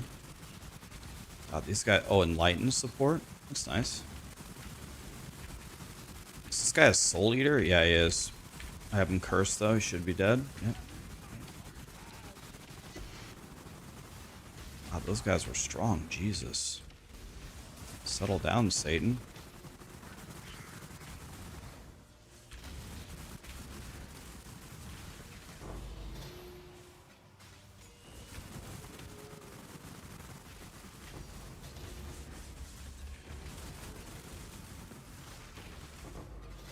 Oh my god, 2 Divine Orbs.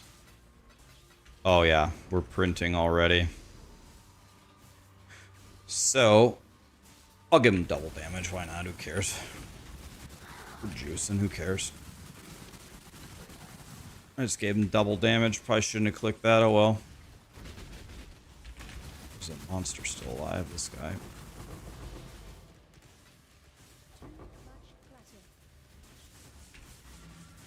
Very good. It's a satisfying build to watch. Yeah, Gazi really carried me with all of his knowledge here. This has turned out quite nice. I gotta go get my Papa John's.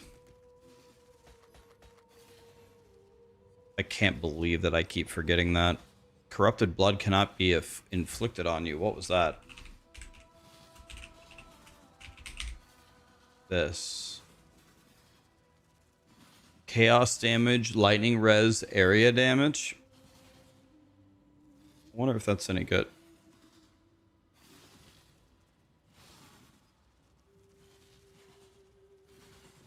This might be a very good jewel. What about just corrupted blood? With that, and let's say...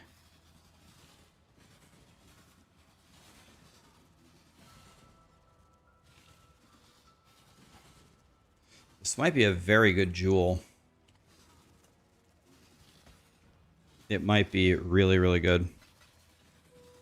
What is Enlighten worth? It's worth 100 C. I'll sell it for 100 C. You can't... It's corrupted without quality, right? So that's not very good. It's not very good at all.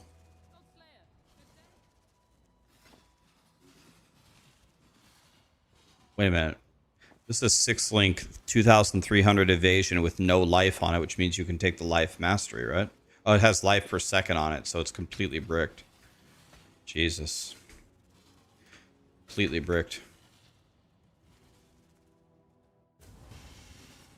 Can you give me some advice regarding your build? What build are you playing?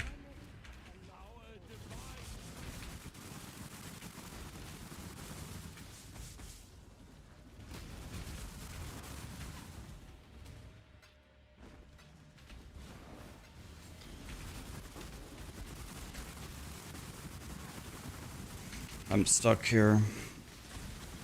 Behind... Oh, that guy hit me really hard.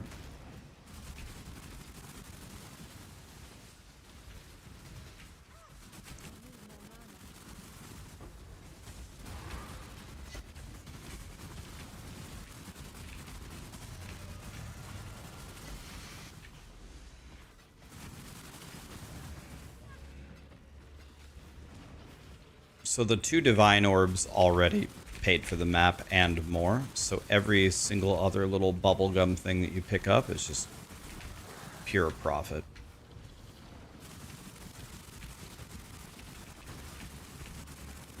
So that's very nice.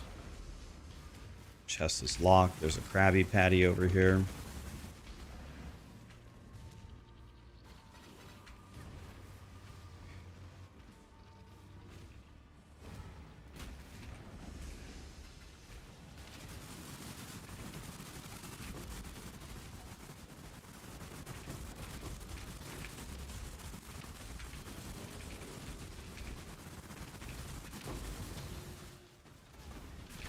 There's a lot of stuff.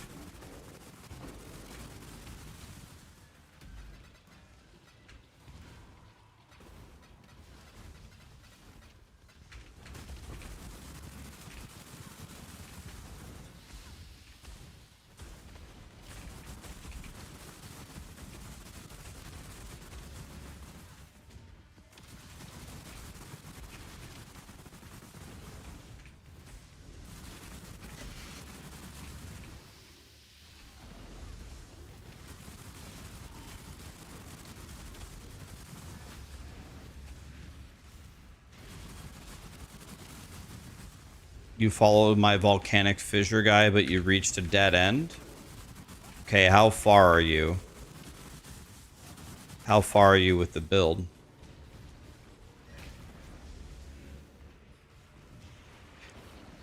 You're more tolerant than Diablo 4 than most, but this next season is making me not want to play. Anyone else feel like this, or am I off?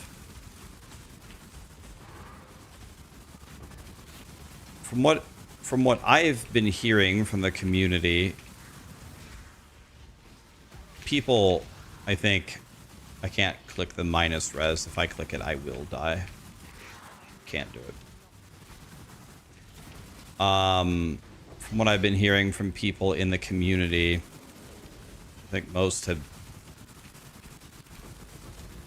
been, how can I say this? Most have exhausted their fun out of Diablo 4.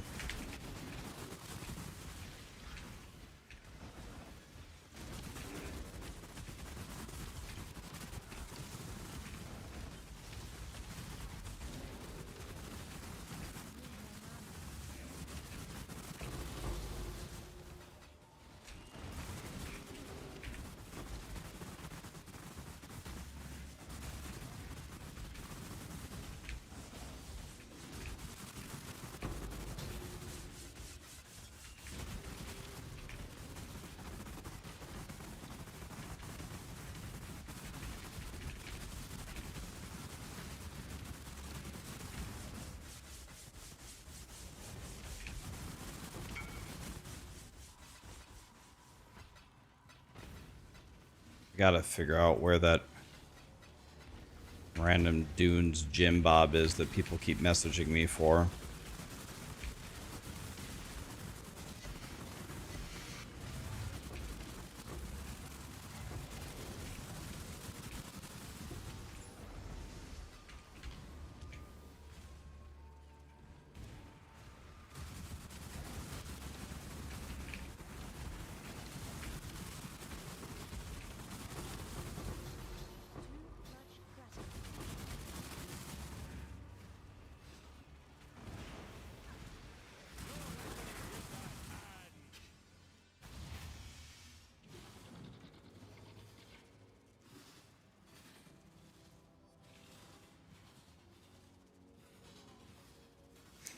I've been really enjoying the game you're streaming. It's exactly my kind of thing. I'd love to connect on Discord to stay in the loop whenever you go live. My Discord is Rosemary03342. Feel free to add me.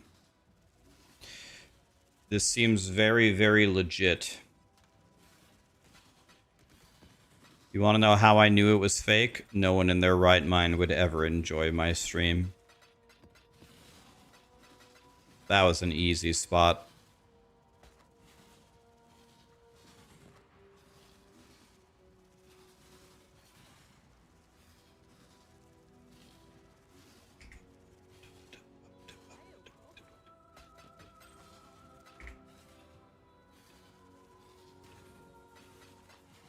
I'll ban him.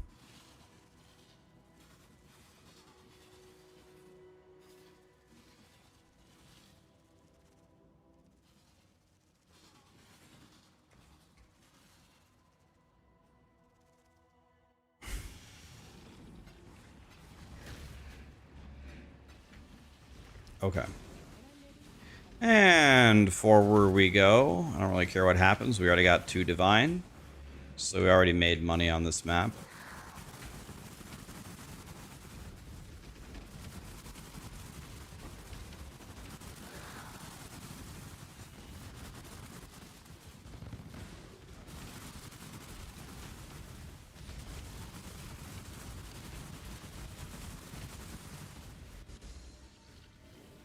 More than 50 monsters remain. Hopefully they're all in this corner. If they aren't, I missed some monsters. It's not a good idea to skip monsters. Oh my god, this guy's Satan.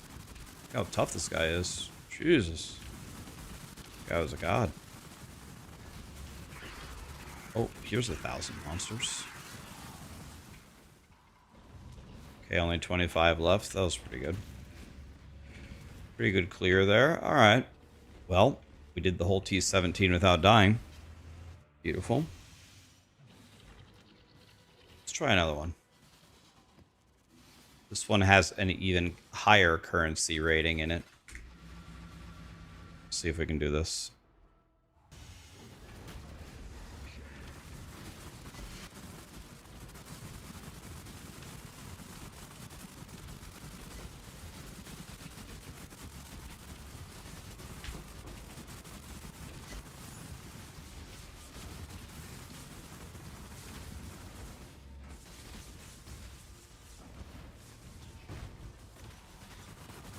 So the two best, as far as I know, the two best boxes are Arcanist, which gives you all the currency, and Diviner. So here's two Arcanist boxes.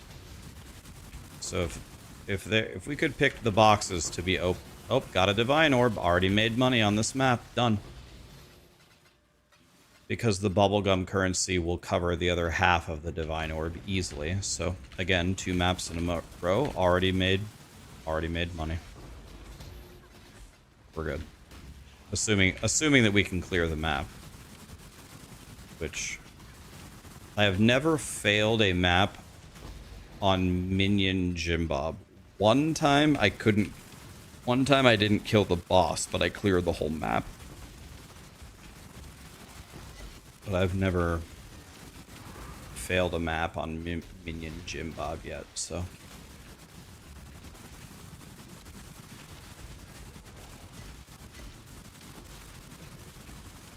Jesus, these guys are powerful. Crazy. I died to the guy exploded after I beat him, he exploded and died. Dude, I actually don't understand on-death explosions. Had him dead, and then I died. Imagine. Had him dead, picking up my loot on the box, died. Crazy. On-death explosions.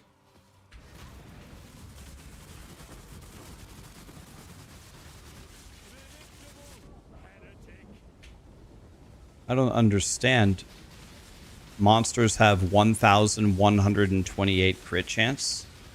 Is that what's killing me? Am I getting crit for 750,000 damage and dying? I don't even understand. I guess if I get crit one time by anything, I die.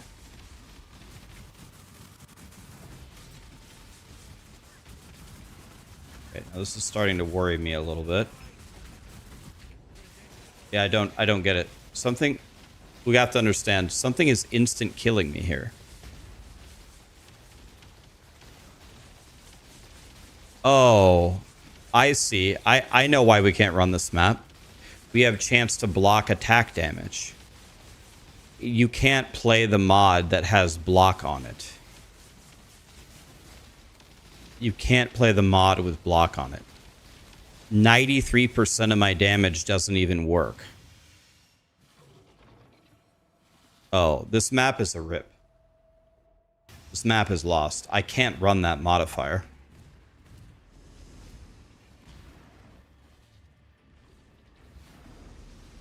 Yeah. I can't run this modifier. They block 93% of my damage. So I never kill anything, so everything's always alive because I can't kill it, so.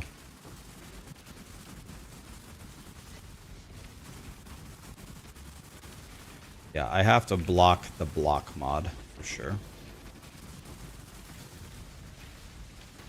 It's okay. Let's try to get as much of this as we can. I'm gonna fix my regular expression.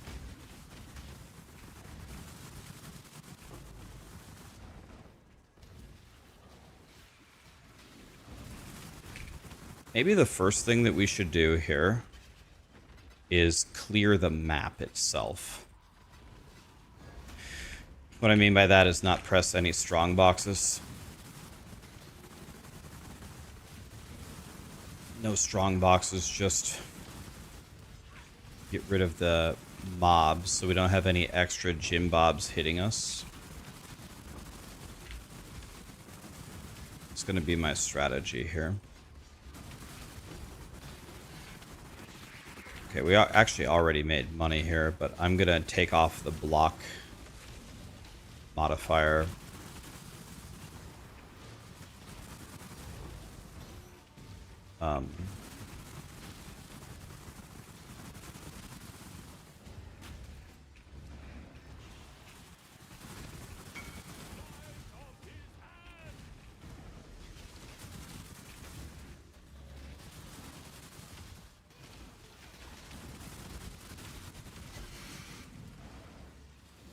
This is a one divine sale. Unfortunately, I gotta go for it.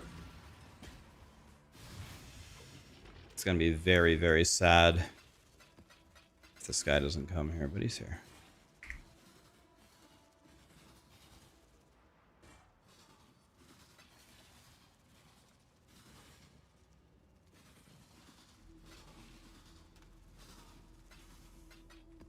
Okay.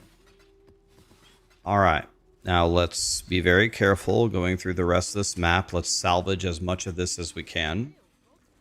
Maybe by some miracle we can still clear it, but I'm definitely getting rid of the block mod after this.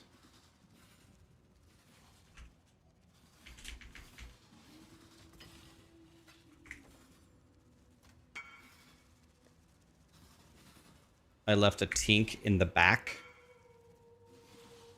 Okay. There was something really good that dropped. Okay. See if we can find where it is. Okay, that guy's Satan. The other way. Okay, thank you. Check everywhere here.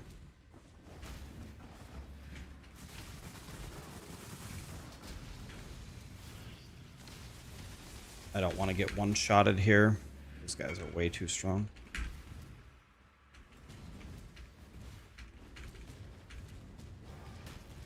Definitely not going to be fighting any mercenaries this time.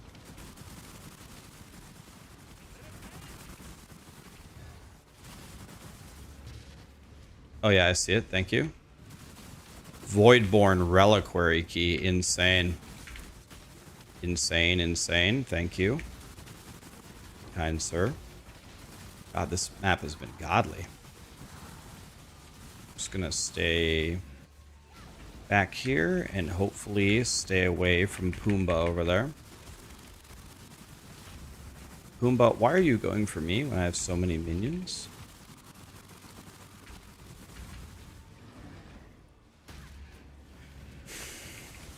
This map is not invited to my birthday party.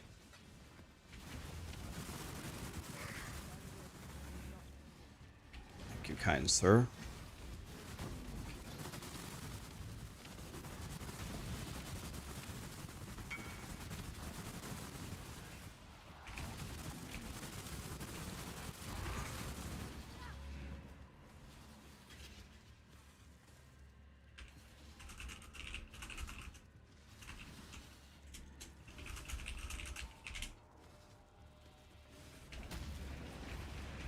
Said I need 5 minutes. I don't have the portals to just willy-nilly go back right now.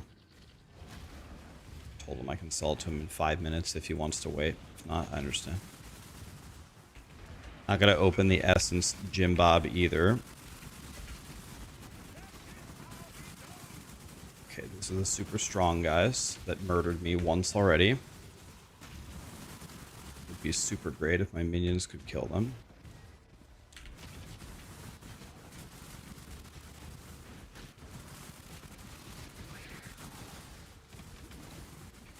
All right. Okay.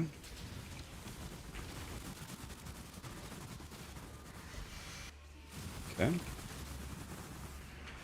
I don't care about that strong box.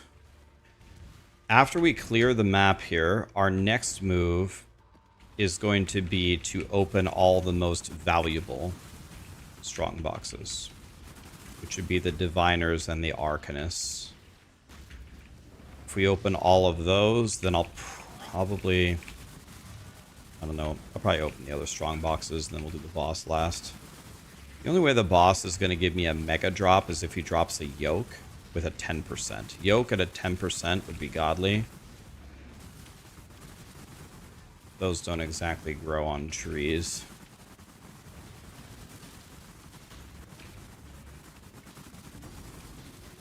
The cheater, what's that? That was a tink. I don't know what the cheater is. Level 6 awakened support gem. I just got 3.3 divine. Wow, it's worth 3.3 divine, guys. Can you imagine? Just got a 3.3 divine drop. Dude, what does this map have? This map is insane.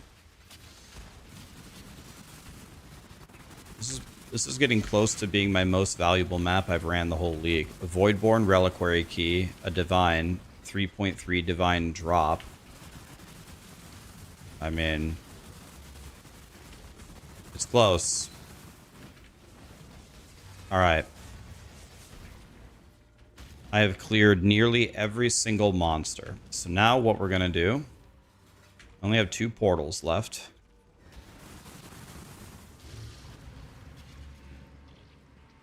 Start opening some of the boxes. Let's be careful.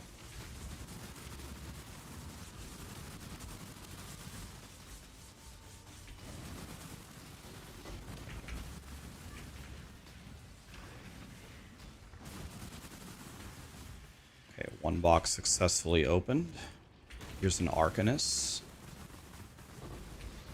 Okay, they did it.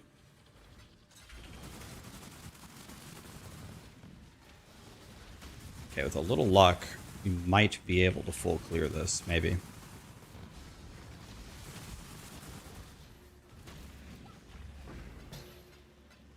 Okay.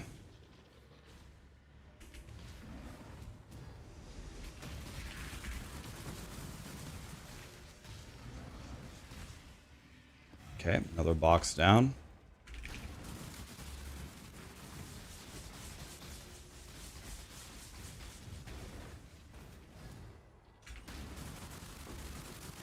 Take a couple Chaos Orbs. Another box down. This is going okay.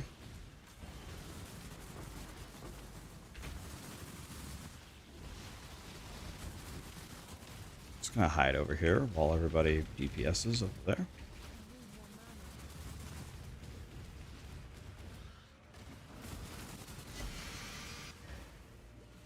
Okay.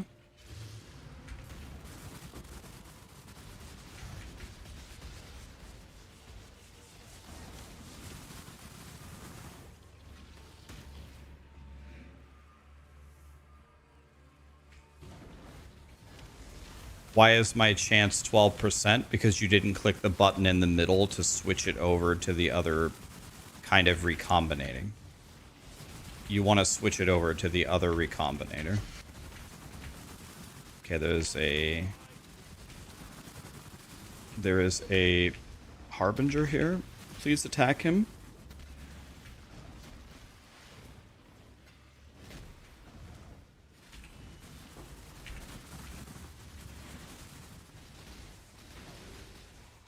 Okay.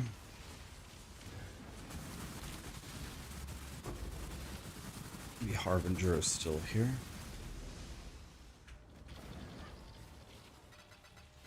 Very nice.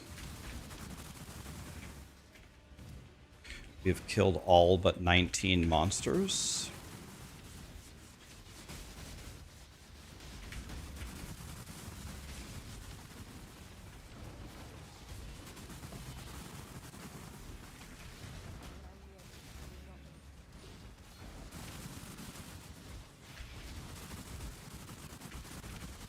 We got Satan over here. He's dead.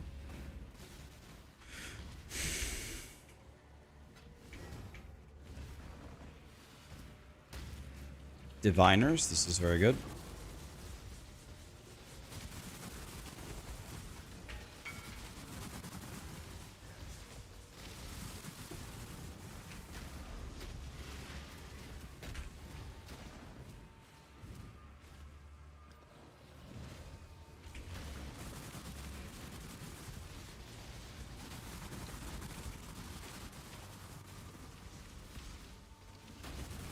how is this guy still... How are you still alive?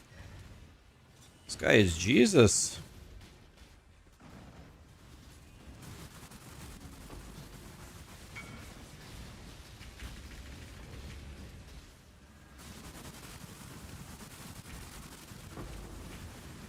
Okay.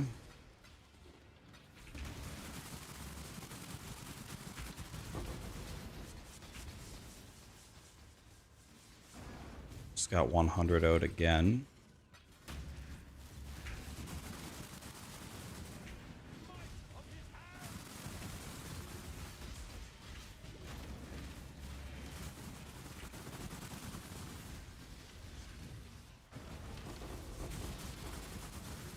To the fortunate, man, our money continues to go up and up and up in this map. It's insane. This is dog shit. How good of a fracture is that? Any good? Probably not. Doesn't exist. Just get rid of it. 100% T1 perfect evasion rating fracture?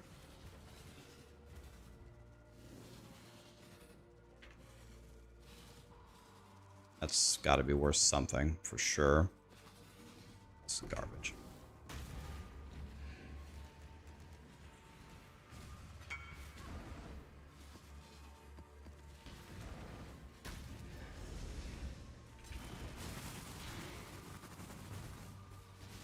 I needed to take the base off. Oh, was I searching for it wrong? Okay.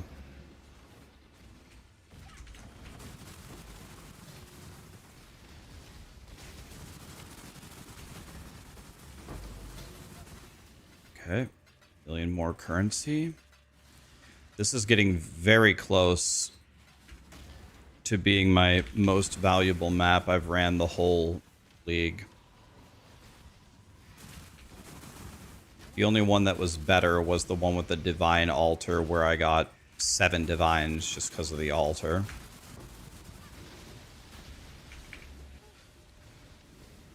I never ever know what's hitting me. I just can't see it, man.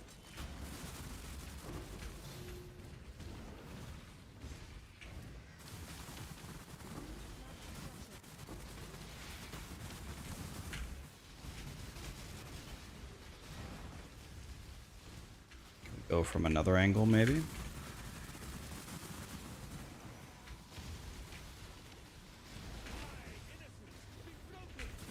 Please kill this. Please kill Satan. Please kill Satan before he kills me. Please kill him. Please kill him. Minions, attack him. He's right in front of me. Attack him. He's right fucking there. Kill him, minions. Kill him, minions. Kill him.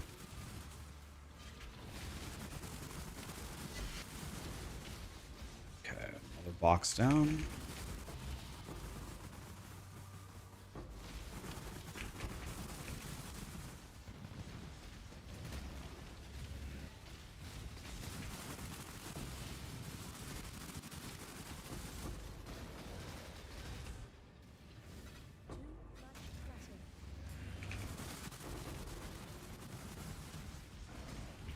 God, this song is good.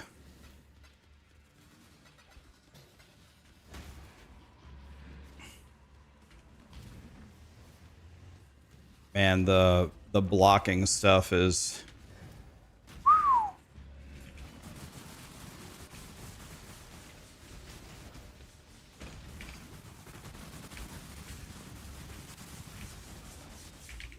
What in the fuck just hit? What? I don't get it. What is hitting me?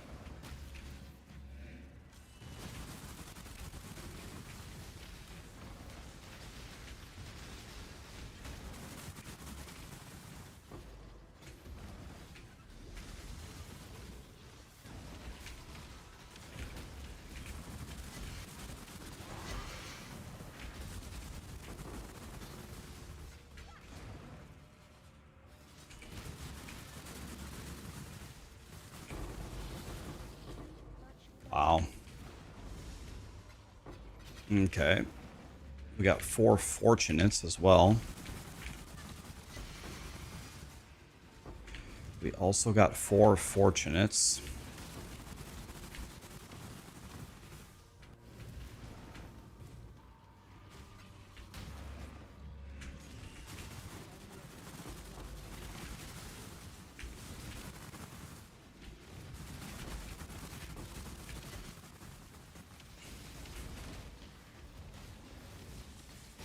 Just got to keep moving around, trying to dodge all the Jim Bobs.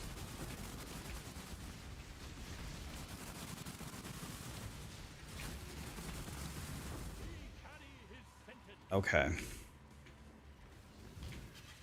think we have pretty much cleared the map. There's only 19 monsters remaining.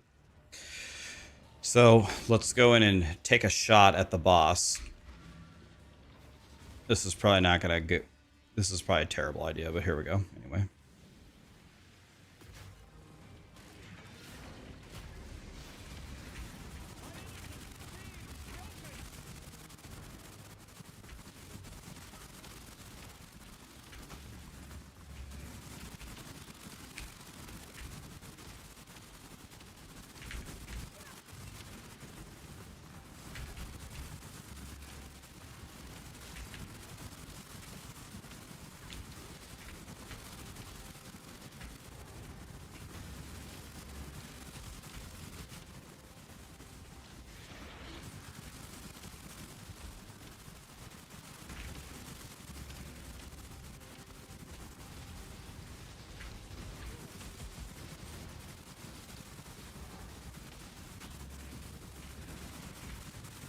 Yeah, I'm still alive.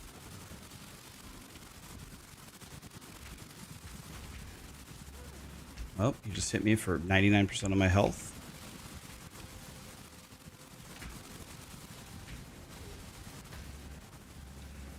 Oh my god, I killed the boss.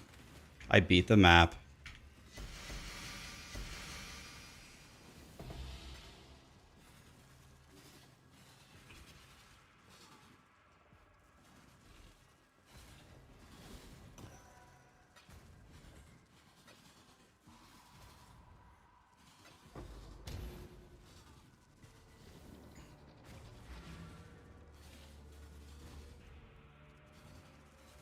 What's the budget of a build like this?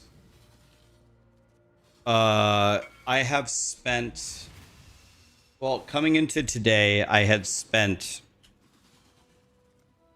Uh...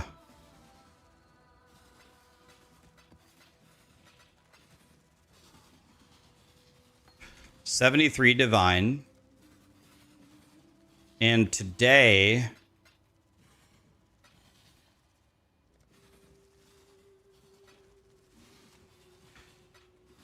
Today... Let's see. I believe the only thing I did today was I made these boots. The boots cost me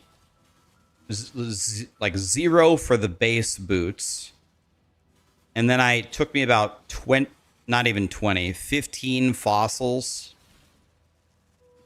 I mean, I don't even think that was worth 1 divine. Let's call it 1 divine. And then I had to buy a orb of, what's it called? Influence? Orb of Jim Bob. That costs 3 divines. Let's call it 4 divine. Then I had to craft suffixes cannot be changed. That's 2 divine. So that's 6 divine. And then to finish it was free. Well, it cost me an exalt. Let's just call it 6.5 divine. So I'm at 79.5 divine on this build. Orb of Dominance, yes. Orb of Dominance. Or is the which one's the one that does the modifier? Oh, by the way, I didn't put the Jim Bobs on Jim Bob. Bro, I didn't even... Dude, Bro, I didn't do my Papa John's still, and I didn't do my Jim Bobs. Does anybody... I guess I can check the POB.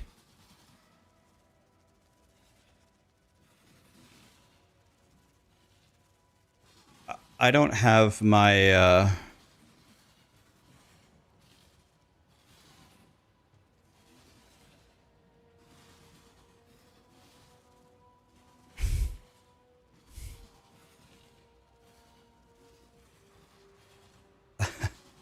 Which one's the orb that takes off an elder or an elder mod and upgrades the other one? So this build has cost me 79 divine. 79 and a half divine to make. Dominance, okay. Dominance, that one.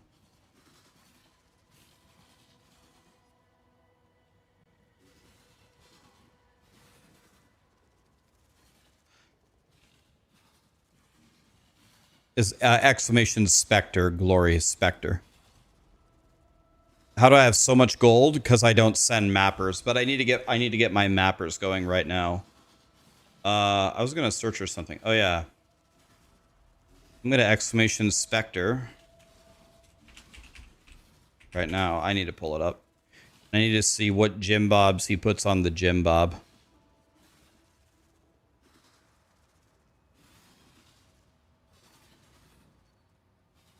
He doesn't have any Jim Bobs on. I don't have any Jim Bobs on either Jim Bob.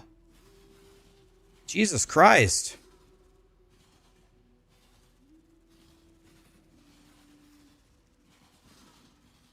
Are there any that actually help you?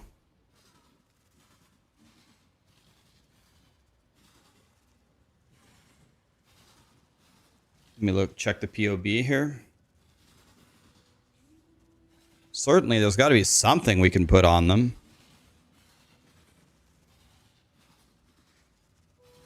You've made millions doing Blight. Like that. So on the gloves, he puts... Yeah, he has no implicits. And he has no implicits on the boots either. Okay, let me ask him. What Eldritch implicits do you put on gloves and boots? Do I have any on my hat? You can't put them on... You can't put them on... Wait, you can't put them on hats, can you? Put them on... Okay, he's already answering me. Gloves are influenced, so they can't have it. Oh. If they're influenced, you can't put them on? Oh, I didn't know that. I didn't know you couldn't do that. Oh. That was worth 350. No, it's 364. Nice try, Satan. In fact, I could probably sell it for 369. I bet you that sells for 369. Okay, this is a perfect evasion base. So eye level 86 base doesn't need to be this.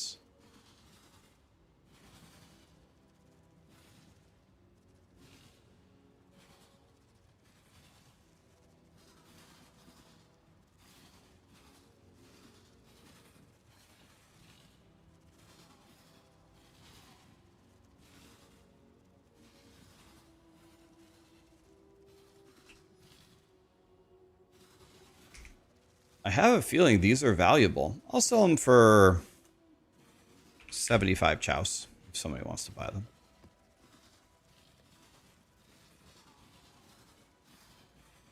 I see. Actually, I don't see.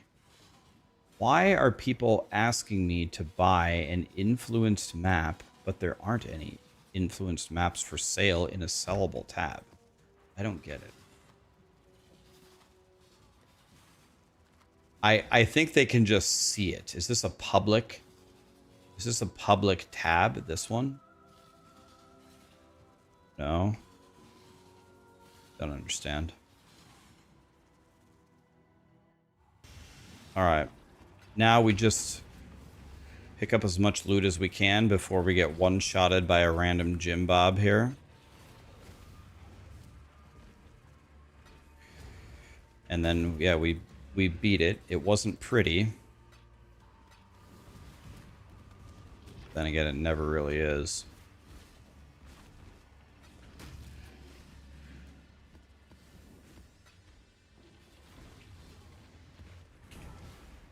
That was an extremely, extremely valuable map. We made some big profits there.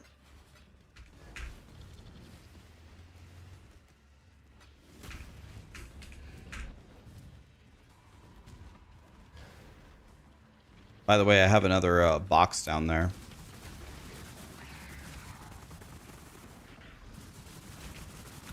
Here's Satan.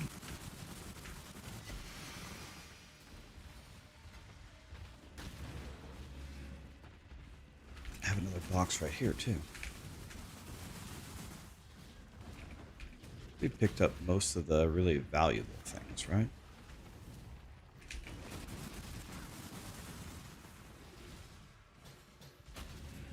Okay, 2 alterations.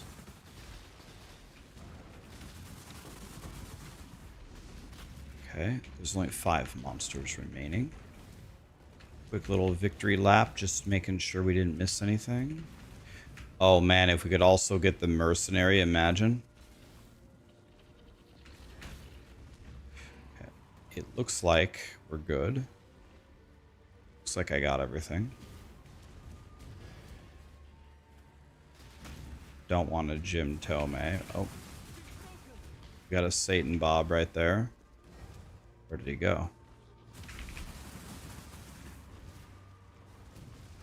Okay, he's dead. Finally.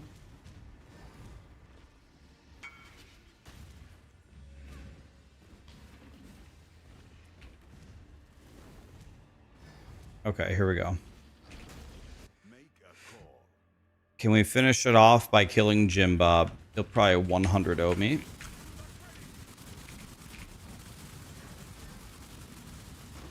Wow, we even killed the mercenary. Can you imagine?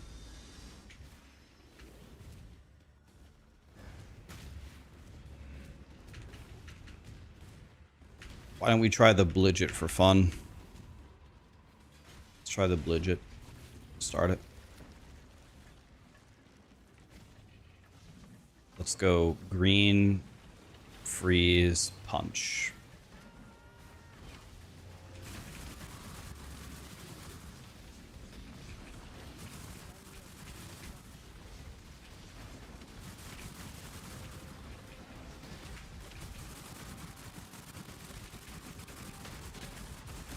It landed right on top of me.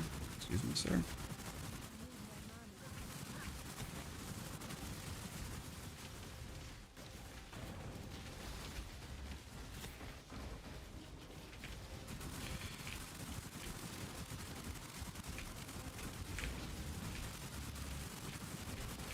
We're just asking to die here, but you gotta have some fun sometimes. Pretty sure if this guy hits me a single time, I'm gonna insta die. We won! We even beat the random blight. Wow.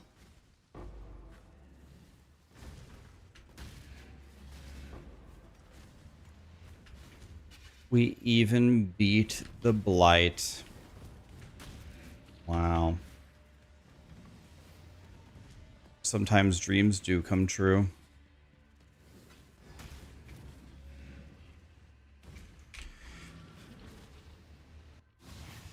Is the Tavern Talk uploaded on my channel? No, I think it'd be on DMs or Gazzy's.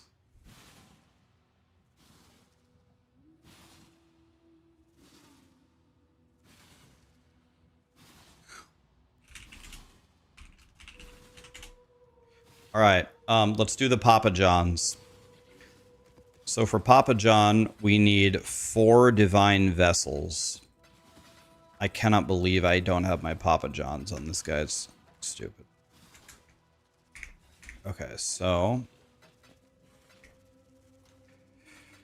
we need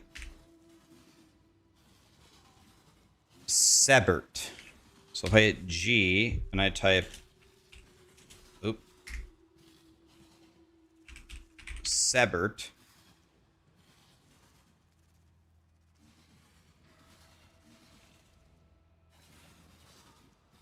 Oh, it's over here. I need to do Moon Temple.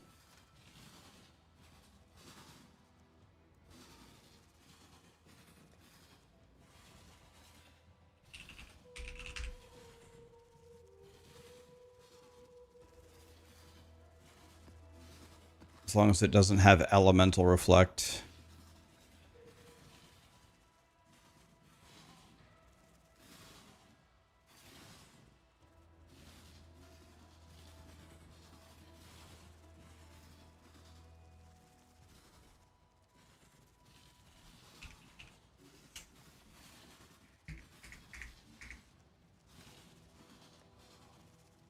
Okay.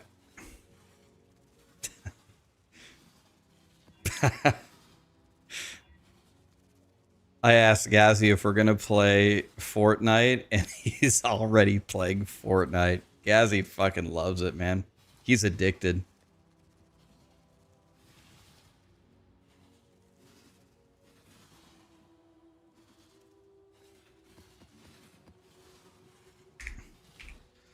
All right.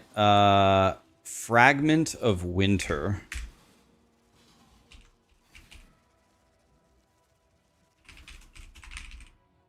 Okay, where is that? Everybody, okay, here. Waterways. Okay. Go to the map. Waterways. Oh, I only have one. Nice. Okay, then I need to kill Core. Okay. Core is in Cold River.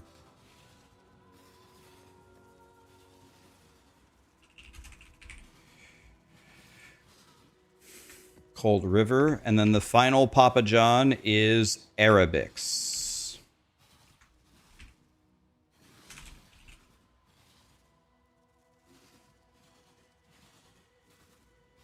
From the cemetery, okay.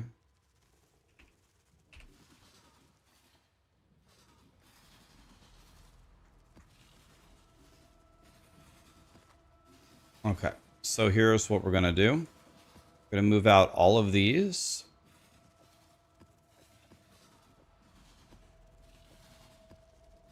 And then we're going to put these over here. And we're gonna put in a Papa John. And we're just gonna go quantity. We need to quickly beat these 4 maps.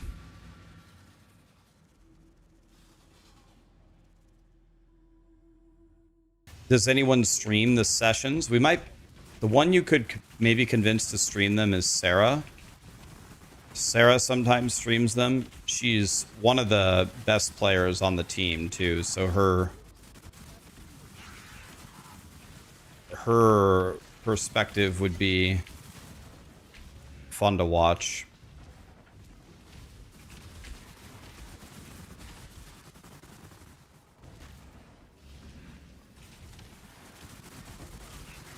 She sometimes streams it on twitch.tv/IamSarah. UH. Okay, did I beat it? Yesterday when we started playing, the first 4 games, the very first 4 queues, we won. We got first place. So we were cooking. We win very often. We're pretty good. We're not great. We're not pros, but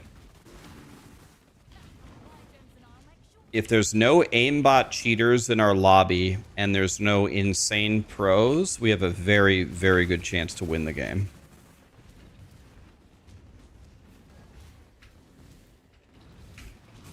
We're all kind of good at different things. Like, none of us play exactly the same as each other.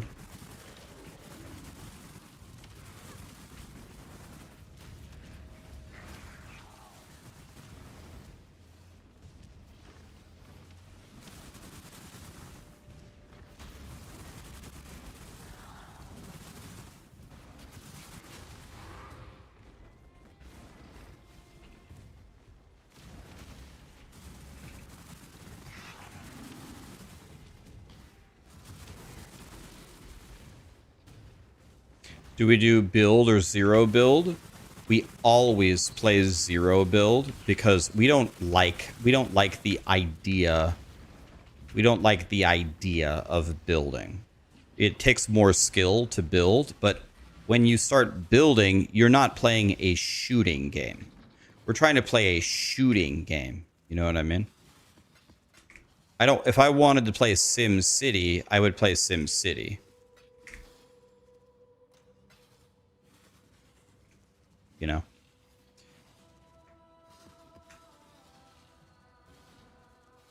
How did you craft your +2 boots? I just crafted them on stream earlier. I used fossil crafting. So I used a 1 socket. Like, am I speaking your language? Why mix? Do you know POE? Can I use a bunch of Jim Bob mumbo jumbo and you'll understand it, or no? Are you a POE boy? Like, if I'll just explain it to you and you can tell me if it meant nothing, but I used you understand it, okay. I used a 1 socket resonator with a bound fossil, and I slammed it into an elder base until I either hit, it has to hit +1 specters, and then it either needs no other elder influences and godly suffixes. If that's the case, then I exalt and annul on it until I hit a really good prefix that has elder. Or if I just get lucky enough that the boots already have 2 elder mods, then you use the Orb of Dominance. Use the Orb of Dominance to make the +1 specter +2. Then you craft suffixes cannot be changed, and if you craft it with beasts, it's cheaper. And then you do a veiled chaos orb, craft life blocker, unveil movement speed.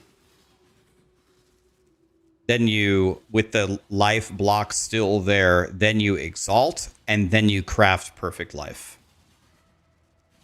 Did that make any sense to you at all?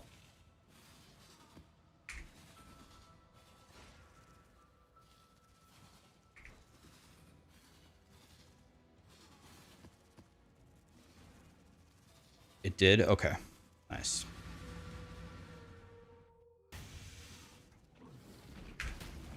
Yeah, the main problem with the craft, everything is fine, right? It's not that bad, but one thing is really bad.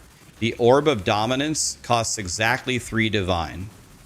So when you get your boots set up, you have a 50-50 at 3 divine. When I did it in the Craft of Exile emulator, I failed every Orb of Dominance that I tried. But then on live, I hit it in 1 try. So I got very lucky. I made like 22 divine boots. According to Gazzy, I made 22 divine boots for, I don't know, 4. So I made 18 divine on that craft. But I'm not selling them. I'm just wearing them, so. So these boots, they're a god tier base, a god tier percentile. The movement speed is god tier. The crafted life is, that's what's going to happen. The super chonky res is beautiful, but by the way, I didn't check something. I forgot to check something. Bro, I only have 83 lightning res. I need to harvest reforge this. I'm almost certain I can take my boots off. My boots don't have any stats on them, right? I can take these boots off, right? They have no stats on them. No stats. Well, I can just take them off, right? And then I can harvest reforge this to lightning res.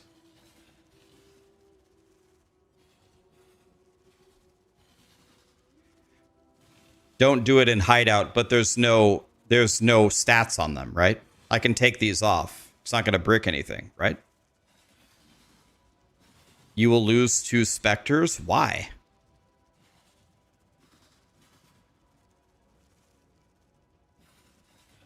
Why would taking this off make me lose 2 specters? Oh, Because of the levels of the specters, you're saying. Oh, that gives you more of them?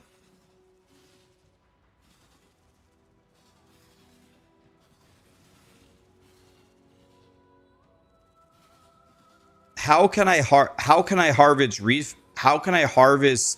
reforge this if I can't do it in my hideout? How do I do it? How do I mess with this?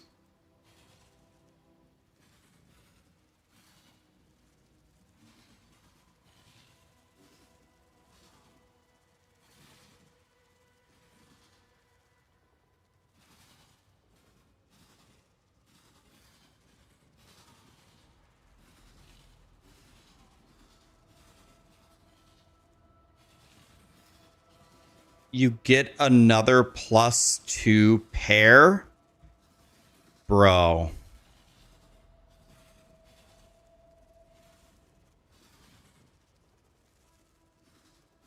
Bro. Are you serious?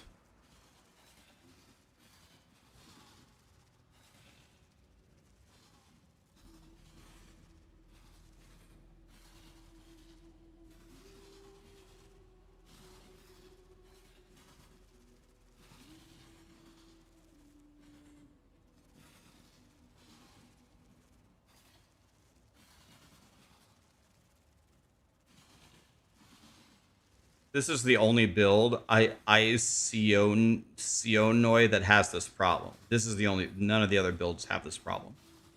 Trash Boats, Siegeburn, Domestia, Cozy, Kaioken, Milamville, Corias, Jubo, Y-Mix, Drunken. Thank you so much for the subs, guys. Appreciate you. You guys are great.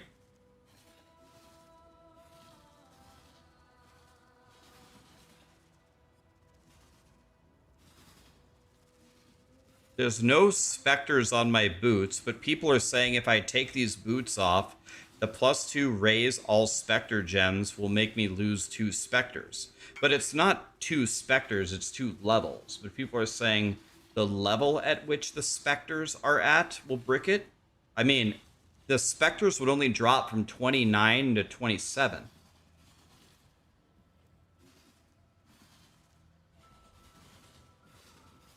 I'm at 29, so taking those off only takes it to 27.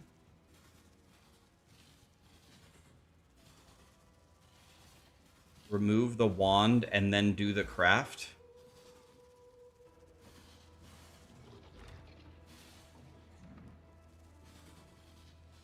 The wand also has, the wand gives me +2. So I can't remove the wand and it.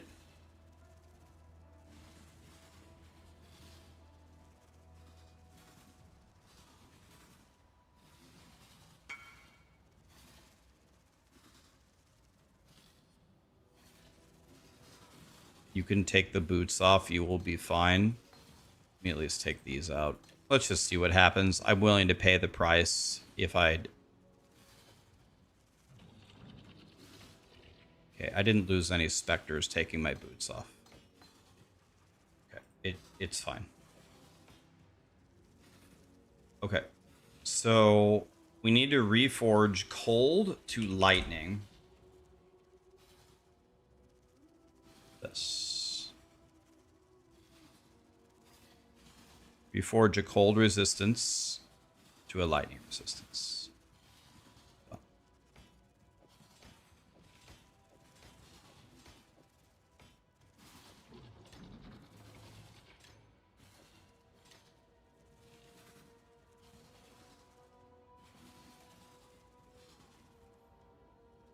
Okay.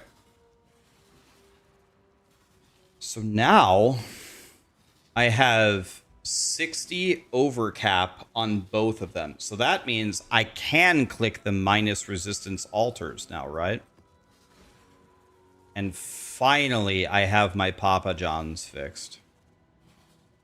I finally fixed my Papa John's.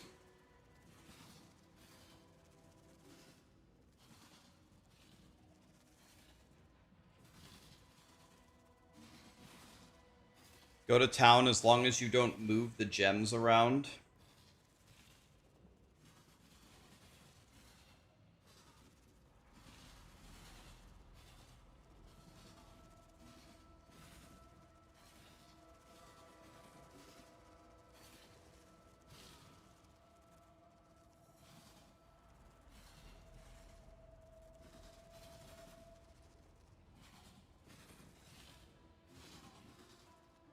My God, dude.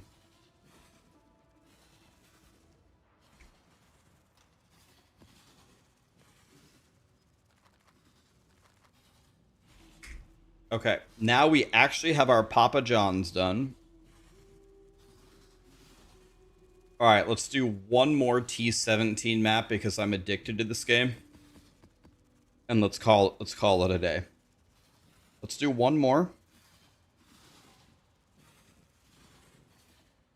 And then I'll be a responsible adult and stop playing.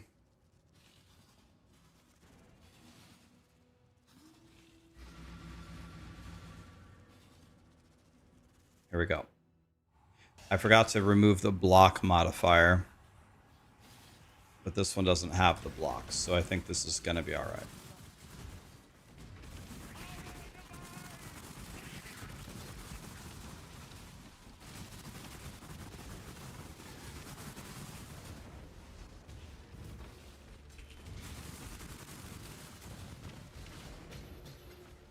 Just got hit for half of my health. I don't know by what.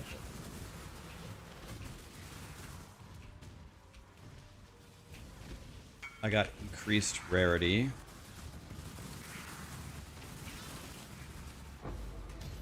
The Spectre's abilities are spells. So suppression hurts you, not the blocks. So are you saying the enemies can't block? The enemies can't block the Lightning Spectre's attacks? Is that what you're saying? Is block only for attacks and their casting? Spell block also hurts them. It 100% affects them. When it says block, is it both blocks for them, or? Just ask Gazzy.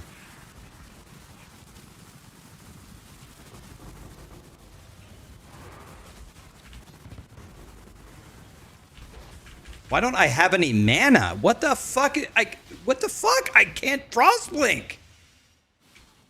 What in the fuck? Dude, these fucking affixes are dog shit. Do they have mana burn or something?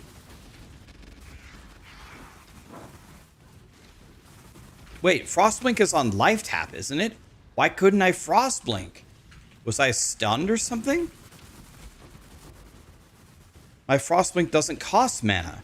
I must have been stunned then.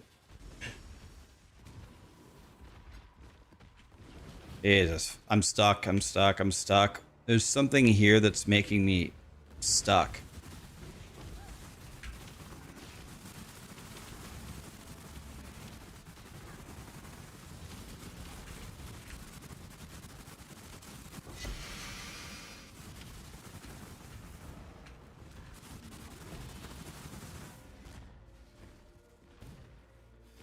Petrified statues, could that be it?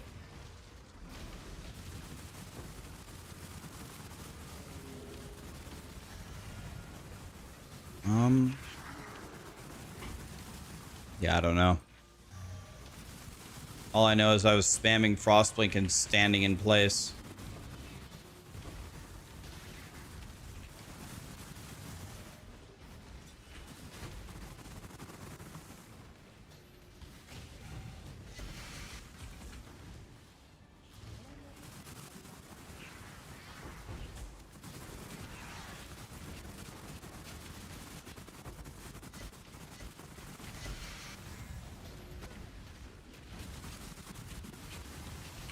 What? Oh. Oh. Everywhere I go, I'm getting giga-dicked.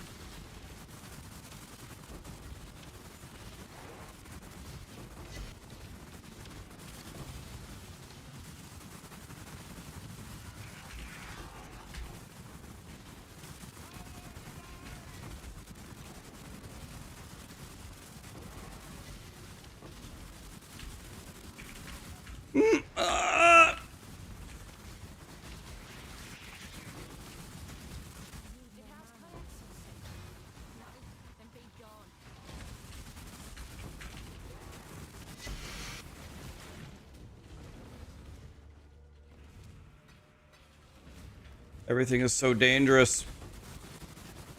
Everything is so dangerous. 2 Valdos, give me that. That pretty much paid for the entire map.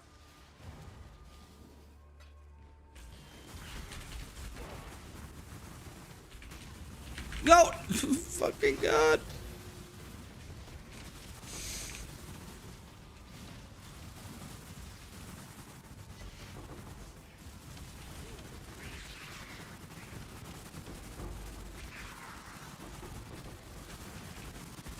Who is this guy?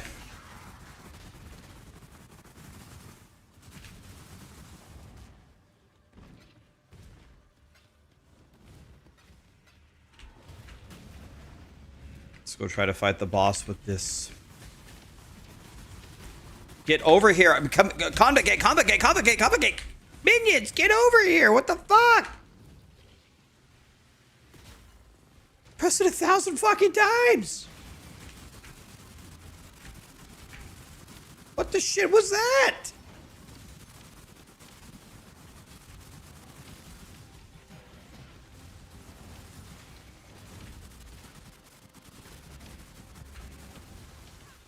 Let's go to this side now.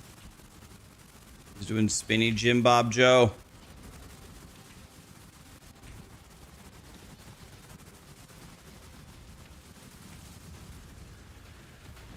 We killed him.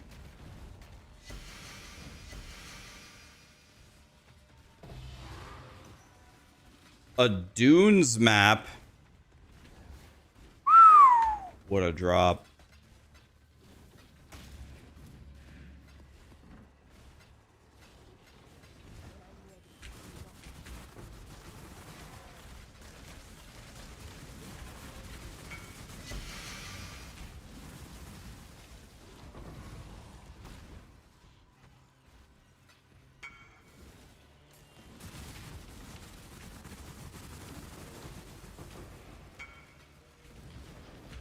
Tom, I can try.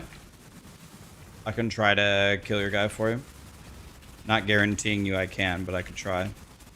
Is it the fortress boss? Is it the fortress, Jim Bob?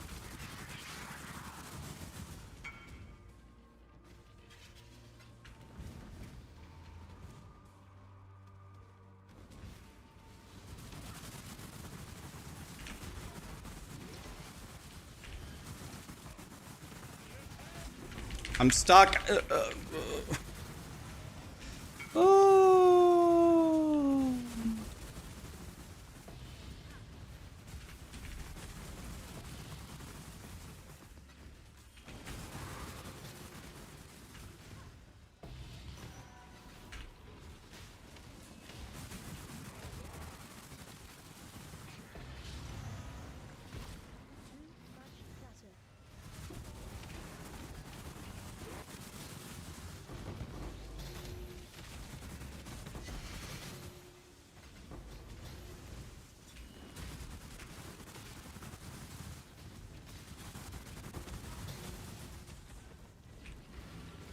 Okay, let's go turn all this in.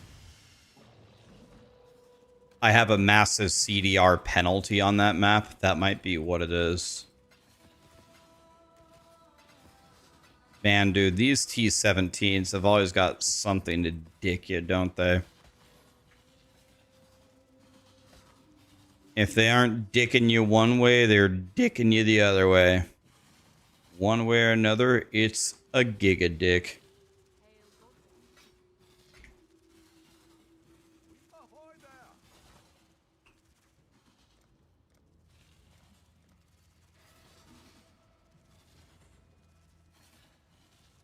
Let's go 2 for 206.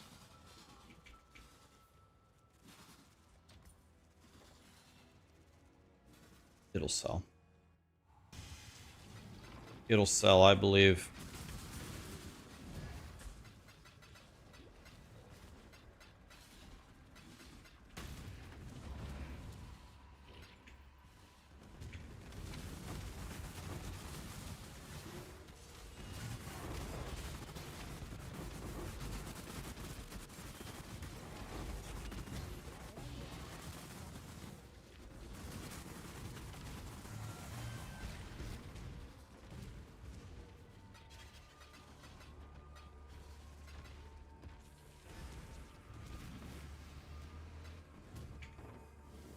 Okay.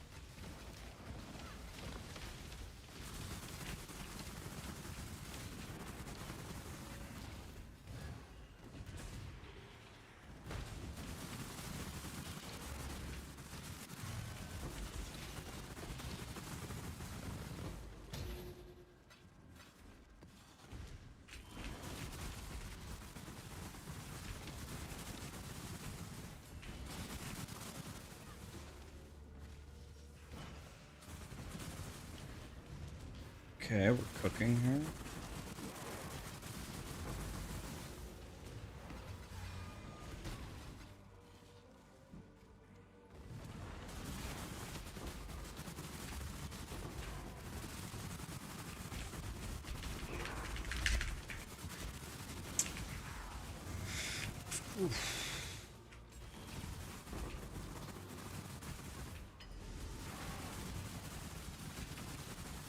Jesus Christ.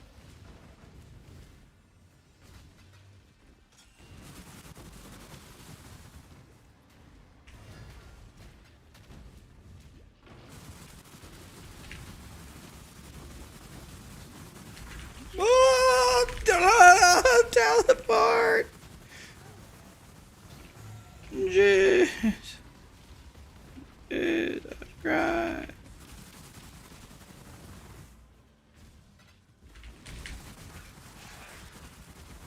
Please kill them. Please kill them, minions. Please.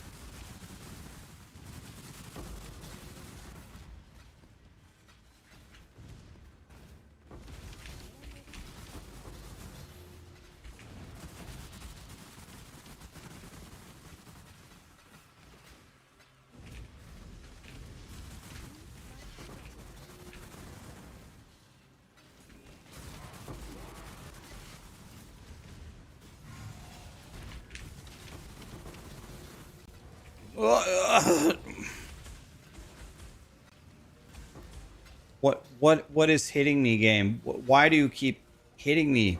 For what? There's no monsters here.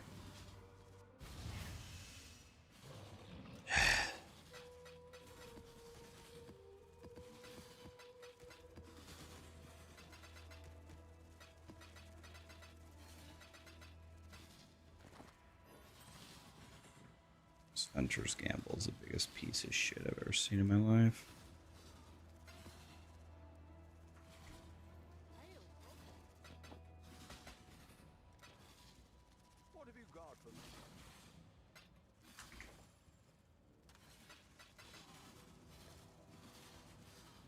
Okay, our money is definitely going up. That's good.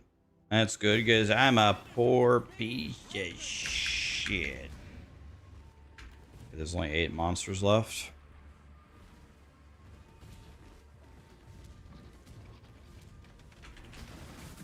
Found him. 1 monster left. Okay, just doing a quick little check here. Okay. Tom, you need help, buddy? You want to invite me? I'm not guaranteeing you I can kill him. Results are not guaranteed, but I'll try. Does it have elemental reflect?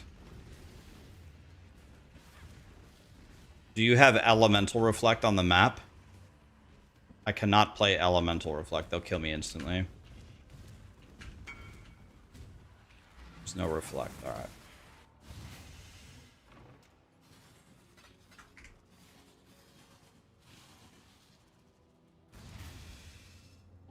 When am I going hardcore? Good question.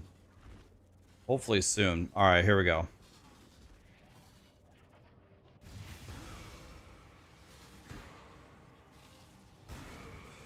All right.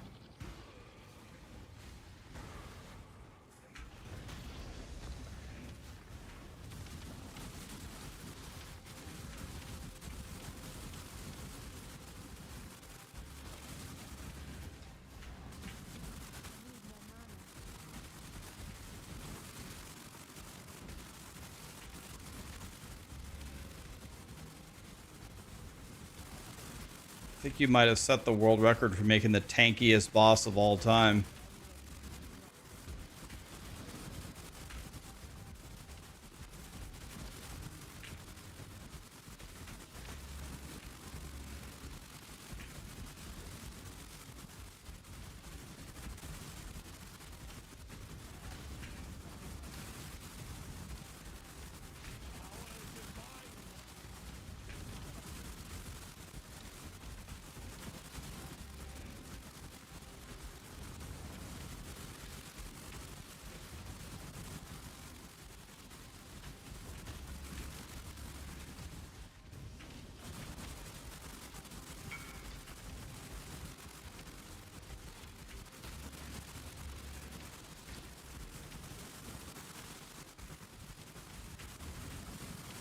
Yeah, you're fighting for 5 minutes and barely got his energy shield off. Yeah, the energy shield is actually the hard part. So if you got the energy shield off, you were doing pretty good, actually.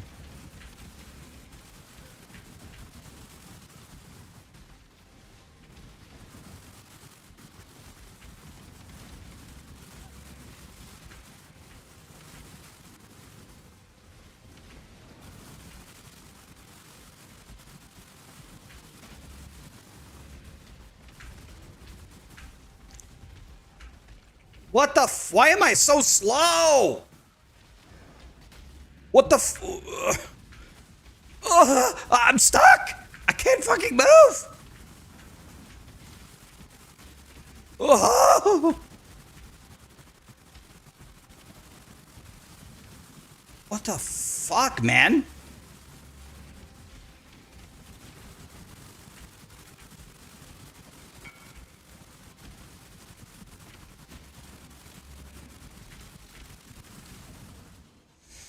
Bitch. Jesus.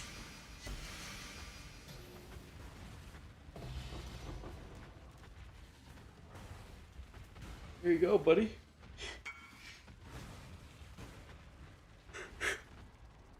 Oh, I don't care, man. You can have them. You take them. I don't care. Good night, Maxim. Oh, 98 Berserker, man. Nice job, dude.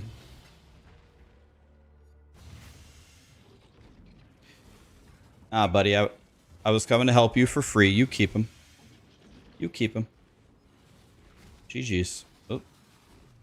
You keep the fragments. All right, guys.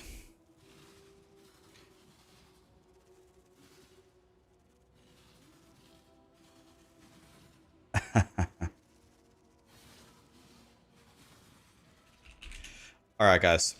I'm going to go play Fortnite with everybody. You know, I'm really a role model here. I got up at 9 a.m., started streaming. I played video games and watched video games all day. And now that I'm ending, now I'm going to play video games all night. I'm really a role model. I am a human being that contributes a lot to things. Just kidding.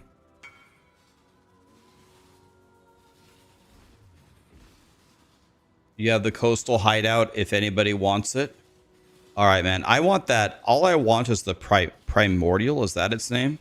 I want the one where it's all blue. That's the one I want. Let's raid Captain Lance, guys. He raided me yesterday. Let's raid Captain Lance. That seems like an excellent choice.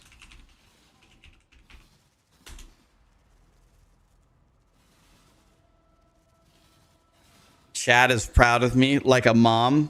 The mom where they're proud. They're proud no matter what.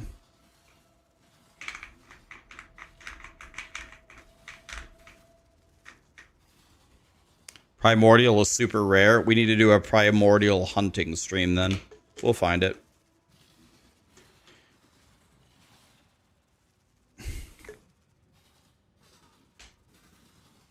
Have a great night, guys. Let's say hi to Captain Lance. Thank you for being here. Tomorrow, we're going to try to buy a headhunter and then go snacking, all right? We're going to try to snack. Good night, guys. Thank you for being here. Appreciate you.